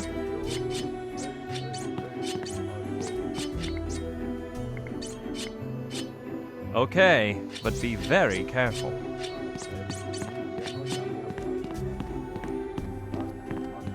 Whoever you are, I'm telling you to wait your turn behind the white line for devil's sake. Wait! You're the prisoner! Congratulate me then, matey. Ah, you've escaped? You're the one who shackled me up. Did you think an Englishman like me wouldn't be able to break free? You're right, by devil. What happened then? The captain released me and made me a crew member. Me most swashbuckling congratulations, mate. So what sort of dog are you now? What? You know, matey. What canine nickname has our captain decided to christen you with? Barbarian Bloodhound. Nice choice, by devil. By the way, mine is Husky Hound. What can I help you with, Barbarian Bloodhound? Why are you standing there? I'm doing me regular duty on the Orion. Spitting out certificates to whoever needs one. Guarding the dungeon entrance. And giving out the daily ration of grog to all the half-breed dogs on this crew. What types of certificates do you issue? No, I don't issue anything, thank me lucky stars. What I do is fill them out, spit them, and seal them. There's all kinds. The minimal hygiene certificate, the one for swine-like traders, the frustrated house husband's merit badge, official certification for eye patches, hooks and peg legs, but most importantly of all, the certificate for pirates of low moral standing. Is the grog rationed? Of course, by devil. Didn't they teach you don't drink and navigate at pirate school? Therefore, every member of the crew is entitled to 1 bottle and just 1 bottle per day of fine grog. Serve me up a frosty mug of grog. By devil, bring me a bottle and I'll fill her up for you. But first, would you be so kind as to display your certificate for pirates of low moral standing? You'll simply have to trust me word, because I appear to have left it at home. Matey, you know we pirates don't trust anyone's word.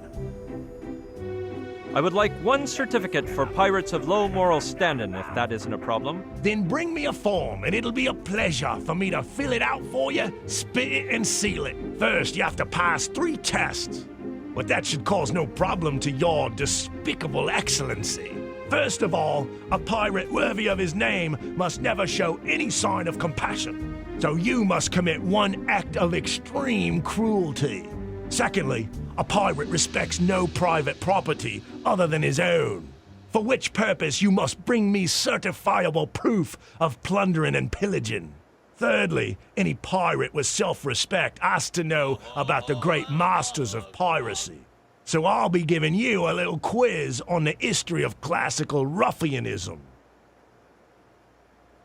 What sort of acts do you consider to be of extreme cruelty? Well, most involve causing violent damage to someone, dicing them and then pounding their skull. The usual. But in your case, since we can't be losing any members of the crew right now, or our prisoner, Fifi Foxhound, you'll have to come up with something else.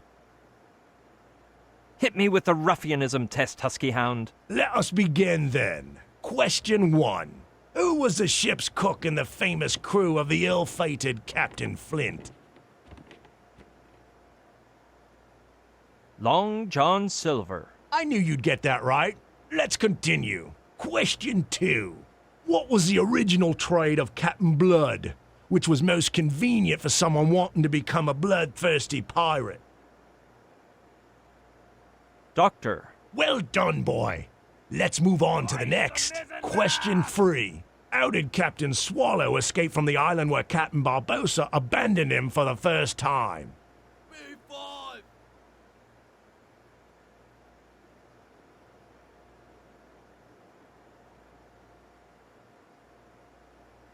By inventing turtle surfing, as everyone knows. Quite inventive indeed. And to think, some people dare say he was rescued by a boat of rum traffickers completely by chance. Anyway, you must answer 1 final query. By means of what ingenious combination of trips did the 4 pirates of Lentil Cove reach the Caribbean Express port of call on Chickpea Island? What? I know it's a silly question, so I'll give you some background information. At the beginning of their careers, peg-legged pirates Henry Wobblins, Diego El Cojuelo, Jean-David Leclope, and João de Pasoromo did not possess their own ships. So they set sail on the Caribbean Express, headed for Chickpea Island, where they found treasure map H94856 in Lentil Cove, Like good pirates, they were mischievous rogues who fought over the map for days, until exhaustion led them to tear the map in four and cooperate with each other. The last Caribbean Express was to pass through Chickpea Island 8 days later.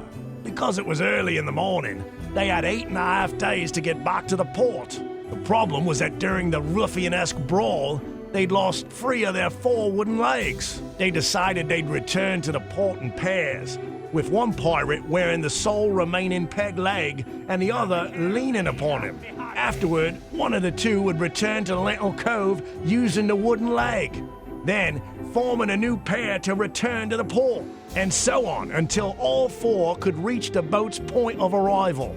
The order they chose was to be of the utmost importance, because some were faster than others. Henry Wobblin stuck a pebble into his boot, because the pain in his sole would increase his speed, and therefore, though he weighed more than a sperm whale, he was able to reach the port in just 1/2 of a day.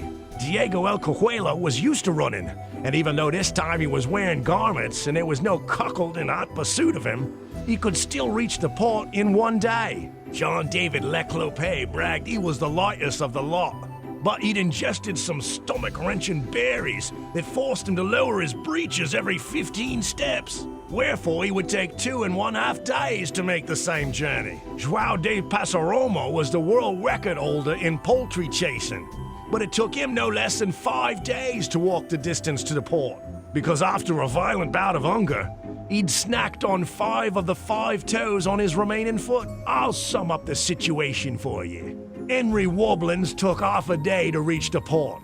Diego El Cojuelo took 1 day. Jean David Leclope 2.5, and João de Passaromo 5. They only had 1 wooden leg, and the Caribbean Express was going to call at port 8.5 days later, and every pair would take at least the time needed by the slower of the 2 to get to the port. In that case, which 2 pirates were the first to go to the port of call?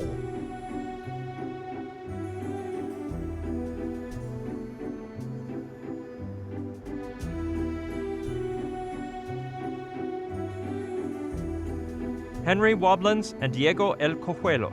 And therefore it took them 1 day. Now tell me, which of them returned to Lentil Cove with the wooden leg?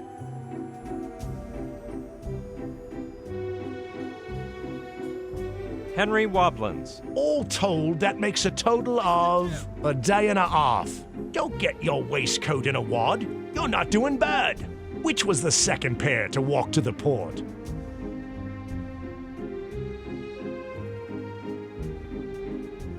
João de Passaromo and Jean David Leclope. All told, that makes a total of 6.5 days. Now, tell me, which of the 3 pirates at the port returned to Lentil Cove with a wooden leg?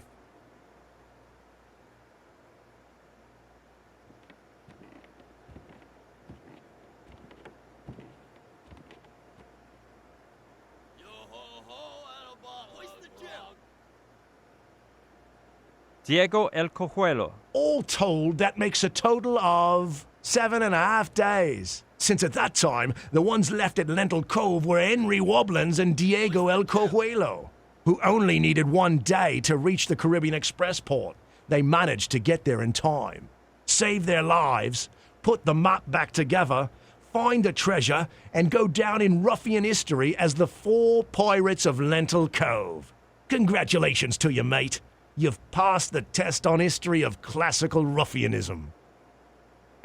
I remember passing through it when Husky Hound took me to see the captain.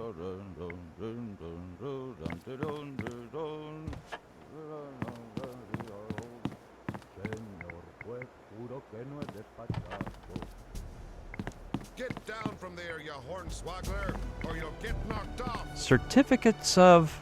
Aye, I'll take one of these. A certificate for pirates of low moral standing.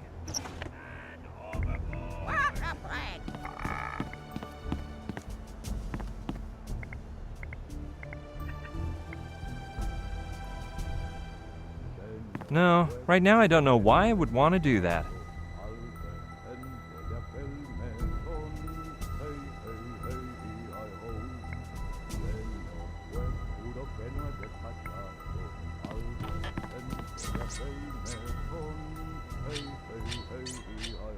My word! Either I do away with that bothersome sword, or I'll never get inside. That's it.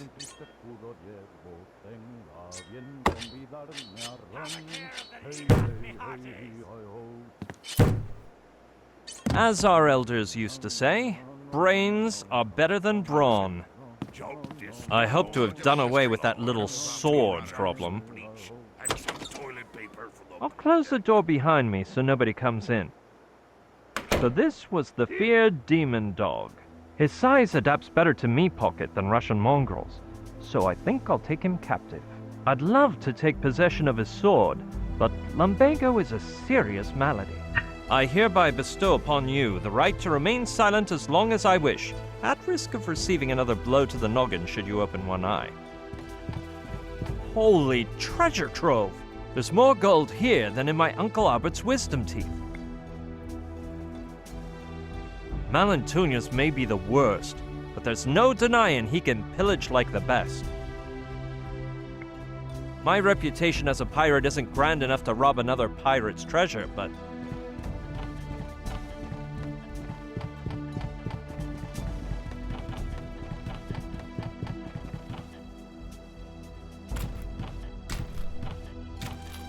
I can't squander the opportunity to grab that nice little antique over there and run.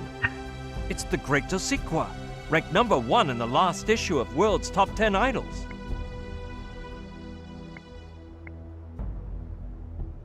Not bad. Malentunius may be the worst, but there's no denying he can pillage like the best. Malentunius...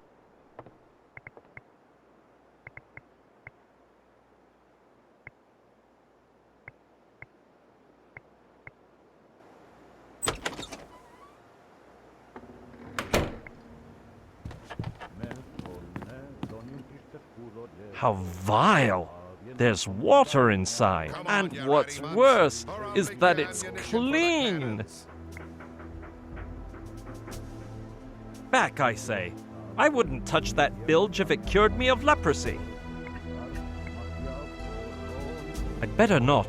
The water might wake him. Though, I have heard rumors about strange reactions when you mix water with certain products. That might come in handy.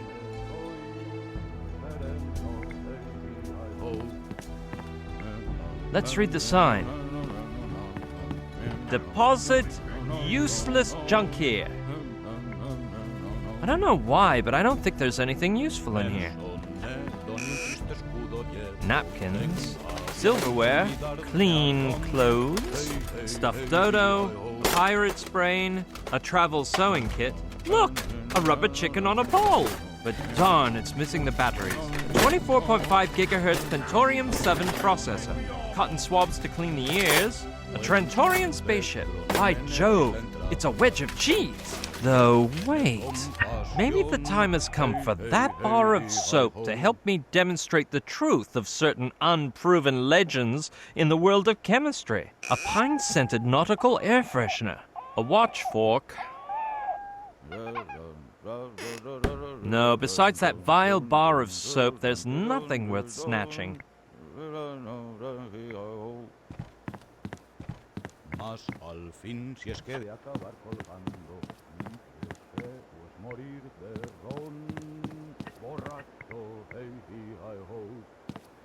I've heard odd tales about what transpires when adding this malignant substance known as soap to common everyday water. Let us now authenticate its verisimilitude. Oh, wonder of wonders! Yuck! Some bubbly pox reminiscent of baby drool has appeared in the water, as if it were rabid. I must christen me creation with a name. Soapified water. Soapy water? Something like that. Yes. Could everything I've heard about soapy water and its effects on filth be true? I'm not a man of science and philosophy, but I do enjoy experiments. Let's try. Keep quiet, you whippersnapper, or I'll swab the deck with you. Unbelievable! The filth simply melted from his shaggy coat like witchcraft. Even though he's awake, he's no threat to me anymore. Everyone knows a pirate loses strength if he loses his filth. It's like scalping the dreadlocks off a Barbary pirate.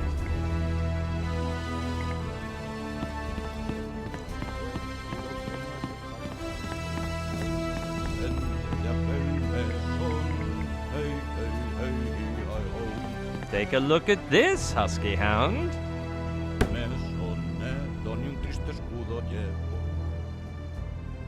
Sink me! If that isn't certifiable proof of level 3 plundering and pillaging, then I miss Trinidad and Tobago.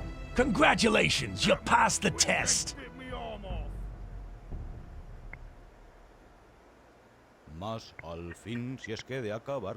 Look here, Husky Hound.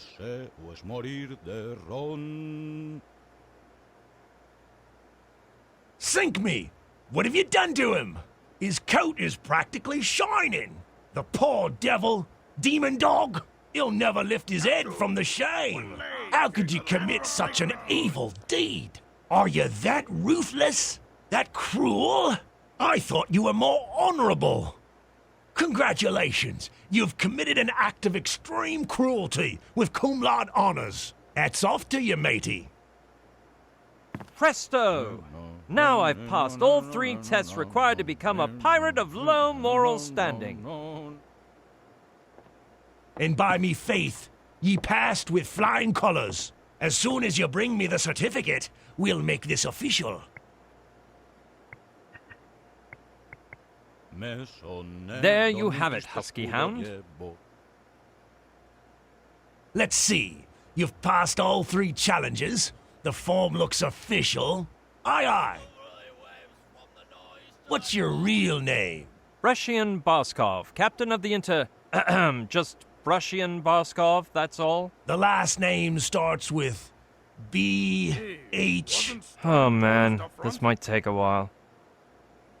How may I ask have you been, Husky Hound? O-U-G-H...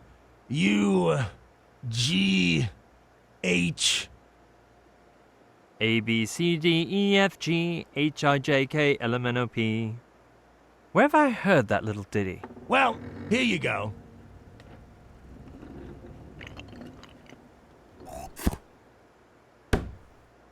Your certificate properly filled in, spitted and sealed.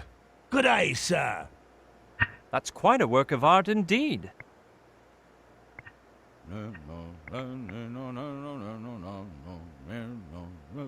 Now you'll fill it for me, right? Of course I remember spitting the certificate for you.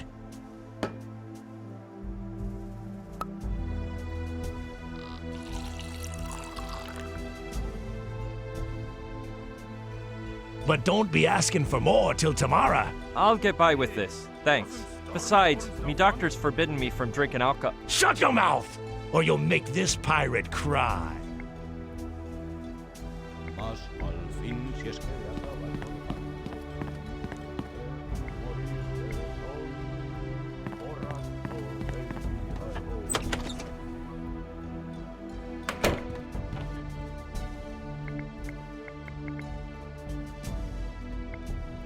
Aye aye! Now that I possess me swashbuckler new certificate for pirates of low moral standing, I have the guts to do that and more.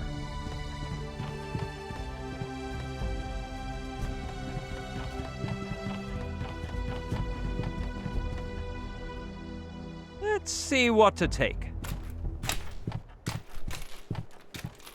This thing here.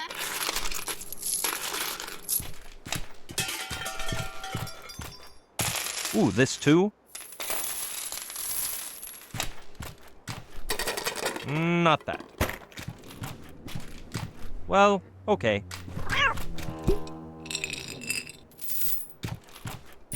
This?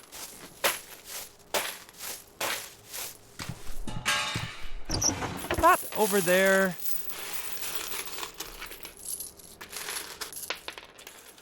Well, I would have felt just terrible if I'd left anything behind. Now you may inquire, how did I fit everything into me pocket? It's simple. The 3D object modeling department found it appropriate to issue me a voucher, so as to walk with less weight in me trousers.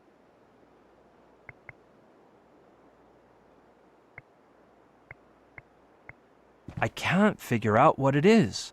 I guess I skipped over it when I took the rest of the treasure. Why, certainly. If I grab it, maybe I can see what it is. By Jove, it's a funnel. Not very worthy as a piece of treasure, but I could use it as a megaphone for speaking to the crew of the Infiltrator.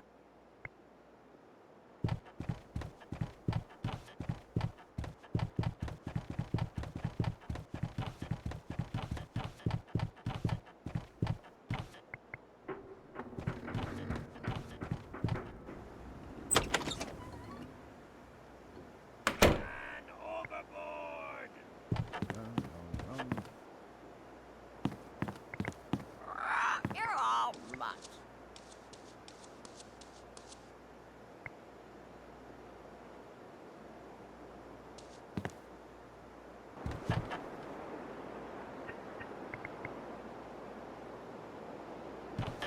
Okay.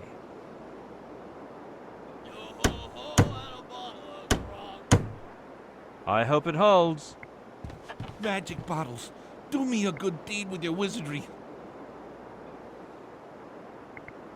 You got any more sunflower seeds, mate? No, they'll make you thirsty. I don't want to give No me grog to a no foe, sunflower seeds. but it may get me a couple of sunflower seeds. Yes, I'll scamper up the windowsill, place the funnel into the bottle, and fill it with grog in a snap.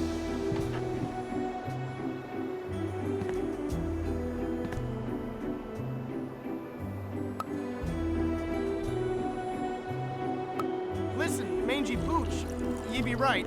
That magic bottle was a hoax. Only now ye be realizing it? By Jove, I have to do something or they'll never pull that bottle up. I'm fainting. You'll learn someday, lapdog. Hey! Abracadabra!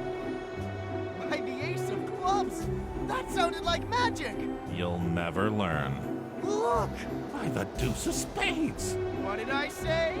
Start serving the sunflower seeds. Seeing is believing. Live and learn, Mangy Pooch. I believe you, lapdog. I believe you.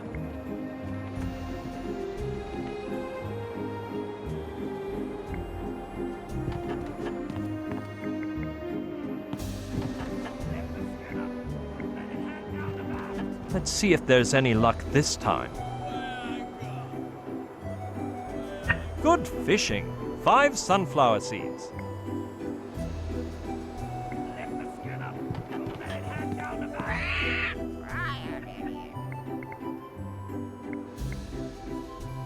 Let's hope he loosens his tongue as required.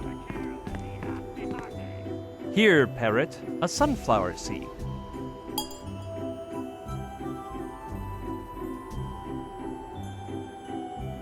Now, reveal to me where your master Malantunius is hiding the beacon. Great Malantunius, down the hill. Give me seeds!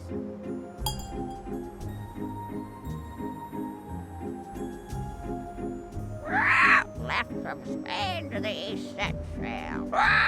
Give me seeds!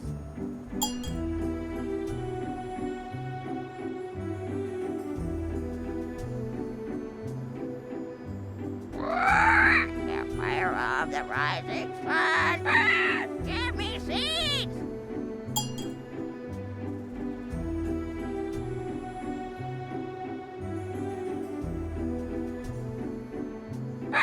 Then travel west to Newfoundland. Give me seeds!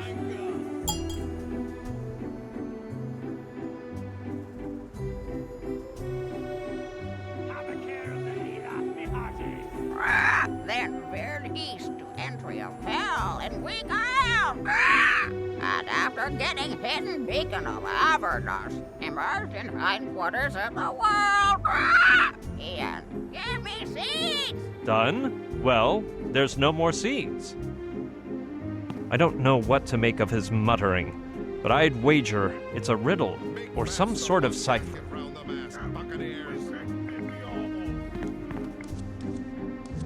It's one of the latest models sold in Europe's marketplaces. There seem to be fewer dragons and more land than on last year's edition.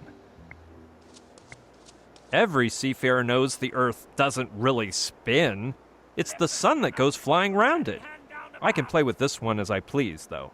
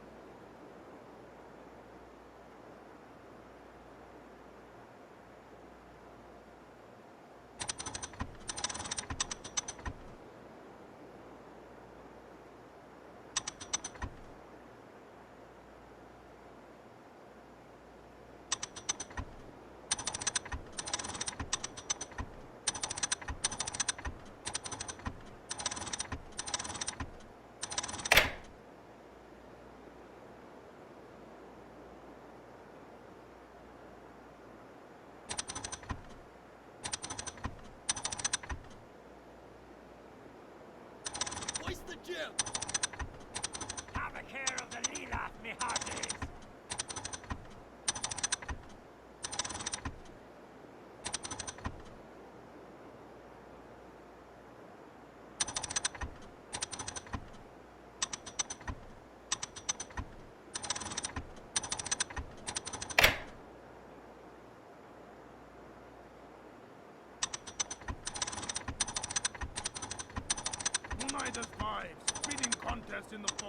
Holy hempen halter!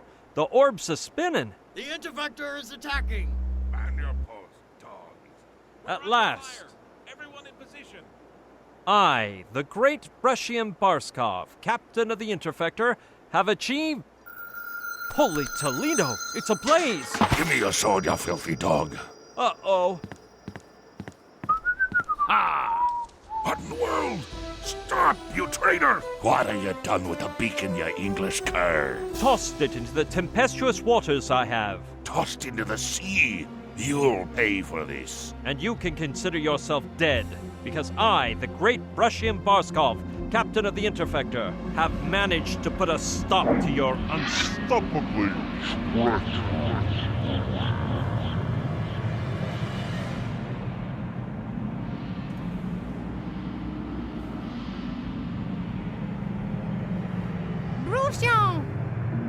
By Satan's horns, get away from me. Was it me you wanted? Are you okay, monsieur? Milady, never in my life have I felt so pleasantly unburdened, as though a huge weight were taken off my shoulders. Oh, mon Dieu! Bruchon! Bruchon! Prions!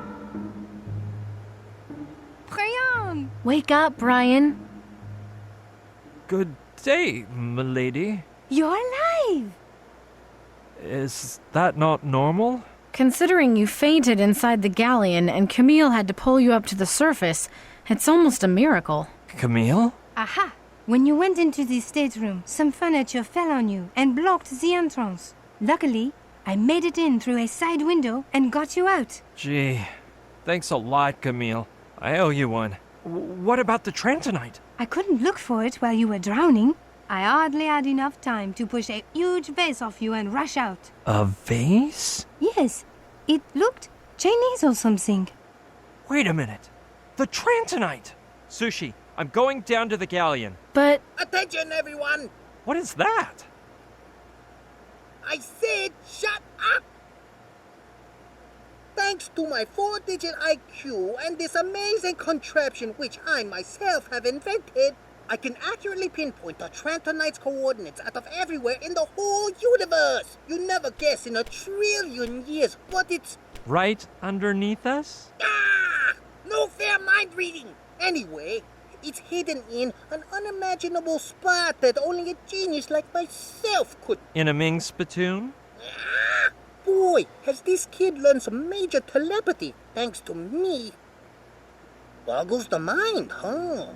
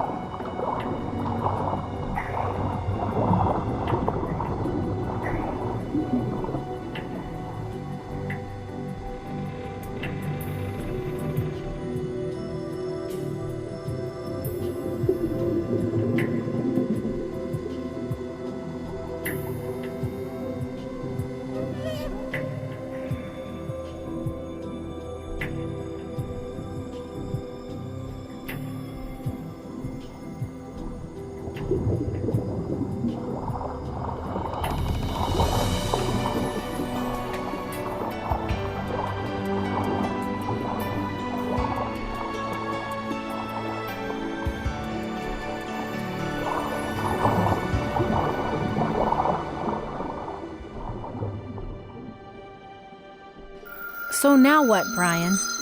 Hey, we can finish up this business in 2 seconds. We hand the Trantorite over to Alpha, the Trantorians vaporize the bad guys, and we're out of here. I don't know if I have time to prepare the materials. What materials? The party materials. Because we have to celebrate, no? Of course. I'll build a self-slicing 7.5-story cake so we can try out the watch fork. Hey, those Trantorians have some finger-licking good crackers. You'll see. Crackers! I love dunking those in orange juice. Brian, are you okay?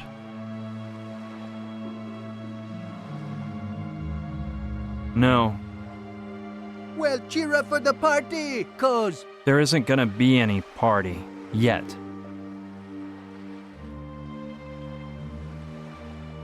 This is just the beginning. Everything we've been through on Mala Island, in the Tiki Temple, and Alaska. It's all just a tiny appetizer compared to the main dish we have coming. To begin with, does anyone know how to get to the lake?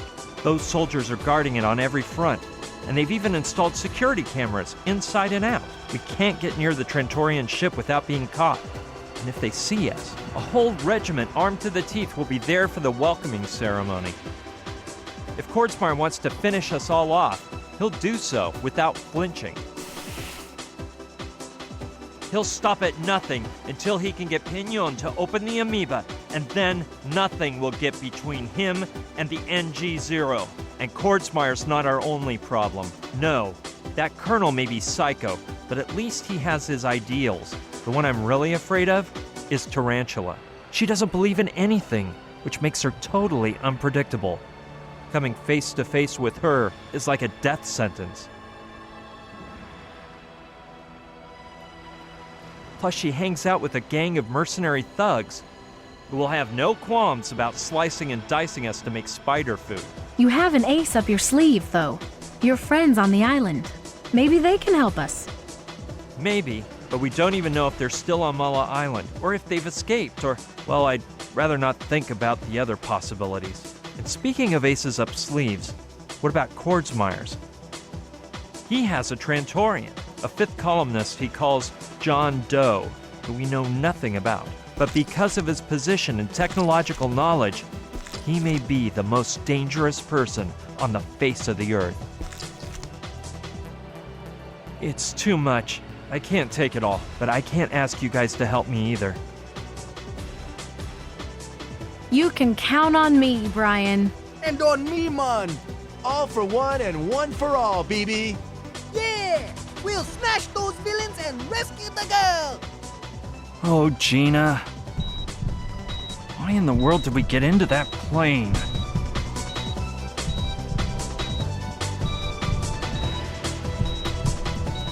This all seems impossible. Look at me. Look at all of you. not you, Joshua. Do we have any chance at all of defeating a whole army? None. You're wrong, my dear friend. There is one. Professor Simon? Wait, how did... You have a new ally on your team now.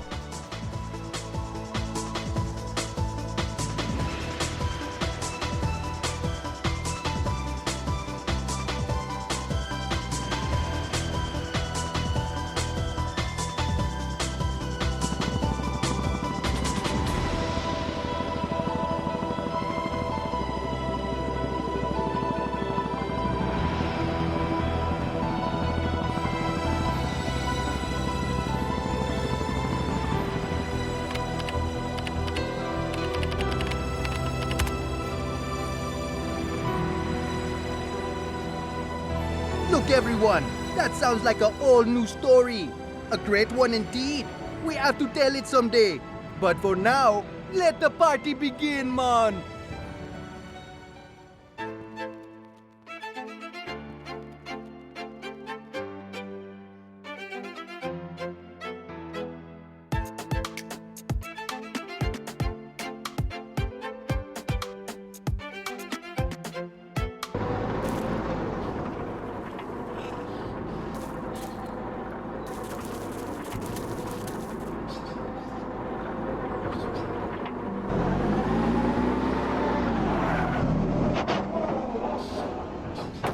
My last test to make it into intelligence. Getting the cigar box back from Colonel Kordsmeyer. It's an unusual mission that only a soldier with my valor and loyalty could accomplish. Nobody knows what dastardly dangers I might come up against, or how I'll escape from them. But I accept my mission with honor and courage. Banzai! Shushi! Onegai itashimasu! What the devil? Well. We have a visitor. This is starting to get fun.